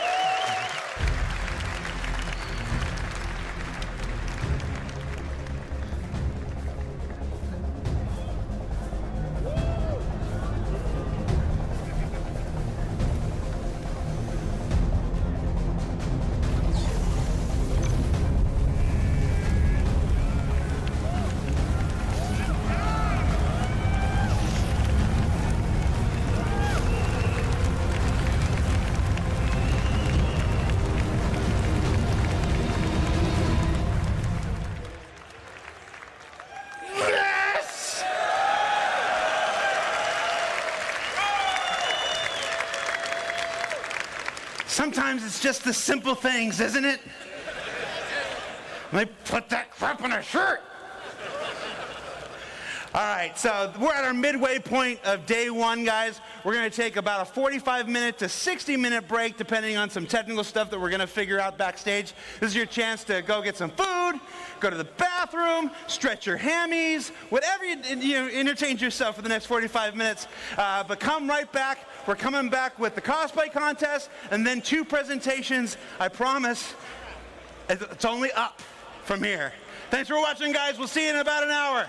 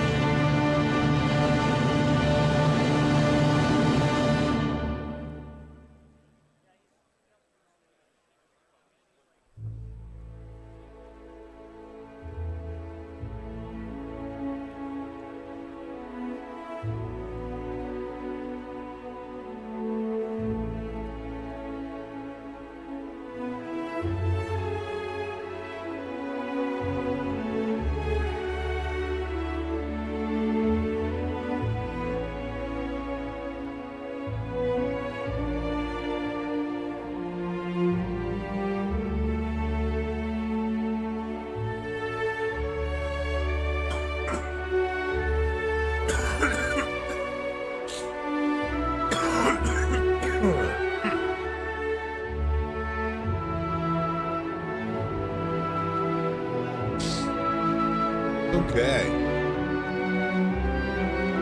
What a great day so far. So what do you guys think so far of the presentations? Planetary tech, amazing. Guild and org features, absolutely incredible. Couple of good panels we've had already.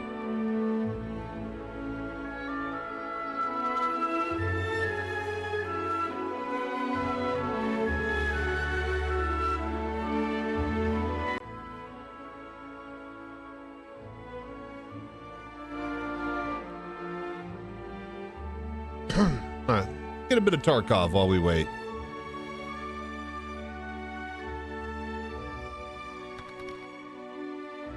Would like to see less slides and more game demos. True. I think we're gonna, well, here's the thing, right? We're gonna get like an hour and a half, 2 hour long Squadron 42 Chapter 1 demo. That's all gonna be video and no slides. So I feel like the best is yet to come. Showcases that they're adding standard. Yeah, for sure. Well, the planetary tech stuff isn't really standard, but yes, the social features, yeah. But at the same time, you know, there have been literally 0 social features so far. So the fact that they are, you know, talking about this, yeah, it feels like a big deal. So, cloud thing in an MMO style world, I feel is new. Yeah.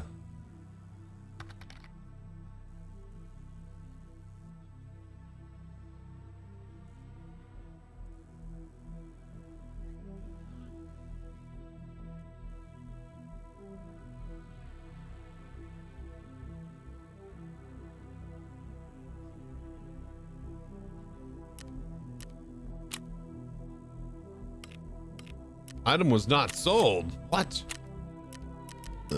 Blasphemy. Shit.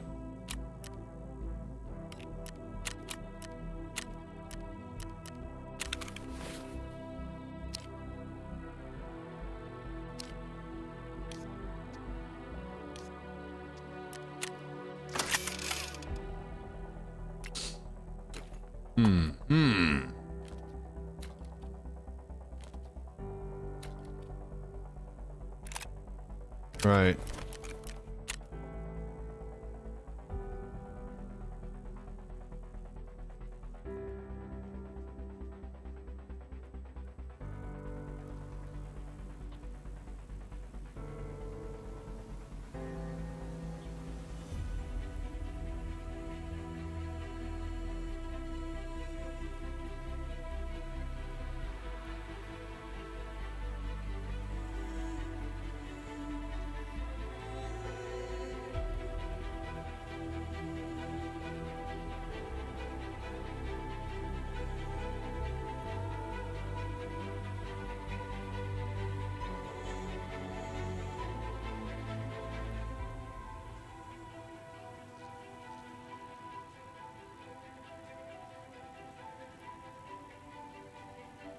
Okay.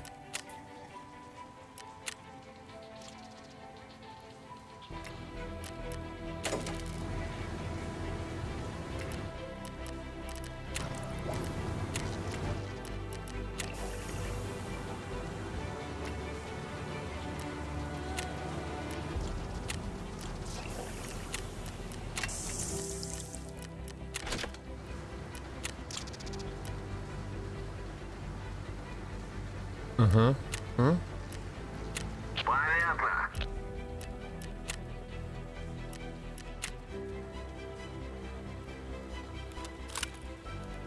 Okay.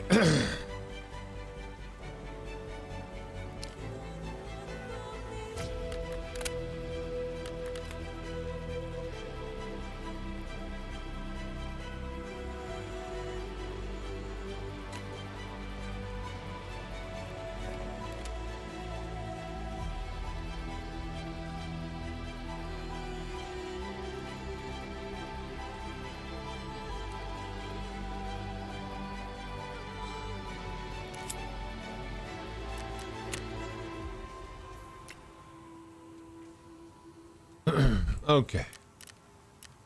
That's all good.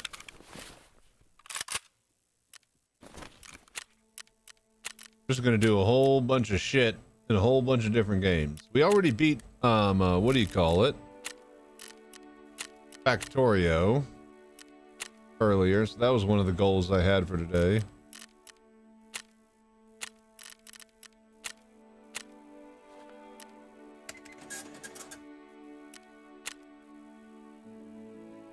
Wait, oh, this sucks. This key sucks.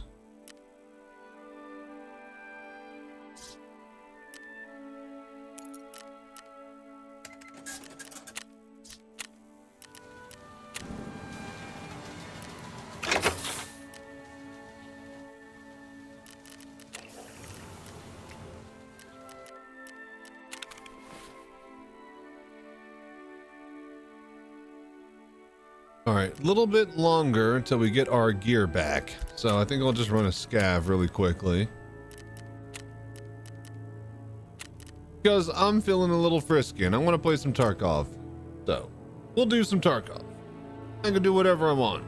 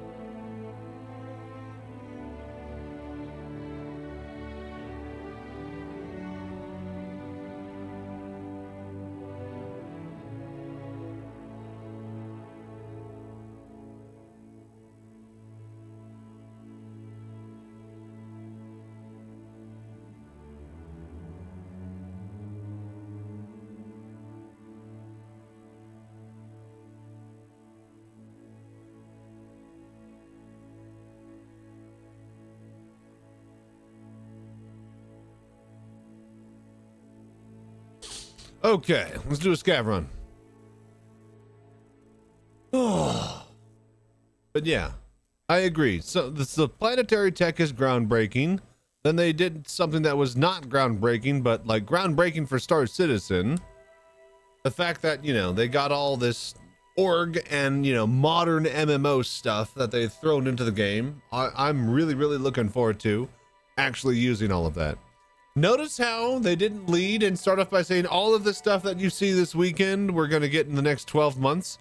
They did not say that. So hopefully within the next couple of years, we'll be having that. But I hope to God they have all of the org stuff sooner than later. I imagine it's going to be post meshing and post 4.0 when we'll get to actually get our hands on that.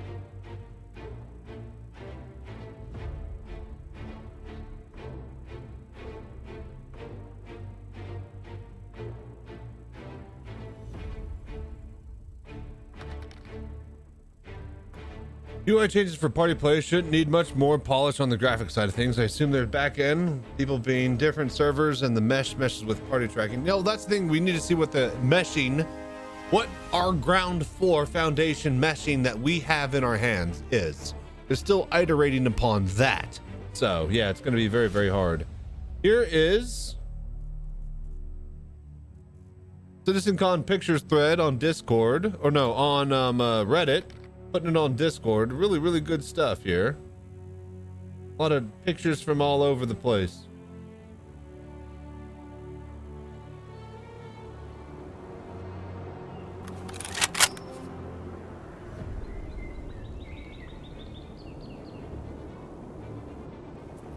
All right.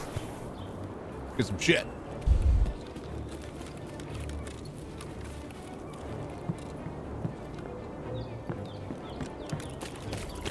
I took a gummy earlier. I'm really high / drunk right now. 3 margaritas deep before breakfast is quite a big step. But when you're living on the nightlife, yeah.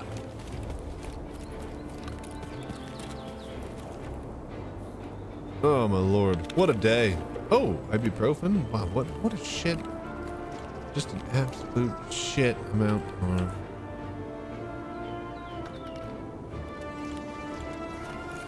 Hey, what's up, Hidos? How you been doing, man? You been checking out the CitizenCon so far today? Or are you just now getting into the fray? Stream over multiple time zones. Clearly it's 5. Yeah, that's the thing, man. It's 5 o'clock somewhere, man. I don't need to fucking justify my actions. I'm sleeping and waking up when I wake up, right? Just because it's like 8 a.m. here doesn't mean it is my 8 a.m. here. Quick scav run, basically. Scav run or 2. I could probably get in like 2 or 3 actually if we quick. Trying to get that Gucci money. I got my route here on Shoreline down where I'm getting like 200,000 to like a couple million every time I run through. I found multiple Bitcoins at the chalet. And here's the other thing. Even if I'm not finding like high value items for rubles, I'm finding ammo. And if I'm not finding high value ammo, SPP right there for 9x39. If I'm not finding good ammo, I'm finding fucking like, you know,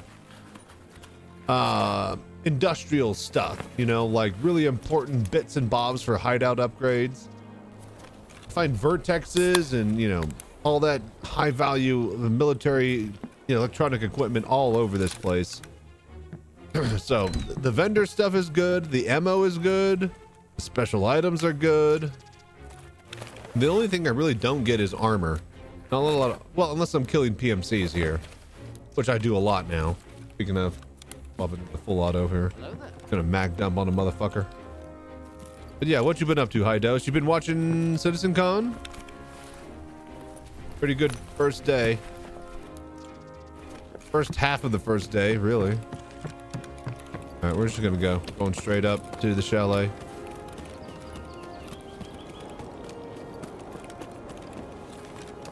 I haven't played in ages because the hackers got the EOD. Dude, if you got EOD, I have EOD too, and this is what I've been waiting on. Every person who has EOD has access to the PvE mode. So you can go play the offline, or not offline, but like, you know, PvE mode versus bots.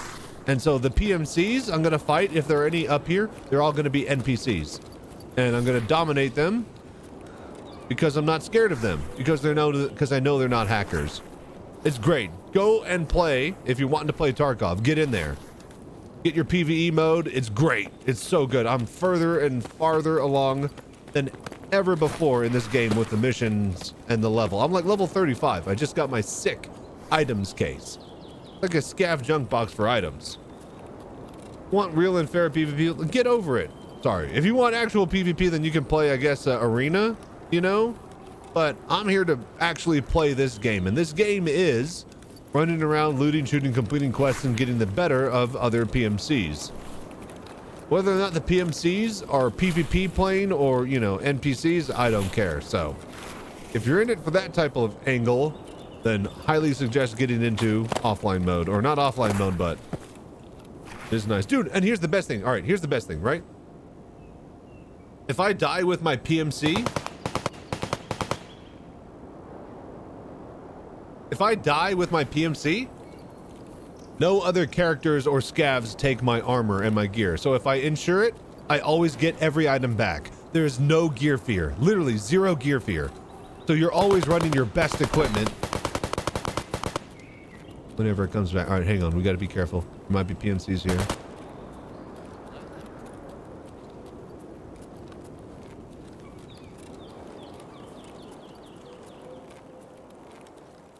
Hey, look at this. SCG 110. Should be a Bitcoin right there. I'm just waiting on my night vision goggles to get back, and we're going to do factory runs again. I never do factory. 56A1, that's good ammo. Ace a rig. Mother... Fuck.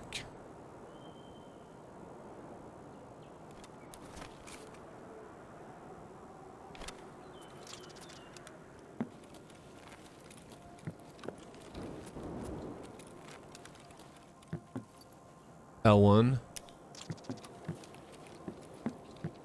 All right, worth it. I was about to say, just check it out, see how you like it. I'm a fan of playing this game, and playing this game to me is doing and completing the missions, right? A lot of people just never touch the missions and do sweaty PvP. That's fine, you know, that's cool. But for me, how I play the game, goddamn boxes don't work. This is incredible. This is what I've always been looking for, to actually play the game. I'm literally finding fucking 338 Lapua Magnum rounds just sitting on the ground because the hackers aren't sucking them up immediately. I find graphics cards in the game, like actually in a computer, because hackers aren't sucking them up at the beginning of the round. Ooh, Zevda flashbang rounds for the 23 gauge shotgun.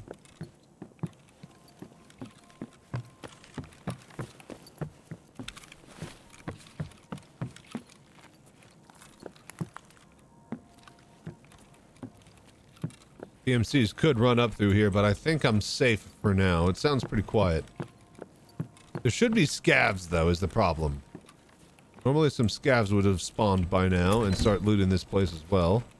Still am the only one here.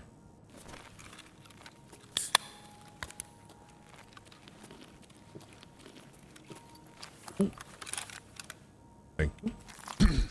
And guess what? There's also the flea market available to access to all PvE mode players. So all the PvE mode guys have their own flea market that they're bartering to and from.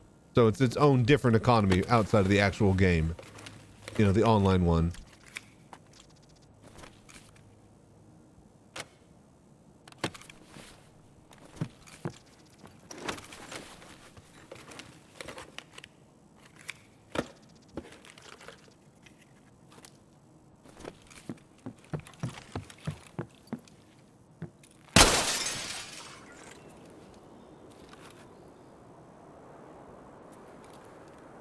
Don't need any more of those. Sugar.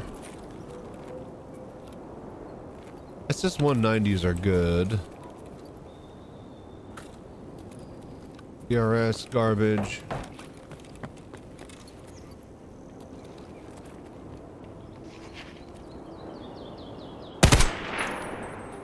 I think that was a PMC.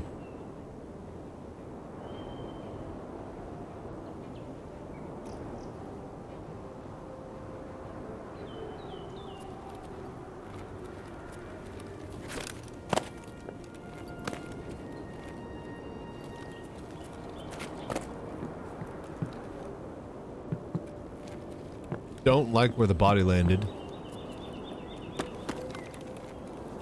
Bitcoin. What'd I tell you? Alright, we gotta get the fuck out of here.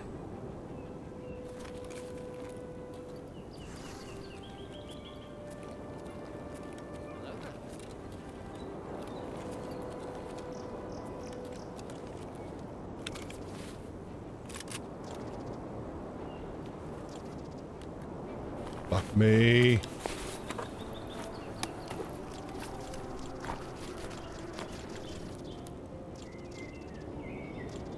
Dude, what the fuck?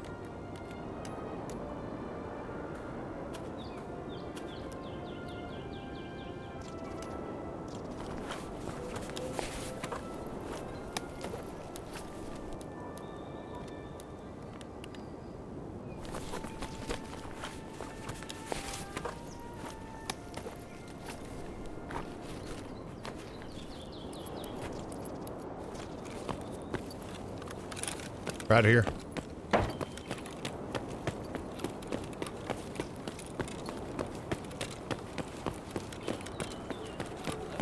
This was a good fucking run. Oh, holy shit. Okay.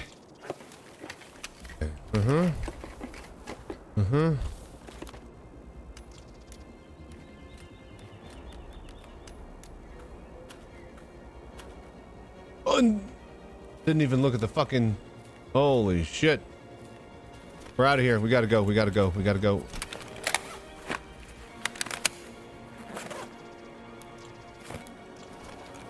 Okay.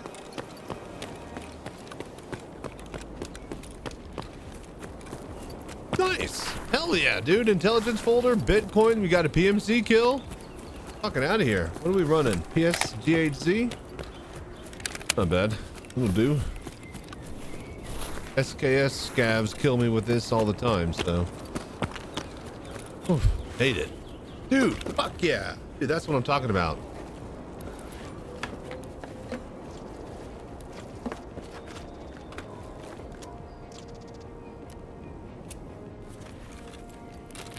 Noodles, get your noodles.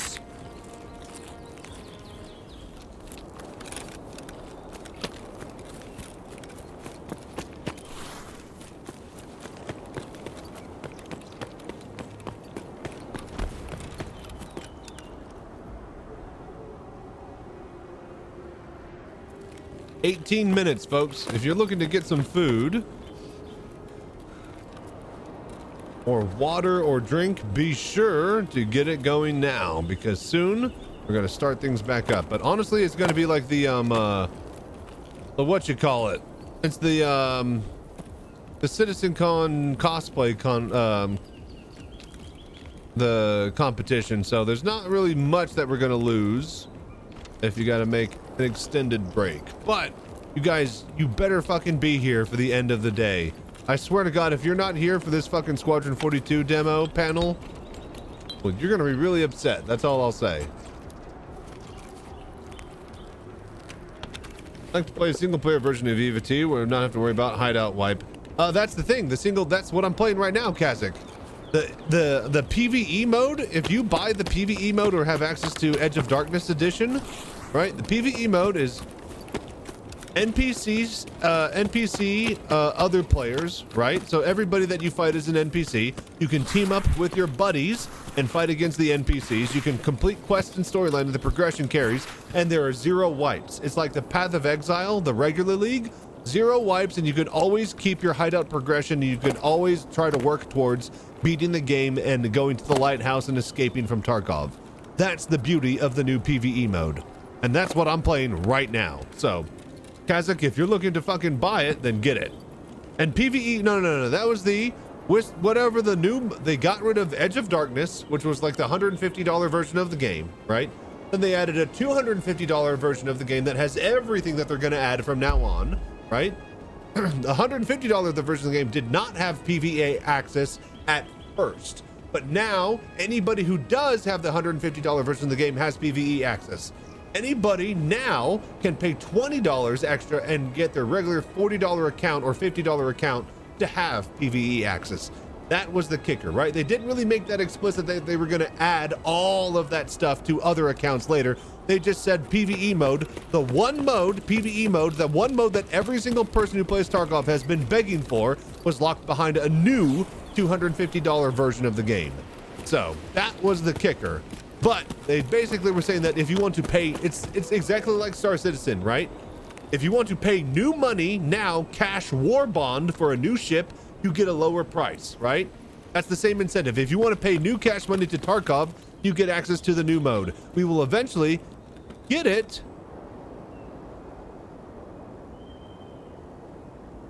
We will eventually get it to everybody who has a game access and sell it for $20, but if you want it now, you have to pay us. And that was the kicker, is they didn't really make that explicit. So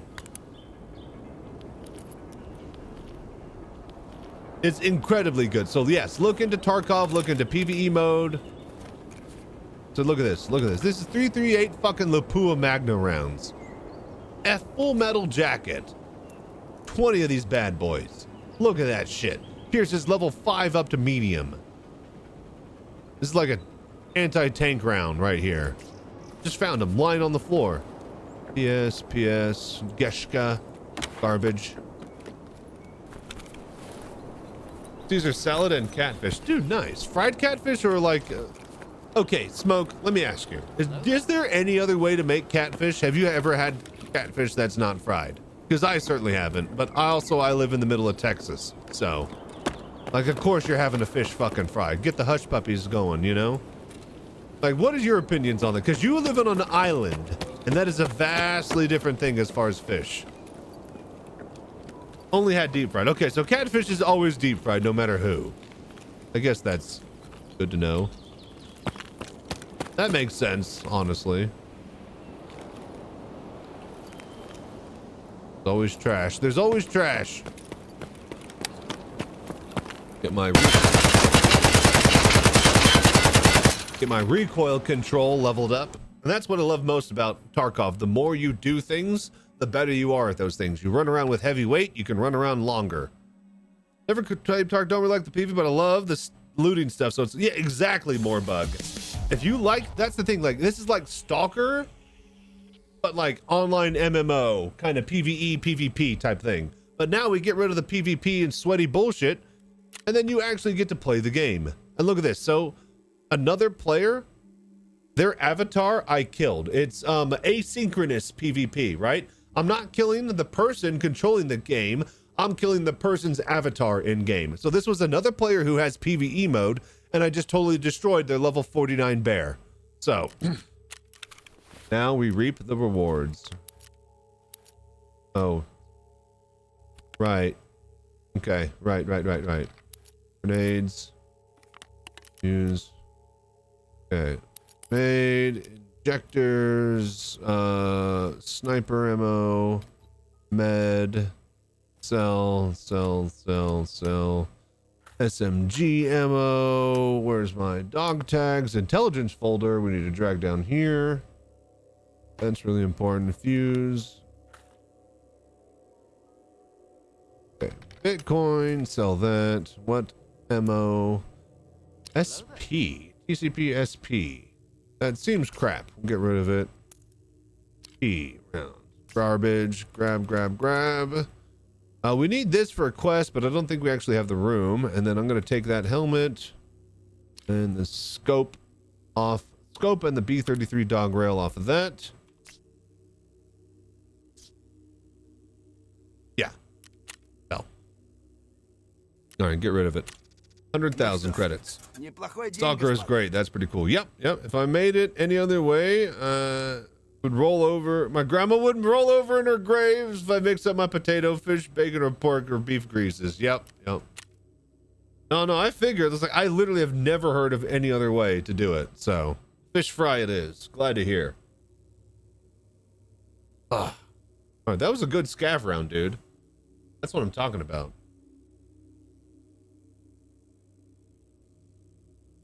But yeah, there's the gear fear in regular Tarkov, right? Even if you pay for insurance, right? If you get killed by another player, they take all your good stuff, right?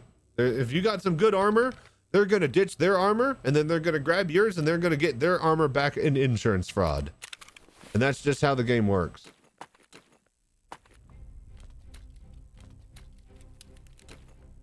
Oh, I'm missing my fucking NVGs.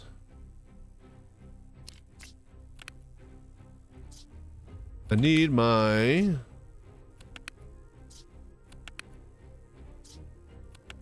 Where did I put my NVGs? Here we go. All right, we'll put that guy on there. Okay. We're getting geared up here for a big fat PMC run. Hello there. All right.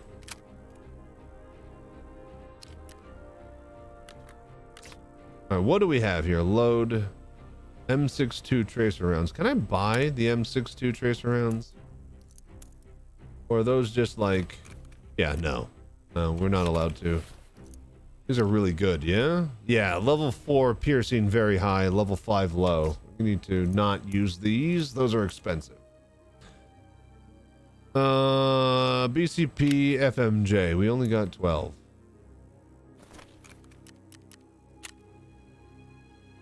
Need 200. Okay. FMJ. FMJ. Got it. Okay. Next. Shotgun. This is a KS-23 shotgun.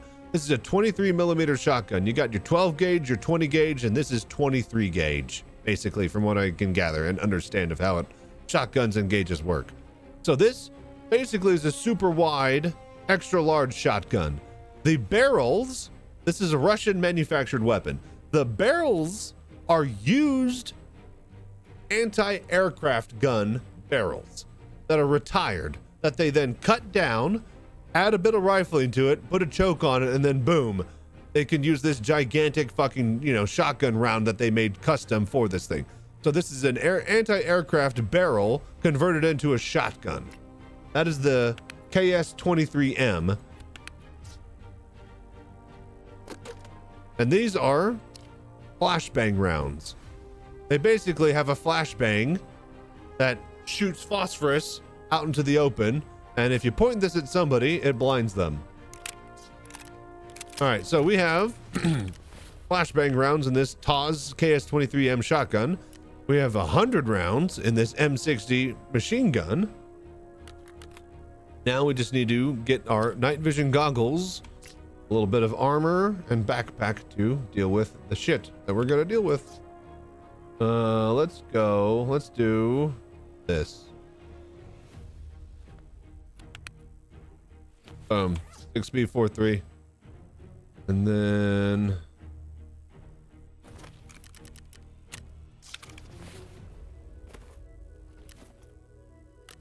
one extra.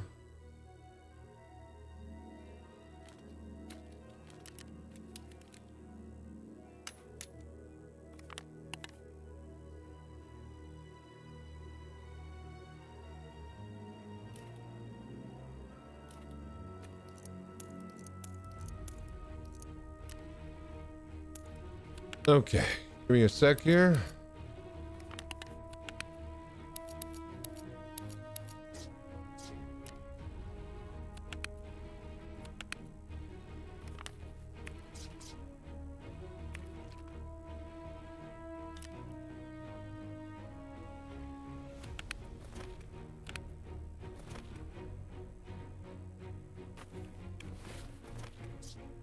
Okay.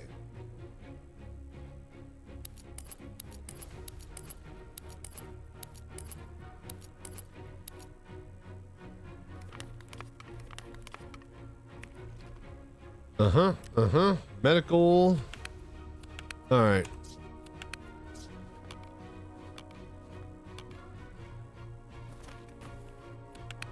All right. Meds. Heavy bleed, light bleed.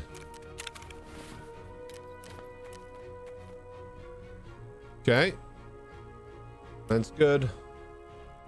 And then, see, this is why a lot of people don't like Tarkov, is it takes a lot of time in between prep if you don't know what you're doing. If you're new, like, you're going to forget half of this stuff, and then you're going to go into a raid, and then you're going to just be basically, naked and blind, and it's going to be a very, very bad time for you. We need Zag. We need a Zag injector. This prevents bleeds and fixes and cures bleeds. This will heal us over time. This will give us extra strength and endurance, as well as pain meds. This is just a pure strength and endurance, and then this is super strength, super endurance. Stream late. Did they announce land vehicles or new ships? Nope, nothing crazy like that, Smoke. They just did the new planetary tech and then the org and social features. The new planetary tech took an hour and a half long to demo and showcase, but the new systems look incredible. So, but if you haven't seen it, there is videos in the Discord in the CitizenCon 2024 channel. A lot of people have been posting the pictures and videos of the what do you call it? Hornets. the gigantic F7A Hornet. That's 1-to-1 size. So check that out if you haven't. Very, very cool. All right, sell all this shit, and then we're going into the next one.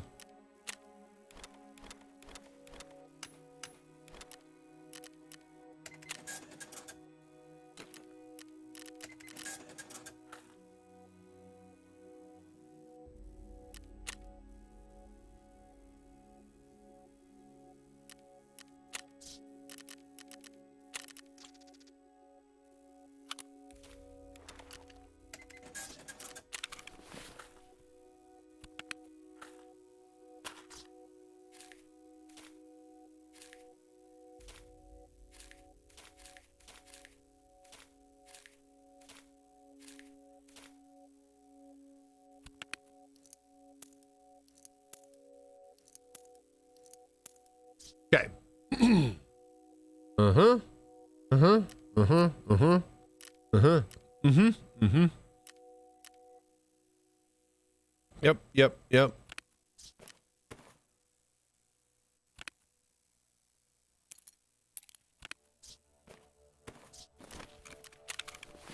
Projectors. Food, water. Uh-huh. All right, let's go to factory at night.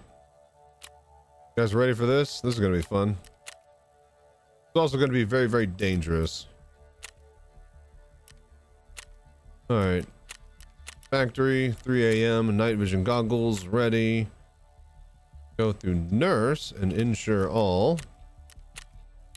All right. We are a monster. Look at us. Dude, thank you guys so much for posting all the pictures if you're alive from CitizenCon. I appreciate all that.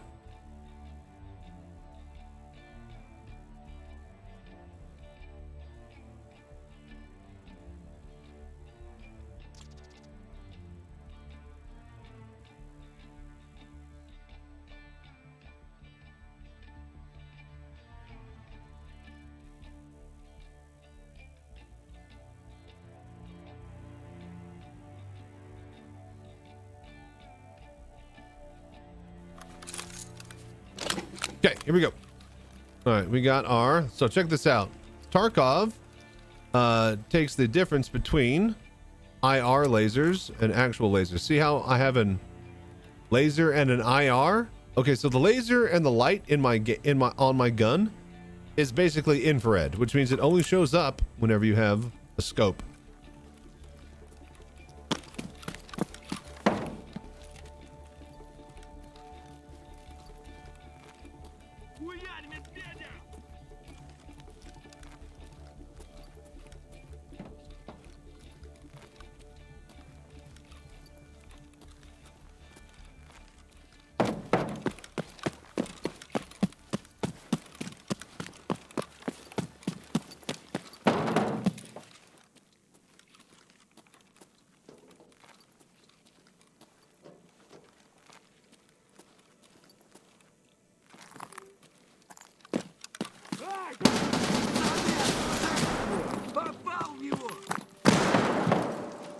Holy fuck, that was Tagilla. That was the boss.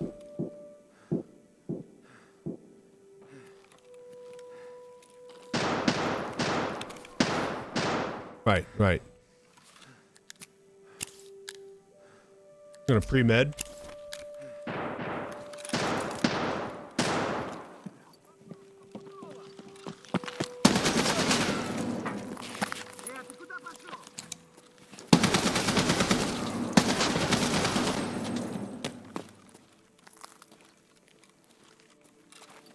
We got him.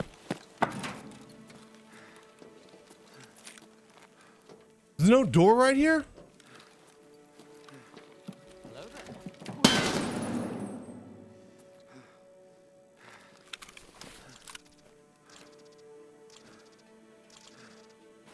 We're out of here. We're out of here. We're out of here.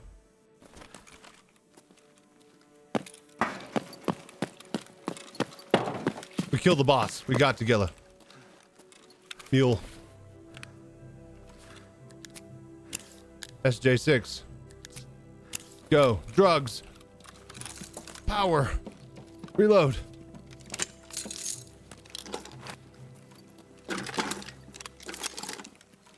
the fucking belt down. Go, go, go, go. Go, go, go, go, go, go, go, go, go, go, go, go.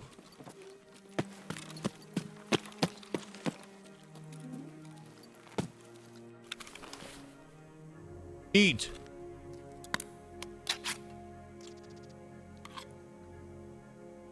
Faster, faster, you fuck.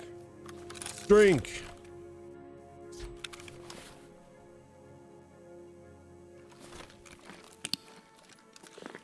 Escape from Tarkov.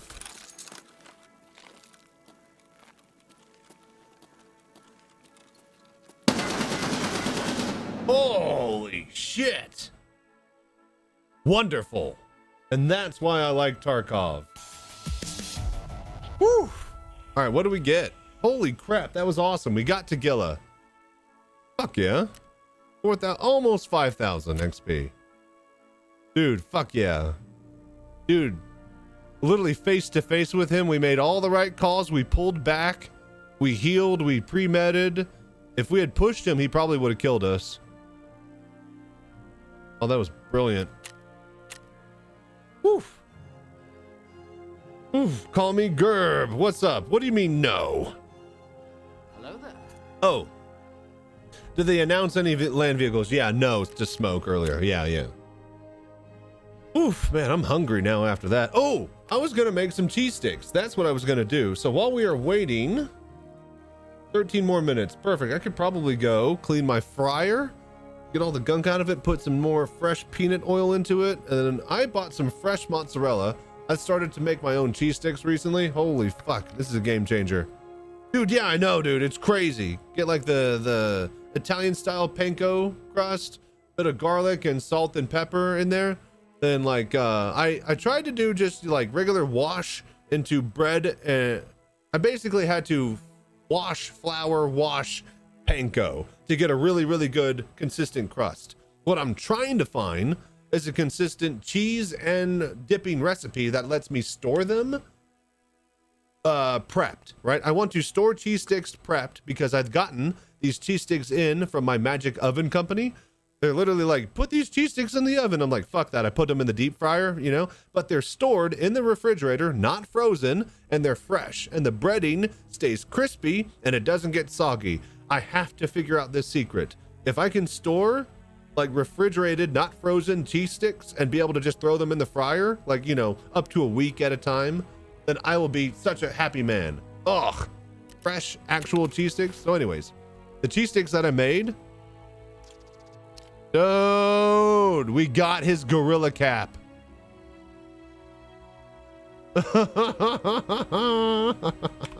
Brilliant. What did he have on him? BT. Armor piercing tracer rounds. Fuck yeah. I'll take it. We got a whole fucking case of BT.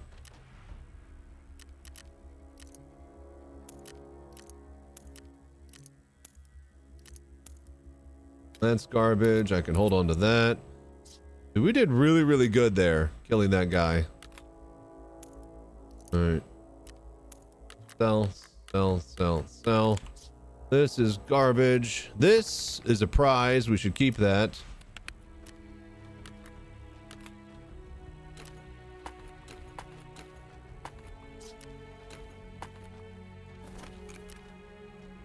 Only eat at restaurant that has just, yeah, see, that's the thing. I, you know, never made them myself. Once I made them myself, it's like, okay, this is easy, but the prep is the hard part. Like, the fresh cheese sticks were incredible. And then, so my local supermarket, right? They have like fresh, you know, brick oven pizzas that they'll make in the back and sell for at the counter, right? So, I'll get pizza sauce and then use that for dip. That way I got my marinara on lockdown. Can we keep this? The B12? No, the LS23. I think we'll hold on to that.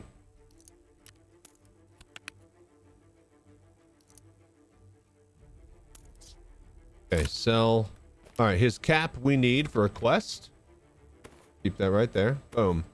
You got the boss cap from Tagilla. Fancy red boss cap. Yo, fella, you the real boss now. We earned that one. Hell yeah. We didn't even need to use our flashbang shotgun. If we had that up, though, that would have been great.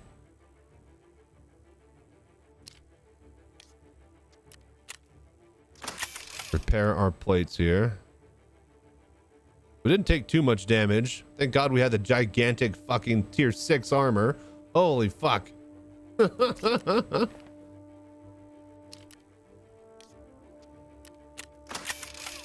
All right, cool. Best cheesesteaks ever is a restaurant in OKC called Pearls, even worth a drive all the way from Galveston, Texas, or New York. Hell yeah. There's a place that I get my, what do you call it? The best steak I've ever eaten is from this place called the Beehive, and their main restaurant is out in Albany. I used to actually do work for them, POS and cameras and computer stuff, fixing their cash registers and stuff.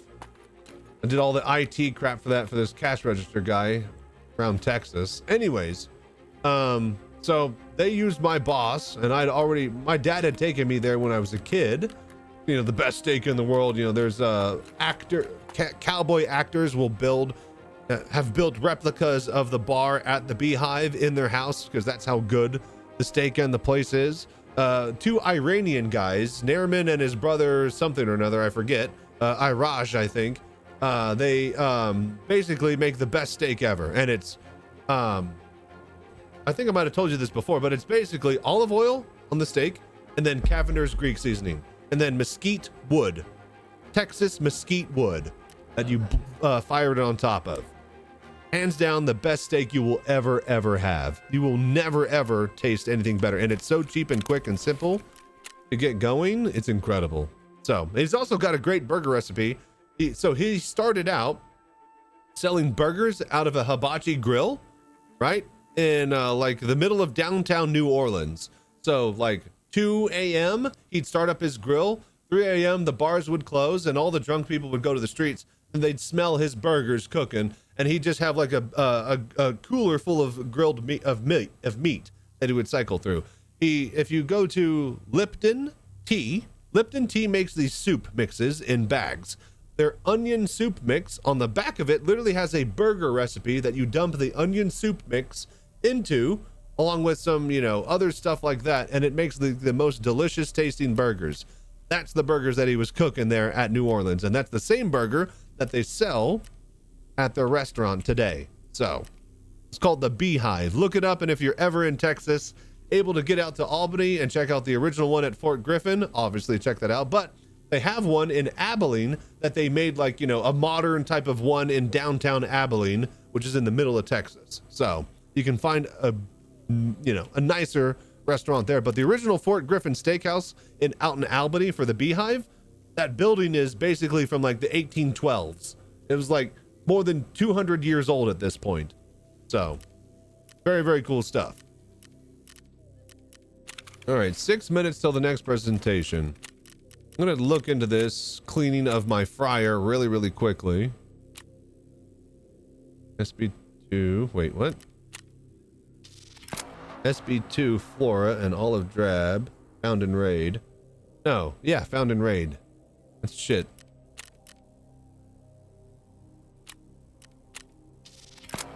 Woods. Survived 3 times. Bed kits.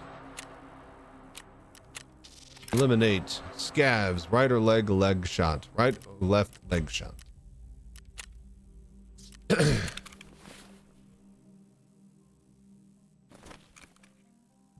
All right, 6 minutes, you guys.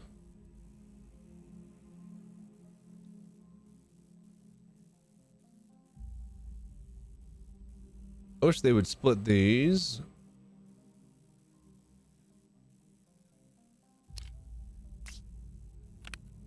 Only one. Plate carrier. Oh, what? Probably small, yeah, small. Zook. Mando. Blackrock. Plate carrier. Idea. Rig. Thunderbolt. Hang on now.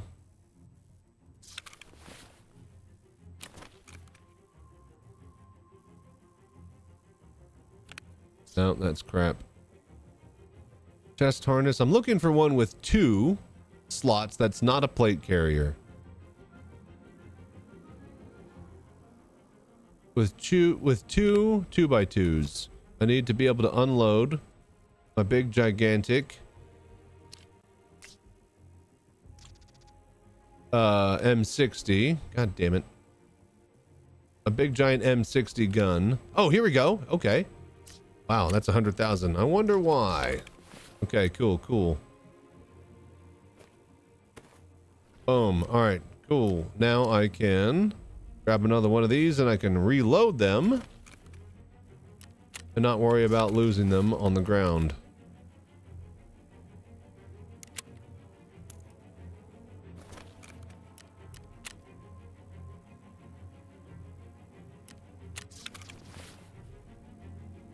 Load PCB.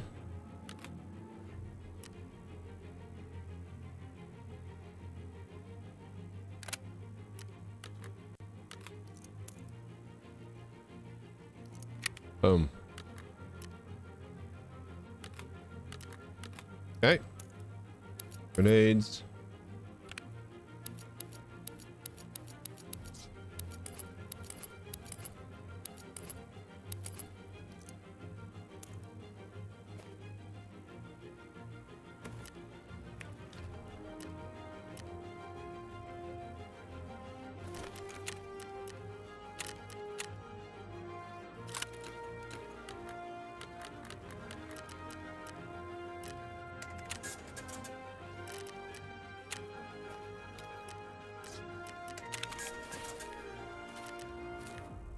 Okay.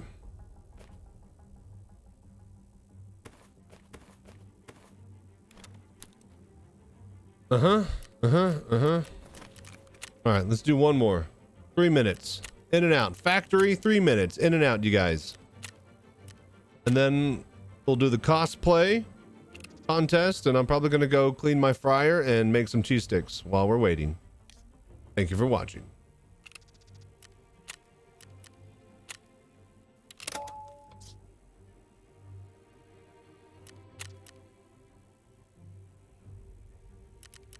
Let's rock! Yeah!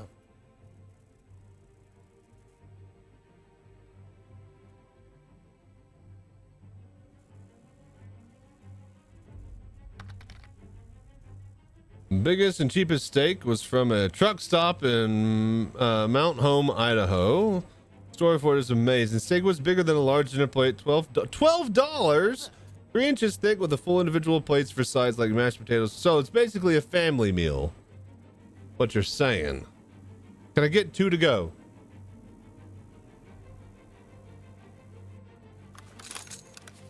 Okay. I know where I am. No, I don't know where I am. Shit, where am I? There. There. Okay, I know where I am.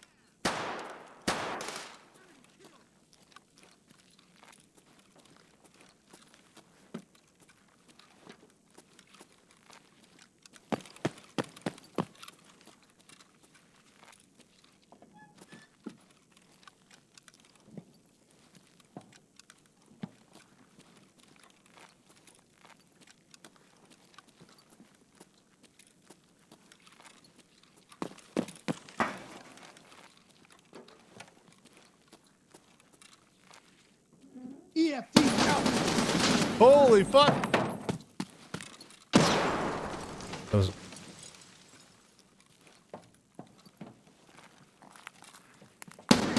Got him. Fuck! Ow! Fuck! Bitch!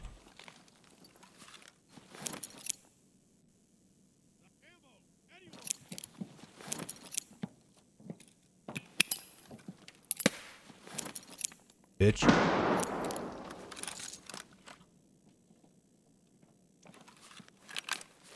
That's why in this instance they call me the Flash!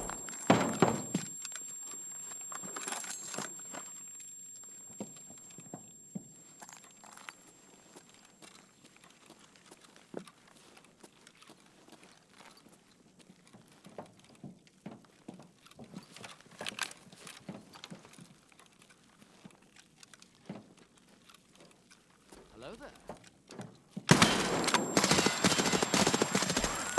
Fuck, changing mag.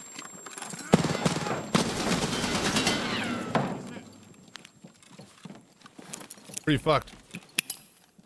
Fuck!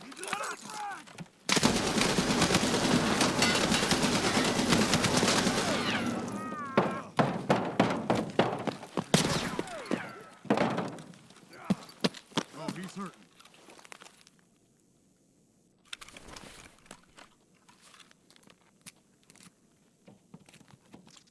Very hurt. Did not include my meds.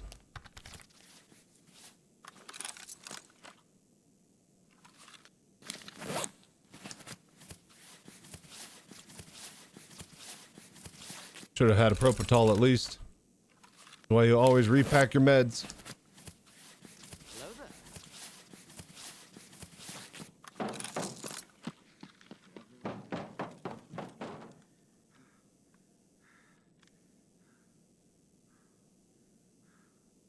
There's a company down in the south All of right. England, major ship doing all kinds of stuff for us. When we revealed the Manchester office, you know, everybody knows we moved into the new Manchester studio about two and a half years ago.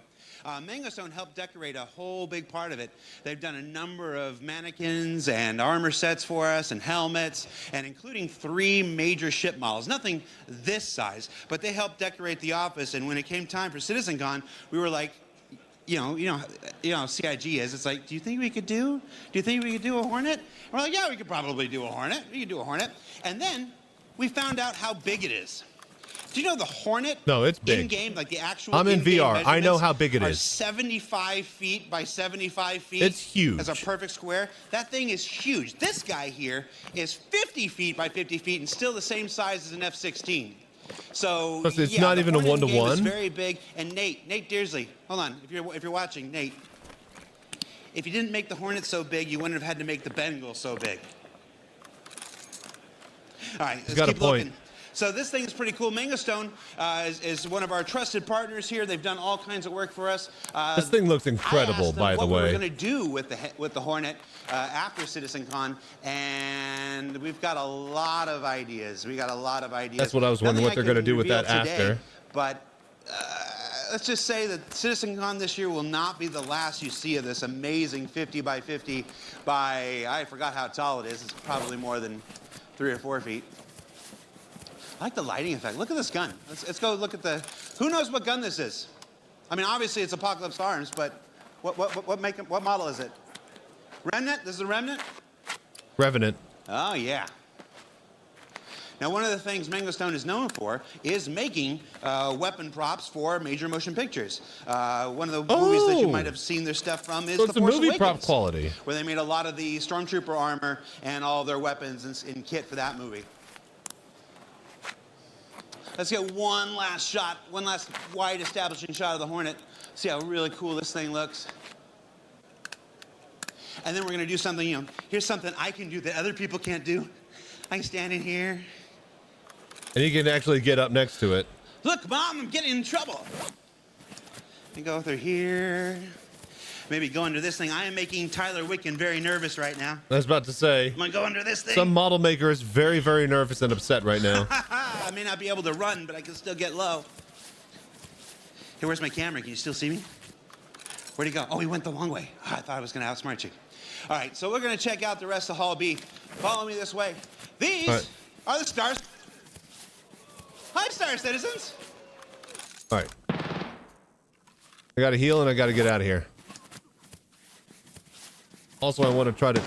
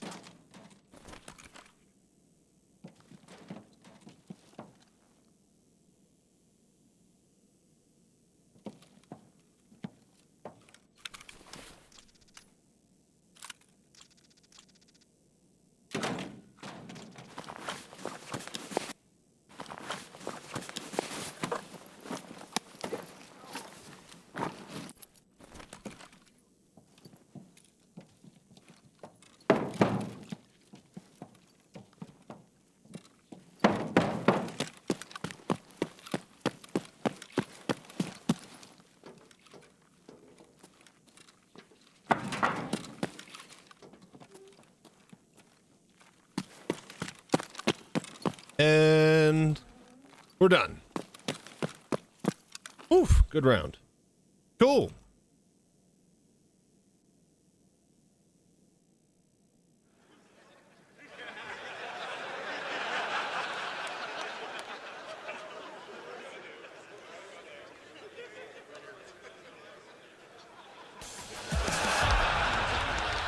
Hello?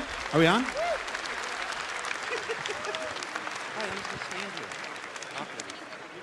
Hello, hello, hello. Am I back? All right. All right, we're back. Hall A, cheer for me. We're back. All right, you know, we made it through last year pretty good without any major issues, and then I saw those bingo cards show up on Reddit, and like the first square was technical issues, and I was like, no, we haven't had technical issues in a long time. Then this happens. Oh.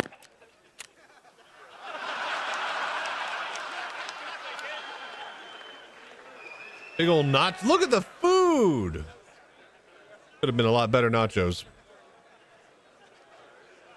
When she dropped the steak, I called her back and said, I just wanted the $12 steak. She said that it was on the sign as you walked in. She said, dear, this is the deal on the sign. She got a $50 tip. Oh, and had the second best soda from the tap. Nice. CitizenCon. Yeah, the mix of CO2 to sugar syrup ratio is really, really important for making it really good. I think we lost you for a second there, Jared, specific from your ratio voice. that they use. Thank goodness, is all I have to say. So here we are in the Edison Lounge, where we'll find all sorts of uninteresting people and devs and whatever else. All right. I wonder if there's anyone you guys around have fun. here we could I'm going to go work annoy. on some food for me. I'm going to make me some cheese sticks. How are you doing BRB. today? Oh, fancy seeing you here. Awesome. Hello. How are you doing? I'm doing good, thank you, Benoit. You've had 2 amazing presentations already this morning. How are you feeling about the next ones? Oh, I feel excited as hell for everything that's left at CITIZENCON. I think everything is chef's kiss. Beautiful. Are there any highlights from this morning? Any main takeaways from either of the 2 presentations you've given already? Well, now that my stress level... You're doing a good job, man. Thank you. You're doing great, too. He's the man. He is the man. So, highlights. Well, I mean, now that my stress level is down, I think both presentations were just stellar. I'm really happy with how it went, and I'm especially very proud of the teams that have shown content today, either being in the Social Universe panel or in the Star Engine Brave New Worlds panel. I think the teams have been working like crazy. They deserve a hand. Let's go, guys. Let's give it up for the teams from the first 2 panels. They were outstanding and have really given it their all, and it shows. And so for me, I can't really call a highlight, you know? I can't play any favorites. But damn, that Zeus exit was, wow.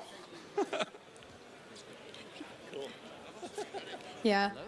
Big respect to everyone who worked so hard on all the presentations today. So, as we mentioned, today's pretty stacked already. We've got a lot more to come. But how does this CitizenCon here in Manchester compare to years previous? I couldn't believe we could do a bigger CitizenCon last year, and this one's one bigger. And so it's absolutely fantastic. It's also great to have the biggest office right next to the venue. Last year was really complicated logistic-wise, right? To get everybody on the same page, flying people over. Now everybody's on site. It's been fantastic. We brought the crews from these other studios in, but overall having everybody here has been great. Plus, I mean, look at this. We have a almost full-size Hornet in the place. This is absolutely incredible. I couldn't believe we were actually doing it when I actually heard about it. and seeing it for real is just completely mind-blowing. And I just want to sit in it. Jared, can I sit in it? Even I'm not allowed to sit in it. Damn. So, does that mean next year's CitizenCon could feature a Hull C in Quebec? Oh my God, that's the #1 question I get all the time is, when are we gonna get a CitizenCon in Montreal? I don't know, but I would love a Hull C. Or a Zeus, maybe. Maybe Zeus would be absolutely fantastic, you know? Because maybe that's a quick shout out I'd like to give is that the Zeus, I mean, tons of people have worked on it at CIG throughout, but this is really the first ship that is completely done from the Montreal team. And so I feel especially privileged to have, put it in the video and then released it in this patch. It's an absolute fantastic ship. So I'm super happy about it. I have a question I'd like to ask Benoit. Yeah. When are we going to be able to watch CitizenCon and ISC and everything in-game? Is that a feature request, sir? It is a feature request. It's a feature request. Okay, all right. Well, I'm not going to give you dates. We're definitely going to put that feature request to the test and see if CR approves it. We'll see. We'll put it with all the other feature requests in the bin. That's right. No. Beautiful. Well, thank you so much, Benoit. Wonderful to chat. We're going to throw over to Dan. Thanks very much, guys. Catch us after the break. See you guys around later. Thank you, Kirsten, and thank you, Benoit Bassaja. Awesome, guys. Welcome back to the interstitial hall. The interstitial, where we are back in the hall here at CitizenCon 2954. Little bit of housekeeping. We just have to give a quick shout out to our sponsor, Versa, who helped make CitizenCon possible this year. Thank you, Versa, for all you do to help make Star Citizen and CitizenCon possible. We also misnamed Scan Computers a Scan PC. Sometimes when you're running around with people talking in your ear and things you have to do, you mix up names. So thank you guys for being awesome sponsors and helping make CitizenCon possible. Now, I was told specifically to avoid talking about that because Jared just did that, so we're going to gloss over the Hornet. So come, follow me. We have some awesome stuff here on the show floor at CitizenCon. We are so happy to have you guys back in Manchester, and we hope you guys are having an awesome show. Now, if you guys haven't been here yet, the General Lounge is filled with people who are excited. Everyone say hi! That was a little lackluster. We'll try again later. Now, guys, there's a ton of stuff, but first I want to throw it over to my good friend, Galactica. We have the cosplay competition brought to you by Tobii, so I'm going to throw it over to Galactica. I think we have some pretty cool costumes to show you guys, so Galactica, take it away.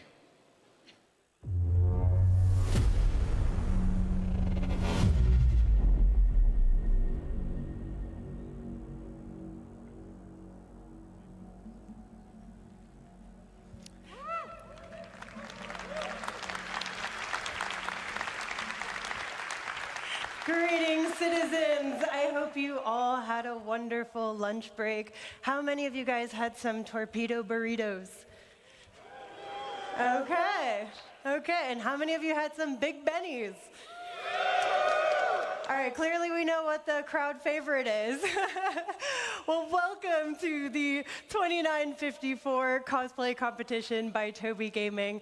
For those of you who don't know me, I am Galactica, our senior social media manager, and I run all of our socials for all things Star Citizen and CIG.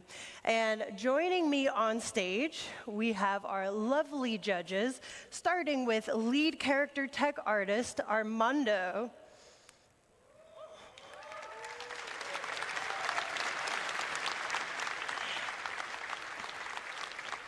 And up next, we have principal tech artist, Forrest.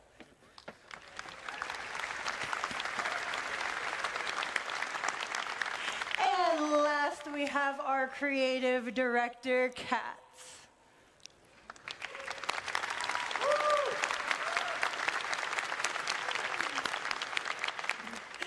Our judges today will be judging contestants based on creativity, stage presence, quality of craftsmanship, and authenticity. This year, we're doing things a little bit different. Previously, we did a first, second, and third place.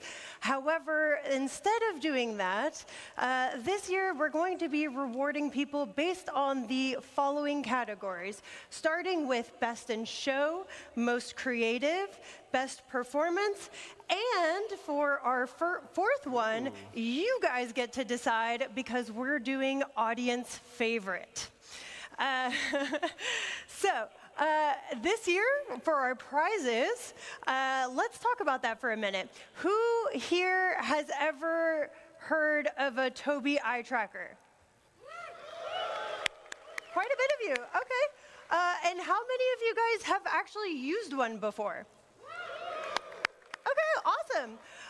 So if you're not familiar with the Tobii Eyetracker, it is the only device that is capable of tracking both head and eye movements, allowing you to take your Star Citizen immersion to the next level. On what's going on through here? Effortlessly following your targets, locking on with just a glance, bringing your character's facial animations to life, and more. So, now for the prizes. Our Best in Show winner will receive a Tobii Eyetracker 5, complete with an accessory bundle, which includes a mounting kit, carrying case, and a tripod bracket. All of our other winners will also receive a Tobii Eyetracker 5, and they don't know this yet, and I'm announcing this on stage, but all of our contestants will also receive an RSI Zeus MK2 ES with LTI and a game package.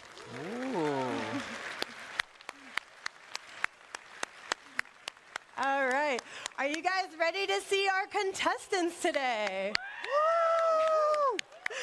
Awesome. Contestants, let's get the show rolling. Our first contestant is Shiley. Shiley is cosplayed as a pyro bounty hunter. Shiley, I'm going to have you stand right here. All right, and our second contestant today is Hydrosa, who is cosplaying as an advocacy agent.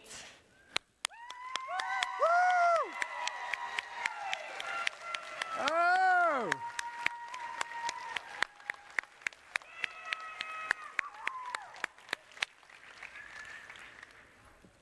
Hydrosa, I'm going to have you come right over here.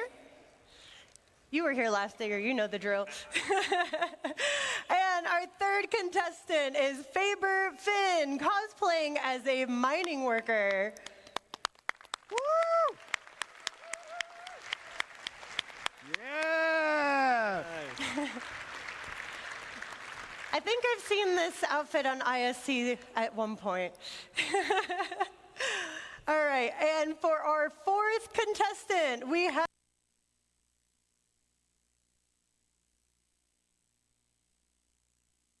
Cat Goddess dressed as Molly. If you saw our commercials from last year's IAE, you might recognize her.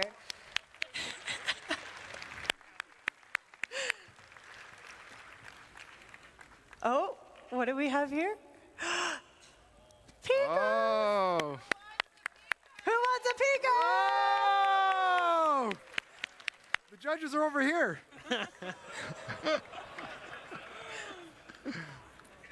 Thought we had a deal. Bribing the audience, I think. All right, and up next we have Amon Grask, who is a Xi'an diplomat. Oh, wow. It's a real life character. Yeah.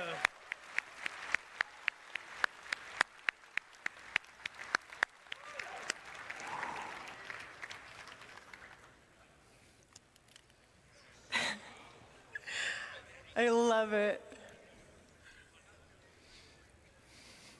Really cool. All right, and our sixth contestant is Little Drift Boy as Garmin Humble, another IAE fan favorite. Oh! I think I've worn that Complete armor with the before. burrito, I see.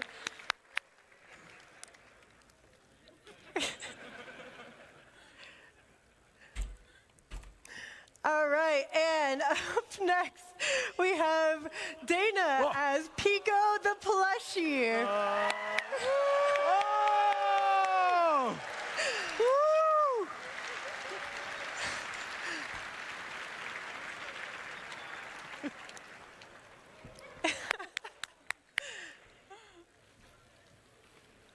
All right. Just making sure you can see with that thing, okay? And we have another Pico up next, Carlito.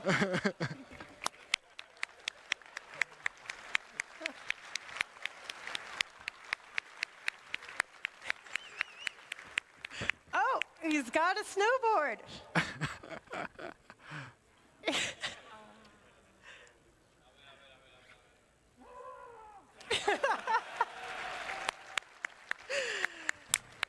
Okay. And While we're last but doing not least, we this, have because Kin this is a part of Shadow the as a fucking, you know, duster. CitizenCon, so you guys enjoy. Oh, this Dusters guy looks good.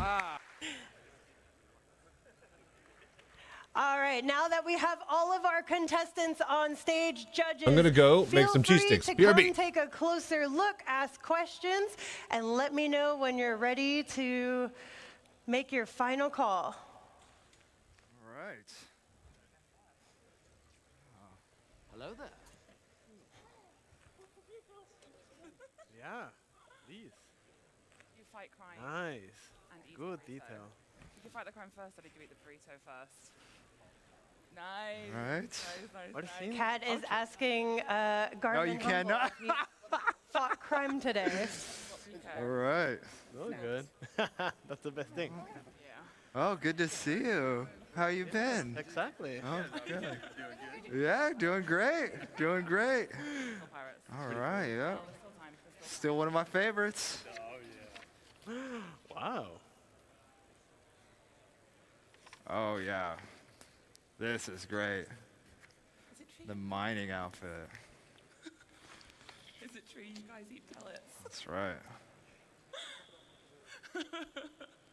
So how'd you do that? Couple LEDs? Oh, that is so cool. Little patch. Let's see, can you turn around for us? Yeah. Got the retro reflective shader on you? Yeah. All right. Very cool. Can you do the garment? How many followers do you have? How's Orson? Awesome. Good than you? Love it. Nice. Mm-hmm. Mm-hmm. Very nice. Look at this. Uh-huh. What is it made of? I do not speak Xi'an. But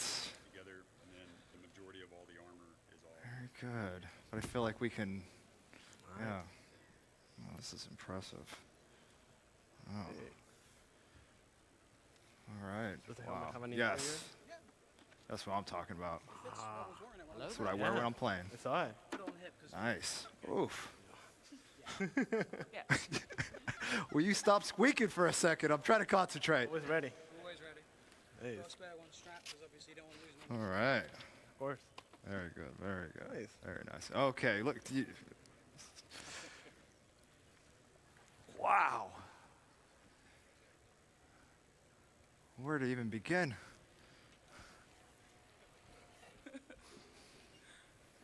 You really wagged that thing. Yeah. All right. Extra points for you. All right. Well. Oh, here we go. Down the snowy slopes. Microtech. Yeah. All right. I love the clone. Awesome. Yes. 3D scan you, put you in the game. All right, awesome. Fantastic. All right. You gonna give that up? Cool. How great were all they? Okay. Real life players, real life characters.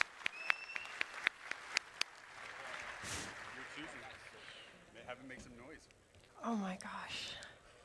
Okay, real quick, judges, are you good to turn your mics off? Yes. All right, if we can turn the mics off for our judges while they decide who our winners are going to be. Give me a little test. All right, I think the mics are off. All right, cool. In the meantime, Hydrosa has given me a tiger claw to give out to the audience. And, oh, are you giving me one too? Okay, let's do this. So I don't want to chuck this thing because it's quite heavy. But if you have not gone to the community booth section yet, there might be a device that you can put this into that will maybe redeem a prize in game. How do we want to give this out? Let's see. All right, I want you guys to make the loudest noise. All right, let me see. I want to see who's the most hyped. The most hyped. All right, all right.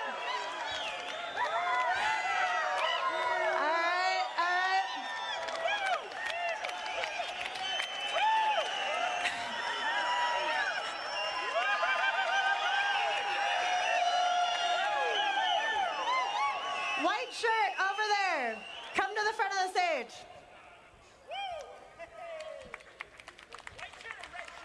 He knows who he is.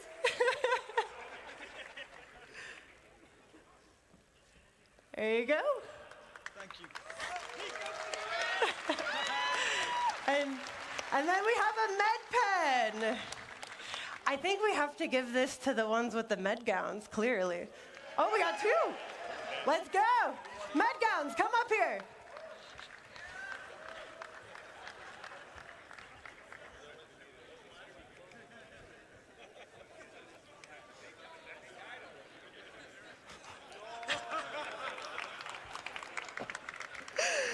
You know what? I do not regret this decision. Thank y'all.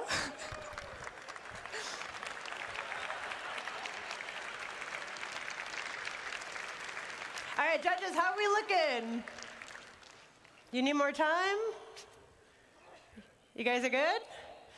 All right, so starting with our Best in Show, Forrest, let us know, who is our Best in Show winner today? Well, everyone's a Best in Show winner, but there can only be one. Shoot us. The Xi'an Diplomat. Congratulations.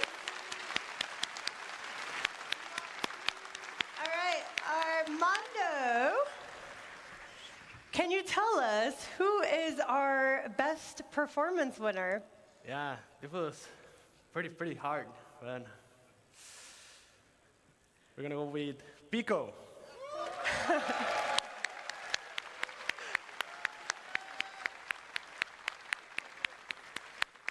Congratulations. And Kat, what do you got for us for most creative?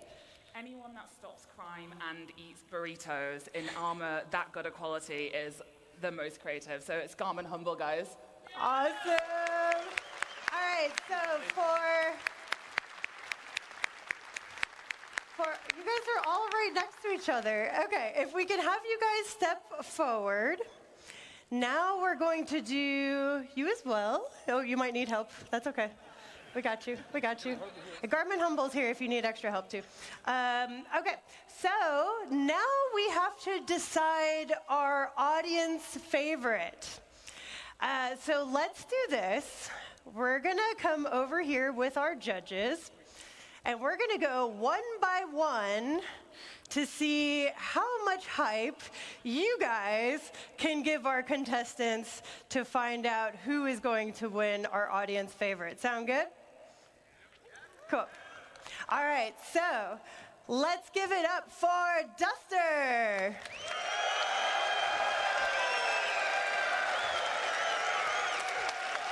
That's a lot of hype.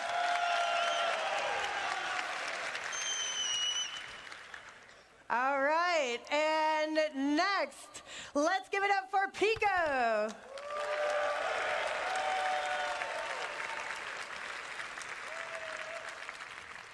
All right, and then we have Molly.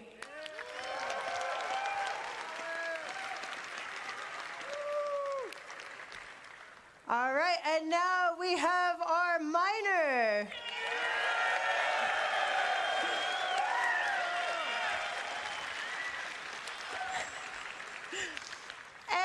And our advocacy agent.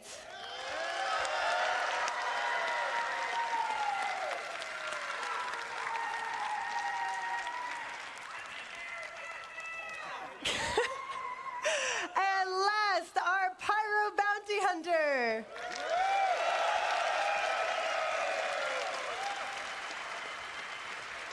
All right, judges. Let me come back over here. This is a very long stage. Okay, did they pick a winner? Who are we And thinking? announced some in-game prop items. I was rooting for the guy in red armor. They all looked pretty decent, but yeah, some of them obviously a little bit better than others. I am going to take some pictures of my cheese sticks that I am cooking and setting up. You guys are going to enjoy this. They'll be on the Discord. I'm going to cook these, and then we're going to see what they got for the character creator. I think this guy did pretty good. And as I mentioned He before, goes for fun and cool, but our that guy's got a lot of prizes stuff today are supplied to his by armor. Tobii, who's actually here with us. Tobii, welcome Tobii on the stage, everybody.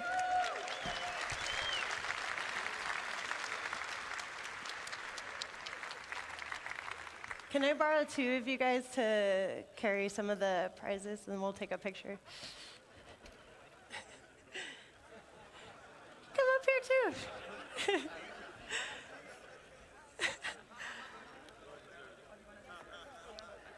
Here, I'll. Can you hold that? Can you hold that? If you can't hold it, I can hold it for you. Here, I'm gonna turn it this way. Here you go. There you go. Okay. All right. All right, and then we got one more. Here we go. All right, let's give it up to our winners.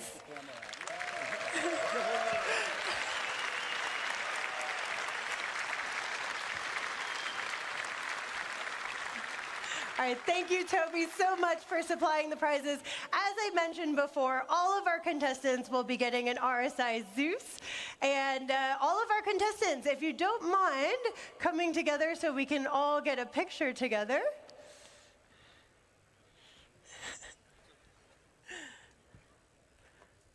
All right, thank you so much for joining us for the 2954 cosplay competition by Tobii.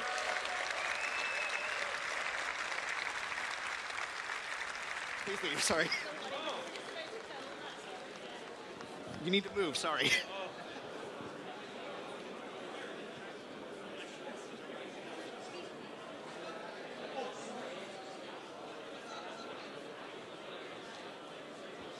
In a world where the Vandul have attacked, one ship will make it so that the lives lost will be avenged. That's right, the UEE Retribution is here at CitizenCon 2954. I have the creators of this amazing model. We have Pigeon Spaceport here. You guys have done an amazing job creating an awesome thing. Is there anything you guys would like to quickly say before we get into questions?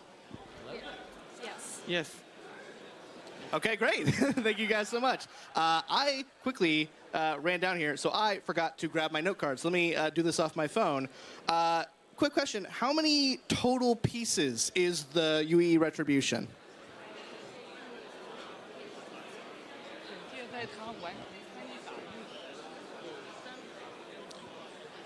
Yeah. About when the 3D printing finish for the Retribution is around 300 in total.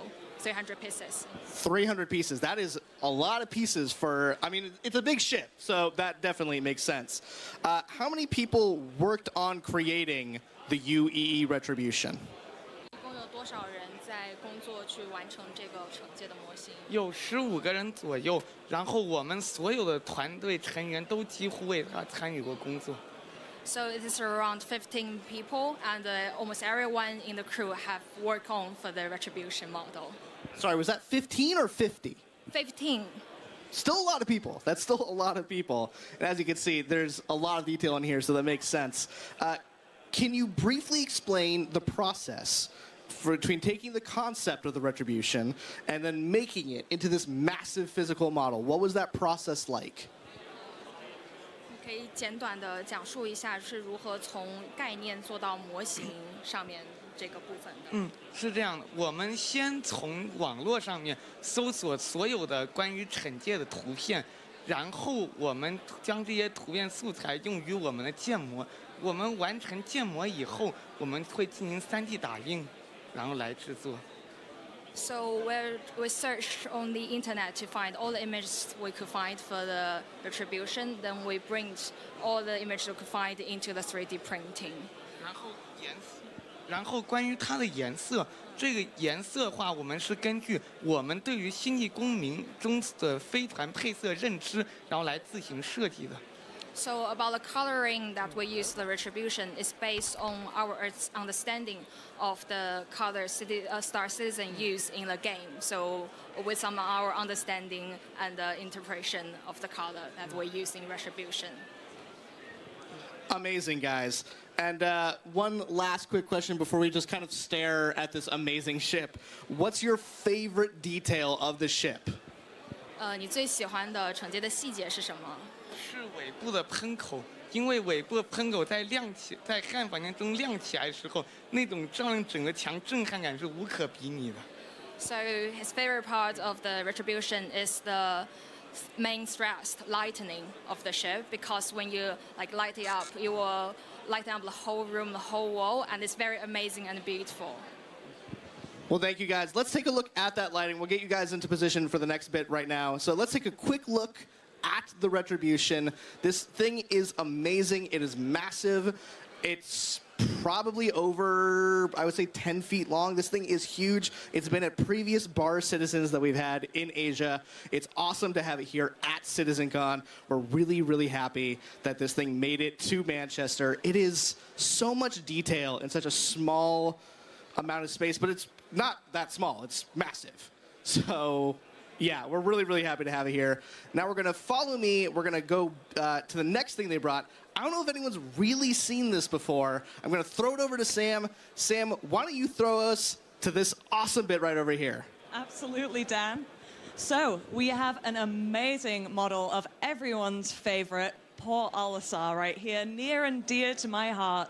Many a year have I spent easily and quickly getting to the ASOPs and buying things and getting rammed off of my pads by unruly and griefers. I'm so sorry, folks. So I have a couple more questions for you guys about this build, if that's okay. All right. What's this model Second made out Pico is a true crunch. Yeah, we got Pico at home. Getting RSI, Zeus, and Tobii Eyetracker is pretty nice one. I was about to say, that is pretty cool. This is the Chinese guys who made the big, gigantic Port Olisar and the Endeavor, right? By 3D printing, basically the resin. And we also add the main metal structure to make it more solid. Wow, that's really cool. So do you know roughly how much does it weigh? 你知道它大概有多重吗？大概在700公斤左右。So it's roughly around 700 kilograms. Wow, that must have been a challenge to get over here to this country. So when you were building this, what would you say was the most difficult part of putting this build together? 在制作的过程中，哪个部分是最 700 kilograms. 难的？ You have to fly that or ship it by crate. Ship it by crate would take months. 就是提尼瓶表面难度在于，在我们的比例下，它的厚度将只有4毫米厚。我们要确保它在如此薄的情况下还不产生变形。So it's a landing pad area. So on the surface of the landing pad, by the scale we are using to make for the Olisar, we have to make it not bending. With like just a few millimeter to make it still solid. 这个提尼瓶的下部也是个非常大的挑战，因为下部有非常多的结构交叉在一起，这对于我们建模的工作量来说是个非常大的工程。So also the bottom part of the landing pad, because there's so many structural intersections, they're so complex, so it was really hard for us to modeling. No, I can imagine. It is a really interesting kind of station, and I'm sure everybody was just as sad as I was to see it go. Do you hope to see Port Olisar return to the verse someday? 所以你会期待奥丽莎的回归吗？ 真的吗？你要说奥丽莎有可能回归的，那当然啊，肯定的，那太好啊。Full Cantonese, or is that like Beijing, Halong Bay type accent? Like this guy is really deep Chinese with his dialect. Yeah, I hope so too. I hope so too. Right. Thank you guys for talking about these. That was the amazing Pigeon Spaceport, guys. Do check them out online. Their stuff is absolutely amazing. I'm going to now pass over to my buddy, Dan, who is hanging out with the merch stand guys to show off some of the really cool stuff that we have here at CitizenCon. Over Hard to to you, scale, Dan. things with detail due to structural integrity. Yep. Awesome. Thank you guys I was about at to Pigeon say, Spaceport. when you have I know, I like just come tiny out of, thin millimeter nowhere. detail, He just keeps it doing becomes guys. really flimsy Thank when you it's supposed to be a guys at big Pigeon hunk of Spaceport. metal. We're so lucky to have them and their awesome bits here at CitizenCon 2954. Now, I think it's time for you guys to see a bit of where I get my fashion from. So come follow me, guys. Come follow me this way. We'll Yo, make our way Smoke, through you the there? crowd. Let's get in line. I just posted cheese stick for pics. The cheese stick pics in the Discord. Yeah, that's a long line. I don't think I want to wait in that line. So luckily, I have the CIG access pass. Come follow me. We get to skip the line. Just a little secret for me and my many thousands of friends who are watching the stream. Come follow me this way. right this way, right this way. Man, all these people are very excited for merch, and as they should be, because we have some awesome merch. This is how it was last year. The merch line was like out and around the door, around the block, and back into the building the first day. Second day is when you get your merch. And that should probably take you there. If not, you'll find it on the pledge They store. might not have anything, though. Awesome merch. Let's take a look. That At the cheese top, will do. we have some brand This new wasn't even the Pico fresh Penguin plushies. mozzarella. This was Pico like the is Pico with an attitude. This is our Pico I Black got two Ice types of plushie. mozzarella. A This brick of Pico has a mozzarella, new right, that I hope that I can use to make prepped ones that I can We are cook very later. excited to bring And then the Pico fresh back. mozzarella, We have which is brand all new liquidy and Star gooey, Citizen which is cap. definitely going to ruin We my have some breading. awesome. TRB, see if need you to can get those a stickers get on a the other soda. side. I don't know if you are able to get that. We also have a pin set on the far bit there. We have a brand new desk mat, which looks awesome. Look at that desk mat. We also have some awesome physical merch.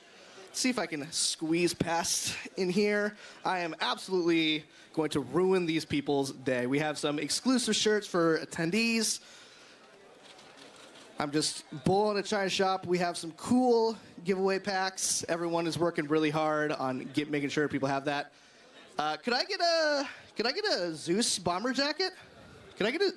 They got me another Zeus bomber jacket. Thank you so much. I have one on, but take a look at this Zeus bomber jacket. So we have the interior lining. It's this awesome like yellow-orange, like sort of a quilted pattern. It looks, and by the way, feels awesome. Now these do run a little small, so make sure you're getting a size up. Let's hold this up for the camera. Look at that. We also have. Oh, They have the flight jacket. They have the mark. Took that, and I will never get it back. So is that they're selling this flight jacket, cool, right? Details. We obviously have like this RSI. Hello there. We have some RSI like branding right here. We have some patches over here commemorating the Zeus Mark I. All right. So is and we that also have available on the website? Pico the Penguin Black Ice Edition. This Pico has seen some things, but I can fix him. I swear I can fix him. We also have a bunch of awesome stuff. We have this UEE flag. Let's make sure that we're holding that up properly. Okay. Look Well, at that means We they got it from UEE China. flag for you guys to celebrate your patriotism for a united empire of Earth. This thing is very long. It's kind of the Foundation Festival colors. I kind of like that. It's yeah. I'm going to steal that. That is mine, and you're not getting it back. What else we got? I know we have some more merch. Someone get me more merch. Oh, here we go. Thank you. We have a new keychain. Ooh, this is really nice. Camera guy, we got keychain. We have a bunch of cool stuff. I am being told, however, that I think that's all the merch that we can show because we want you guys to be here at CitizenCon getting it. So I think that's just enough time we have here at CitizenCon. I'm going to throw it back over. We're going to continue the show. We'll see you guys back here later. Take care.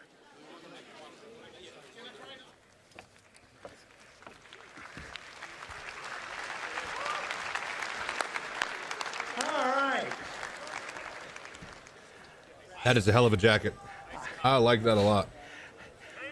They're saying ice it. I'm wearing jeans. It doesn't work through it. You know, people tried to get me to take my pants off backstage, and I'm like, no, I do it. It hurts. All right, guys. I think that's Poor long Jared. enough of a break. Let's get back to some presentations. How about it? All right.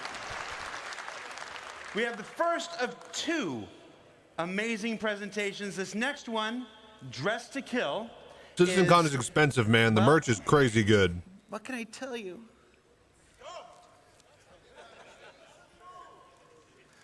Who remembers CitizenCon 2016?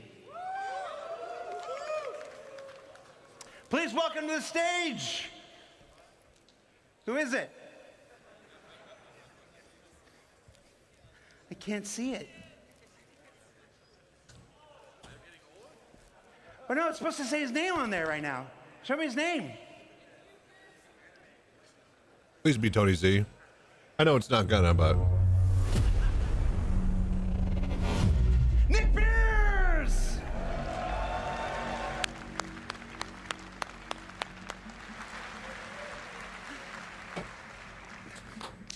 Okay. How's it going? I was about to say though, Hello, that hello. is if it's a decent quality and it's not shit and my falls name's Nick apart, Beers, then I'm like going to be Joe pleasantly mentioned. surprised. It's my second CitizenCon. It's my first time presenting, so I'm very excited to be here. And just on behalf of myself and the team, thank you so much for coming to this presentation. Like, thank you.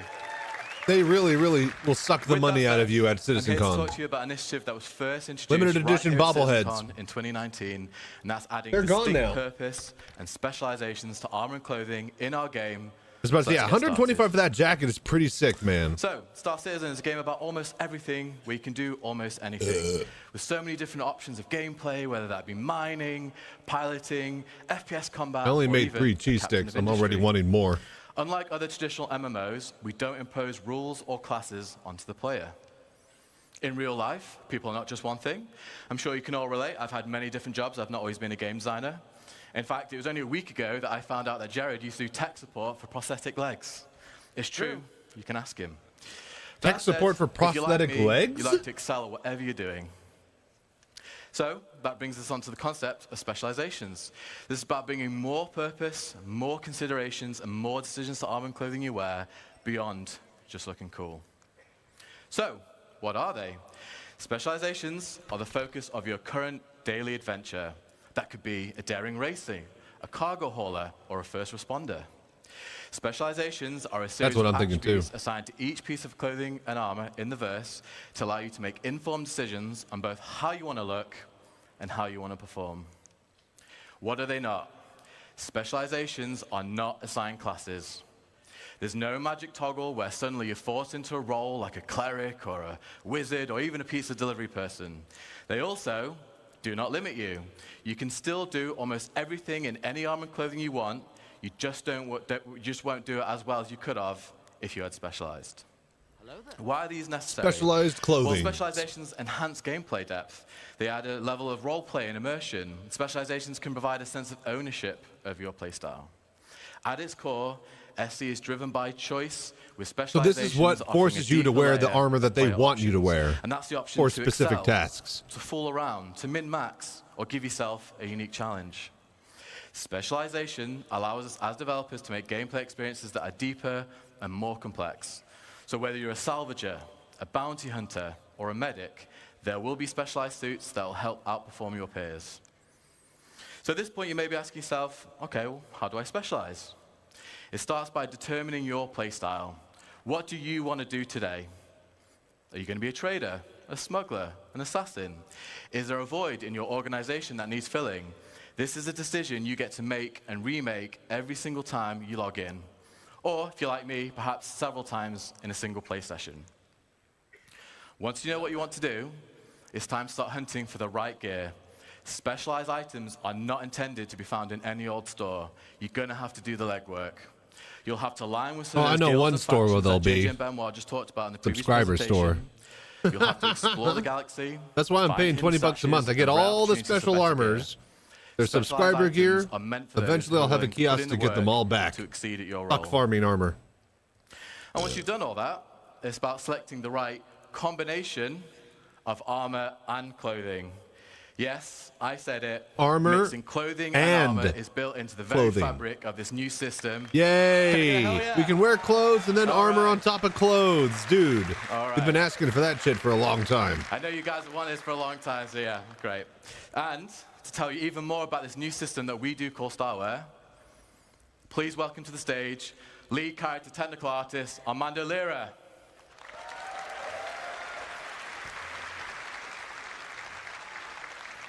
Watch it, bro.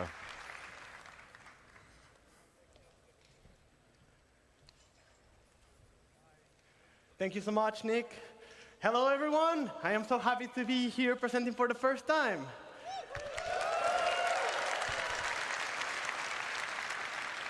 How cool are specializations? We are sure you'll enjoy finding the best combinations for your playstyle.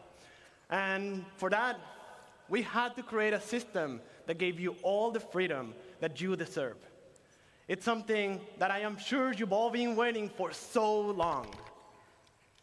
Starwear. So if you're... Are you tired of choosing between clothing or armor? Yeah. So finally, you'll be able to mix and match. Starwear is fashion that meets purpose.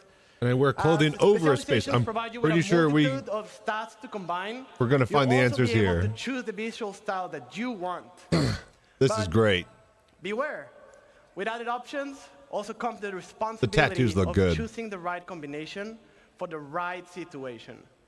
Let's look at some of the possibilities that Star Wars will be able to provide you.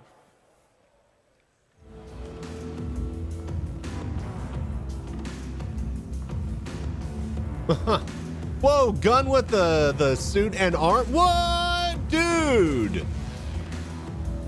So yes, now we can literally do anything we want within logical reason, it seems and feels like.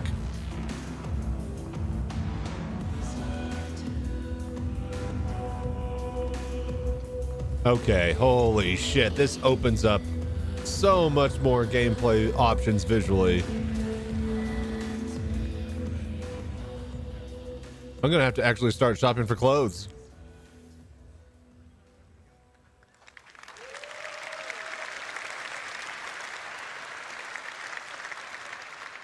As you all saw, the possibilities are huge.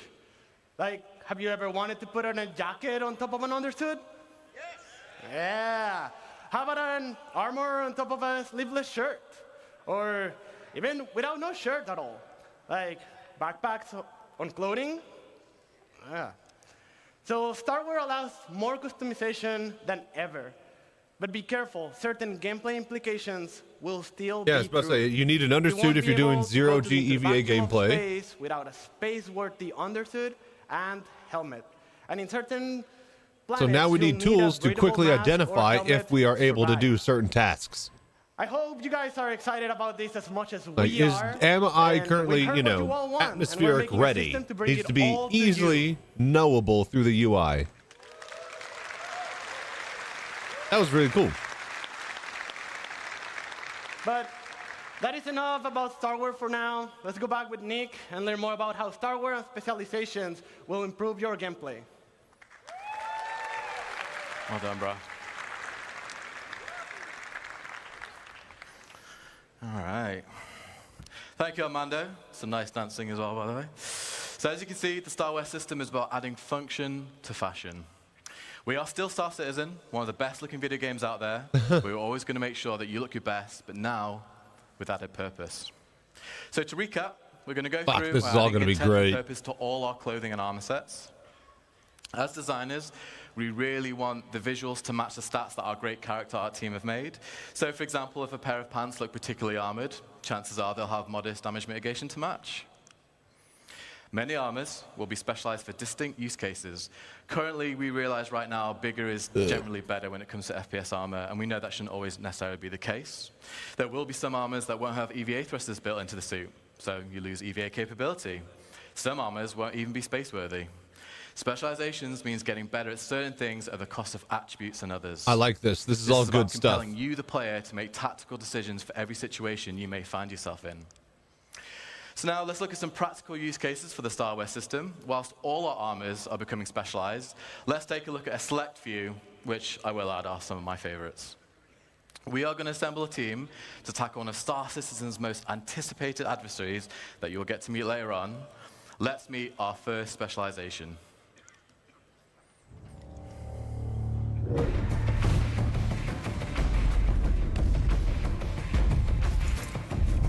Hauling? Really? Oh, bounty? Wait, just merc? Mercenary? Dude? What is the leader? Okay, goddamn it, dude! Yeah, leader. Like, what is this person? All right, so we have our leader. On space with the armors on planets. So the Found that out when trying to mix and match. Crucial in a way it hasn't been before.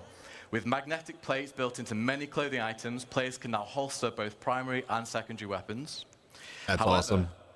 In the near future, there will be locations in SC where armor and weapons are strictly prohibited. Clothing allows the player the opportunity to access these restricted areas without needing to change.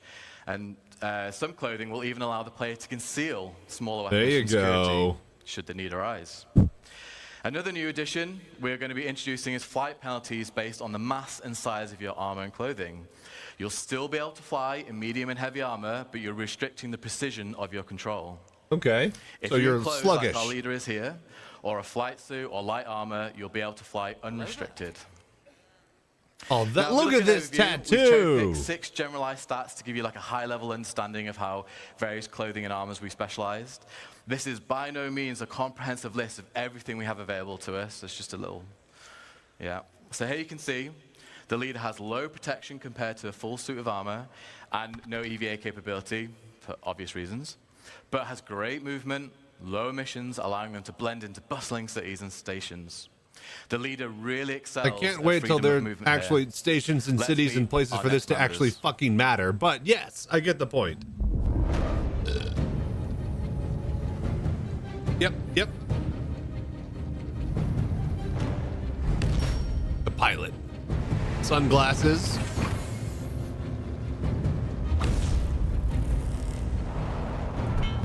And the driver.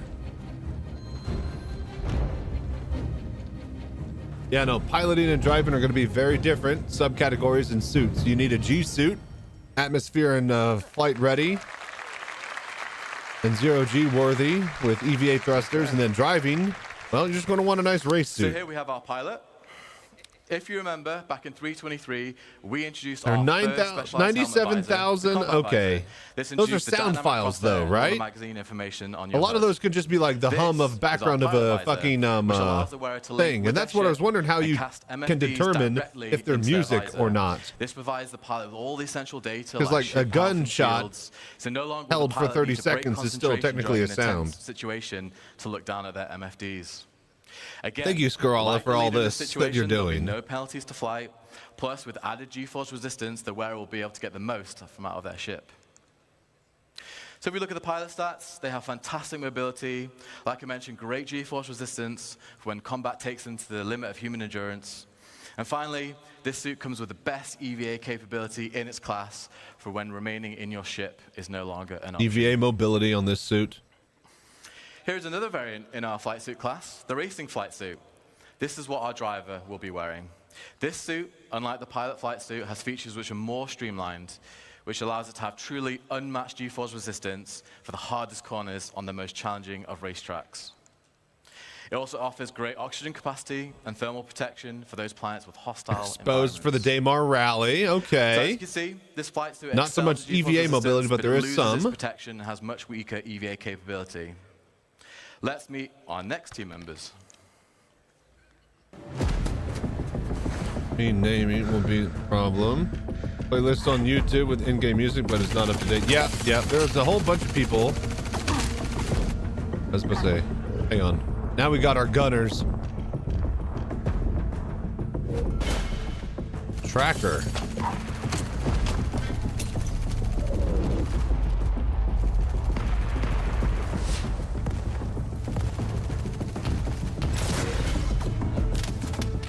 Medium and heavies. Tank.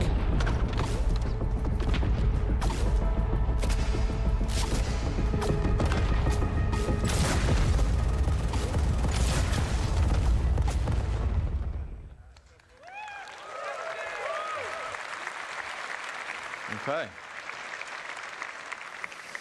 Here's our tank, who is wearing our heavy combat armor. Combat armor is similar to what you're used to, only we're specializing it even more for combat. So what does this mean?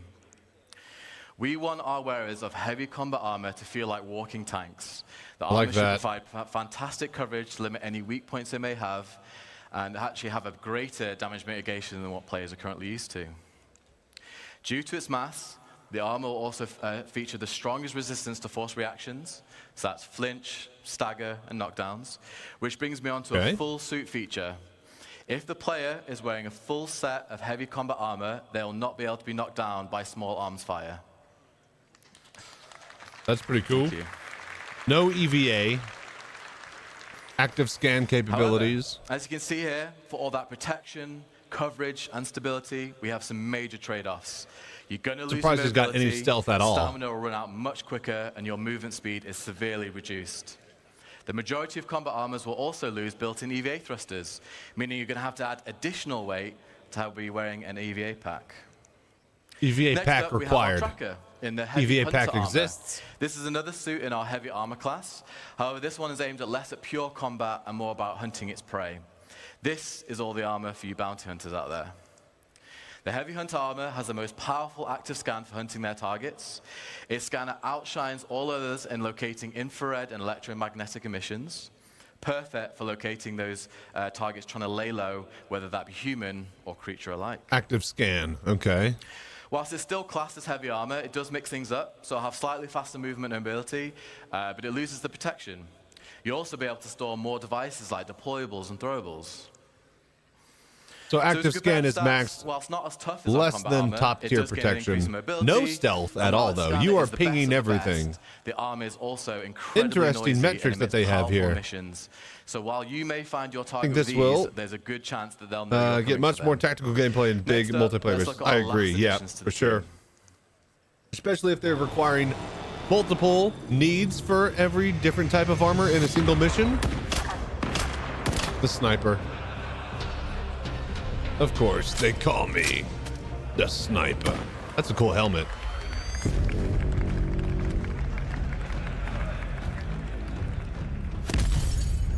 That friend.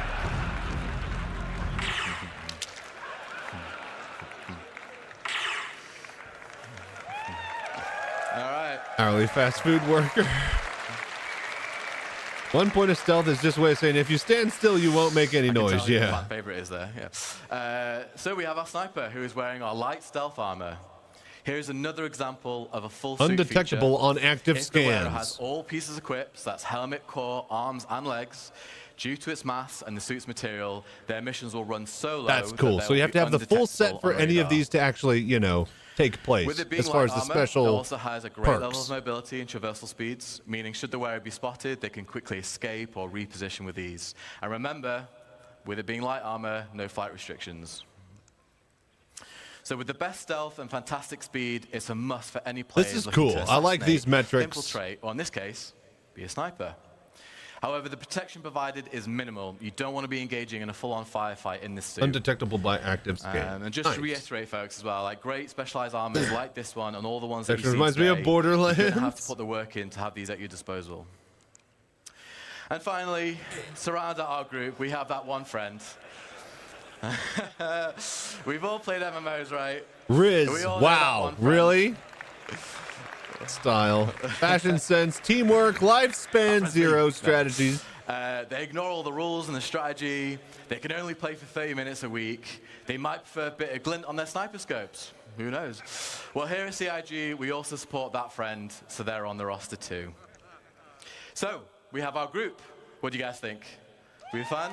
This is good. Right. Good starting point here. I hope there's a lot more with engineering and industrial. So let's see what they face ahead and if they're up for the challenge. And to talk to you about that challenge, please welcome to the stage Senior System Designer, Zach Priest. You've been great. Thank you. Solid stuff.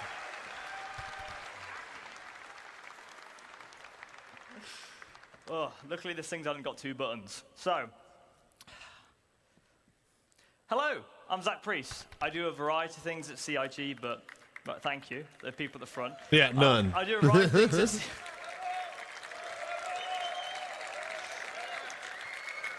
I do a variety of things at CIG, but I'm mostly a designer who works with AI and guns. So most of you will be wondering, what could the next part of the presentation be about? Well, let's get stuck in. Star Citizen, at its heart, is about community. From our relationship with players to the big dynamic events that citizens work together to complete. We love group content and missions that allow players to work together to achieve a goal. But for our group specifically, you do have to wonder, well, now our crew is assembled, and in a universe as big as Star Citizen, who knows what trouble they could run into? So let's find out what they're going to face. Now, they're heading to the planet Monarchs, which is in the Pyro system. So without further ado, let's find out what they're up to.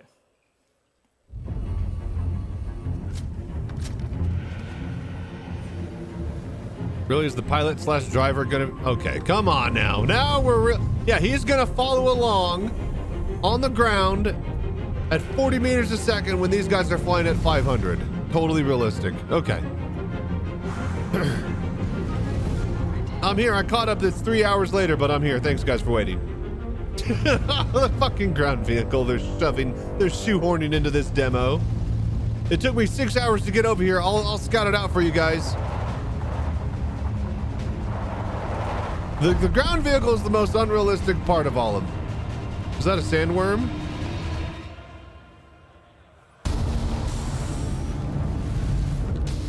Okay, if they're pulling out a sandworm.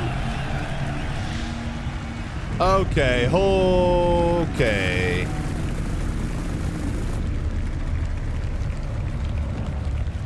If there's like PvE versus gigantic megafauna, then I'm kind of interested. That worm!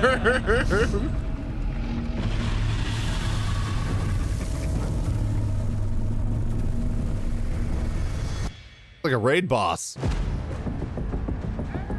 No fucking way! What in the fuck?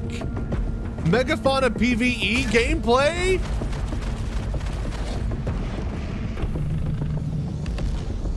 Is it like shooting stuff? Dude. Oh!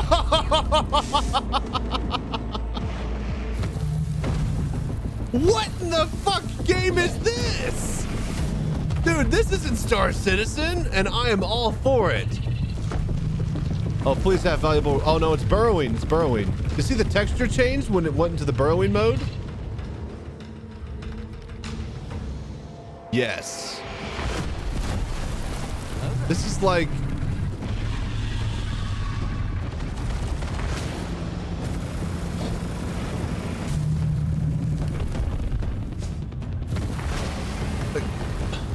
I don't even care if this is balanced or not. Like, this is just a fun time.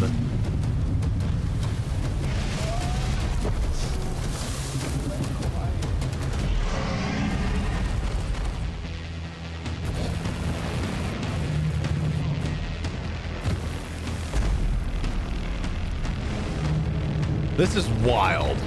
I love this.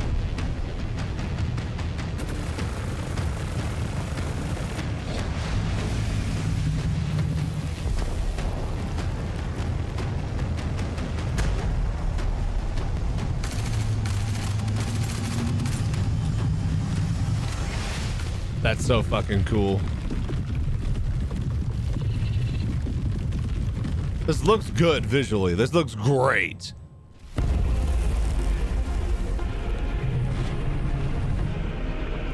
We need a bomber. All these people are dying though, and they're not able to actually participate in the actual kill of the beast. They're respawning at a station across the system, and they're 2 hours away from being able to actually come and participate in the actual kill. Keep that in mind due to the current design of the way that Star Citizen works. That guy, he takes 2 hours to get back to where they are. That fighter, he's gonna have to respawn his fighter. They're probably gonna increase the insurance times. Probably pay to avoid that. This is all great in theory, but you gotta remember with how we're gonna interact with it actually, right? So that's the key that I have, is they need to actually improve getting to this gameplay quicker and easier. So, you toss a bomb in the mouth, exactly. There'll be so many different things, exactly. If one day you want to just go and have your group take out the giant worm, and then go mine the giant nodules on them or whatever, you got a big old pearl. Okay, okay, okay, okay. Yep.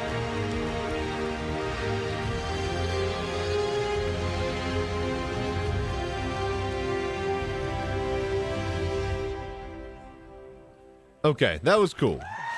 Now switch to transport and selling mode, exactly.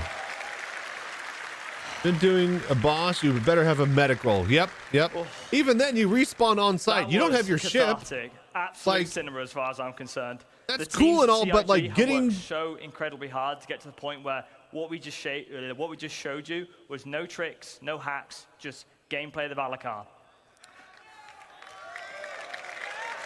Monster hunting comes to Star Citizen. Lives within Monarchs on Pyro. Use ground vehicles to bait out the Valakar. Who put in a lot of work to get to the point where what we just showed you is gameplay.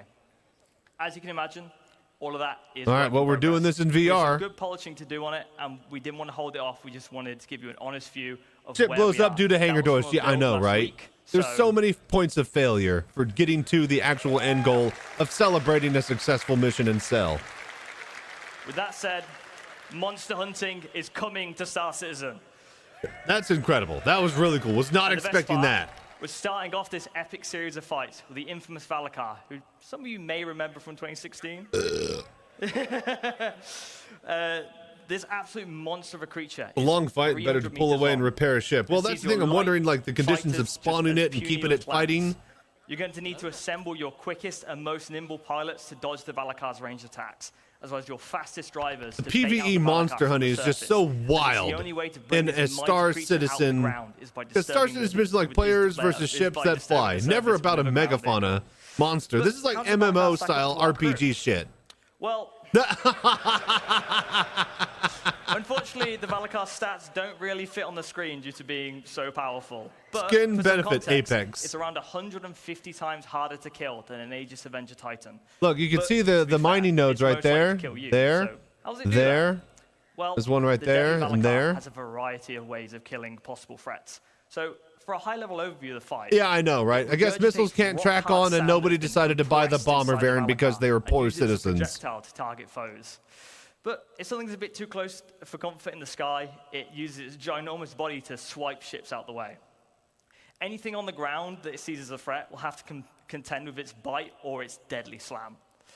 So, Will there be actual people little running bit of around information. shooting, As the though? Valakar becomes more injured, it will retreat back into the planet's surface, and you'll need to make sure that your ground vehicles stay alive or have backups to bait out the creature again. Okay, so you have to have ground vehicles to interested. keep baiting it out. So, the big question in a game like ours, how Well, are we there's gonna no communicate health the markers. of this creature?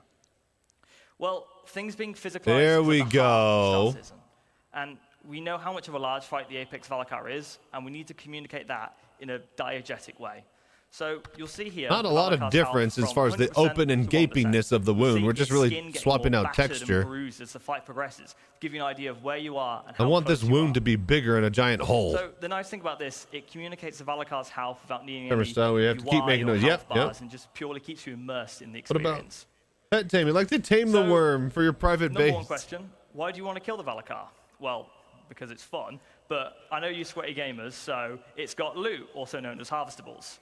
The Valakar has two very valuable harvestables. Firstly are its pearls. You'll need to mine growth Mining at a tool variety to of get the locations of pearls, Valakar to reveal these pearls. and then a tractor once beam to you've pull the teeth destroyed out. the growth Awesome. skin, you'll I see love it. disgusting squidgy innards. That's brilliant. But next is its big apex teeth. These are within its mouth, and you'll need a very strong tractor beam to be able to yank these things out. And these harvestables will not all come out at the same quality. So you'll be able to learn more about that and how harvestables are going to be used tomorrow in crafting your home. Yay, craftables. So a fun thing here is you'll see the character is standing within the Valakar's mouth as well. So when it dies, it keeps its collision, meaning that you can climb on it, land ships on it, and it's essentially your playground. What? This really shows how big it is, but how big is it really? When we first made the collision for this model, Star Engine actually gave us an error saying, like, no living thing needs to be this big. You've accidentally added an extra 0 onto the size. But to give you an idea of the sheer ridiculous scale of this monster, you'll see here in Idris. Anyone who's done Xenothreat knows how big Yeah, the that's Idris insane. is. You feel like an ant when you're in the That Idris. literally just goes and this through the makes hangar bay. This makes the Idris look small. There's also an Aegis Avenger Titan here as well, but if you look even closer, there's actually a Copion in this image. I'll give you a second to try and spot it. There it is. So well done to anyone who spotted it. So it's big. So for some fun numbers, it's 250 Copions long, 47 Aegis Avenger Titans long, and for our American friends, that's 3.5 about American football fields. Okay, there you go. But lucky for our Copion friends, the Valakar actually comes in different sizes. So you'll be familiar with the variants we've done before with our Quasi-Grazers and our Copions. They're in different biomes and they have different aesthetics. One biting the Titans But in his moving on, tummy. we want to also introduce different creature sizes. So these sizes will have unique behaviors, animation, audio, and harvestables associated to each size. So for our first size, we have the juvenile. These juveniles will respond to stimulus such as noisy footsteps and loud mining beams. This will cause them to burst out the ground and attack anyone who's disturbing them. And you'll find these in caves near valuable harvestables and minerals. So for our next size, okay, adults, this is the adult cool. Valakars know not to pick fights and tend to remain to themselves. However, if you exterminate too many juvenile Valakars, this will cause adults to show up, which are 3 times larger and a lot more angry. Creature sizes are great because they allow us to create varied experiences as well as show you how creatures grow and evolve in the environments they live in. Yep, you have to protect your kill to harvest Beyond it. that, Yep. we have our apex, which has Gonna the be a most whole valuable org thing. harvestables and the most deadly attacks. It's also the biggest living thing in the verse. So far. So, in summary, monster hunting. Man, monster hunting is fucking wild. This is the first in a large series of apex creatures that you need to gather your crew together to take down this. I would have never thought. Like, surely, like the worm is there and we can see it, and like, oh look, the worm. But Apex Predator boss MMO hunting would have never figured they rolled that into Star Citizen. Crazy. We hope it shows that we're not only doubling down on creatures, we're also committed to bringing you gameplay experiences that only a game of our scale can provide. I was about to say, literally no other game could do this. For this Valakar, let's take a look at some other fauna. Now, for fauna's the Valakar sake, is very exciting, but I also want to share with you the bigger picture for creatures. So let's start with some Valakar variants. Variants so far have typically just had alterations to their loot and appearance. However, water one. we want to go further with what variants can be. For example, what if the Valakar evolved and grew in a swamp environment instead of a desert planet? Or if a Valakar never made it to the surface and only lived in drowned caves? These are the kind of questions that make sci-fi one of the best mediums. Okay. I can hear the questions already. What does an adult cave Valakar look like? What does an apex quasi-grazer look like? Well, it's these questions that get everyone excited that works on creatures to give you a glimpse into the big picture. All of these variances and differences and new creatures make up what we call our fauna matrix.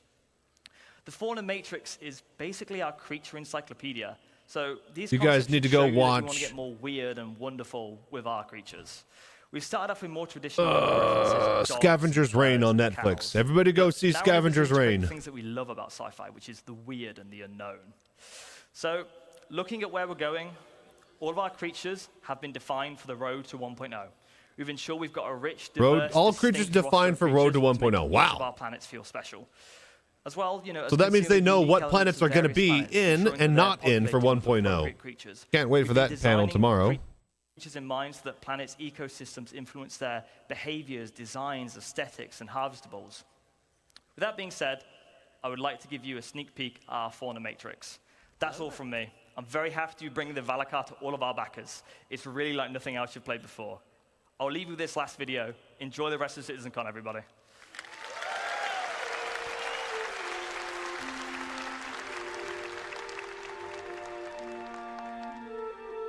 We've seen all of these. We've seen that.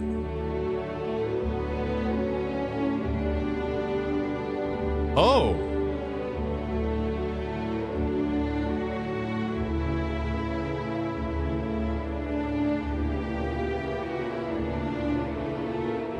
Oh, wow.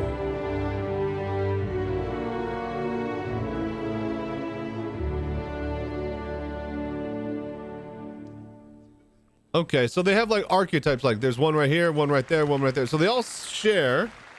So it's basically putting a skin or a paint over and getting like 3 or 4 different versions. Creatures, but we also have some even more amazing ships.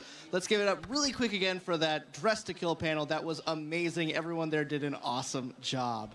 Now we are back here. I was about to say, sure, we're done with the space game. We're not space gamers anymore. We're Monster Hunter gamers. As you can with see, space. they are makers of awesome Star Citizen miniatures.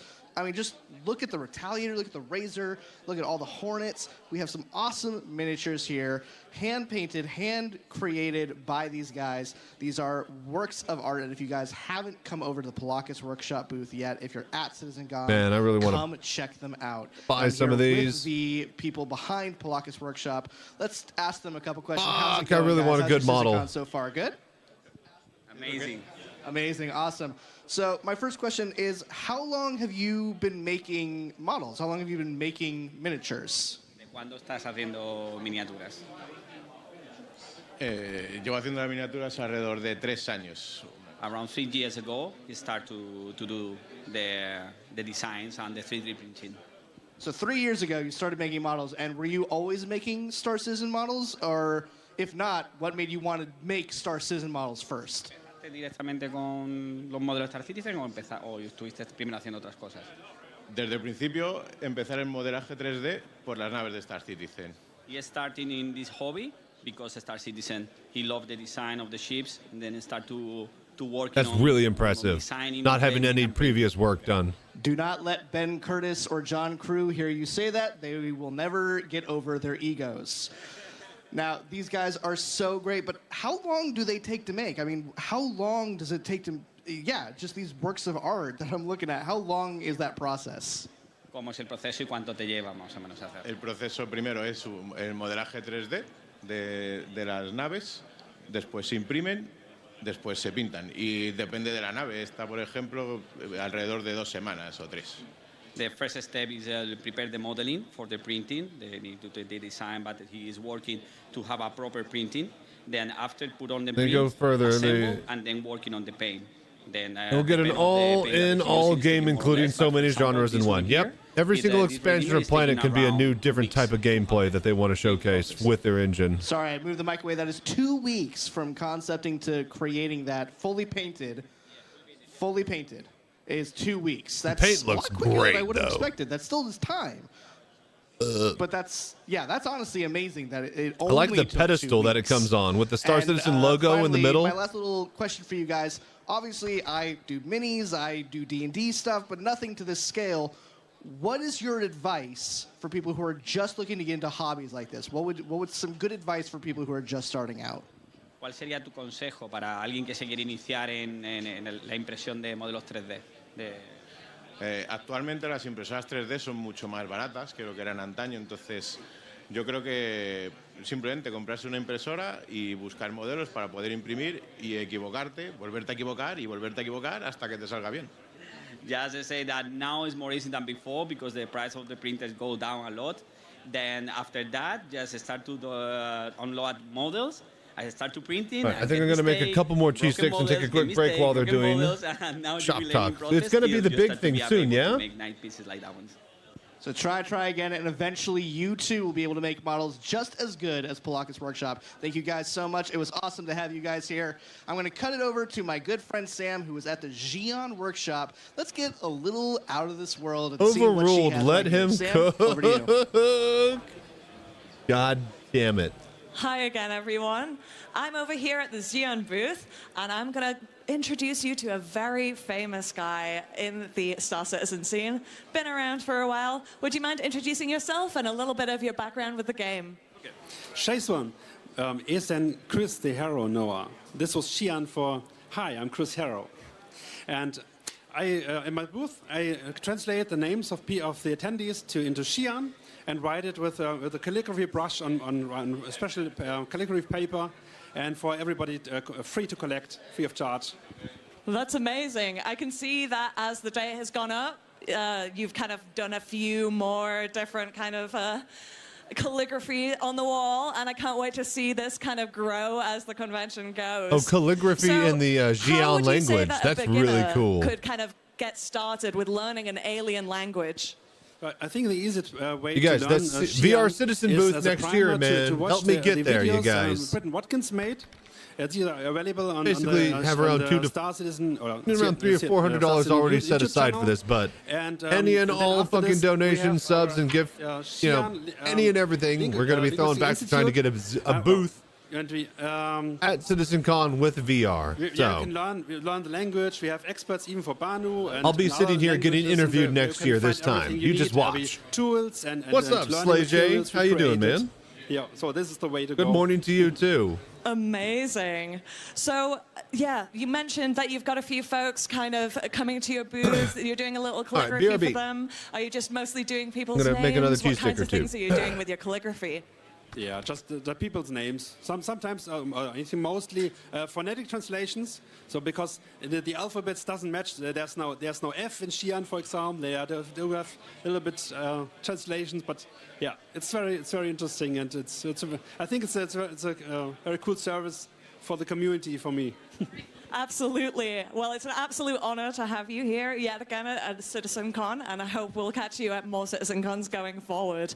I'll pass you back over to Dan, who is going to go check out one of our other community booths. Dan? Thank you so much, Sam. Now, guys, it's been a long week. I think most of us here could use a drink, and no one does drinks better than Bar Citizen International. Now, you guys have been killing it this week. I don't know if you guys have been here in Manchester this whole week. There's been a Bar Citizen every single night, Monday, Tuesday, Wednesday, Thursday, and Friday. You guys went all out. You had an entire city block takeover on New Wakefield Street. I was there. It was massive. How many people were there again? We had about 2,600 people, which is 4 times larger than what we had in LA last year. So it's big. So for those who didn't hear, 2,600 people, 4 times larger than the Bar Citizen they had in LA last year, which I was at that as well, was massive. So you guys have been killing it with Bar Citizen International. But what are Bar Citizens? For people who maybe don't know, what is a Bar Citizen? Yeah, so it's really any event that you want to go to, anything can be considered a Bar Citizen. If you got 3 or 4 people with pizza and you're just talking about the game, that is a Bar Citizen. Now, because of all the great things that are coming out in the game coming up and we get to see, we assume that these are going to grow and they're going to become massive. So Bar Citizen International was put together to help coordinators, either veteran, need assistance, or brand new people. And it's been great because the number of people that are here that are like, I want to run one of these. Well, we've got you. Fantastic. I know you guys have, registered events. Obviously, people can maybe go rogue and do their own. But how many registered Bar Citizen events have you guys had in the entirety of Bar Citizen International? Yeah, so we have about 600 events that have established over the last 10 years. So you could see about 60 of these, and then you guys go through with your Bar Citizen World Tour. But you're right, there are many of these that just happen naturally.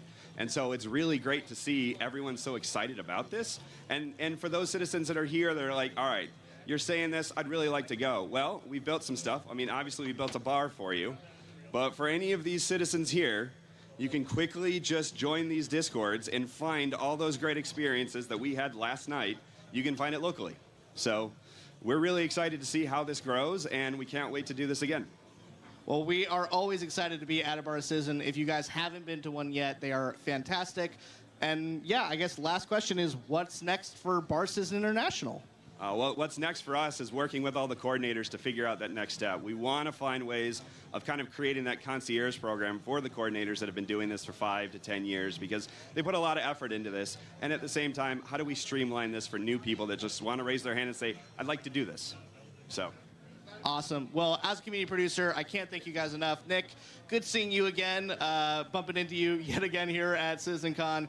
I think that, unfortunately, is it for us here at CitizenCon today. Don't worry, don't cry. I see the tears forming. Be brave. Be brave and be strong. We will be back tomorrow. But Sam, any last words from you? Yeah, it's just been such an honor to talk with all of the community this year, and I can't wait to show you guys some more tomorrow, so make sure that you tune in then. Yeah, and thank you once again to our sponsors, Versa. Thank you again to VKB. Thank you again to Scan Computers. We could not have had CitizenCon without you guys. Thank you to Tobii for your cosplay competition. You guys have helped make the CitizenCon the best one yet. And I think that's it for us. So from Dan and Sam here on the show floor, we'll see you guys again tomorrow. We have one more panel before the very mysterious redacted at the end of the show. Let's head over to that panel, shall we? Thanks again, guys. We'll see you tomorrow. Bye. Okay. I've almost got full mobility back. You know, when they tell you Chris Roberts isn't ready, go take a run. Don't take it literally.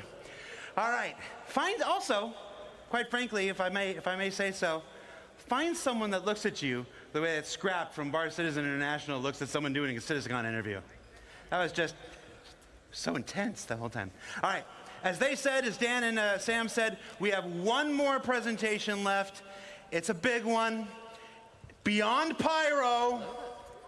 We're looking at what's next beyond our next star system, which just went to PTU, yeah? Viva Cati? All right. I've been in this world for so long. So please welcome to the stage one of my favorite people at CIG, and I don't say that lightly. A man whose last name took me 3 years to learn to pronounce correctly, and I'm still not entirely certain I did it. Please welcome to the stage Star Citizen's creative director, Mr. Ian Leyland.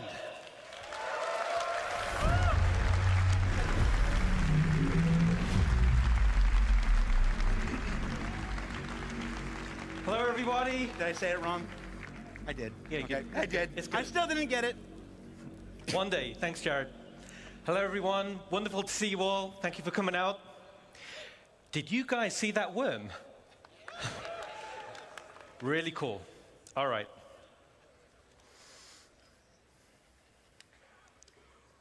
So right now, it's all hands on deck to make 4.0 the best experience for you. Richer locations, deeper gameplay, better experiences. All with completely new and wonderful music from Pedro, which will create an evocative and emotional backdrop. Rich and I have been working directly with Pedro for many months now. Aha! Beautiful music awaits. All right, what does he got? I'm going to talk to you about what's beyond Pyro. What's beyond Pyro? So let's strap in and we'll take a look. My name's Ian. I'm the creative director for Star Citizen. And let's start by looking up into the stars and saying hello to an old friend.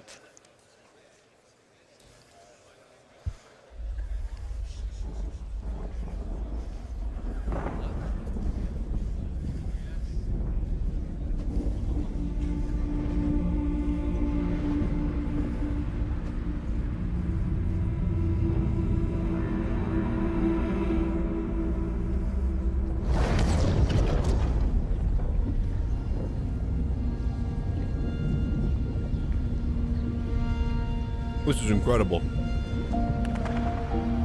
The demo, not my cheese stick. The cheese stick is also incredible.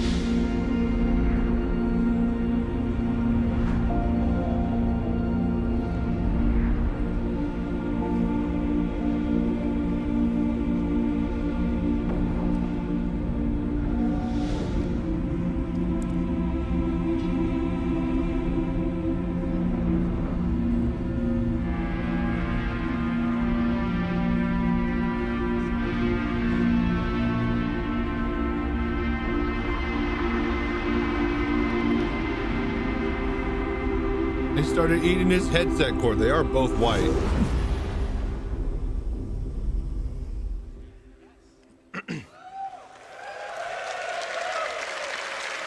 What is that? Aaron Halo mining belt? Awesome. All right. So this is Nyx system. Nyx was discovered in 2582 Delamar. by Carl Got it. Larry during the height of the newly formed United Empire of Earth's territorial expansion. Its most defining feature, and the source of its name, is the sprawling black dust cloud that occupies most of the system. The dust cloud severely hampers visibility and can interfere with your ship's scanners. This system does, however, border with Vandal space. Yep. So, visitors are being advised there are Vandal raiding parties hitting locations throughout the system. But, despite this, a small community has formed in the system, and this is on an asteroid in the belt between Nyx 2 and Nyx 3. And this asteroid is called Delamar. Yeah, baby! So Levski is now an asteroid. It's not even a planetoid. And here it is, hidden deep in the Glacium Ring. But actually, Delamar should be, and now is, an actual asteroid. And as it's an Big asteroid. the space is a zero G location, giving a unique identity for a landing zone. So let's take a closer look at the main POI on Delamar.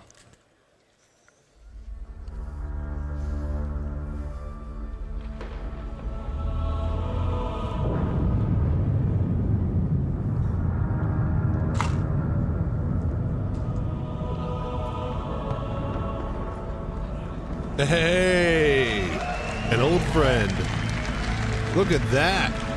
The landing pad right there. Dude, this looks great. Yeah, it's got that kind of pyro station overhaul approach to it. The actual fucking pit looks like a pit. Wow.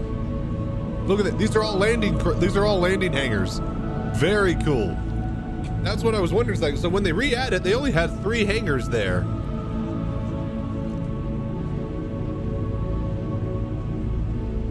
Fuck, that's cool.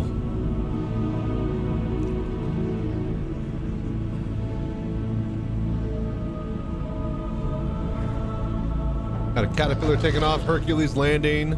We got landing pads here, not hangars.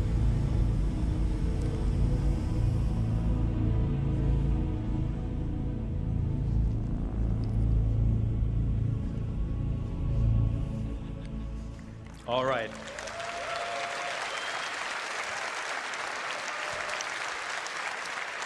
Awesome. Awesome. So, Awesome to the max. For all that remember, it's awesome to be able to say, welcome back to Levski. That's what it looked like. This little zone And for over new here. Players, let me tell you why it's a cool place. Best place. This used to be an old mining facility, which was mothballed and then abandoned. There is an internal network of abandoned tunnels and mine shafts. That's cool. And these are now populated with refugees, fugitives, and criminals. This is also the I home wonder to the if it People's does have ground Alliance, vehicle bays. who you'll be doing some work That for. is interesting, yeah. I mean, technically. As Levski Oh, it's zero was gravity, made though. some Yeah, time so no. back, it Got rid of needed it. to be updated No more ground vehicles, I bet. so that it It's can an fit asteroid. into current gameplay features and systems and mission loops. So let's take a Borehole look and at landing the first service. update, and that is to the hangars and landing services.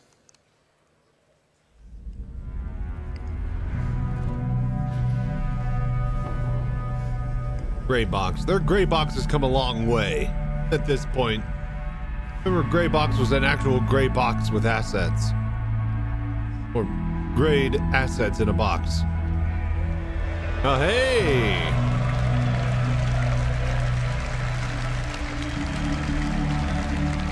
Nice, nice.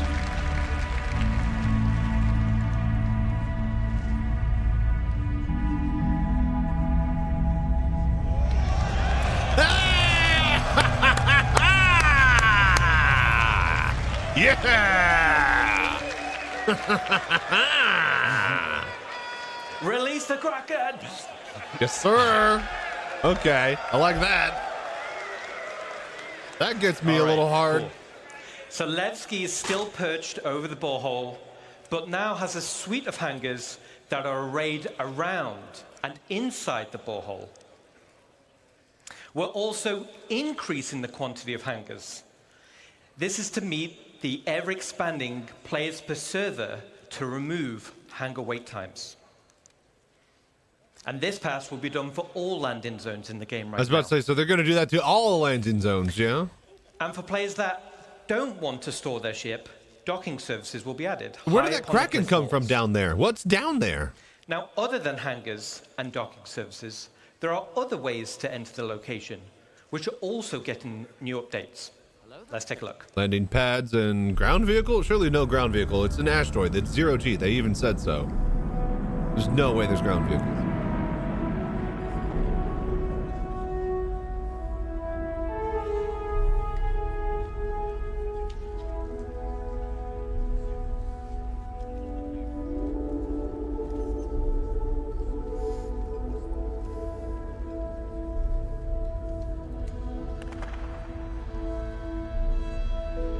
The stronger together sign.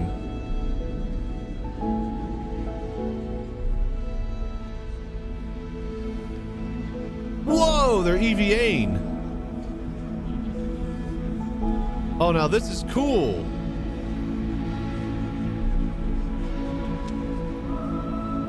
NPCs EVAing is something that we had never seen before. Except in like that Squadron 42 showcase last year. What's that paint on that Connie? I like that. Damn. Orange and white? Very cool.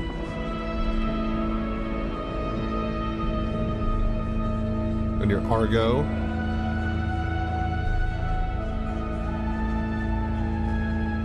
Actually moving 32 SU boxes. Notice how it's not going to pick one up because it'll spin it around on its axis, because they haven't fixed that yet.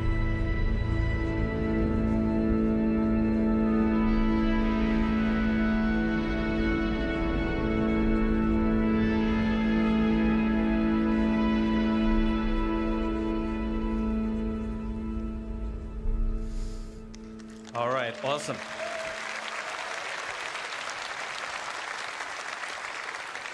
And I think that's Morphologist right there in the Around the front. main entrance, there's still gravity plating for on-foot access.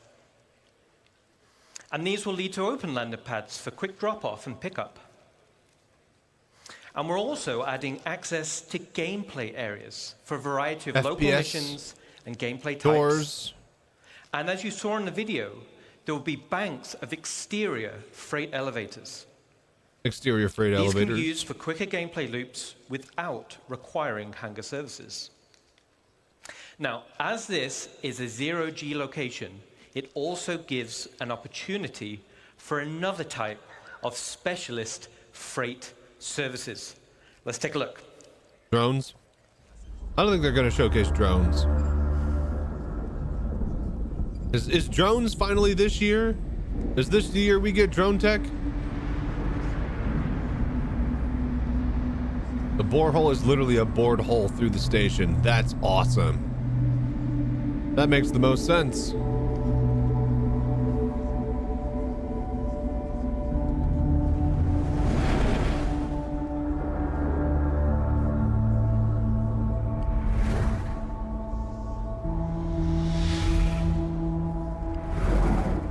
Borehole station is very, very, very cool, you guys.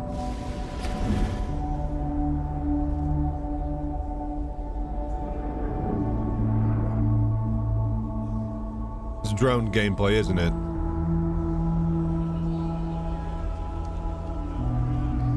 Here we go. The big boy supercargos. Okay. It's not drone, but how we actually do these. I was wondering what the... Okay. And it's just a big old bank that you just slot stuff into. Then some other guy, some asshole over here has to be EVA'd to do this, because of course we can't do that from the Moby Glass. Because of fucking course. Yeah, this stuff is size more than pyro. I agree. Right. Like knowing So how the first off, big stuff is going to happen. Now the borehole goes all the way through the asteroid, which is awesome to fly through. And down at the base of the asteroid, there will be banks of Unprotected from the rest of everything and away from all the turrets and the guns. These will be priority access for Hull series ships. So for all the Hull series folks, we got you covered. Very cool. This is going to be the big bread and butter for transport gameplay of these whole ships. So actually The same seeing how they interact functionality with is cargo. also coming to space stations in both Stanton and Pyro. Nice, nice.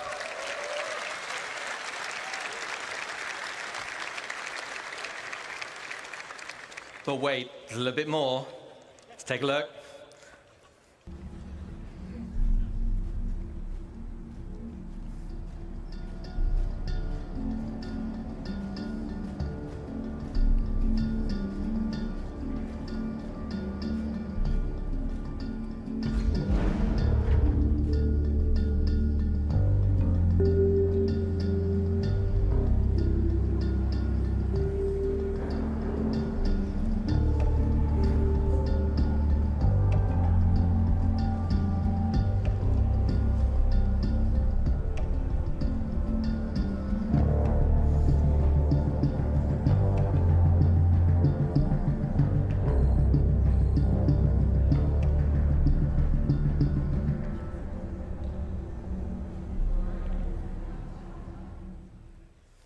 Okay, pretty cool, pretty All right, cool.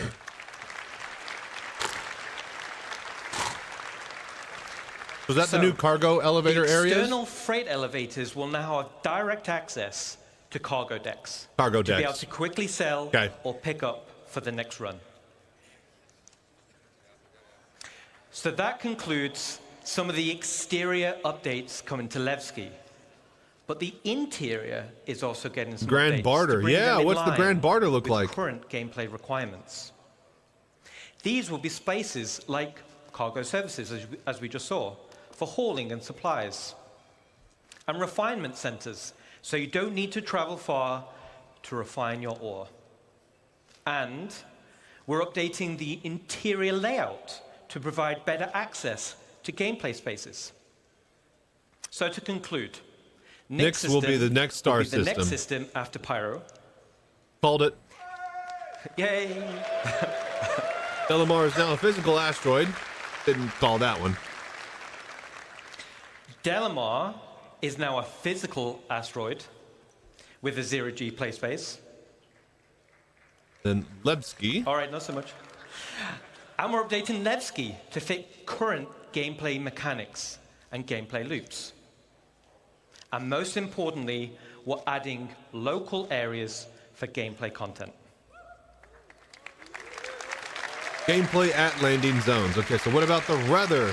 What about the rest of the landing zones? They keep painting to morph in the middle of this shot here. Speaking of gameplay in landing zones, let's leave Levski for now. And let's jump to Rainy Arkop, which is missing the most gameplay spaces right now. Buildings, dynamic So interiors we're of buildings. continuing Here The we go. Building Interior Initiative. Yes. We're adding additional districts to landing zones, which are gameplay focused. These gameplay areas will interweave with the landing zone, but ultimately will be independent. So for Area 18, let me introduce you to the Municipal Works. And this will be split What's up, into Vengeful? two How you doing, locations. man? The actual Municipal Works, which will be an open world sandbox area for all players, and the lower Municipal Works, known locally as the Depths, which will comprise of several instanced levels. Instanced levels. So, Okay. how do I get to the Municipal Works? The Municipal Works is accessible in multiple places in Area 18. Some will be available to everyone, and some you'll need to unlock with mission progression. As an example, here's a map of Area 18 Central. And as I said, there'll be various access points throughout the landing zone, and some will be easier to access than others. These access points will lead to transit systems, taking you deep into the underbelly. So that one Eventually Star Wars reaching game where you the went Municipal down Works. to the lower depths of The Municipal Works Coruscant will have spaces and did like mercenary maintenance, / bounty hunter filtration, gameplay. and That game. the sewer network, The one that got canceled. which is what we're seeing here. Sewer It's a network. very exotic place. So down here, it's an open world sandbox for you and other players, very similar to contested zones in Pyro stations. Okay. It's an area to do local missions, like exploration, repair, or even pest control. Access But to main the purpose depths. is That sounds like a provide raid access in World of to Warcraft. the depths. In fact, that is a raid. And these will be instanced areas. So, what is an instance area? Well, an instance area works in the same way as an instanced hangar. This is what I was really looking for: is instance And fucking as the name things, says, instance it's a separate content. space for Dude, you fuck and your yeah. group. But why do we want to do this? Because that's how you do fucking This Literally gives us everything the is ability MMO based to around an create instance. Tailored missions that will provide a mixture of content like combat or exploration or puzzle gameplay. And it will allow for 1,000 players to be in the sewers and not even bump into allows each us other. to design challenging, meaningful content. In order to do missions without getting exactly. Have actual rewards at the end of these that you know you can achieve without All right. bullshit happening. So let me illustrate. From other players, not from the game breaking in Going over bugs. here. Like getting How caught in the sewer depths pipes will or be some split bullshit. by levels.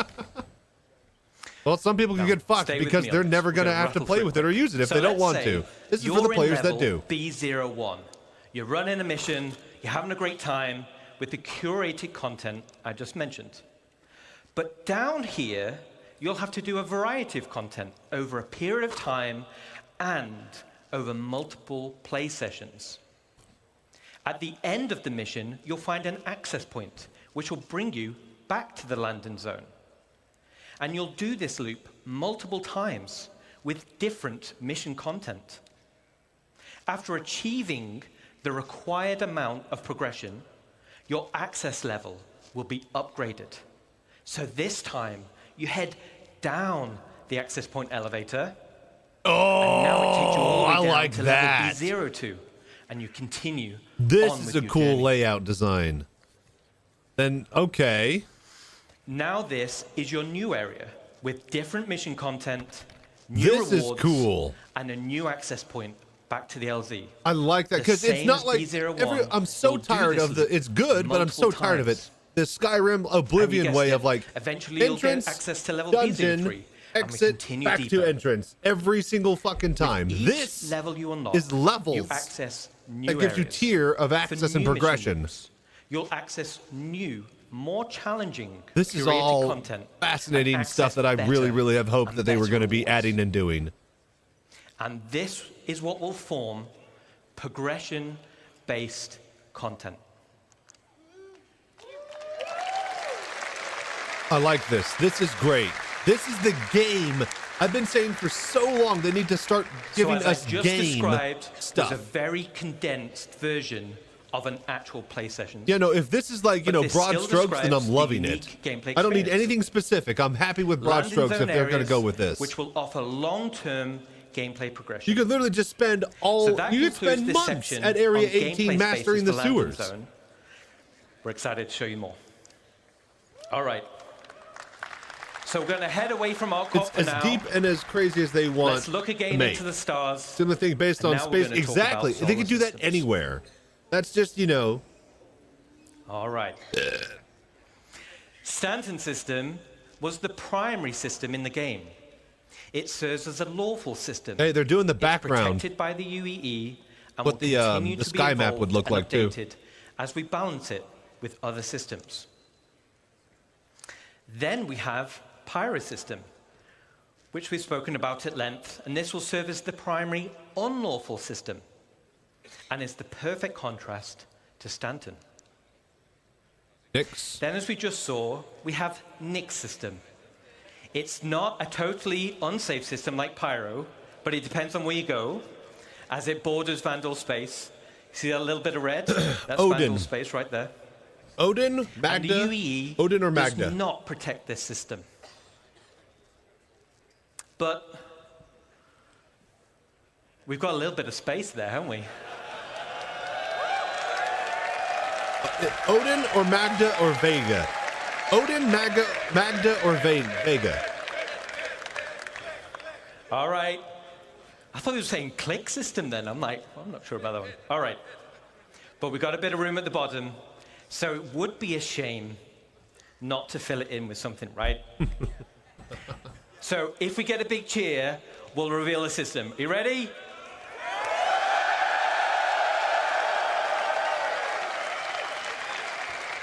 Very cool. Very cool. All right. Here it is. Oh, wait. Okay, you fucks. Oh, all right. Okay. All right. Okay. So, let's take a sneak peek at system number 4. Here it is. Is this the redacted thing? Is this the presentation? Well, it's awesome, right? All right. No, in order to reveal the 4th system, let me take you on a little history lesson. And to do that, we're going to load up our old friend, the Galactipedia. Galactipedia. So, we're back in the height of the human-Xi'an Cold War. Tensions were at breaking point. In 2542, Armistead Perry introduced a designation line for a group of 8 planetary systems The Perry line. that marked the borderlands between Xi'an and human-controlled space. No in or out. The United Planets of Earth designated the systems as no-fly zones. and utilizing them as military staging grounds. But one system on the Perry line offered a key strategic position for a potential invasion into the Xi'an Empire. There's a jump gate And that that goes system past the Perry line from here to there. Castra. Was Castra.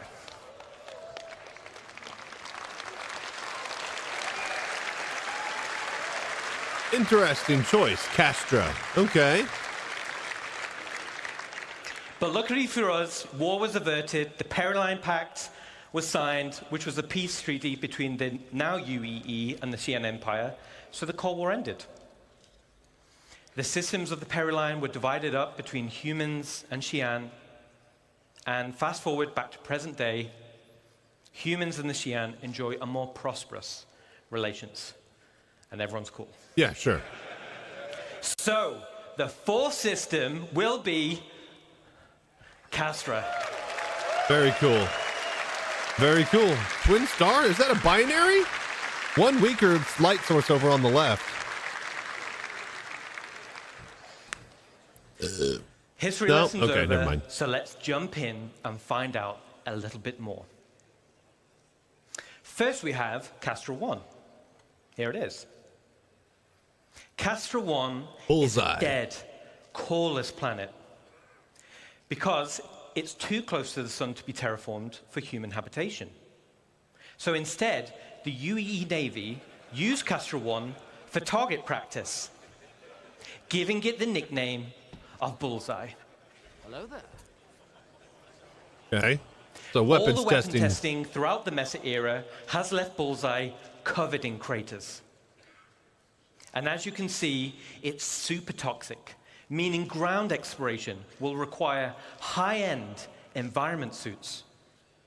And as you saw in the weather demo, raging storms will create difficulty of access, giving risk and rewards for adventurers seeking unique minables and other items. One of these planets is Okay. going to be the swamp planet and the jungle Then we have planet. Castra 2. The second planet from the sun is called Cascom. And this was the location of the military's staging area.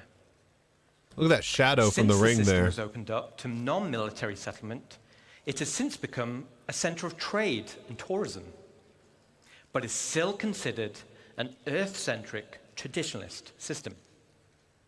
which prizes Earth-centric, so not citizenship Terra. above all else. Let's head down to the surface and check it out.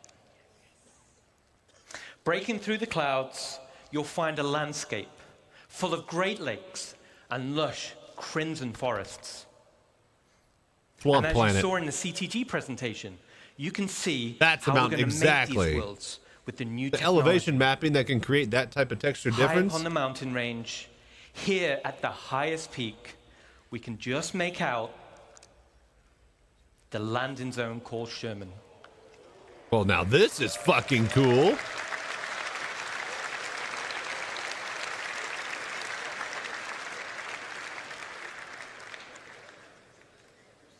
Which is fondly known by its Island in the residents sky. as the Island in the Sky. Sherman is currently in pre-production. Nice. But I wanted to take the opportunity to show at least a sneak peek. Yeah, like Let's take a breaking through the look. clouds, hitting them. Okay, here we go. Perfect, exactly. Breaking through the clouds, going past the mountains into the island.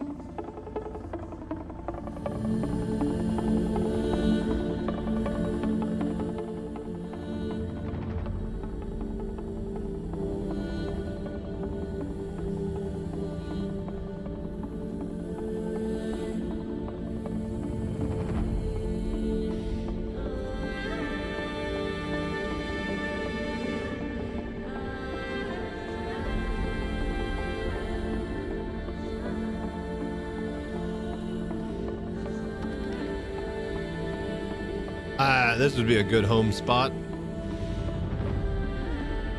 Look at that! Look at the mountains and the elevation differences. It's like the pyro stuff that we saw, but like times 10, which is already a times 10 factor of stuff like Daymar and Yayla.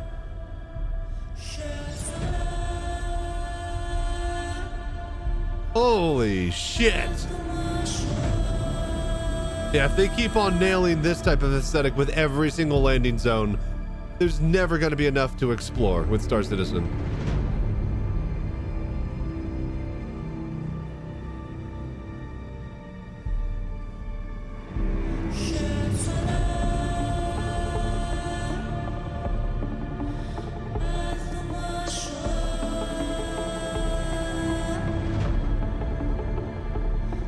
I have a big bone to pick about those vertical lights or those horizontal lights and lanes coming out of the center area.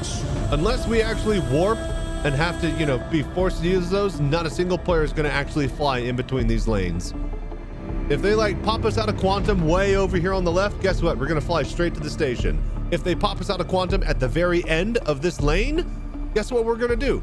Fly through the fucking lane. I swear to God, I want them to make us use these lanes by popping us out of quantum next to them. Because otherwise they're just complete eye candy and not a single person is actually gonna fly through it. Like, please make me, this is the one thing I want them to make me use. Just pop me out of quantum right at the end of it. The shortest distance to the station is literally flying through that lane. Do it, just do it, easy. Shoot us down if we divert from the lanes. I don't care about that, right? You know, I don't care if we go outside of the lanes. I just want a reason to use them, because if you get ported anywhere that's not near a lane, you're just gonna fly past them, right? That's the fact, Jack. So I just want there to be a reason, like Lagrange points, stations, all of those lights I want us to use. There's no reason to right now. Roads! No roads, just a big flat surface. There's a car moving on it, but that's not a road.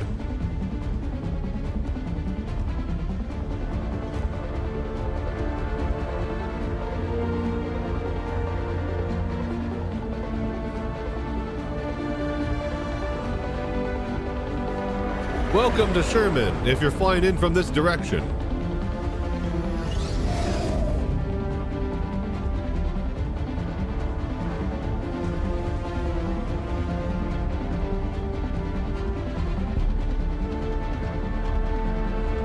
Gonna be a lot of racetrack opportunities here. Can't wait to see what the Star Racing League comes up with.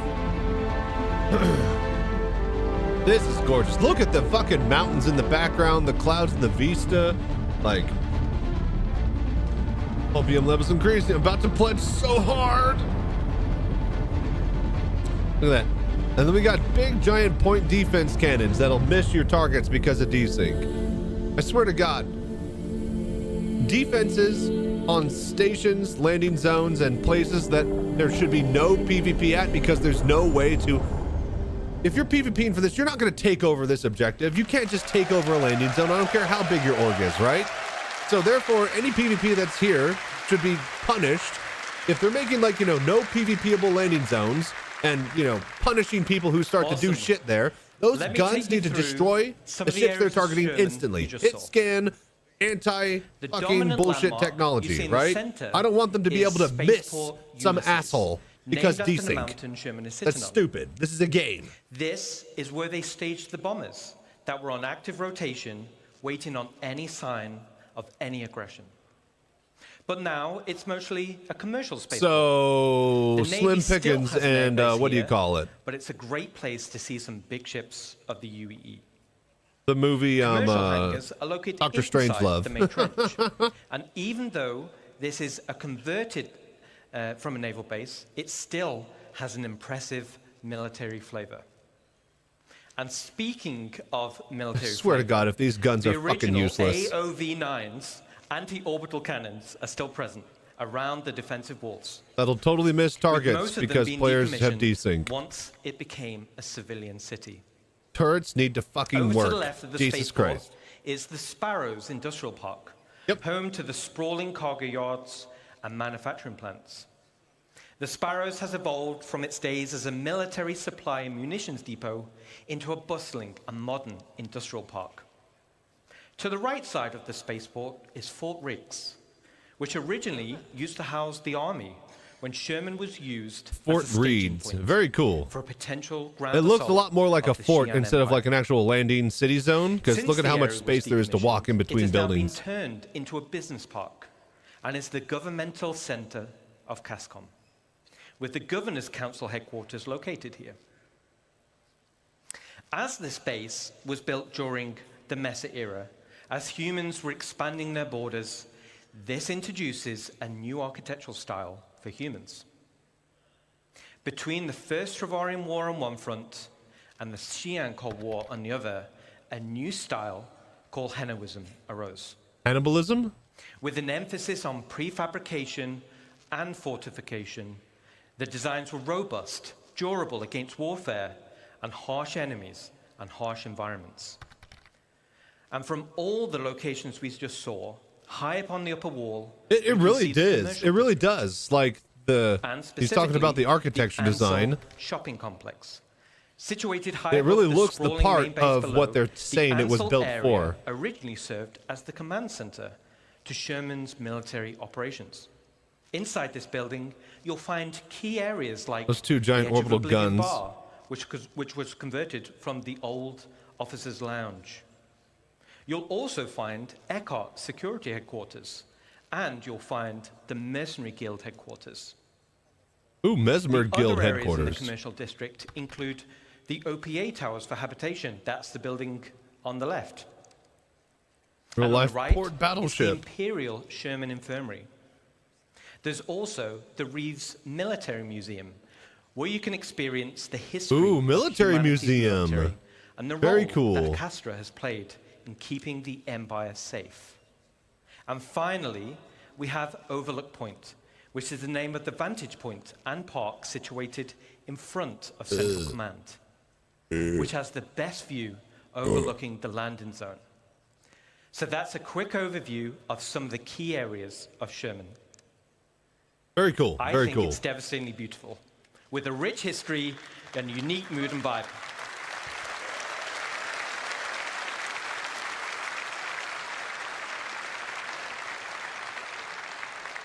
Awesome. So before I go, I want to thank you all. You are all awesome. All your passion, all your dedication make our lives as devs 8.5 to so 10 much needs easier. a few birds. And thanks to the CIG staff, who's the awesome work we're seeing in front of you.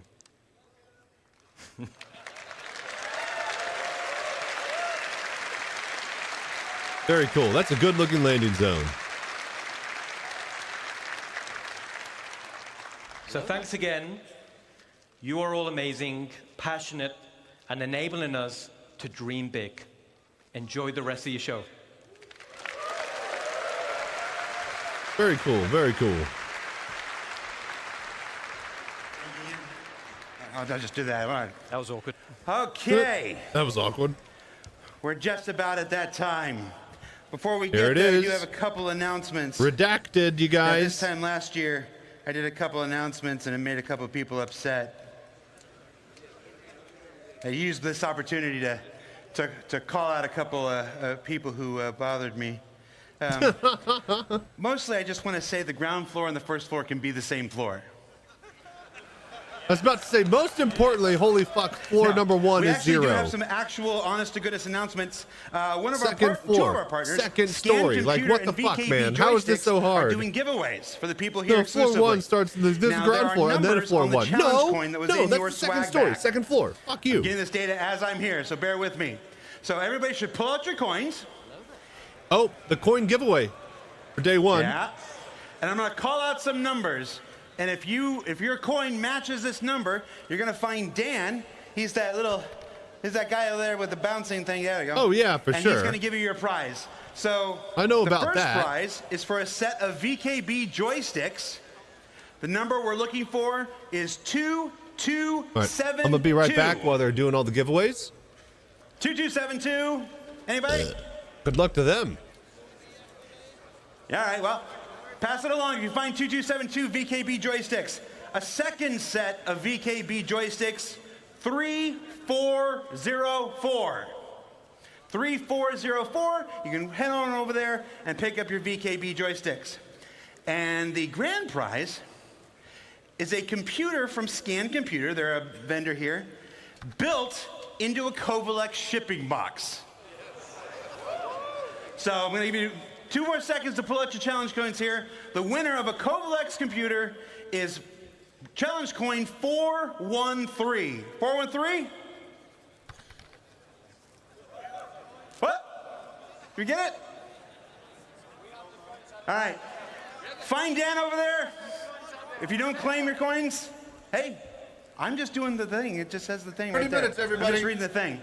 All right, guys. 30 minutes. It is approximately Get your shit 5 ready. o'clock. Get your snacks. If you check your CITIZENCON schedules that were handed to you inside your gift bags, at 5:30 is our special redacted portion of the show. That gives us approximately 30 minutes. So 30 minutes to stretch your legs, to get something to eat, to buy your last piece of swag, to check your challenge coins and go and collect your swag if you need to. And then at 5:30, I said it before, I'll say it again. Don't let any force on this earth stop you from being in these seats. We'll see you at 5:30, everybody.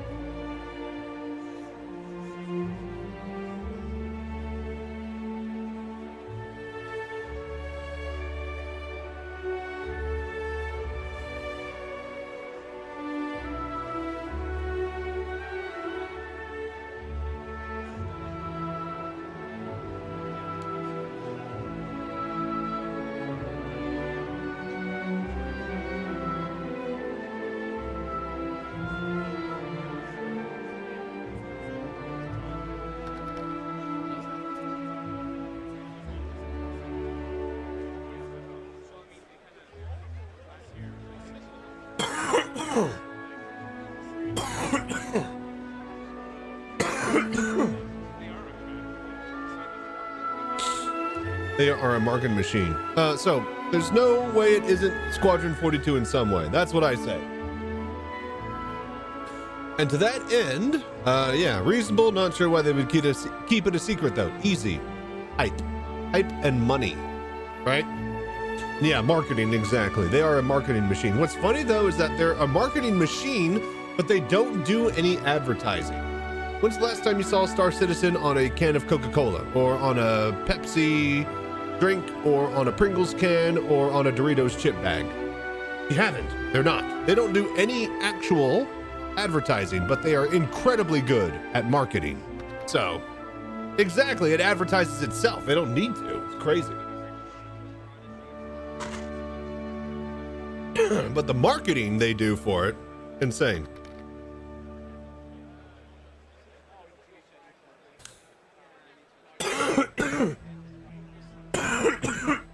Yeah, so far so good. Pretty good day overall. Day one, good, and I think we're gonna end on a pretty fucking high note, it seems. They've been really hyping up this little ending presentation. I'm gonna just hop in here real quick.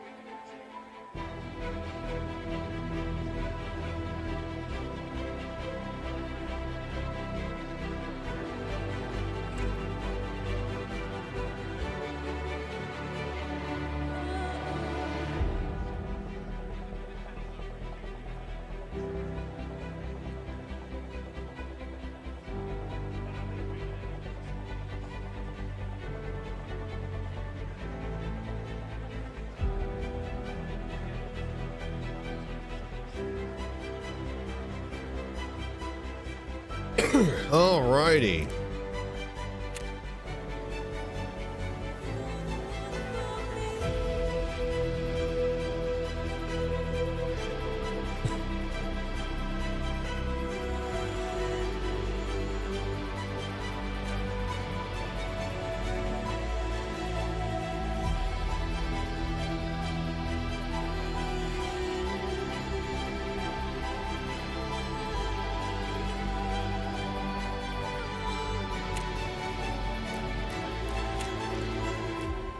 Okay, let me just do a little bit of clerical work here. Let me just do that.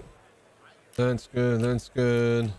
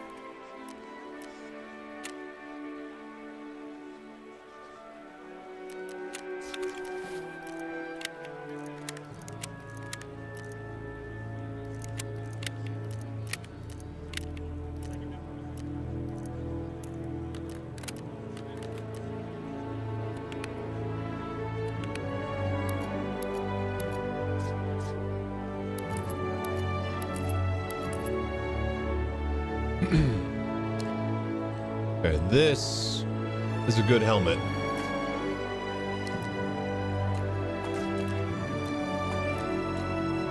Hold on to that. This one, crap.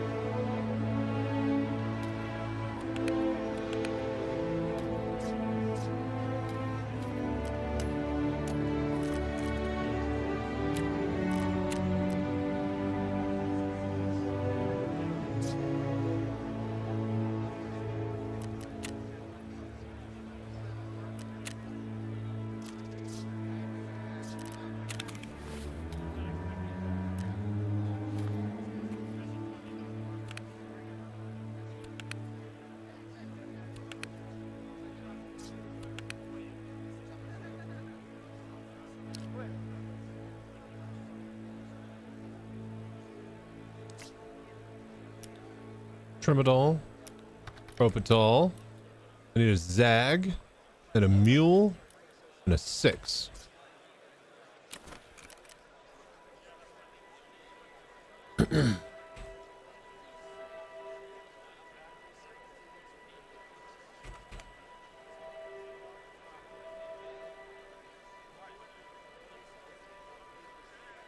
Zag.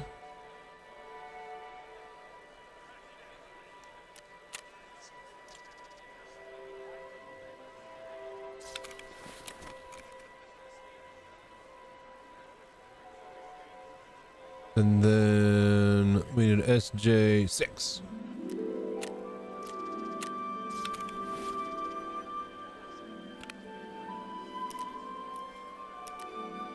Okay.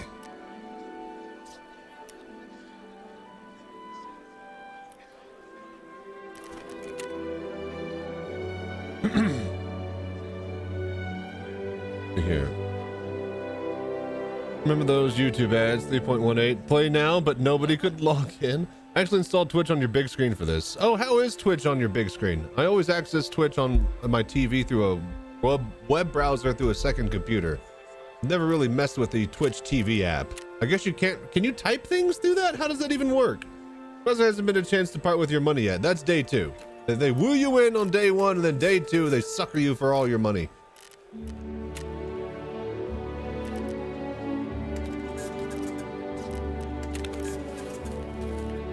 All right.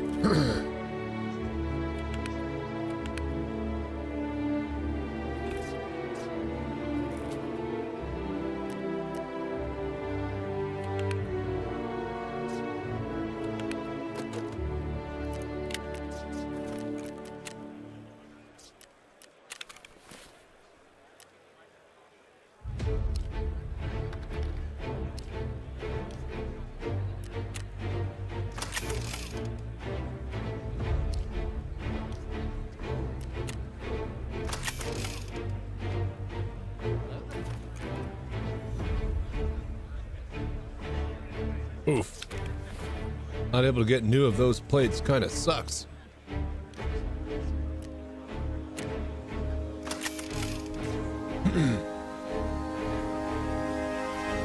The TV is pretty nice. You can type via your remote, but I just put it in full screen so I don't see all the fuming and the hate.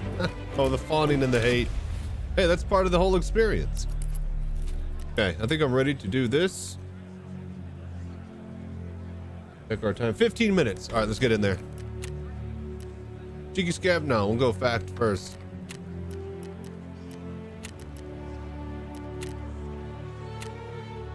No, wait, no, that's a scav. That's the wrong.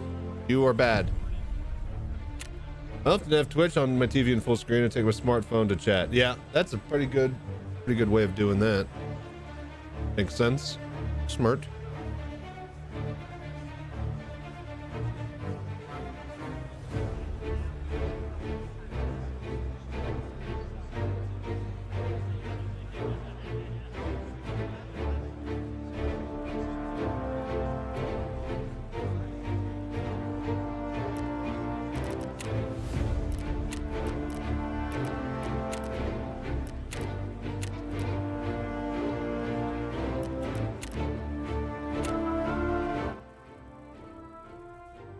All right. Time to get juiced.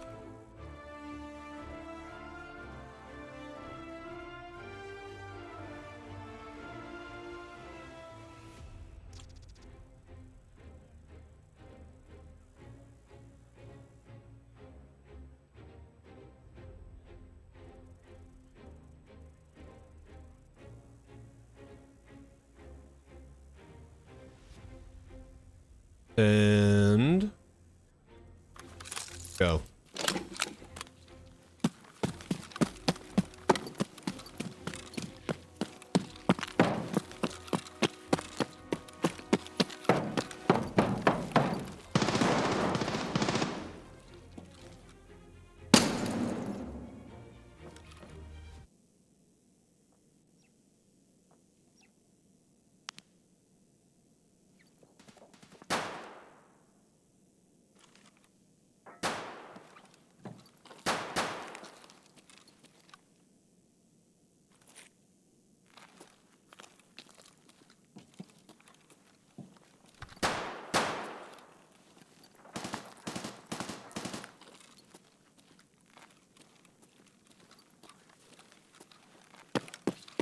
There's all the hot singles in my area.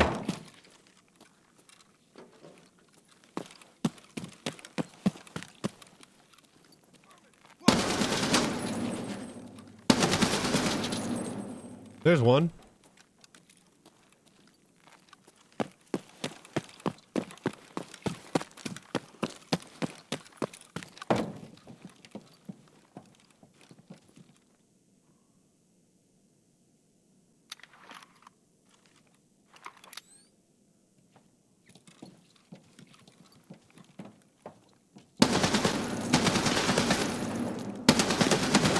Oh my God!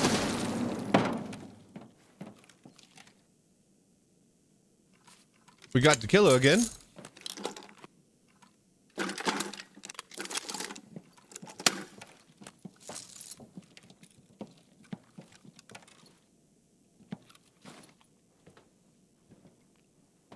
Hello there.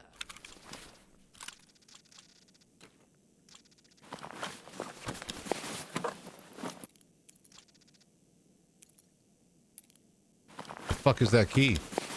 The fuck is that key?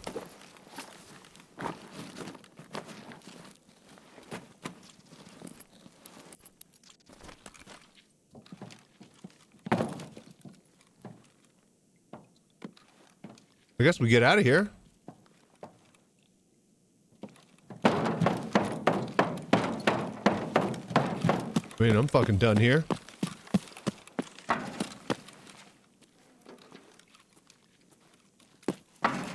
All right, I'll fucking take that. What the fuck did we find?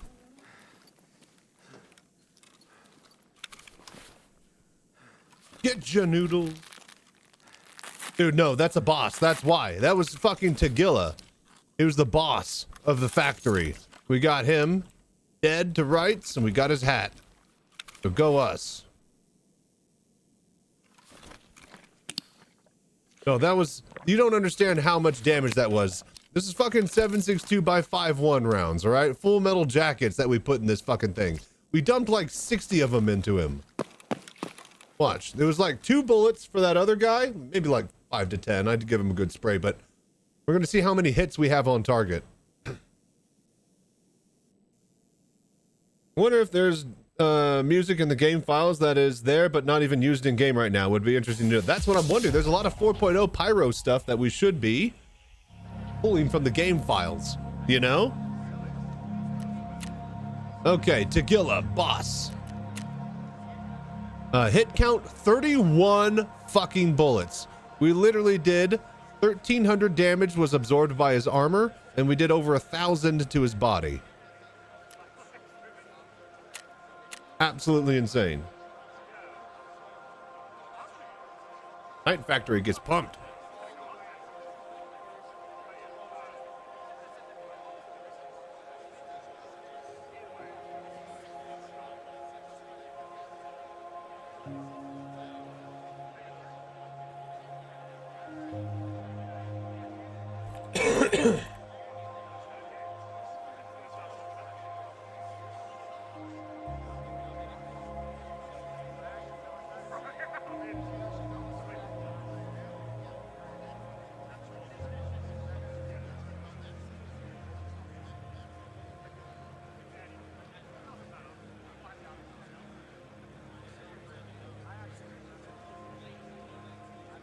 All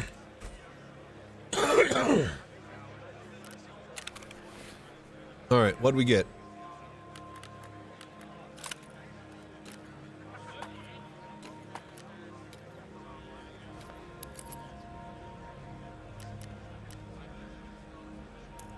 BTs.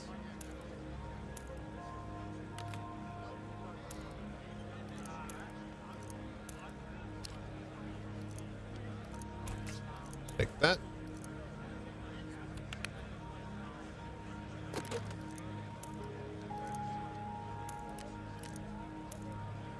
Right.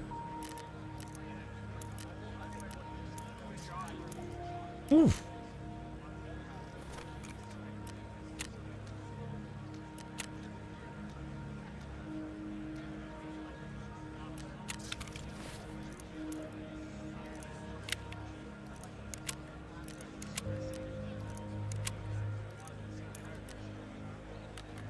Okay.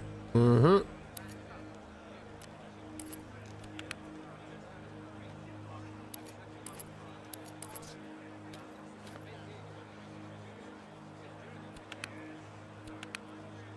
We're just out of food, huh?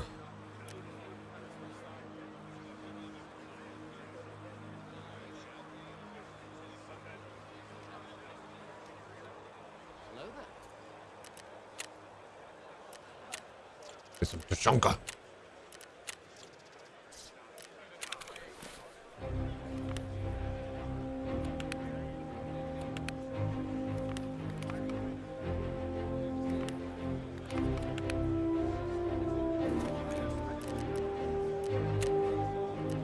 Beef stew's on the dinner menu, boys. Get used to it. You ain't getting anything else.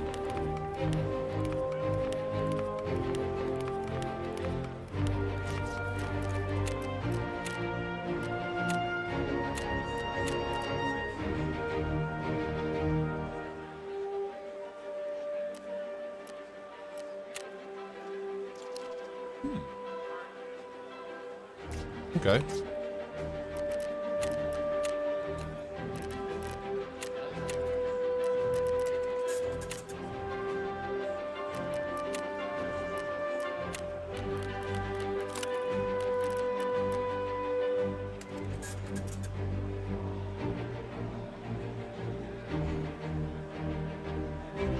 All right, 6 minutes, everybody. Get ready.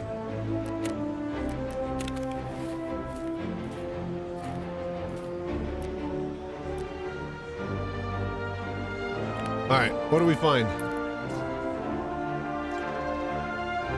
The Baron car trunk key. Oh, shit. Dude, I've never actually gotten this key. This can pay out. It's for Lighthouse, yeah? Fuck yeah. Hell yeah, dude. That's badass. Nice.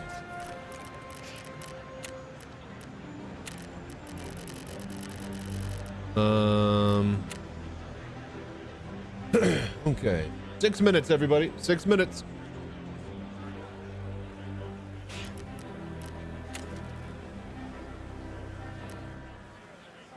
Okay. Okay. Okay. I think we are ready to rumble.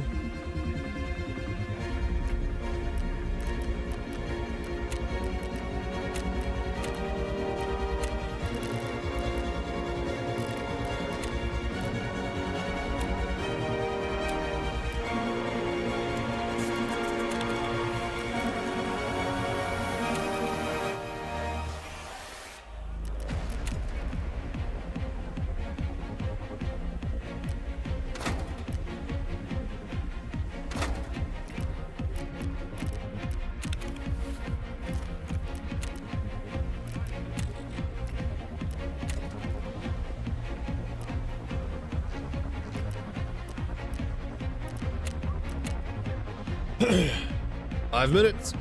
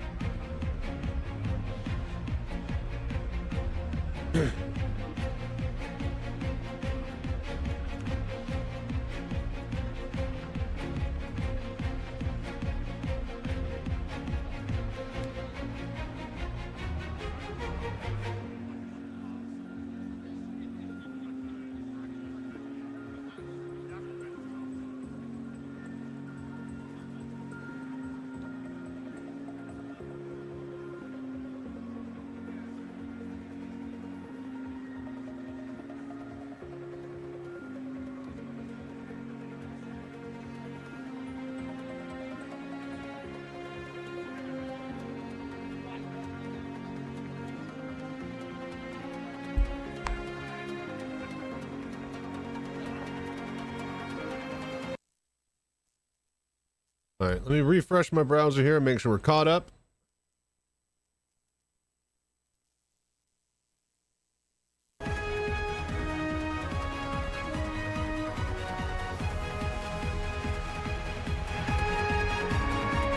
These citizens have been revived by their fellow citizens.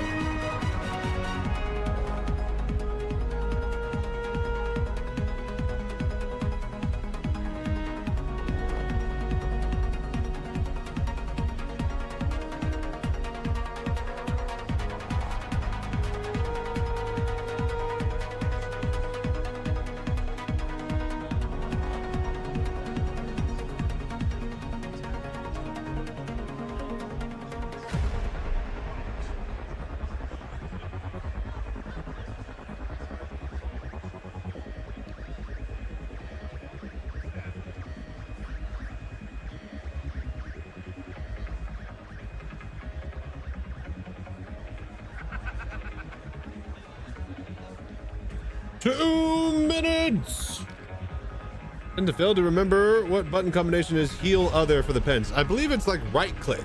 It's like right click, then left hold, or right hold, then left click. There is a way to do it. I do know this exists. Revived 23 million revives. That is a lot in 2024. Oh, I guess a revive is any downed state hit with the med gun and they go up. So not like totally unconscious and like a med beacon type thing. Now classified as a tight fit. God damn it. Slow, slow. Yes, that's it. That's a tight fit.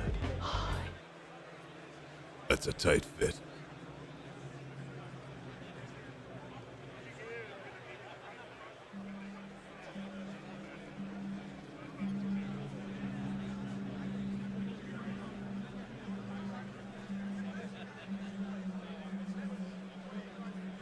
Thirty seconds.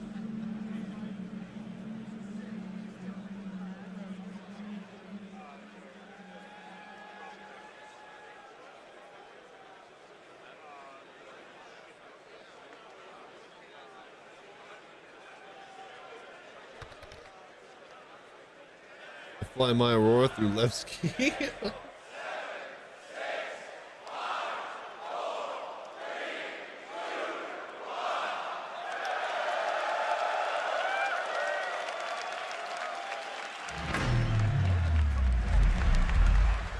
All right, Squadron 42. Command have confirmed that we don't just go around operations. Running down This is an SSN news flash, delivering the news you need. A statement issued by the UEE Naval High Command Office has revealed that a Vandal incursion into the has been stopped. Newsflash. More coverage. Actual lore. Squadron 42, baby. The Second Fleet.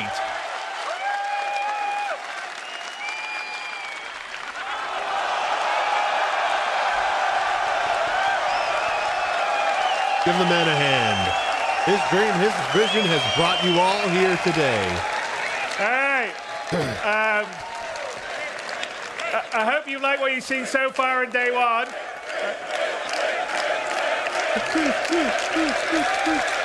We did it, boys. A logo.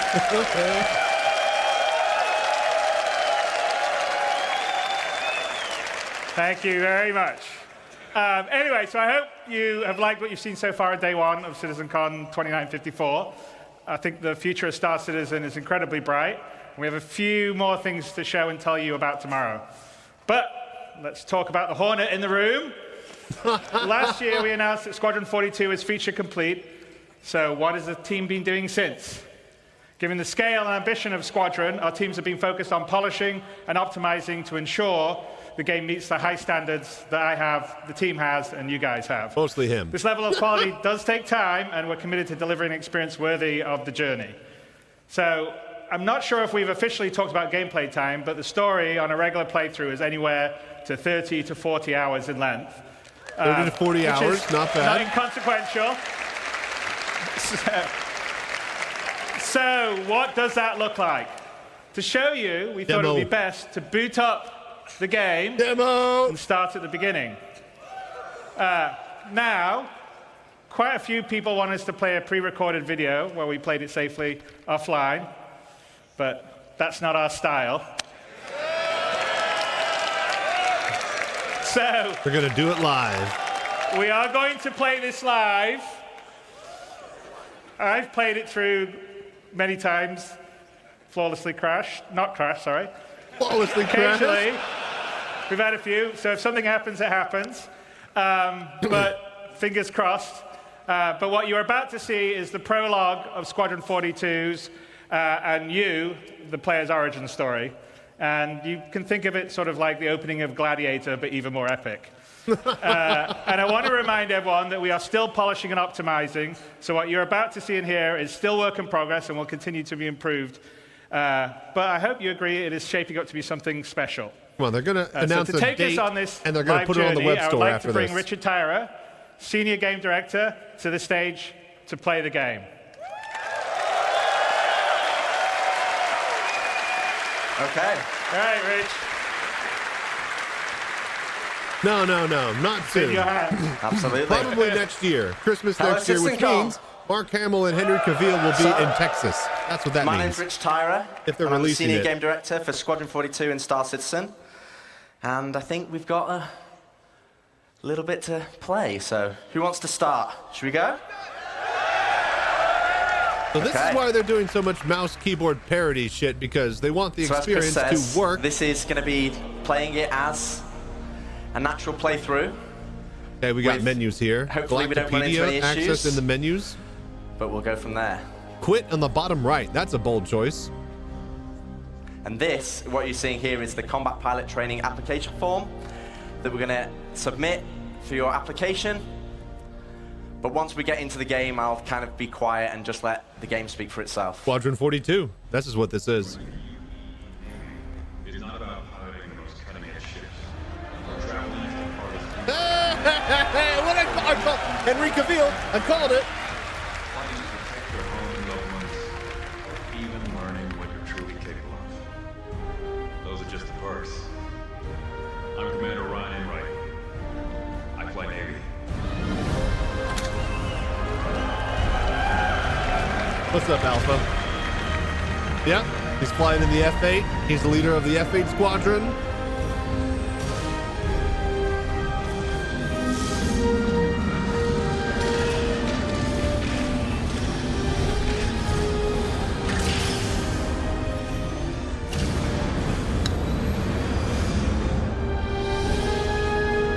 It's that same shot from way long ago they just remade.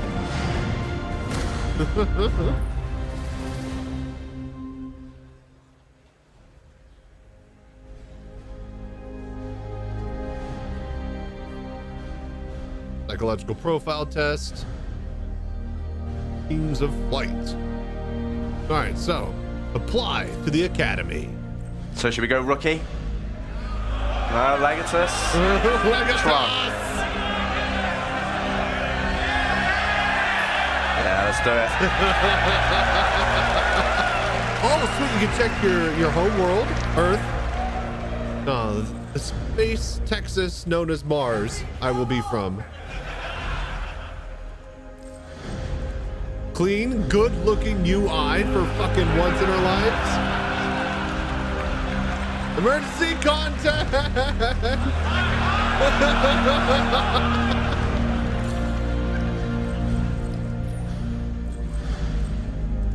So you will be able to fully customize your character further into the game. But in the prologue, this is how you select it.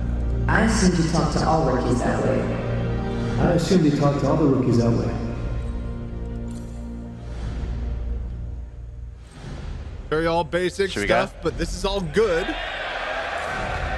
Application submitted. All right. We applied to be a pilot. See if we get in. Let's see if there's any tragic mishap that requires a shitload of influx of new pilots. I wonder. Am I in 4K? Yeah.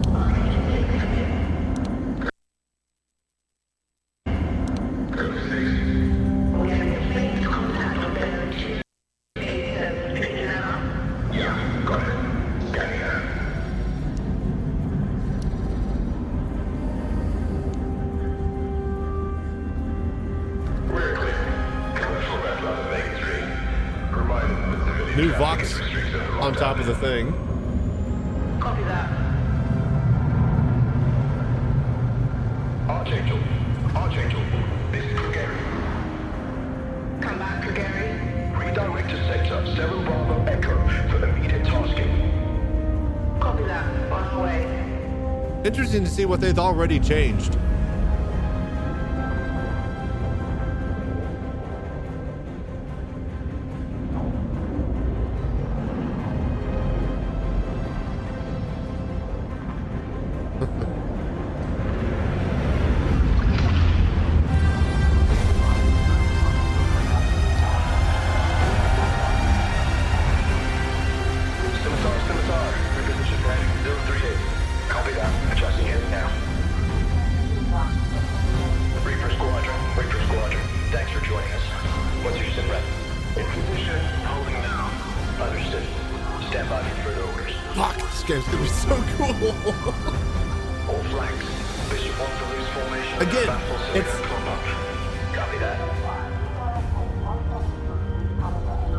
Again, folks, it's how you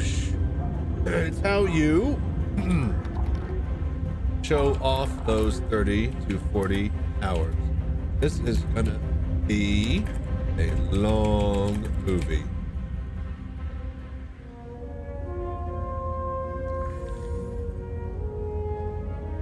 I know I just wrote you, but a couple of hours ago, proximity sensors on the other side of the jump got twigged and went dark.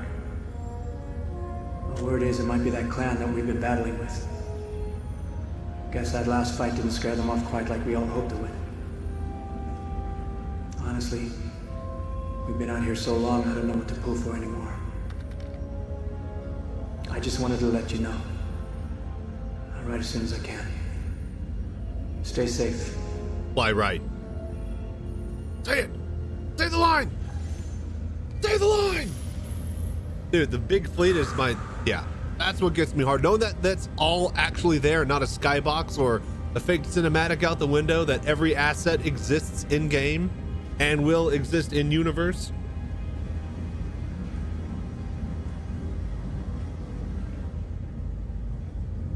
That ray tracing lighting pass. Sir. It is. I used to do the same thing when I was first coming up. Post up to the flight deck whenever I could to watch the launches.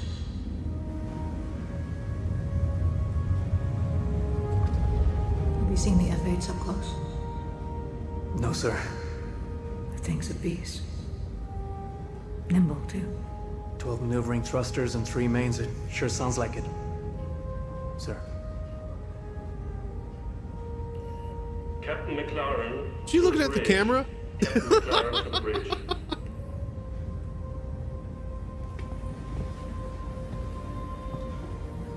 I saw you apply to the Flight Academy again. Yes, sir. Keep your head up. Took me a couple times before I got in. Thank you, sir. There we go. Pull away shot from the gauntlet. Depends on the Navy. In the U.S. military, it's sir. Everybody's a sir.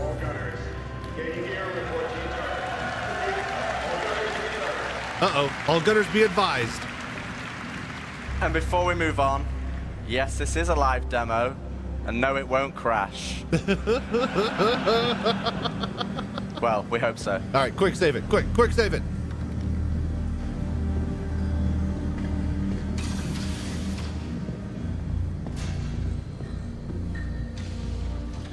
So we're on board a javelin right now, and we are a gunner, it looks like. Very good. This teaches everybody how to man a gun and a turret.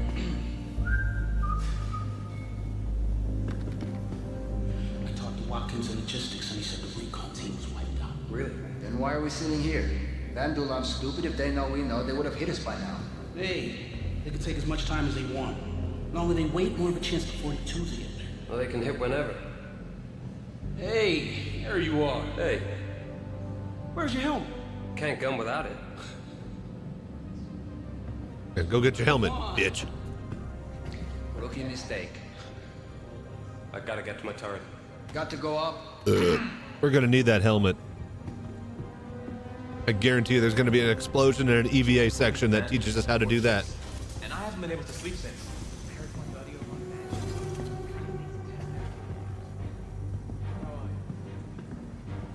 Get your equipment. All right, so reporting to the equipment officer through the mess hall. We've all been here if we've taken the javelin tour Right, we've been getting tuned up for weeks. when it comes up for Fleet Week. High Command's been freaking out about having to make cuts, so everybody's taking hits. Winslow and the Banshee told me they got denied on extra ammo for their main gun. Almost like the suits on Earth wanted an attack. Yeah, you should oblige with them. So something's definitely different about this attack here. Apparently taking out a recon team is a pretty big deal.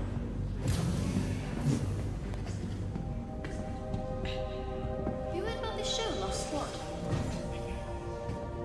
Are they seriously doing another show about the fall of Cal, Supposedly out next year. New entry. Journal entry about a lost squadron. Okay. Take him to Lake Perrin. He's old enough, and teach him what I taught you. And do me a favor. Hug your mom.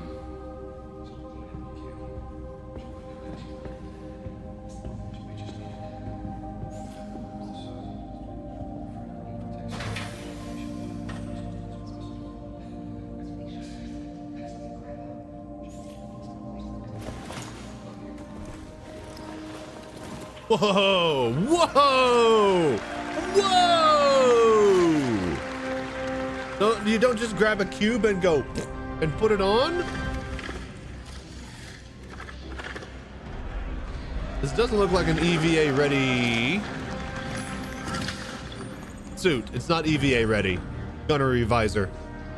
I'm gonna play this in VR when it comes out, and I'm not gonna have access to any of this cool MFD shit unless they actually get a sizable UI slider. Hey, you get any sleep last night? Yeah, me neither.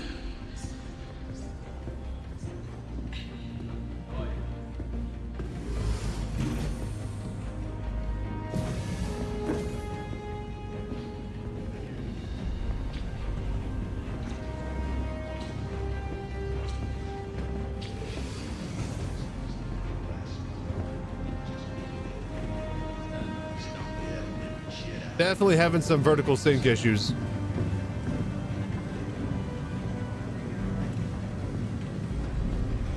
Oh, bad news. I heard Goofy was assigned to your rig for his last shift, so brace yourself. Your controls are gonna be screwed.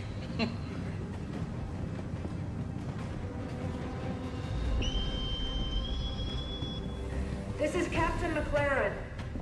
CITIZENCON upgraded to orange. All reserve personnel get to your stations. I was about to say something's going down. Looks like this could be it.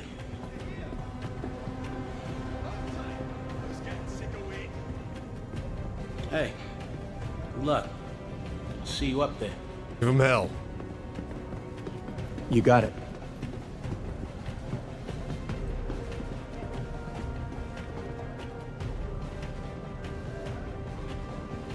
This is really fucking cool.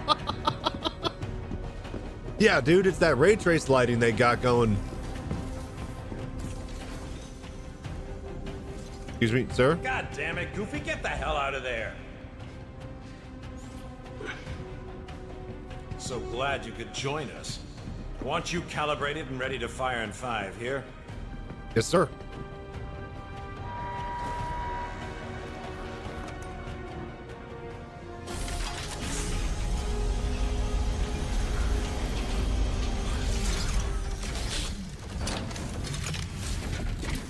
Oh, dude, turret controls.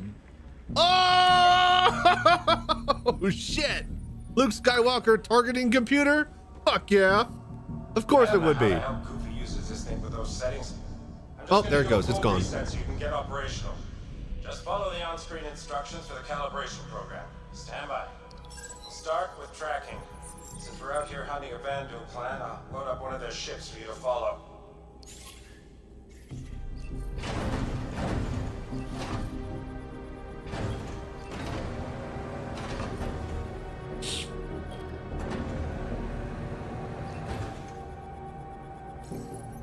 All right.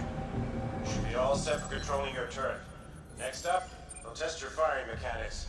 The system projects simulated rounds, so don't worry about friendly fire. Get your pips on target. He's got lag. He needs lead.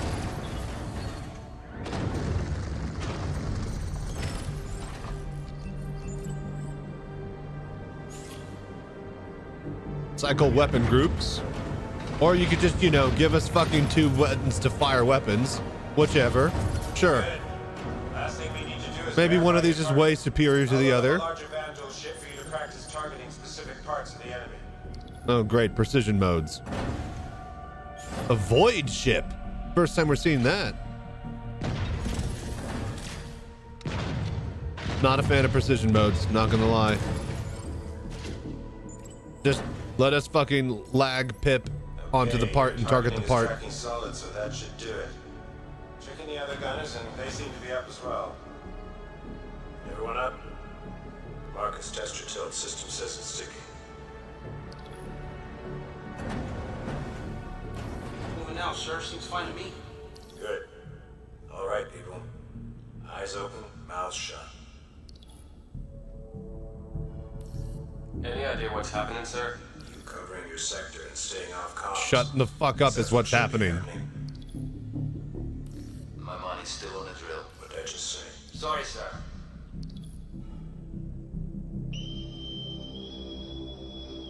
About time. Shut up. Oh, fuck. Admiral Bishops. Oh, you guys can't even see. This is Admiral Bishop. For 6 months now, we have faced an elusive enemy determined to see We'll just the do this. Empire burn and every human with it. There have been battles. There have been losses. Each and every one of you has proven yourself time and again, but today I must ask for more. Today, we fight one last battle. Advanced recon indicates the entire Vandal fleet has just entered the system. Oh, shit. Oh, shit. This means a kingship is headed our way. Hello.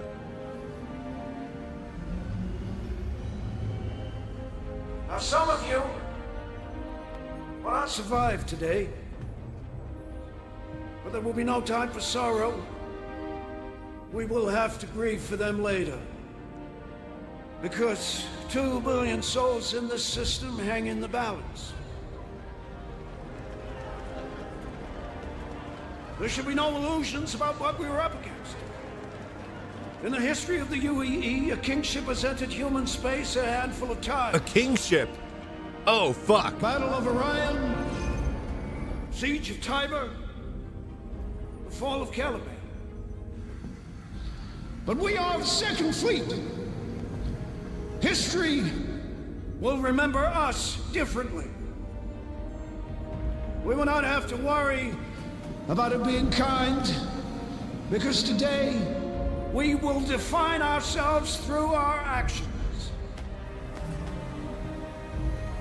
We will not lose the system. We will not fall back. We will win. Because we have to. We fight today. So in 40 years from now, when you're surrounded by everything and everyone you hold dear, and they ask, what did you do in the Battle of Vega? You can look them in the eye and say, I held the line. I held the line. Dude, exactly. I'm of the Second Fleet. I am proud to stand with you today. Good luck. Good luck. Bishop out. Nice speech. Any word from the recon team? Not yet. Let's get into position.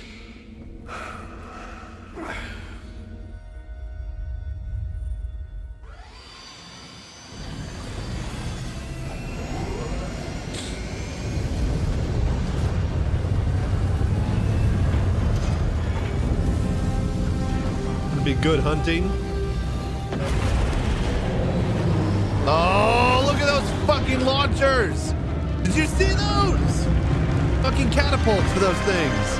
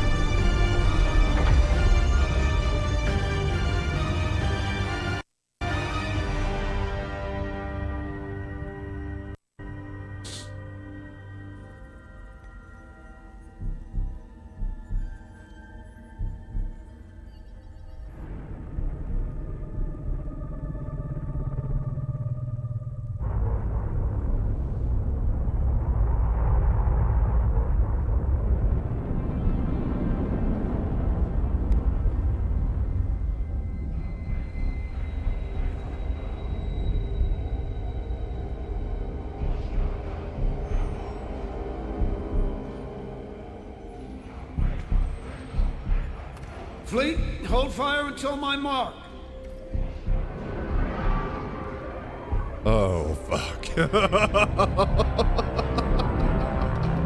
This is the first time we've ever seen a kingship.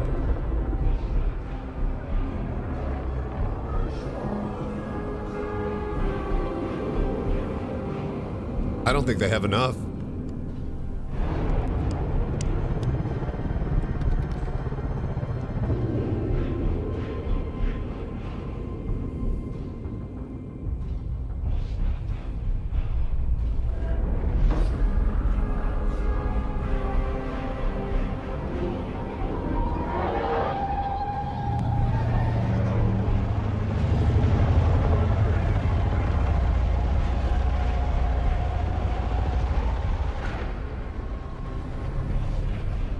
This is a hell of a standoff.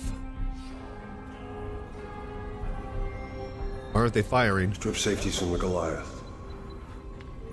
We'll have to hit him close. I want him live on launch. Oh!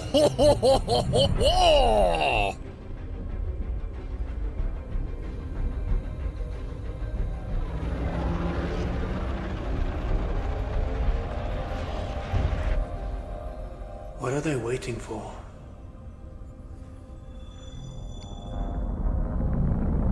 Because that's not the kingship.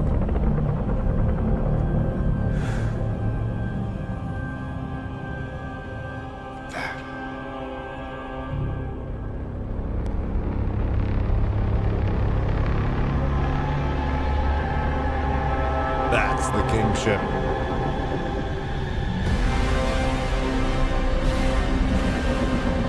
It's got a very evil looking design already.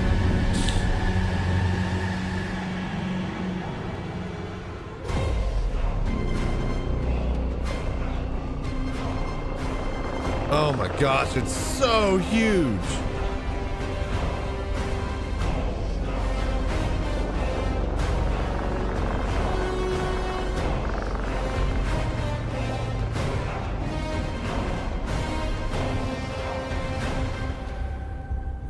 I thought it would be bigger.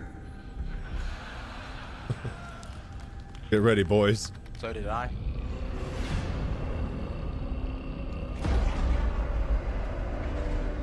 Andy Serkis doing motion capture for the Van Duels.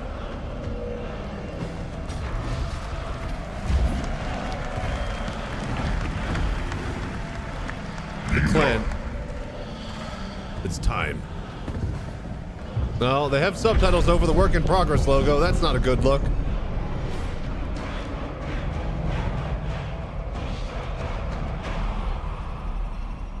Ship's locked, sir. Fleet's ready. Stand by. Not yet. You gotta give him a stern lettered answer? Give him a warning?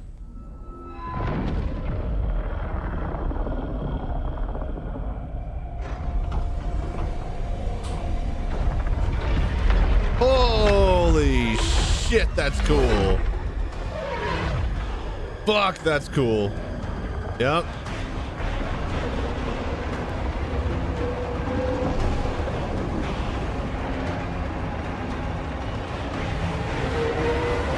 Yeah, ribcage. It looks Leviathan like design. A lot of organic look to the Van Duel. Holy shit, that's a lot of fighters. This is like what you've always imagined a Star Wars battle could be, but not like this is an actual battle. All of these assets rendered in actual space. None of it is skybox. None of it fucking, you know, cinematic.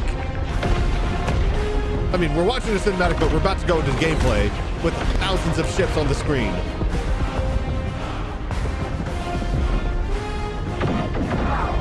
Give them hell, hammerheads. Those hammerheads are gonna get shredded first in line.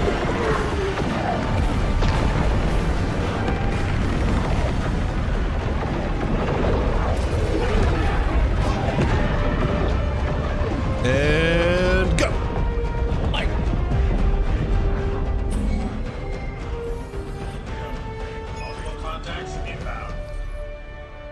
I need a faster gimbal. Got one. I got one. Good kill. Come on, people, keep up the pressure. Other way. Yeah, I see it.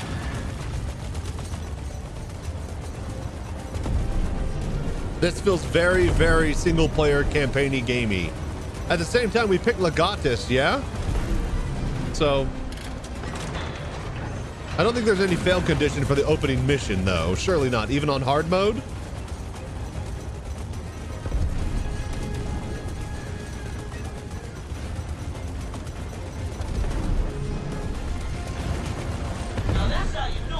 They're ramming. They're using their ramming tech.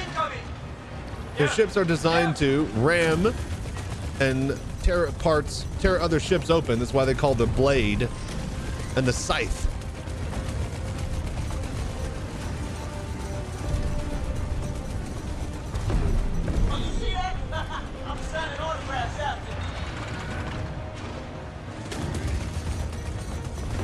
I do like the precision mode. Looks great cinematically for a single player game, but like I just can't see me using it actually in the multiplayer verse. I hate precision mode. It makes sense though. A new player, like just a regular average gamer playing a fight game for the first time, right click to aim, it makes sense. The drama and tension without a lot of danger. Yep. Maelstrom engine doing its work right there.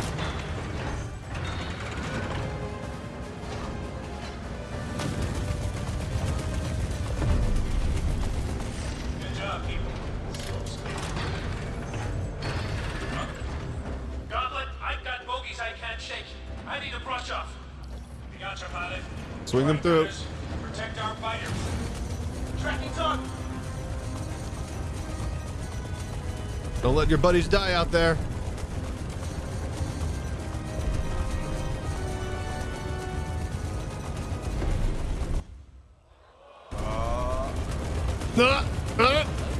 Hold. Oh no. Oh no. So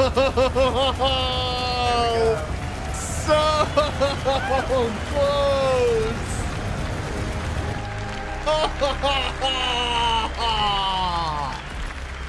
Dude. It's all right. We're gonna keep going. Okay, just go straight back, straight back. We got some saved games, hopefully. It's not about piloting the most cutting-edge ships, or traveling to the farthest reaches of the universe, forging connections that will last your entire life, fighting to protect your home and loved ones, or even learning. Please don't make me watch this every single time. Those are just the first. Right. I'm Commander. So let's go to.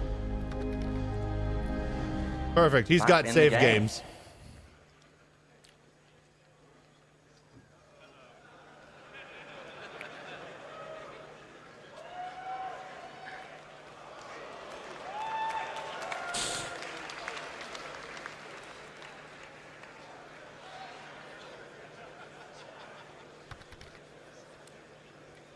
Yep. Yep.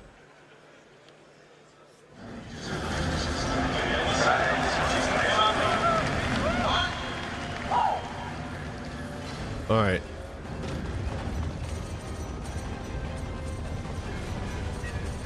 Target down. Good kill.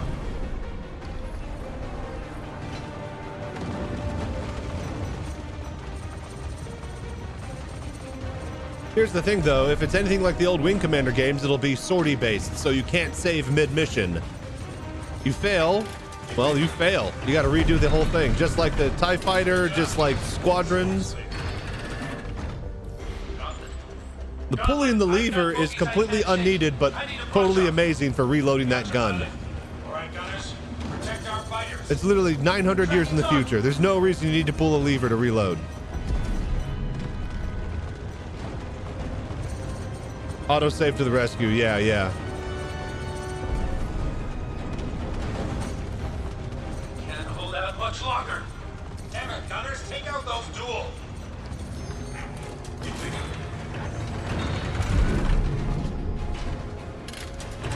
Thanks for the help, Doctor. You got it. Get back in there. It'll do. Quadruple railgun strike. Did you see that?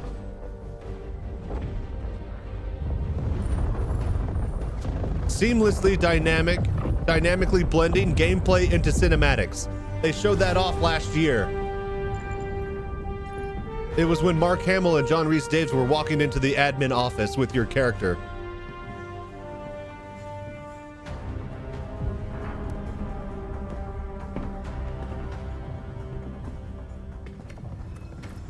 August, shift your position back and drift 8 degrees off X-axis. That should bring that Moiler into your field of fire. Corvers, redirect to fill the gap and take those gunboats off integrity. Yes, sir.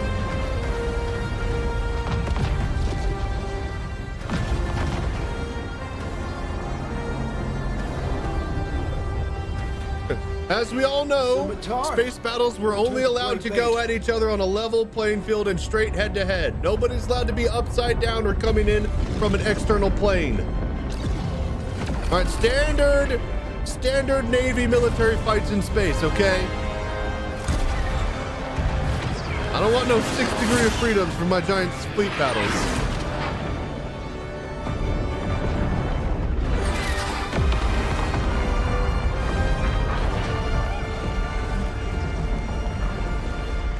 The first ship is away. There she. Push forward. Let's see how strong that line is. Raiden, you're their support. This is what I wanted to see most. How do we command as an admiral? This is shit I need to be taking cues off of, because this is going to be me for my Kraken. Good shot. Good shot.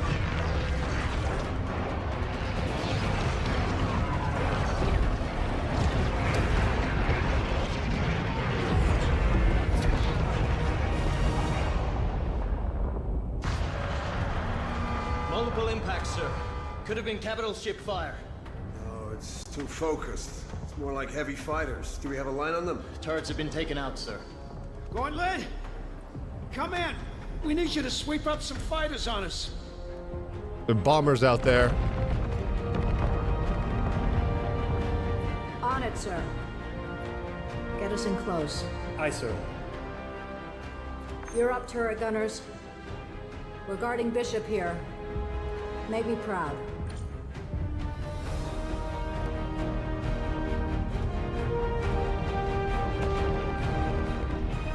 This is so fucking badass.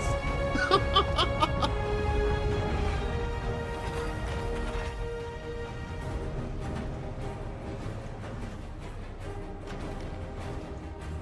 heard the captain?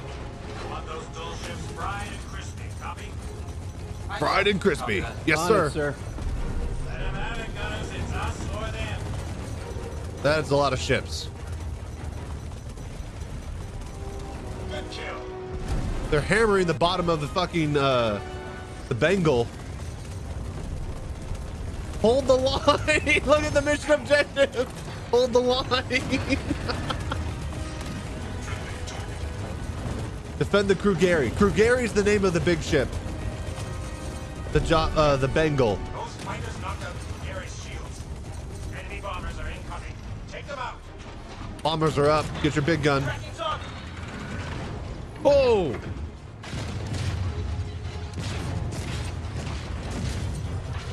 Oh, look at that Maelstrom engine, dude.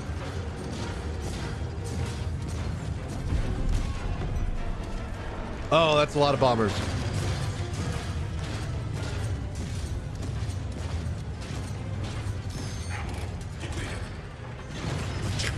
Reload! I love it. I love it. The ship has made a U circle around the Krugeri. We're flying past it, going to the back side of it now. Look at how fucking big that thing is. More Vandal bombers trying to hit the Krugeri again. Let's focus up and keep them out. Dude, look at the Maelstrom engine. Shots are impacting debris in between you and your target. We need a lot of reclaimers and vultures out after this, boys.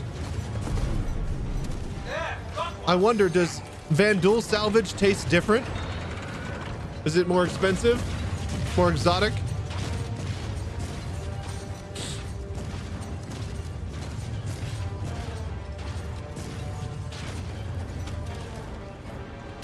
Outstanding. Jesus Christ, this is a visual feast. Thank you, sir. Good job.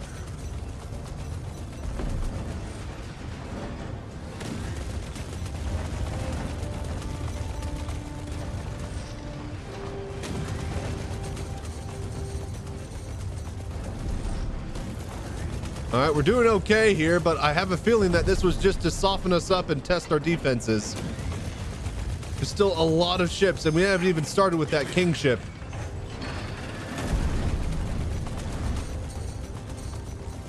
Ready up. More incoming. If you're my computer heating up your room, yeah, from the future, when you're actually playing it.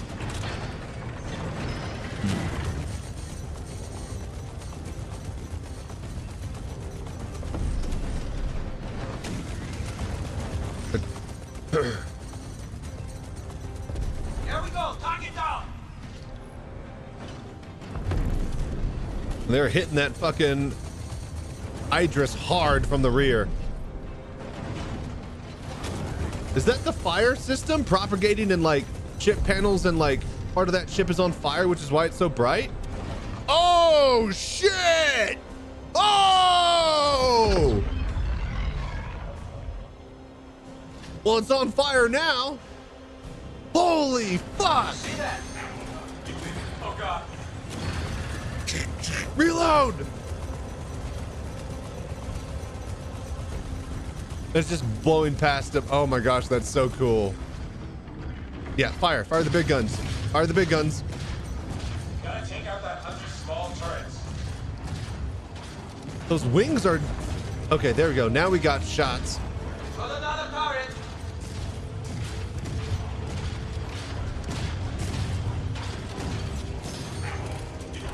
This is taking a lot of shots. That Idris...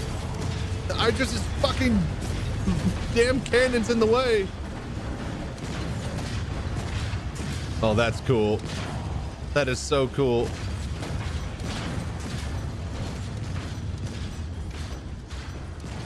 Okay, precision modes make sense now. I kind of like it, but again, I'm not playing it with VR. I do not want to be in front of it. No. Focus, people. We got heavy fighters incoming. Of course, somebody's mowing the fucking lawn outside. Dude, there's a lot of fighters. There's too many of them.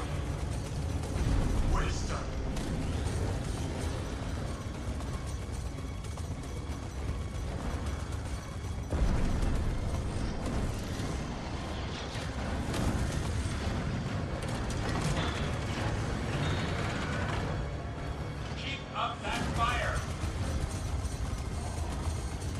We're getting closer to the kingship.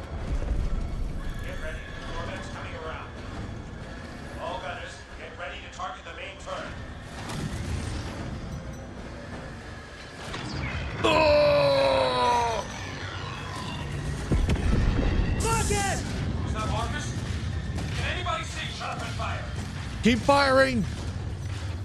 Take out that main turret. We got to get rid of that beam cannon. One of my guns is down.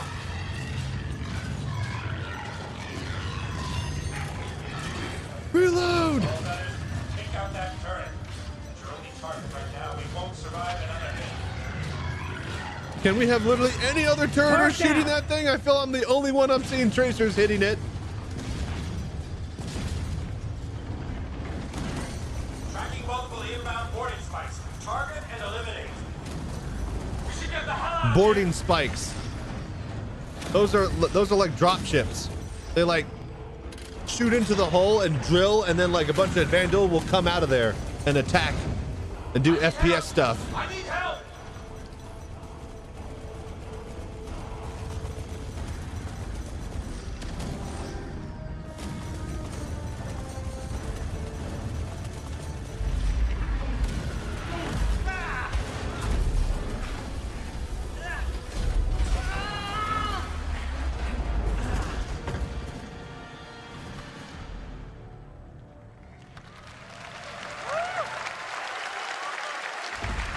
I was about to say, hopefully they have actual Marines. Every ship should have a complement of Marines if it's fully crewed. More Vandals slip fast. Main planet ball. Copy. Forward inventors onto the ground forces. We've got your pad, Argus. Appreciate it.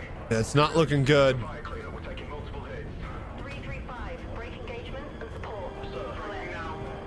Charging main guns. Prepping for full spread.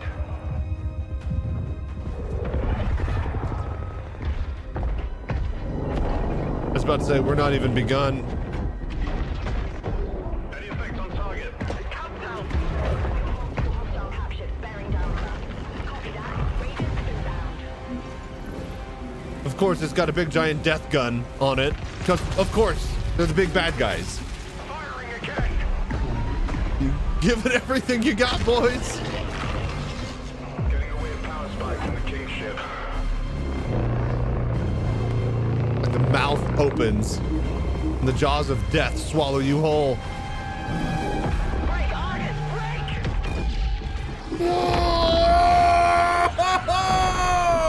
Argus is down. Repeat. Argus is down.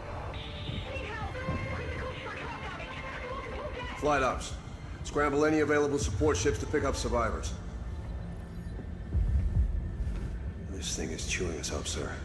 Break engagement with this destroyer. Align for a run on the kingship. Weapons. I'm gonna need you to cook up a firing solution on that kingship. Hit him with everything we got. So, all of our weapons even focused? Have to do something. Right, Mr. Kraus? The Van Duel aren't gonna blow themselves up. Yes, sir. That's our job today, Wait, sir. Next time we take a hit, drop our shields an extra 30%. Hear that, Shields? Sir. Navigation. Sir. He's gonna fake him Just out. hit it. He's baiting. 10 degrees port. Aye, sir. Let's get their attention. Overruled. Let him cook.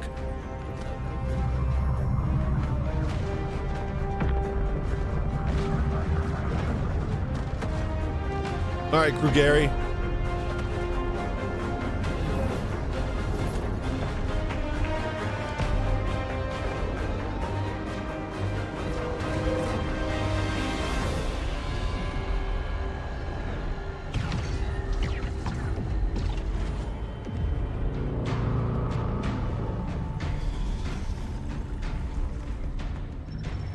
That feels weird with the scale there. Still, we're zooming in a bit. Not enough.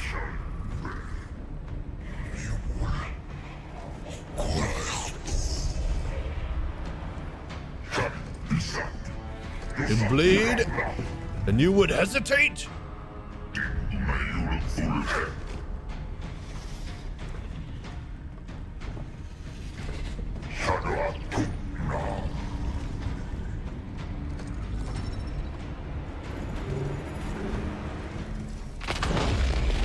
All right, let's reload another juice cannon here.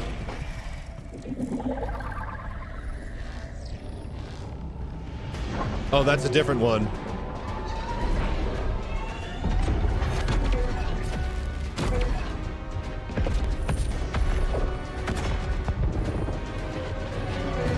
Oh, oh, damn. Second shield generator is down, sir. Starboard 4 exposed.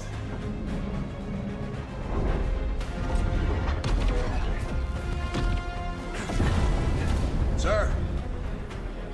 Hit them again. Waiting on you, Mr. Krause. They're gonna kill us. I'll do it. Ooh.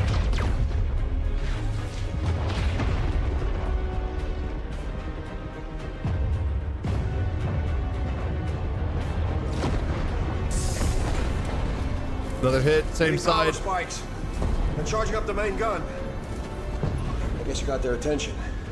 Yeah, you wanted it, you got it.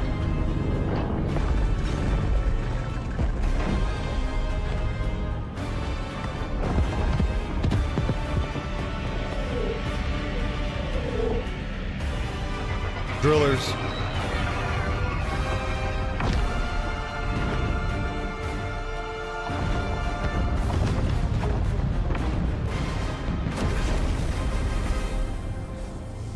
Go.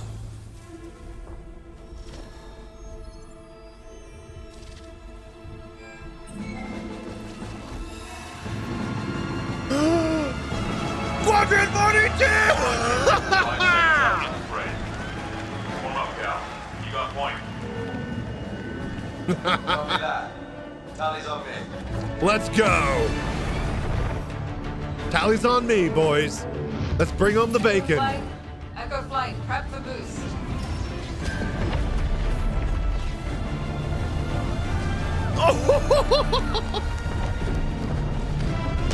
Oh, this is fucking sick. Oh shit, we're being sideswiped. Oh! Retaliator bombers don't fuck around, boys. Hold the line. Say hi. Full copy. Shots of the Give him the radio. size 10s. Stand by for lock. Give him the boots. Medium style.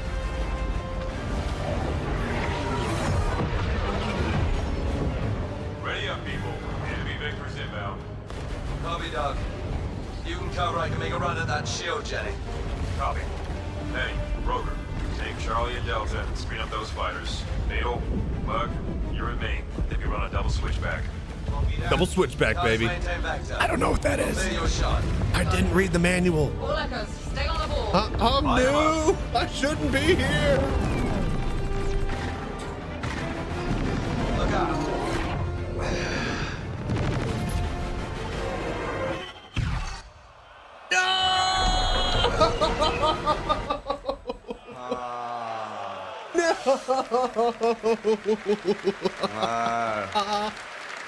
Oh, I don't want that. So close.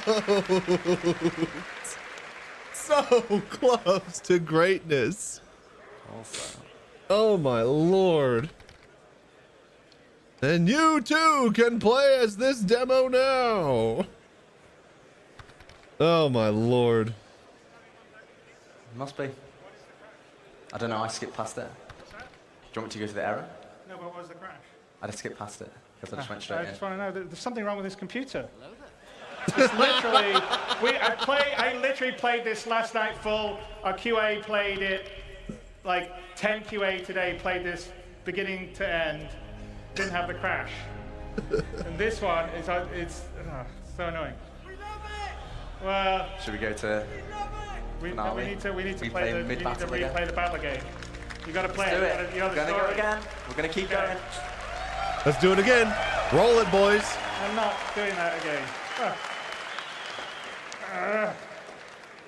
That is so freaking annoying. He is really frustrated.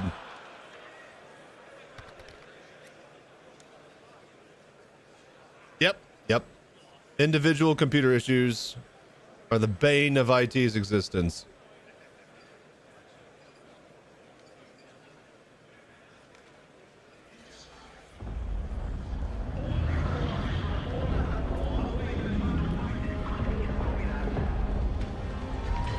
More vandals slip fast. Made planetfall. Copy. Forward inventors onto the ground forces. Got your pad, Argus.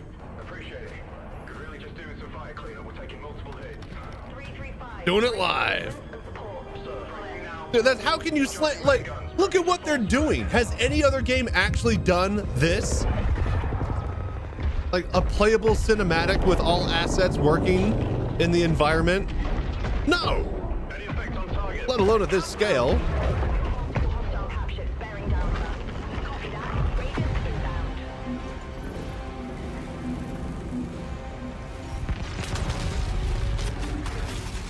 Can't wait to touch it. Dude, me too. It's gonna be so crazy.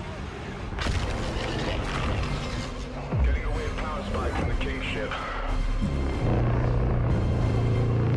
Yeah. Let's slip the hogs of war. Yada yada. You know, war pigs, whatever. Yeah, we get to see all the cool big boom again. That is nice. Argus is down. Repeat. Argus is down. Flight ops. Scramble any available support ships to pick up survivors. Not gonna lie, this was looking pretty fucking hopeless, but Bishop coming in with the fucking 1-2 uppercut. This destroyer. The line for a run on the King ship. Wouldn't be against the Perseus doing its job. Cook up a firing solution on that King ship. Hit him with everything we got.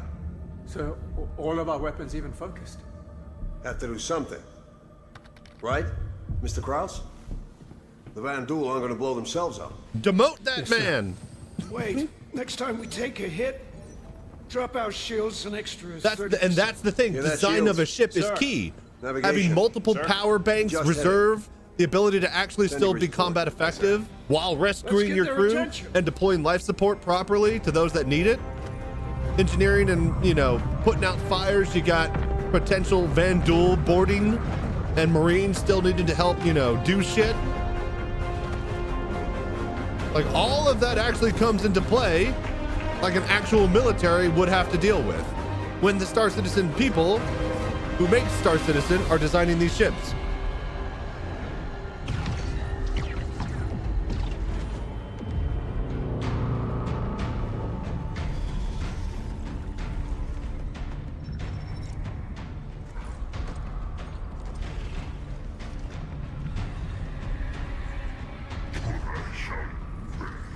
This Akuri grows weak.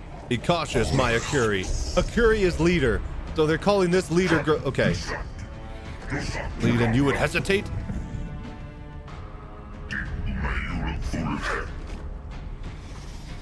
Too much fear. End them.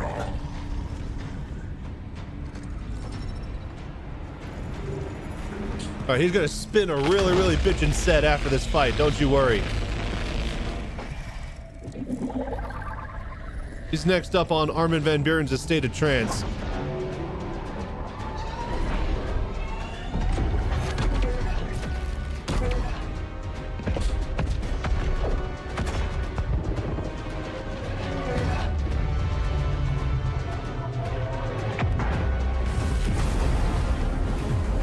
Second shield generator's down, sir. Starboard 4 exposed. Fucking Star Trek.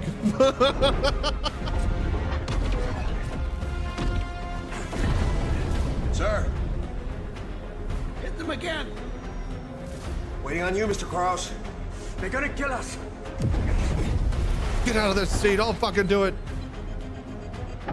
I said give him everything.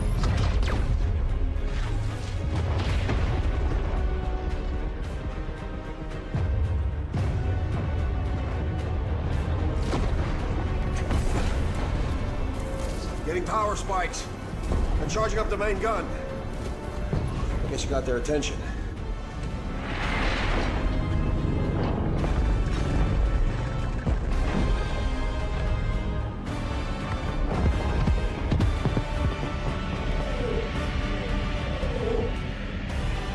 Please don't fucking crash a second time. Please don't fucking crash a second time.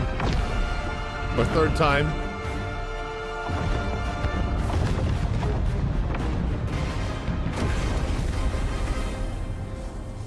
Go.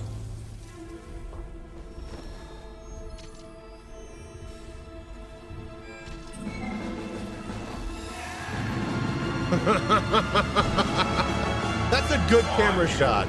Like, say what you want, but they really, really know how to fucking get your jollies hard. Copy that. Tally's on me.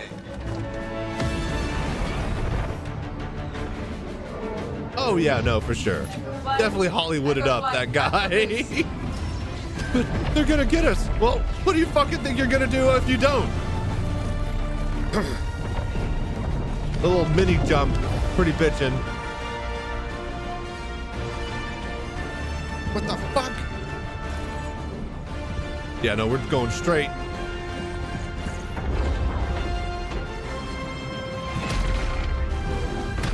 Let's say hi. All copy. Shots at the ready. Stand by for lock. Really, do we need a camera in the torpedo bay? Ready up, people. Enemy vectors inbound. Copy, Doug. You can cover. I can make a run at that shield, Jenny. Copy. Penny, Rover, take Charlie and Delta and screen up those fighters. That's a lot of tally bombers. That's like 5 or 6 tally bombers. Double switchback. Copy that. Charlie's maintain vector. I'll clear your shot.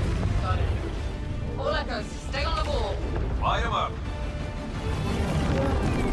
Light him up. Look out.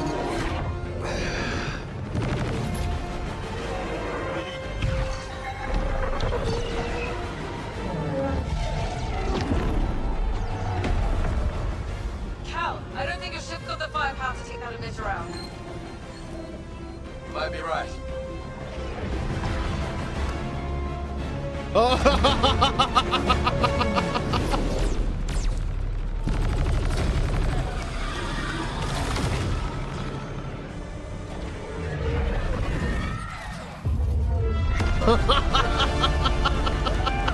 Shield softened up. Nice. Gave him Return to the Jedi.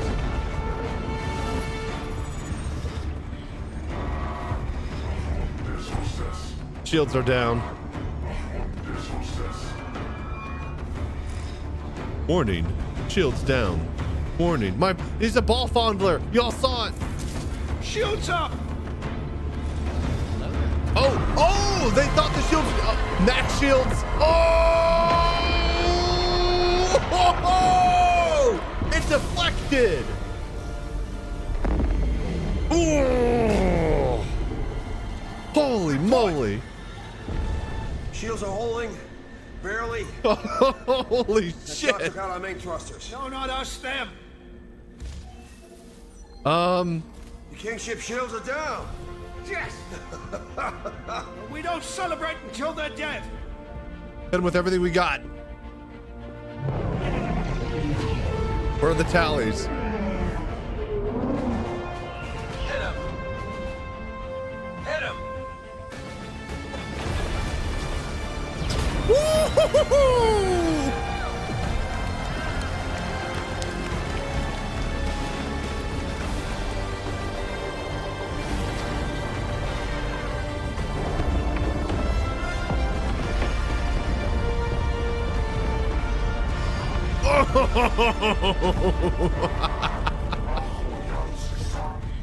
Systems unresponsive. See what your bloodlust has cost us.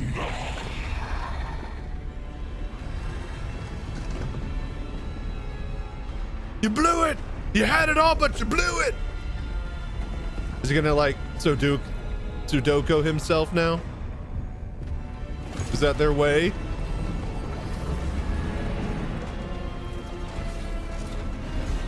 Something's about to happen.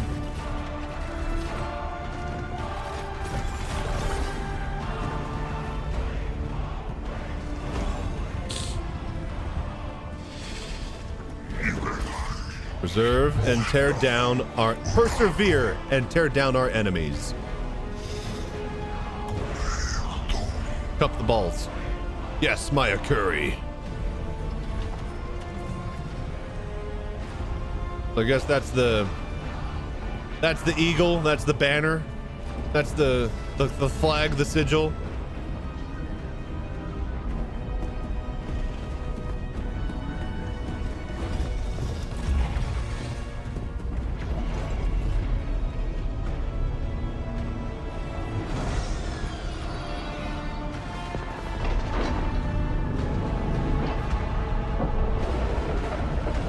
Very cool.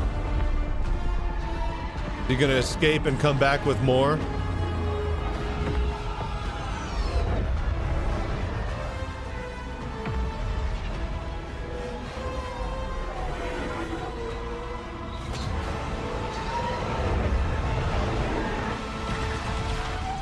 That's a big ship. Holy shit.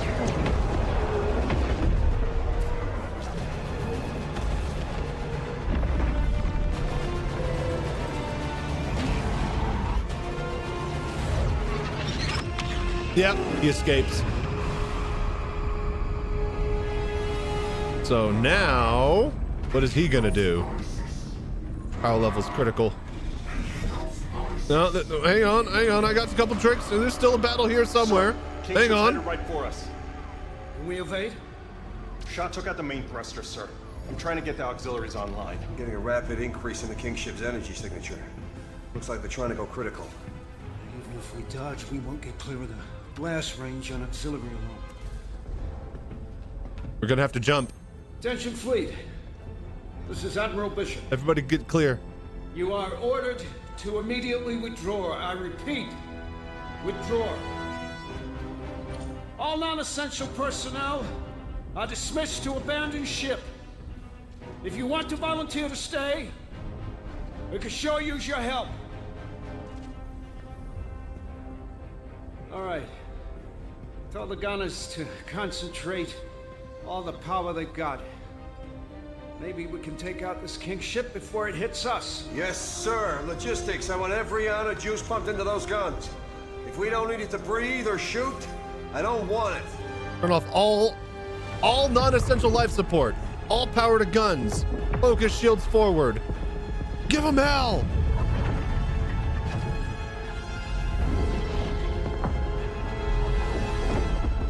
Dude, there's so much debris.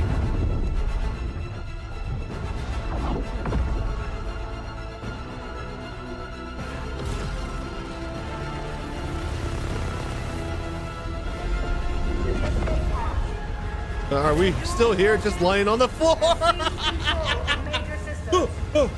I just woke up. What happened? Did I miss Henry Cavill?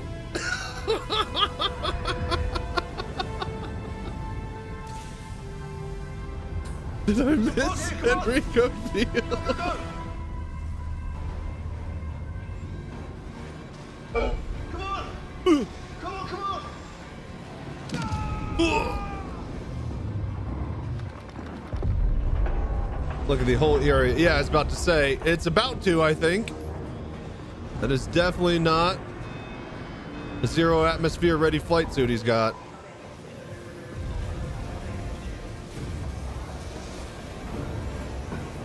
Is that a med box?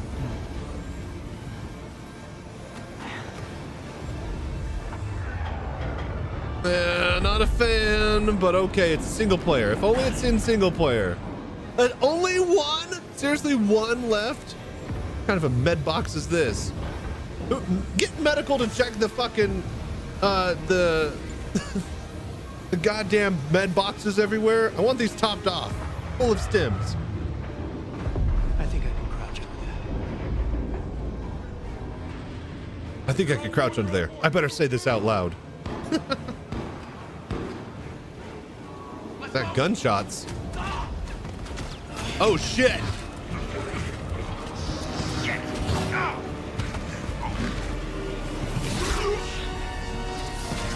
Dude, the electricity came out of his eyes. Or his mouth.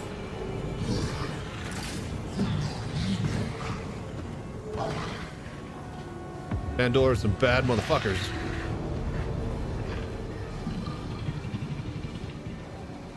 Wow, look at all this damage. So this is a bespoke... See, I wonder if the damage... Hey, hold the door! You better run, bitch. Oh, shit. God damn it. God damn it. If it wasn't so predictable...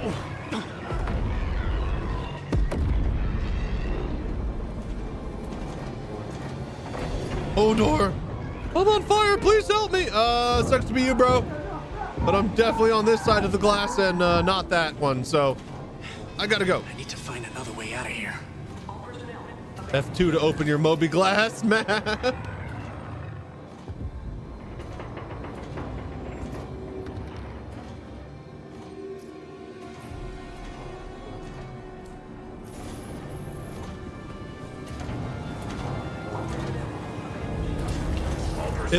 So that's the smart pathing system. It will take, like if there's sections of your ship missing, it will actually know how to route you there safely. They said something about that last year when they were demoing the map and the Moby Glass, but this is where that actually comes into play.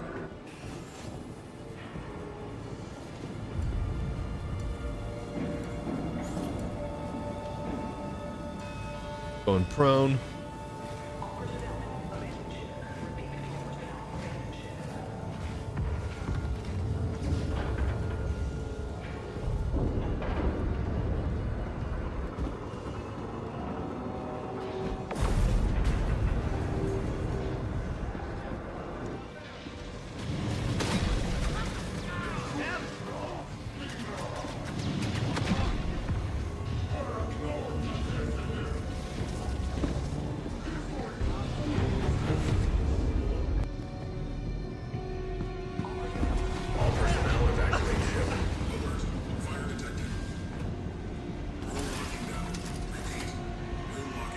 Is the Star Citizen Twitch channel offline? Is it only on YouTube right now? What's going on?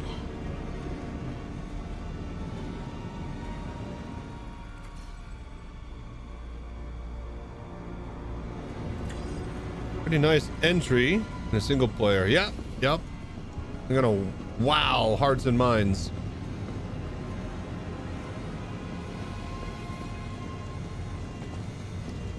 All right, get out of here, Chuck. I'm gonna need you to lift the lockdown, buddy.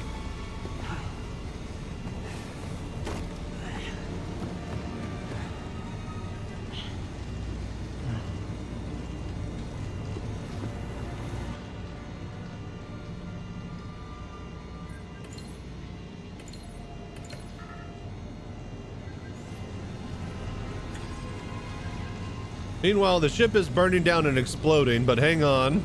Let me just rifle through this guy's pockets.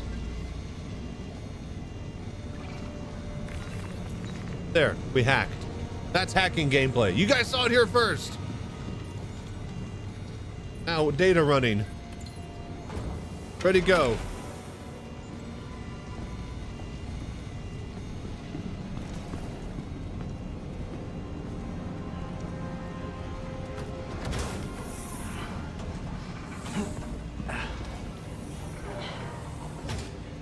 Okay. Well, good thing we were already watching on YouTube.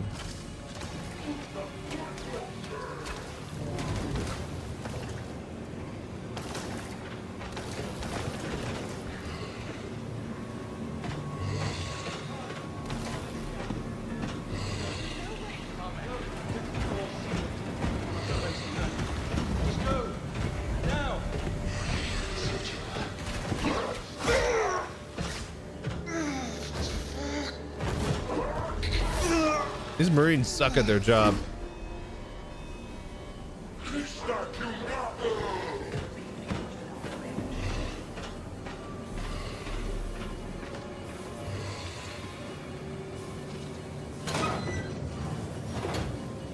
I thought that was like open his armor. It's like, oh wow, you can He's gonna grab his guns and stuff through the vents. Or pick them up on the floor. Whichever.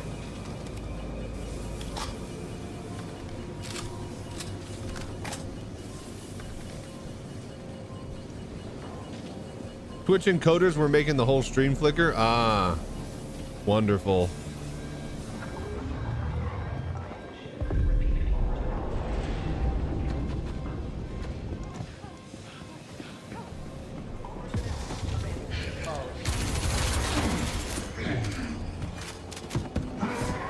Ah, shit.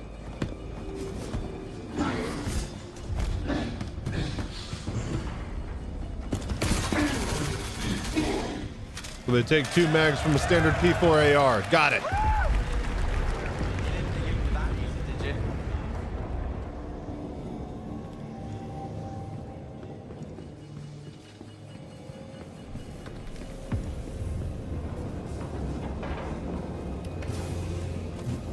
Did his routing on his minimap change when he went to that door and it said you can't get through there?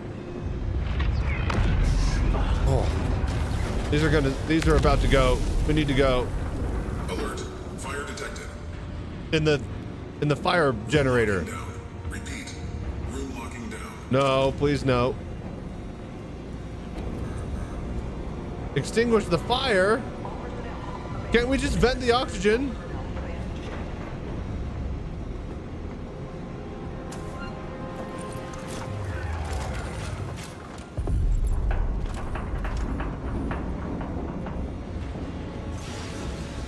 Just a little bit of fire.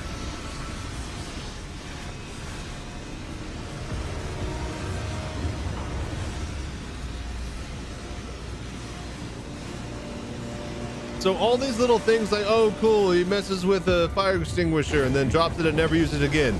In the single player game environment, yes, that would be correct. However, that is going to be part of engineering gameplay when the fire propagation system hits the actual MMO universe. It's really interesting to see things that would normally just be throwaway gimmicks for special effects and drama on a single player campaign be actual entire loops in an MMO. Oh yeah, that's right. Oh yeah, yeah. God damn it.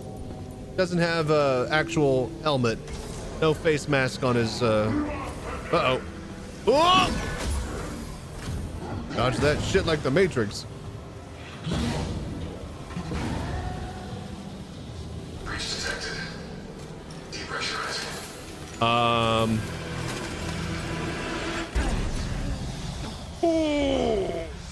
Well, speaking of depressurizing,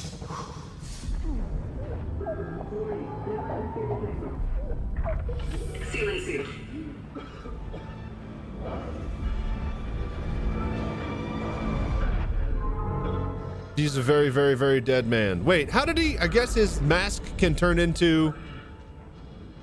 Well, okay, I guess it's EVA ready. I guess it can fully enclose somehow.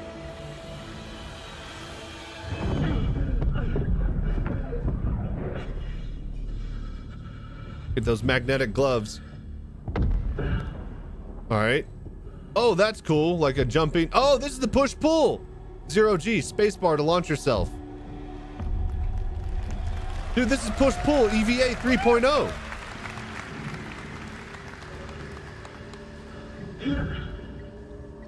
Because he doesn't have a flight suit. It's not EVA. He doesn't have thrusters, EVA thrusters on his suit. That's the key.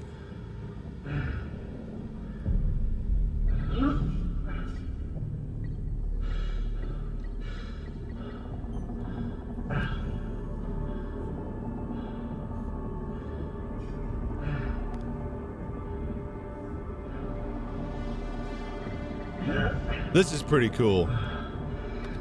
So this is all looks bespoke, but technically these would be pieces from Maelstrom that dynamically blew up and scattered off of the ship.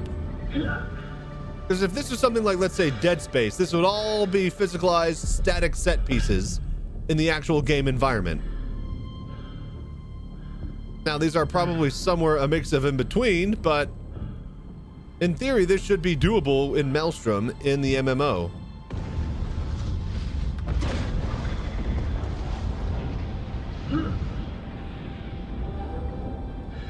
Helmet sealed itself. Yeah, yeah. It had to have. Yeah, for the mission, I'm sure they are placed. But in theory, it should all be doable.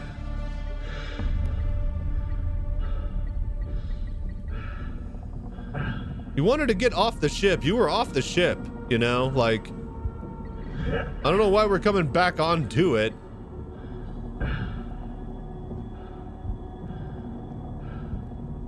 I guess we got to get to a safe pod, but sure. I imagine this is going to be a very different ship now that it's dead and lifeless. I realize I don't have an EVA pack.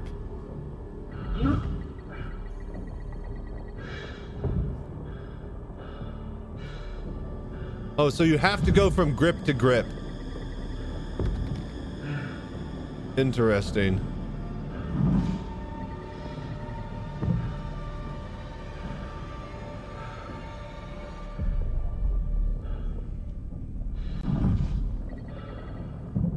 Gonna get to an F8. He's gonna fly the ship and then save the day, and then he's gonna get admitted into flight school. Is that what's gonna happen?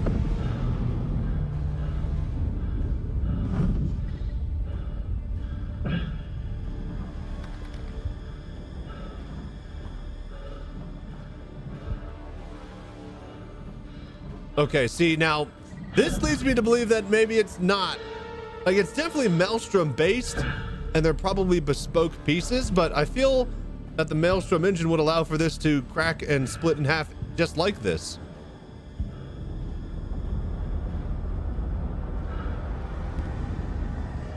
What's up, brother?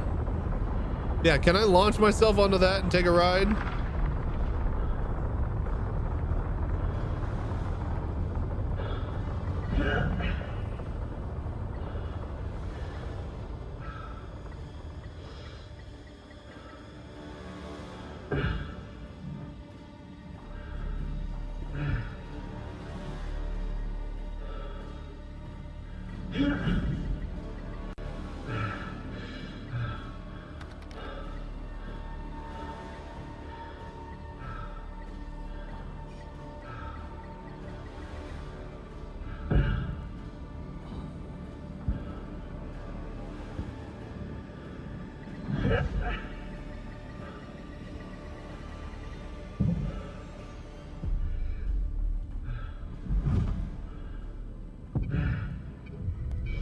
Impact is rotating the platforms. Yep, no. And I'm jumping puzzles for those platform junkies.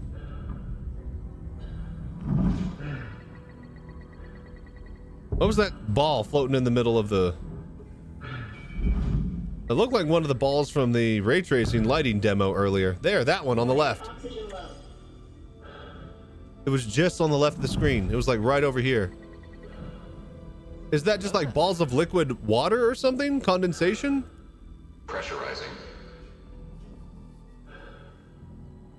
Restoring gravity. Pressurized. Gravity online.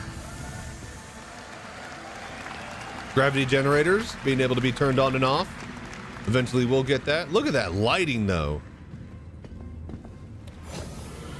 The button pushing. Every single button is physicalized, which means that we can technically reach out and touch it if we were given the ability to in VR.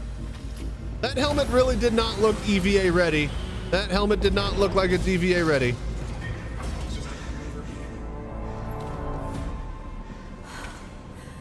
Thought I was the only one left. So did I. Look, I need your help with something. Follow me. We're running low on power, so I have to reroute our energy from our shields to our thrusters to change direction. Go to the engineering panel. take the engineering. I need you to steer the ship. Oh shit. Time for your first piloting lesson.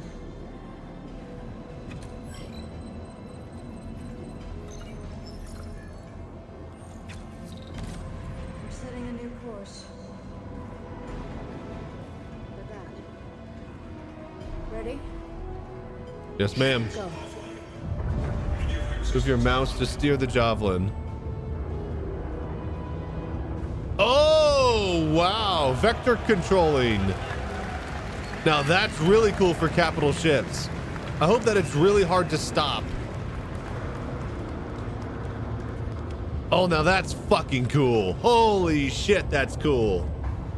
Oh, I can't wait to do that from the fucking pilot seat of my Kraken with my fucking pirate wheel. Oh, that's gonna be so cool.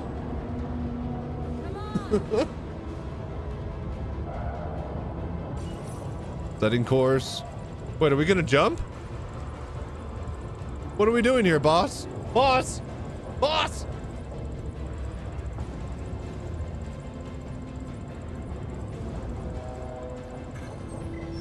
Locked. Good. All right, we gotta go, right? Hold that. Shifting power back to shields. Shields? Engaging autopilot. Corpus! I ordered you to fall back!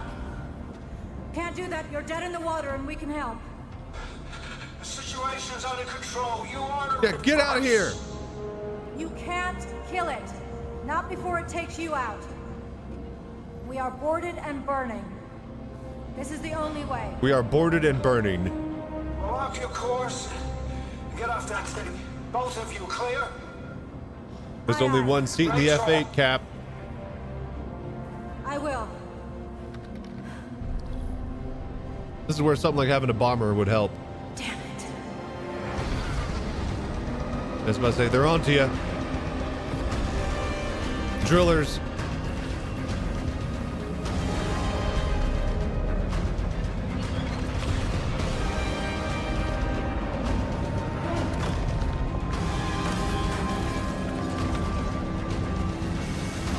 Very cool. Oh, that's so fucking cool. Oh, if that's Maelstrom enabled and not bespoke and static. Oh, the Vandal are fucking nasty. I've got to try and divert as much energy as I can to the engines. So I'm gonna need you to hold them off.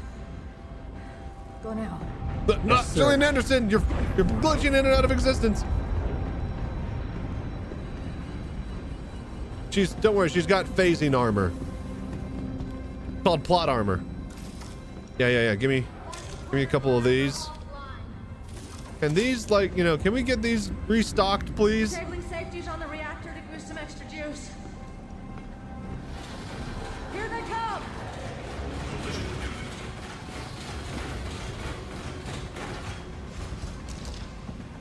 Where? Oh, there.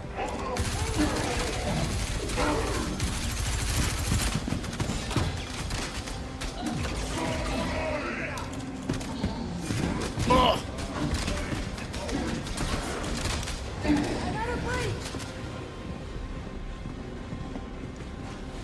Get him, Jillian.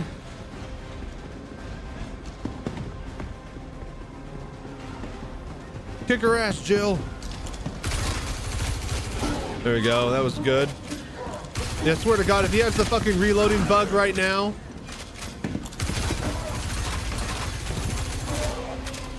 Doing good.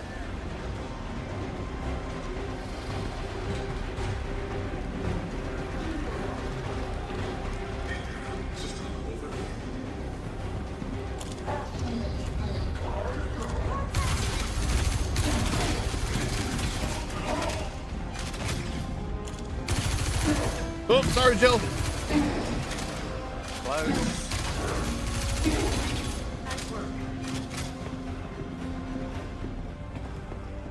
On me, quick!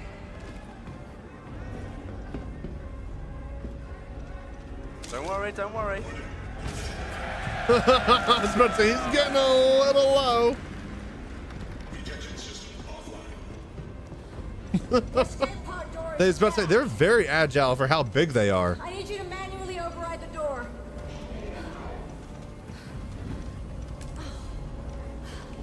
Give me your rifle. I'll cover you. Oh, What's the status on the door?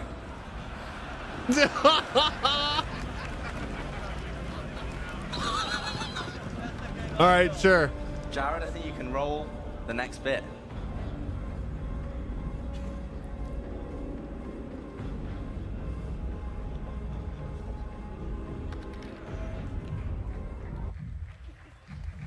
Air gun.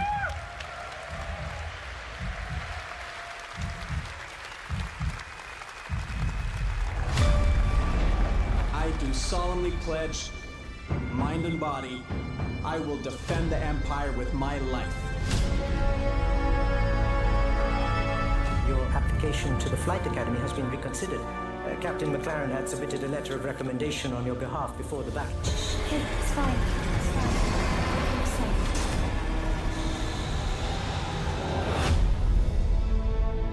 We may be a small crew, but the work we do matters. Welcome to the Stanton. I'm Eugene Morrow. The Stanton. So that's the name of the Idris we're on. Petty Officer Webster, Chief Mechanic. This will be your new home. We got you flying with Lieutenant Commander Colton. He's one of our best. Colton! Who the hell are you? I'm your new wingman, sir. The name's... You want me to learn your name? You live long enough for me to care. Baron Actual, you're clear to launch. Launching in 3, 2, 1.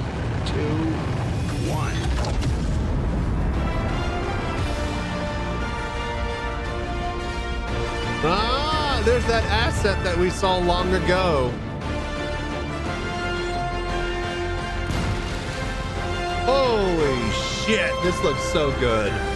I cannot wait.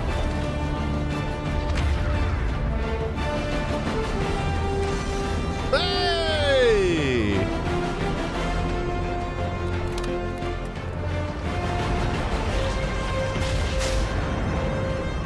Is that a fight with the Vandal ship in the coil?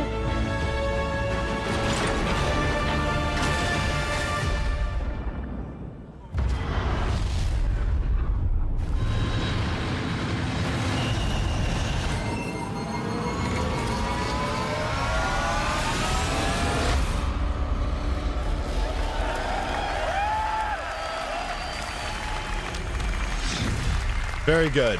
Valor rises, so others may live. 2026. There's your date, guys.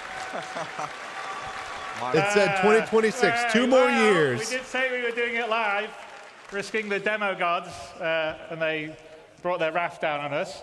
I think Rich has to be our unluckiest playtester, because you're... I didn't die, though. You didn't die, that's true. I didn't Final die. bug You at the also end, got yep. the bug where she doesn't give you the gun at the end. This let me down, not me. All right, I need to get that flight jacket. anyway, Need to get some digital CitizenCon I goodies hope you all bags. enjoyed the first gameplay reveal. There's a lot more that goes on in Squadron 42 after that, but that sort of sets up where you came from. Well, I hope there's a lot from more. There you go in to become a pilot and start serving on a smaller ship, the Stanton, which I think we've shown a little bit before. But you know, there's a lot more in the game than we were just showing there, and it also, I think, has been a lot more stable for me when I was playing these last few weeks. But you know, as I said at the start, we have 30 to 40 hours of gameplay, and you know, we're confident we can bring the quality of the game up to the level we've just shown and more without crashes. And both the team and I are confident of giving you this game in 2026. Obviously, you can see it's not going to be tomorrow because you saw a few crashes there. And speaking of the team, a lot of them are here tonight, and I'd like to extend a huge thanks to all of them for their hard work, love and passion and talent in crafting Squadron 42. So Absolutely a lot amazing of what job. you saw is all their love and passion. So thank you guys. very Beautiful. much. You're amazing. And you know, thank you for supporting us and allowing us to build such a ambitious game. I mean, crashes aside, there's probably not another game that has a prologue that has that much action. I mean, mostly there aren't movies that have that much action in there. I mean, Gladiator has 3 minutes of battle and 8 minutes of prologue. This was like an hour of crazy stuff. So, but thank you for allowing us to build something so amazing, and I can't wait for you all to be able to play it in the moderate future. And with that, I'll bid you good night, and we'll see you tomorrow to talk about the future of the verse. And I think there's some amazing stuff that Rich and the team are going to show that are going to blow you away, and we're going to talk about how we're bringing Star Citizen home, as well as Squadron 42. But the one thing that is good about the crashes, now we don't have to convince anybody that it definitely was live. Yeah. Hey, I was about to say, there you go. But I am listening to Tyler and Jared next time, and we'll have a gameplay video. All right, thank you all and good night. No gameplay video. Actual doing it live. I would much rather have them crash and show us that it's actually happening.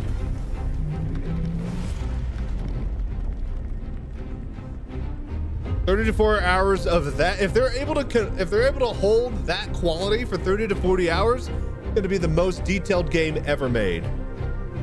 And yeah, I was obviously hoping for next year too, but that means so 2026 looks like if they're saying 2026, they're committing to maybe anywhere from January all the way to Christmas 2026. So I mean, in my head, they were looking for Christmas next year, 2025, but maybe they're going to give themselves a little bit of leeway and say 2026 so that they don't have to miss that mark. So, yep, CITIZENCON 2026. And here's the thing. Get this, you guys. All right, are you ready? I can guarantee you we're going to see some sort of VR basic implementation within the next 1 to 2 years from CIG. If that's the case, then Star Citizen launches, Squadron 42 launches with VR. So that's what's going to be crazy. So that's what I look forward to. Yeah, big win today. Yeah, if it gets actual launch with VR, dude. So the more time that they have it cooking, I'm fine with. I'm honestly fine with.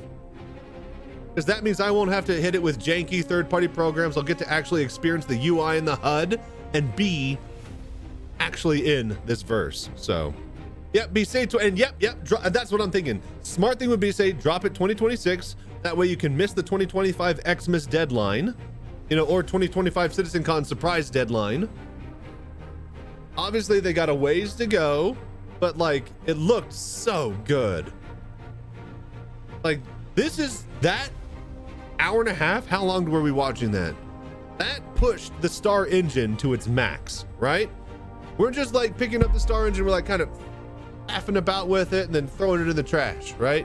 This is actually like pushing everything into the red line that this engine is capable of. So, I love it. And to an absolute beauty. Yep. The music is going to be great. Dude, this is going to be so cool. So what'd you guys think? Pretty good fucking day one, I'd say, yeah? Planetary tech, very cool. I can't wait to see the new system, the new vistas with the higher elevation mapping, new clouds and lighting, flora, megafauna and hunting, fucking giant sandworms and shit, man. 30 to 40 hours at the, yep. So it's going to be plenty of epic cinematics. Well, I wonder if that's the thing. Is it going to be like, I wouldn't mind like 3 to 4 hours, like what is it? Some Metal Gear Solids game have like 30 hours of cinematics, so I wouldn't mind like 12 hours of cinematics and 30 to 40 of gameplay for 50 total, right? But if it's 30 to 40 with like 20 hours of gameplay and 20 hours of cinematics, then I'm wanting a lot of gameplay, you know? So I'm just wondering. I mean, to save up all the RAM and need to buy the best GT. Yeah, dude, seriously.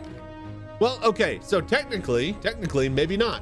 If they do their job and they get this game and engine to run efficiently, then it should be able to run on a potato, ideally. Absolute good day. Very interesting stuff. Yep. That will be a good title.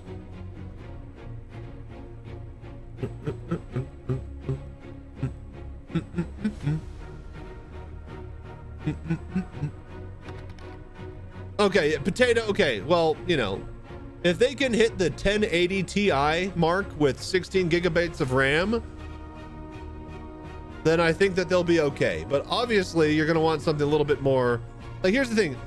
I feel like so many people got to the 1080 Ti, and then after that, the prices just got way too high, and nobody's ever really upgraded off of that to a modern GPU. I feel like so many people are waiting to buy a modern GPU that the 1080 Ti is still one of the, reigns supreme as far as market share. Hell, I got 2 of them between, used computers and lying around equipment.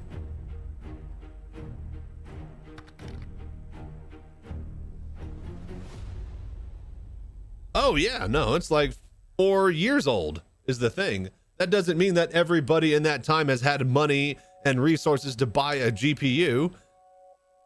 And that's what I'm saying is that, like, yeah, everybody would love to have a 3080, 2080, 4080, but I feel like a lot of people haven't upgraded, and that's the kicker. I feel like there's a lot of, like, I think everybody is like anything below 10 series, probably trying to upgrade immediately and getting something. But, you know, if you have a 10 series, I feel like that's just the bare minimum limit that you can keep waiting, you know. 8 years old. Oh, that's right. 4 series, 8 years, 2 years per cycle for series. Sorry. Yes. But yeah, it's still like one of the best 8 gigabyte, you know, DDR6, graphics cards out there. I think it was a beast. And here's the thing. I'm not saying at 4K, right? Obviously for 4K or anything 1440, you're going to want a new card. For 1080p, which is like 60-70% of the fucking market share, which is going to be most of the people who are your MMO and Diablo dads that are playing on those type of old monitors, right? 1080p or 1080 Ti. Perfect card to, you know, perfect run-of-the-mill card to be able to perform well, which is why I also think a lot of people aren't upgrading. I think a lot of people still play 1080p, and if not, they're doing 1440 and not 4K. So 2080 to 79X was a 24 gigabyte jump. Well, some people like to actually put video memory in their cards and not make you, you know, pay extra for the die. All right. Well, I think that might be it, folks. Cool. Well, that was great. I'm gonna refresh. I think we're done. I think we held the line, folks. Oh, but yeah, it's 1 p.m. for me. We've been streaming for 10 hours, 10 and a half hours. I guess I go offline and I go to bed, and then I'll see you guys after midnight later tonight. So yeah. Tomorrow's going to be interesting. The last panel for tomorrow is going to be really, really cool. The road to 1.0. Oh my god, 15 raiders from Vodquito, dude.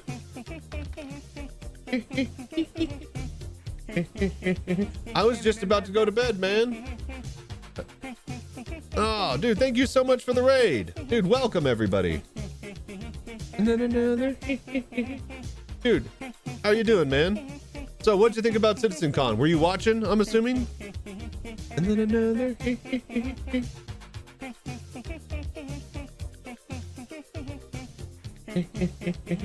Then another. Hell yeah. Well, welcome everybody. Bro. Oh.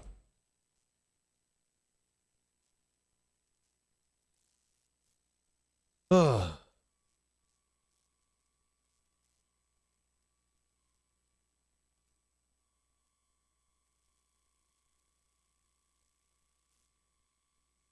Very good, very good. How you guys doing? Welcome, everybody. So, what'd y'all think of day one CitizenCon? Oh, liking what I saw. Have a nice sleep. See you tomorrow. First panel tomorrow, 1 hour earlier than today. So 4 a.m. for you. Thank you. Thank you for keeping me up with my own time zone, because Lord knows I can't do it myself.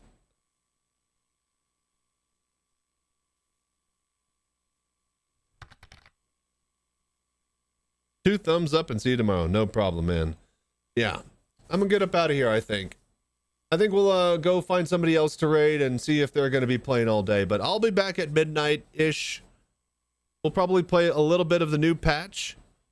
Patch is still probably pretty rough. I don't know. We'll figure it out. I'll definitely be on 1 hour or so before CitizenCon day 2 goes live. That's for sure. We'll be chilling and hanging out there all day tomorrow too. So thank you guys so much for dropping by and doing the voodoo that you do, liking, subscribing, bits, donations. Again, I'm going to be trying to get a VR booth at next year's CitizenCon and every CitizenCon after that. So, you know, I'm going to be starting to really, really hammer home, you know, a donation drive, and this whole next year we're going to be going hard. So thank you guys so much for being here and doing all of that. and being part of the journey. So with that being said, you guys are amazing. I'll check you guys later. Get some salvage now. Hell yeah. See you tomorrow. No joke. Anyways, with that being said, till next time, as always, stay safe, fly right. I'm Chachi Sanchez. Y'all have a good night.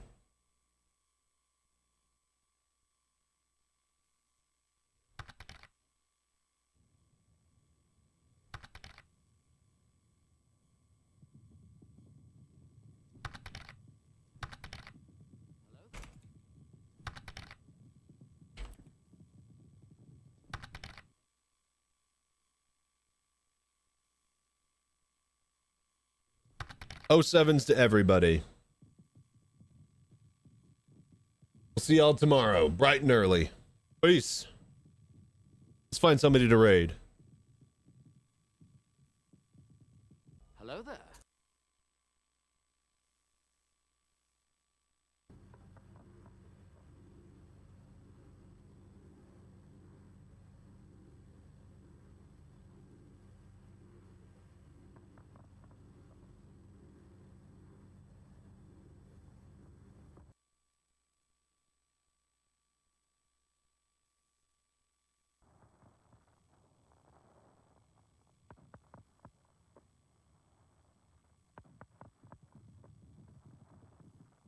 We'll raid Yo-Yo Meg. Y'all have fun over there. She's nice and fun.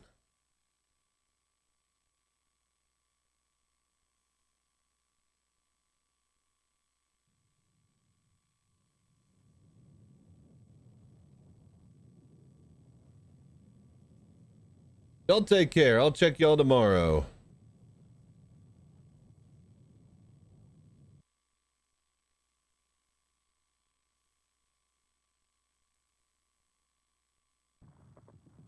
Hello there.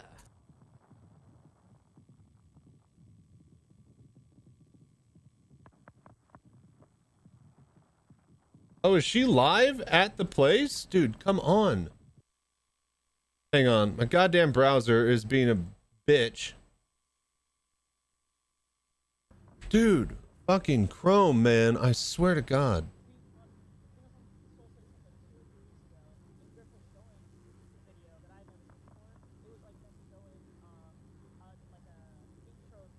Alright, that's it. We gotta kill it.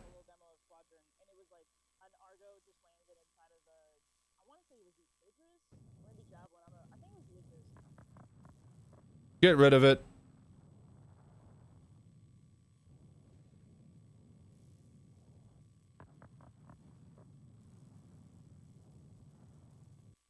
Hello there. Pieces of shit. Alright, here we go. Fuck off.